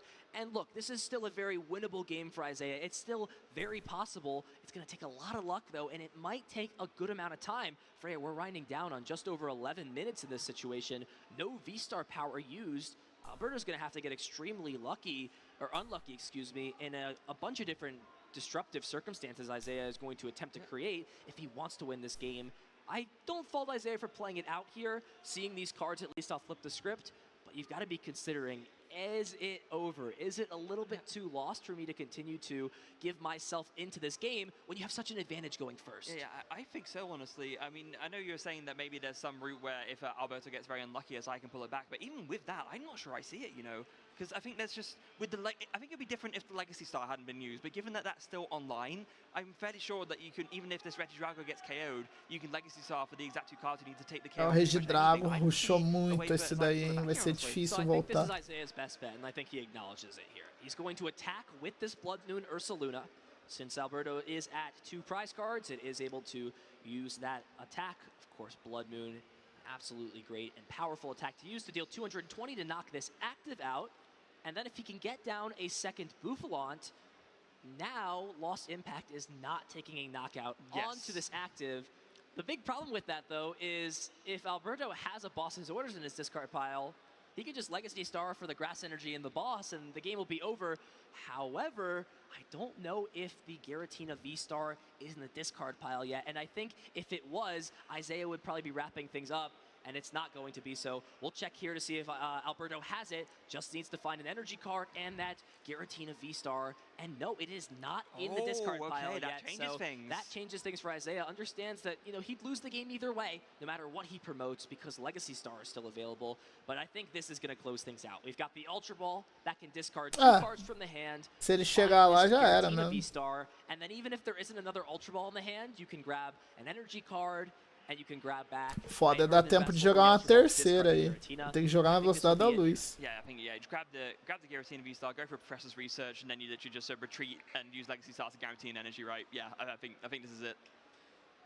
Yeah, you don't even necessarily need to. I mean, you could honestly just use the Legacy Star right now. Yeah, you can. There's no need to, you know, do all this extra work. And I mean, if I'm Alberto here, I mean, you could take extra time to win this game. Like, it makes sense, but I mean, it's pretty much hold on a second. No, he's still got Legacy Star, so all he has to do here... É que vai empatar. 2 prizes, 2 Bouffalante in play means... Melhor aí acelerar pra tentar um game 3. 280, and that's just the game right here, right? Yeah. Attaches the energy card, and... Oh, are we missing something here? I don't think so. Is Alberto missing something There's here? 2 Bouffalante in play. The boss, sure.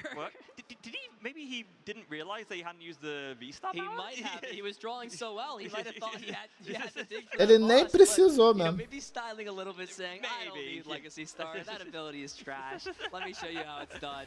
A non-V-Star used game here for Alberto. Ladies and gentlemen, you just saw the peak of Regidrago on display. This is what the deck can do if everything goes right. Yeah, the peak of Regidrago V-Star, as you said, not even using the V-Star power, which is one of the strongest things this deck has going for it. So yeah, wow. Really, really phenomenal. Esse deck roda, ele é o capeta mesmo, isso de fato. Here we go. I mean, the time is winding down, and that is the biggest thing for me. I mean, you can't fault Isaiah again for playing things out. I'm sure he's come back from more grim spots in the past.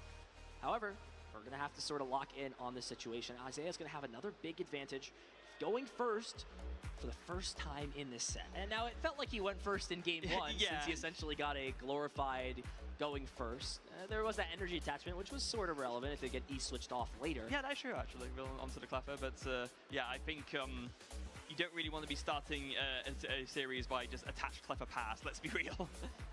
Absolutely not. And the big key there from both sides, Alberto drew perfectly almost in this case, had essentially cookie cut out textbook turns.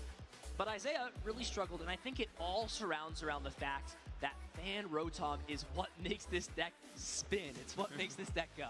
Yeah, and yet in this game, didn't even need it. Yeah, it decided in the end was way more valuable to grab that Terrapagos, because of course with that you can't use, if you don't have that you can't use the Jewel Seeker, but it does end up kind of, you know, not kind of coming back to bite him in the end, because that Phantom Rotom, it does set you up so well. It was kind of, it was an awkward position to be forced into, so that you can actually just get into the game. Yeah. But from there, Alberto just walked away with the game, really. Yeah, of course, if Isaiah could grab the Fan Rotom in that spot, he absolutely would have grabbed it, but it just showed there was no Terra Pokemon in play, so could not really capitalize off of the constant search that is able to be found in terms of Pokemon, thanks to Fan Rotom. But here we go, Freya. We're getting into Game 3 and starting off quickly. Both these players know time is of the essence. Isaiah's going to very quickly search these prize cards, see what's available.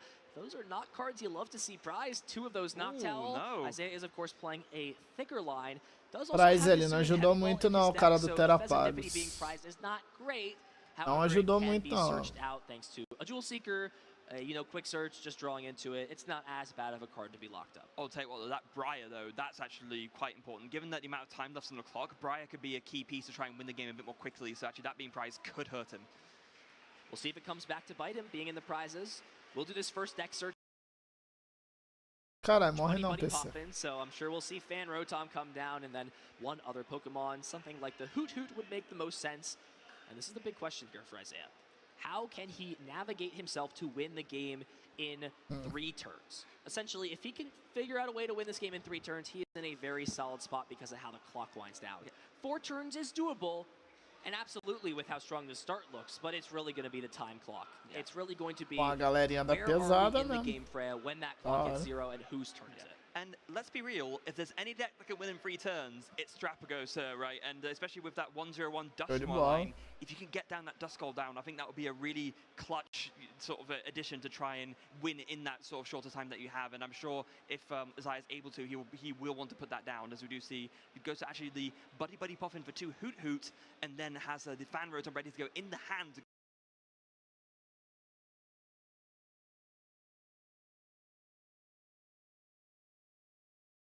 Go for that fan call. Yeah, even has a Buddy Poffin as well.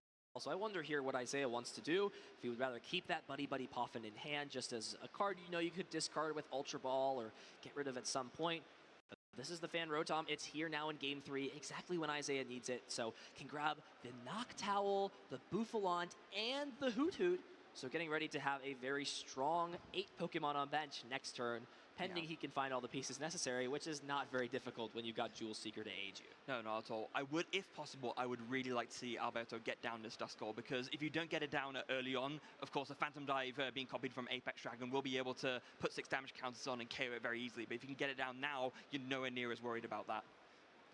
Yeah, it's definitely a little bit of a back and forth, a little bit of a pro and con. This is one of the matchups where, you know, Dusknoir is not as strong as it is in others, and that's sort of why, you know, a lot of these players have cut down on the thickness of the Dusknoir line.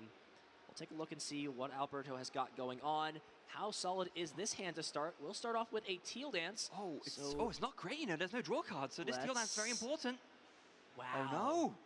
So did draw onto the Radiant Charizard, and now the question is, what is he sitting on? There is a Nest Ball, and that is definitely a good piece, a little bit of a saving grace here for Alberto, since Squawkabilly can always just let you say, you know what, I don't like these 6 cards, I'm going to draw a fresh hand of 6, and yeah, while it is a liability later on in the game, it's what is necessary in order to progress the game state. Yeah, I think the tricky thing here is that, you know, for Alberto now, you have to put down a Squawkabilly, and it is a very easy thing to KO for Isaiah, which doesn't even need a full bench down to get the KO right. So it's a 2-prize KO where you need a lot less investment to get there, and I'm sure that's exactly what Isaiah would want in a situation where he needs to just take 6 prizes as quickly as possible. And that's sort of what Squawkabilly is at the end of the day. Nobody wants to have Squawkabilly on the bench, but it's the trade-off. It's what you have to do to give yourself more draw and more chances to develop a strong board, especially against the faster decks in format like the Terrapagos deck. So we'll see the Regidrago come down into the bench, or excuse me, in the active spot. There's the Squawkabilly coming down, and Radiant Charizard will hit the field too. And the question is there anything else for Alberto to play before we see Squawk and Seas draw him a fresh new hand of 6 cards? No, I think there's literally not a single other card in the hand that searches the deck. So yeah, just going to be a quick shuffle. Going to go for that energy switch onto the active. Maybe you can, you know, get a... oh, no, not anymore. I was going to say maybe if you get lucky, you can do a Dragon Laser turn 1, but now with attaching the grass energy manually, that's not going to happen. It's tough to do a Dragon Laser. There is like the pros and cons in this case. You would, of course, take the first prize, but then you make it so, you know, you've invested all these energies and all your energy switch, and then if you're knocked out, you're going to be in a really tough spot. Yeah. But of course, it is something that is always possible with this deck. Alberto will see 6 new cards and does find what looks like to be a Nest Ball and a couple of supporters to choose from now. Does also know right now that Isaiah is sitting on a Noctowl. It was grabbed as one of those 100 HP or less colorless Pokemon thanks to Fan Call. So there's sort of that, you know, pro and con. Alberto could play the Siono. It would force him to put some of these pieces on the bottom, draw 1 less card. It would also mean if there's some pieces like Pokemon he wants to put in the discard pile, he'd have to wait later on. So we'll see what Alberto decides to do. Will he play the Iono or the Research? And it is going to be the Iono. And I think him knowing that there's a Noctowl in hand gives him a little bit more peace of mind that this is probably the correct decision. Yeah, that was definitely the right way to go about it here. Just kind of maybe on the off chance that Isaiah just misses here, you can then kind of capitalize on a weaker board. We have seen the Trapagos Dusknoir deck in the past sometimes just get Iono'd and then just completely brick, right? And you need your opponent to brick here if you want to have a chance of winning in such a short time frame. We do see another Nest Ball come down. It looks like it will be the third Teal Mask Ogerpon. So really just trying to, seems like, draw as many cards as possible. Are there more grass energy in the hand? There are indeed. Yes. So we'll see the grass come down. Another card drawn for Alberto as we approach just over 60 seconds left in this match. What does he have to find? Are there any pieces? Is just going to pass. So look, there are 2 energy onto this active Regidrago V. And now Isaiah has an opportunity to take these first 2 prizes and also remove all energies almost off of Alberto's board. We'll see after this Iono what pieces he has to work with. That's got to be his goal here, though. Yeah, he has to think so. So it's going to be Ultra Ball, going to discard that Pidgey and that Duskull. Okay, hold on a second. If you discard the Duskull here, you do leave yourself the potential to do a Fortin play to get a Dusknoir and play out of nowhere. Maybe then you can try and build yourself up to the damage needed to get... Because if you without that, you have no way of taking 6 prizes in 2 turns. And this turn is inevitably going to go to time here, right? So I think that needs to be part of your game plan if you're going to try and win in time here. It could definitely be. I feel like if you were going to use that, you might have to, save the Thor until later on after you've already used one of your Cursed Blast abilities. So it's definitely a little bit tough. So with 10 seconds remaining and Isaiah still having plenty to do in this spot, it looks like we will most likely be going to time in this match. So Isaiah will be turn 0, Alberto turn 1, and Isaiah turn 2, Alberto turn 3. So both players will essentially, from this point, have 2 turns to close the game out. And with how things are standing, it is possible for Isaiah, right? He could take 2 prize cards here on this Regidrago, and then if there's maybe 2 Cursed Blast abilities or Cursed Blast onto a 1 prize Pokemon plus Briar plus... It's definitely still far-fetched, but this is the setup you need if you're going to have a chance to win this game. But this is the tricky thing that goes back to earlier, right? Because we saw the Briar was prized. Oh, that's true. Yeah. Yeah, but Briar in this case is going to be definitely a little bit more tough to pull off since your opponent does have to be at the 2 prize cards, and with Alberto losing a lot of resources here, we'll see how Isaiah finishes this turn off, right? If he gets another Bouffalont down, if he has Curly Wall established. We don't know how likely it is that Alberto's going to be able to respond in kind, or if he even wants to in this spot, right? Every time you take prize cards, if you're not winning the game, it's almost helping your opponent since you activate Pheasantipity every single turn. Yeah, so Alberto, at this point, maybe thinking, you know what? I don't think I can win this game at this spot.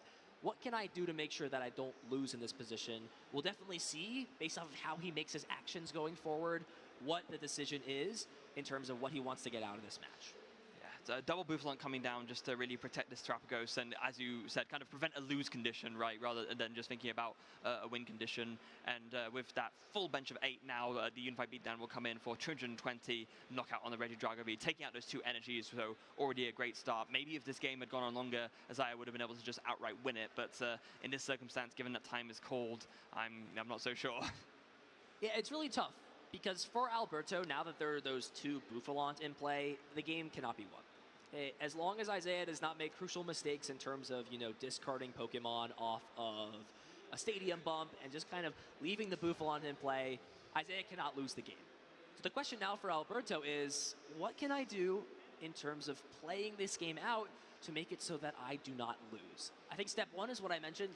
Don't take prize cards unless they are removing very powerful threats. So, for example, if you're knocking out Pidgeot EX, I think that's a pretty valid way to, make a trade. Your opponent gets to draw 3 cards, but you get to stop them from grabbing any 1 card. Yeah. Things like that are okay, but just taking meaningless knockouts onto, bench Pokemon with Phantom Dive, even using things like, Trifrost, they can be good, but it has to have a purpose. You have to be knocking things out with purpose, and that's just the threat that Pheasantipity as a card puts onto you in terms of, trying to stop your opponent from achieving what they want to achieve. Of course, and like we've already mentioned, of course, or rather in an earlier game, now that those 2 Bouffalons are out, Trifrost will be doing way less to the bench or the basic colorless Pokemon that Isaiah has out. So, getting those 2 Bouffalon down really cuts off a lot of potential win or prize avenues for Alberto here.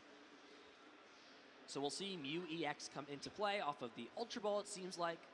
So Alberto's gonna just try and see as many cards Acabando as essa possible. partida aí, os amigos já estão no tempo. Vou fechar a live, tá? There is that fire energy in the Vai ter hand. só mais uma rodada hoje mesmo, que eu vou sair. For turn. So it makes me think that might be Quase assisti a stream inteira hoje. Peguei ela bem no comecinho. So Alberto still going through the motions. It's sort of a little bit weird spot to be playing through the situation, thinking to yourself. Ah, tristeza. Então breviário é fora de questão mesmo. Every match point matters, especially with the way that asymmetric cut works. Yes. These players win this last round of Swiss. Following this, they're going to be in a good spot, especially being at 6-1-1 compared to 6-2. We'll see how things complete, but it is looking like things are going to be tough, at least on Alberto's side, to get a win here in this third game. Yeah, now I'm not going to lie, those restart cards are pretty good. So after evolving the Regidrago V into the V-Star, there was left with just an INO, but then off of the restart on the Mew EX found a Nest Ball and an Earthen Vessel, so can go ahead and play the Earthen Vessel, discard that Nest Ball, grab a Fire Energy and a Grass Energy, can go for one more Teal Dance, and then I imagine we'll see the INO after that. It's what you got to do. You got to disrupt as much as possible, try and take out these attacking threats. I mean, as it stands, it's always weird since I have to try and think about if it's really worth the trade-off of knocking the Terrapagos out. All it really does is it takes one Pokemon out of play, and it takes the double Turbo out of play. Yes. So it just changes that. But Boss Order. Ah não, Boss Order não. É pra negar. That's what we want here. That's what we want to play down. But no. Colônia. It's going to be the Canceling Cologne getting played since it doesn't really do anything here. It could shut down the Bouffalont now that I think about it, since if you bring the Bouffalont into the active spot, but the Curly Wall still exists in the bench, Yeah, right? yeah. So it doesn't necessarily work that way. Yeah, no. Thought there was a cute way to get around it, but it doesn't work like that. No, it doesn't work like that. It's kind of, you need two to activate it, and then if you have both of the one with the same ability, they kind of both protect each other, right? So it's kind Sim, tem esse problema também, né? Ele é muito demorado pra evoluir. Ele perde muito level. Strength in numbers. I like the sound of that. Yes. So Alberto did get 6 cards off of the Iono. Looking through the rest of the turn, it may be an energy switch. Okay, so if that is the case, Alberto could use any of those Dragon-type Pokemon in his discard pile's attacks thanks to the Apex Dragon on Regidrago V-Star. Is even considering using this V-Star power, and honestly, in this position, it kind of makes sense, right? Yeah. I mean, look in this situation. Isaiah is going to be turn 2. At this point, I don't think there's a way that either player is really going to be able to win in this situation. Alberto's going to get this turn and one more turn, and Isaiah only gets one turn left. Ah, endgame de novo, né? Unless I'm missing something, Endgame de novo. being in play, and because of Isaiah only playing Mas se rolar essa run vai ser interessante. Eu acho que eu nunca zerei de monotype normal o Black. Na verdade, eu quase nunca faço time monotype. A época que eu fazia monotype era por causa de competitivo mesmo, que tinha categoria de monotype no meu server. Aí eu treinava monotype. Mas sem selar, eu não jogava mais de monotype, não.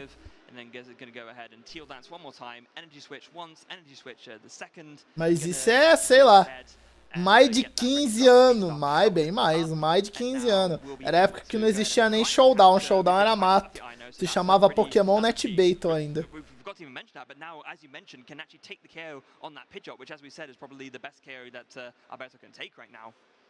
Yeah, I mean, this is what you want to do. As soon as possible, knock out Pidgeot, put some super solid aggression on right away. So we'll be able to do that thanks to Lost Impact, as long as that's in the discard pile. And with him, Qualquer coisa, vê um tanto que você consegue juntar e manda o início, Dio. Às vezes a galera apoia no meio. Se não conseguir rachar tudo, o que vê. Ah, comprar uma run de Pokémon. O Black, fazer uma run de monotype normal.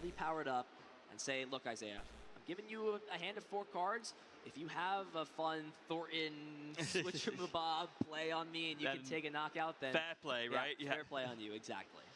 All right, there's a prime catcher in hand, so that's a pretty good card. Eu tava até na ideia de me despedindo do canal também, eu fazer isso aqui indiferente, uma maratona de Pokémon de novo, só que cada jogo fazer o time de alguém que jogou RPG e aquela liga. Aí cada um eu ia jogar como se fosse aquela pessoa, eu ia fazer aquele time. Aí eu ia fazer o time da Nona numa liga, eu ia fazer o time da Angel em outra liga, eu ia fazer o time do Brian em uma das ligas. Eu ia usar os NPCs e os personagens assim que eu achava legal o time. Cada um em uma liga. The Regidrago comes up into the active spot, so it is ready to attack. It's actually not doing enough as it stands because Curly Wall is online. So how will Alberto choose to navigate through this last turn? The V-Star power's already been used. Does have a few cards in the hand. If there's something like Fezandipity, that could, again, draw some more cards if it's already in the deck, or if it's in the discard pile, brought back with Super Rod. See how Alberto wants to play out this final turn of time. Yeah, I mean, like I mentioned before, that's why in one of the previous games, getting that 1 damage counter on with the Phantom Dive is so important, because that means that even through a Buflon's Curly, É o último turno, né? Ele tem que pegar 4 prizes pra ganhar. Difícil, hein? De Regidrago eu acho pouquinho complicado. Eles foram até aonde? Cara, a galera que voltou a jogar, né, quando eu comecei a mestrar presencial... Não que eu mestrei Pokémon muito virtual, né? Mas quando eu comecei a mestrar na lojinha onde eu frequento, eles foram até Sinnoh, mas eles não terminaram. Então, eles jogaram basicamente até Hoenn, até o fim. Então eu ia fazer até Hoenn. Aí por isso que eu falei, eu ia fazer um time do Brian, um time da Andy e um time da Nona. Um pra cada game. Acaba, pelo amor de Deus, acaba. Tá desse jeito mesmo. Ah lá, falei, empataram. Empataram. Não tinha como matar não, viado. Yeah, hold on a second. I think let's see how Empare. Sometimes there's agreement based on Empare. the amount of prizes the lead, and it looks like Alberto, based on the prize lead, is actually conceding the game. Wow. Quê? Sportsmanship there from Alberto. Let me eat my words. Ele cedeu? Alberto, being a good sport, understands that, look, these players are both playing to win an international. Nossa, cara, foi muito gente boa, hein? Ao invés de empatar, ele deu concede, cara. Caralho, gente boa demais, viu?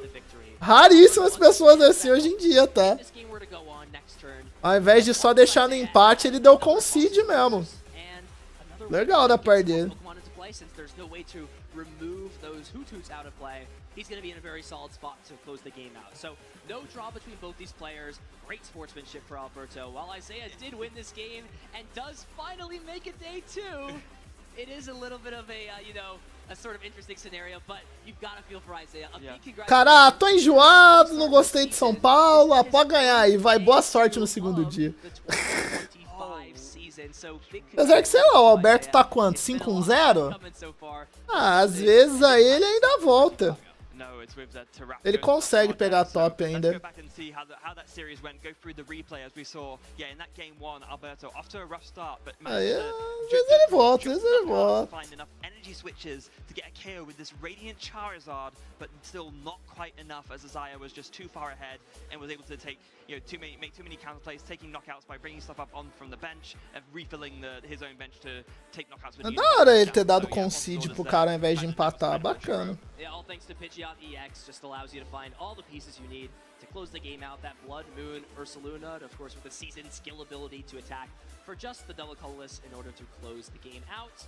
But in game 2, it was all Alberto. Had the perfect draws, did not need to do anything in terms of using that V-Star power. Turn 2, Phantom Dive, and Isaiah, without having a lot of Pokemon in play on that first turn, really struggled to, develop a consistent board. But even if that was there was just so much offensive pressure thanks to that Trifrost and thanks to preserving the V-Star power. We saw it didn't even need the V-Star power there in game number 2, just had it all.